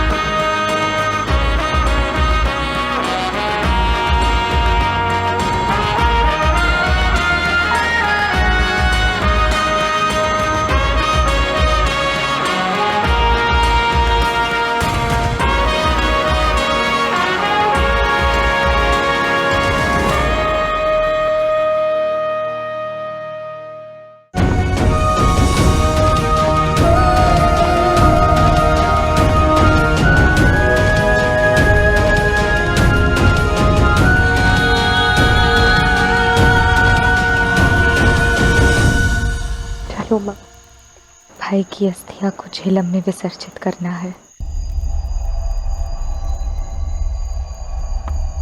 नहीं लाची, सुमेर का अस्थि विसर्जन नहीं होगा, तब तक नहीं जब तक कि उसे न्याय नहीं मिल जाता।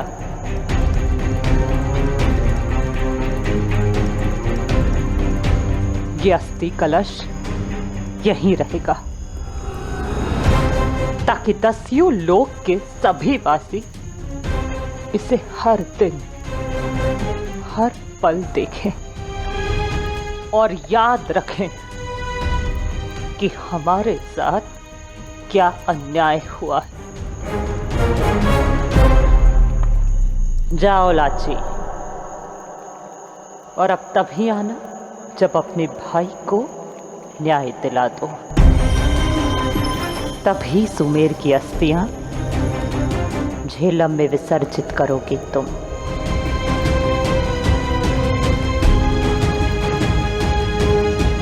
तब तक ना तुम्हें इस कलश को छूने की अनुमति है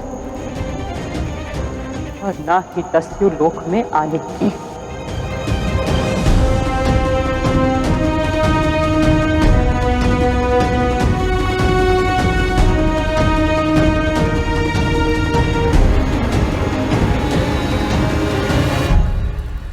जो भी हुआ वो उचित नहीं हुआ। उन्हें विश्वास दिलाना होगा कि सुमेर वास्तव में पुरु की हत्या करना चाहता था।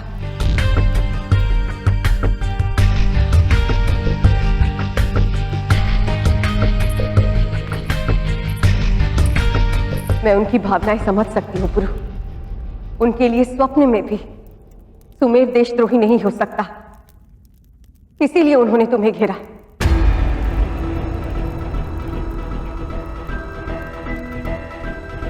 परंतु सत्य यह है पुरु कि सुमेर वास्तव में देशद्रोही था। मैंने स्वयं अपनी आंखों से देखा है। पुरु, हमें कोई मार्ग ढूंढना पड़ेगा ताकि हम सत्य को सिद्ध कर सकें।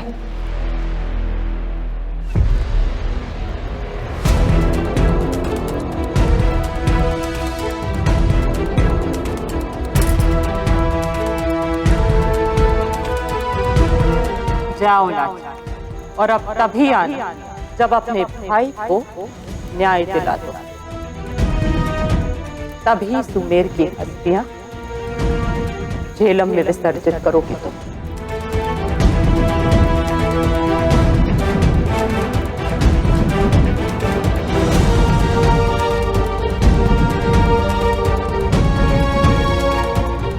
मैं अकारण अपने बहू के भाई की हत्या क्यों करूंगी? मैंने ये केवल अपने पुत्र की पौरव राज की जान बचाने के लिए किया और एक देशद्रोही को उसके अपराध के लिए दंड दिया जिसका वो अधिकारी था।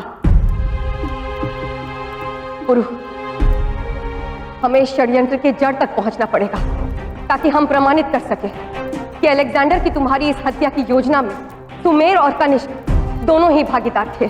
अब कोई भी प्रमाण सुमेर के प्राणों को वापस नहीं लौटा सकता मां। आपसे भूल हुई है और इस भूल को बदला नहीं जा सकता।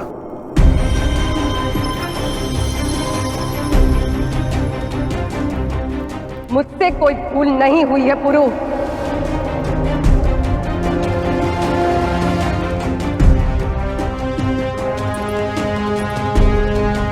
जब बिच्छू ने तुम्हें डसा था तब मैंने सुमेर को एक अवसर दिया, परंतु तुम्हारे विवाह के समय मैंने स्वयं उसे देखा था पुरु, और उसे वही मिला जिसके वो योग्य था।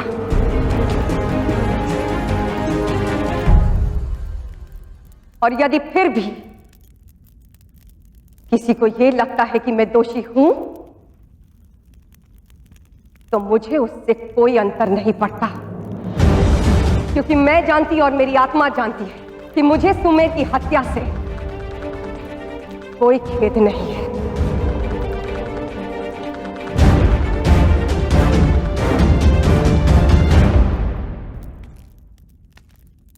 यदि अनुसुईया इतने विश्वास के साथ कह रही है तो निसंदेह सुमेर का इस षड्यंत्र में कोई ना कोई जुड़ाव अवश्य होगा पुरु।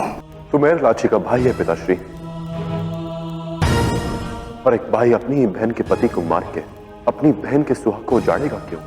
क्योंकि जब बात व्यक्तिगत लाभ और प्रतिकार की हो तो सारे संबंध पीछे छूट जाते हैं पुरु। और ये बात मुझसे अधिक कोई नहीं जान सकता।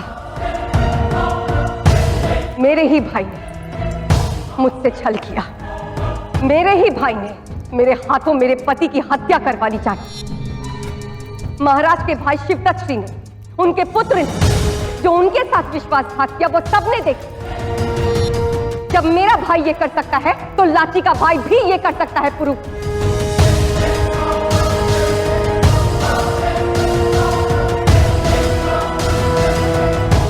महाराज की जय हो। महारानी लाची पधार रही हैं।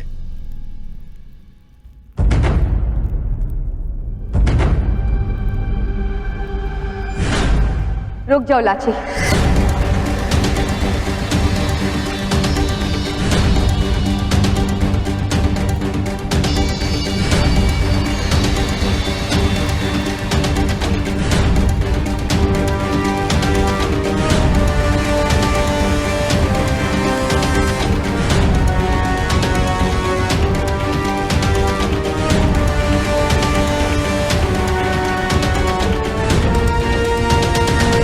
तुम्हें घर में प्रवेश करने की अनुमति नहीं है लाची।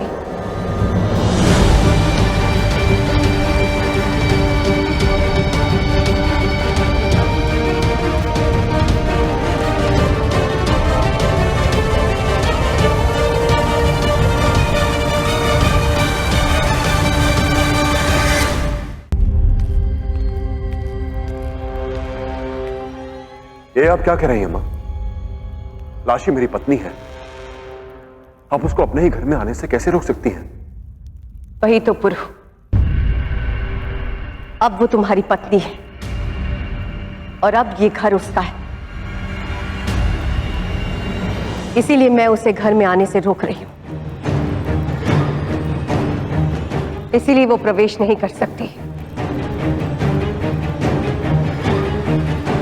वधू अपने घर में केवल गृह प्रवेश की विधि के बाद ही आ सकती है।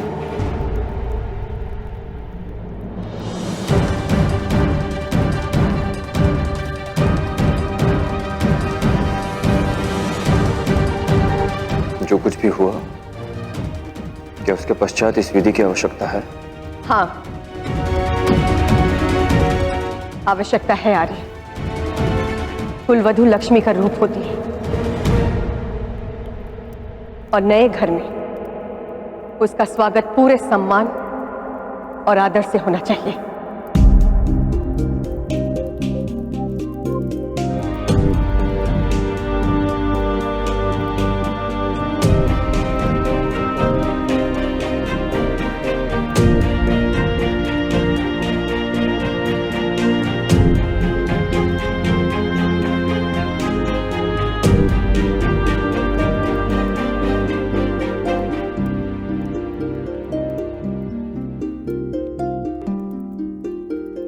अब अपने दाहिने पैर से इस कलश को गिराकर कुमकुम के पैरों से गृह प्रवेश करो लाची। मान्यता ये है कि घर की लक्ष्मी अपने कुमकुम भाग्य से घर में प्रवेश करे और सदा के लिए अपने घर में बनी रहे। दाम्पत्य, उनका घर और उनका भविष्य सदा धन और धान्य से परिपूर्ण रहे। समृद्धि और सौभाग्य उनके कदम से कदम मिलाकर चले।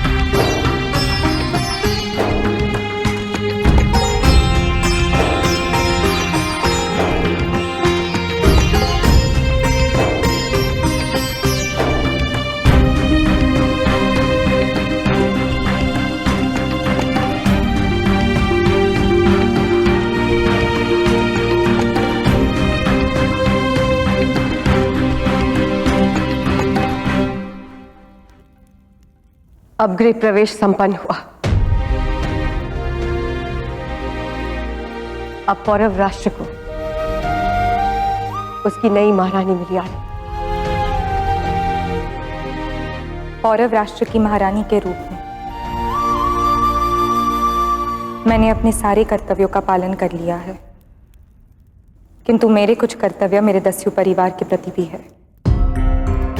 उनके विषय में मैं मेरे पति से कुछ बात करना चाहती हूँ।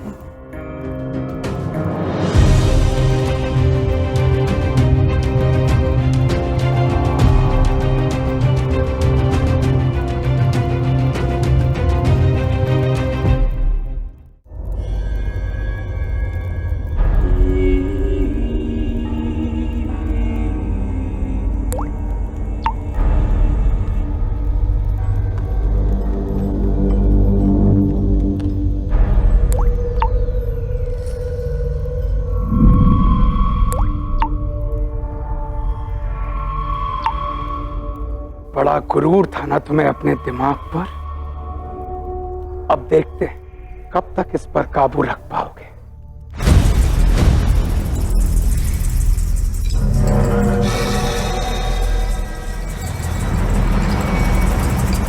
पानी की ये नन्ही बूंदें धीरे धीरे तुम्हारे दिमाग को बगावत के लिए मजबूर कर देंगी। बड़े बड़े सूरमा पागल हो जाते हैं, सोचने समझने की ताकत को गवा बैठते हैं। अगर मेरे प्रारब्ध में विक्षिप्त होकर मरना लिखा है तो मुझे स्वीकार है, लेकिन अलेक्जेंडर ने जो कांटे बोए हैं उनकी चुभन तो उसे सहन करनी ही होगी।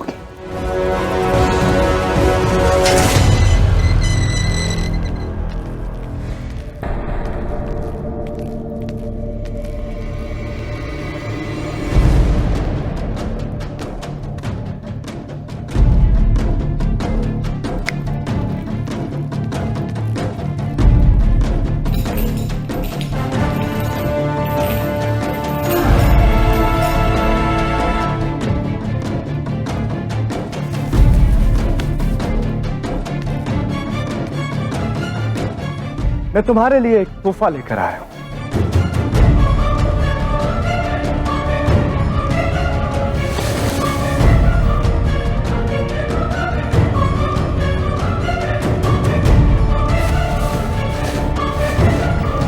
कुछ याद आया? ये तोहफा देते वक्त तुमने मुझसे क्या कहा था? वस्त्र यदि अपनी इच्छा से बुना हुआ हो तो उसे फाड़ना नहीं पड़ता, बस उचित धागे को खींचिए और वस्त्र फिर से आपके सामने धागा बनकर उपस्थित होगा, जिसे फिर आप मन चाहे रूप में बुन सकते हैं।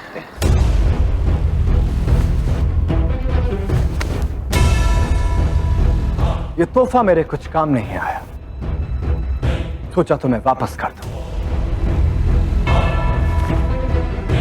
ताकि ये तुम्हारा कफन बन सके। मैं चाहता था कि तुम अपनी जिंदगी के आखिरी पलों में ये याद करो कि कैसे मैं तुम्हारे मुल्क पर कब्जा करूंगा और कैसे तुम्हारा अखंड भारत का ख्वाब चकनाचूर होगा। अखंड भारत एक प्रण है जो पूर्ण होगा, चाहे मैं रहूं या ना रहूं। तो फिर कल अपनी मौत के लिए तैयार रहो आलिम, क्योंकि अलेक्जेंडर अपना ख्वाब तो पूरा करके रहेगा। फिर उसके लिए मुझे तुम्हारी या पोरस की लाश पर से ही क्यों ना गुजरना पड़े।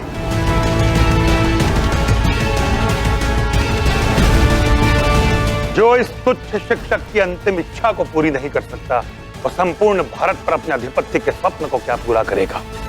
खामोश, बदतमीज! नहीं फैस्टियन,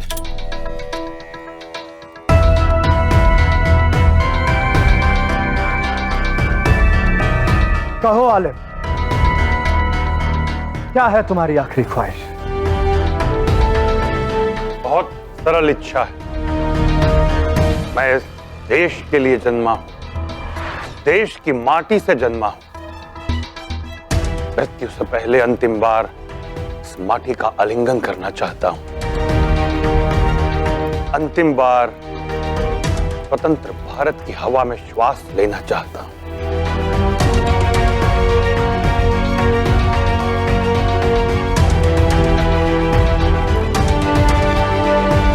तुम्हारी ख्वाहिश जरूर पूरी होगी आलिम।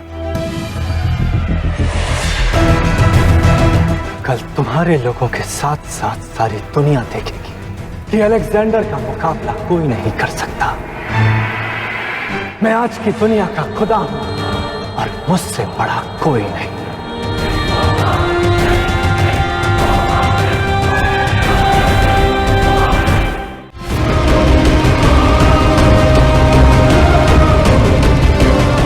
आज सिर्फ तक्षशिला ही नहीं, पूरी दुनिया ऐसी मौत देखेगी जैसी उन्होंने कभी नहीं देखी हो।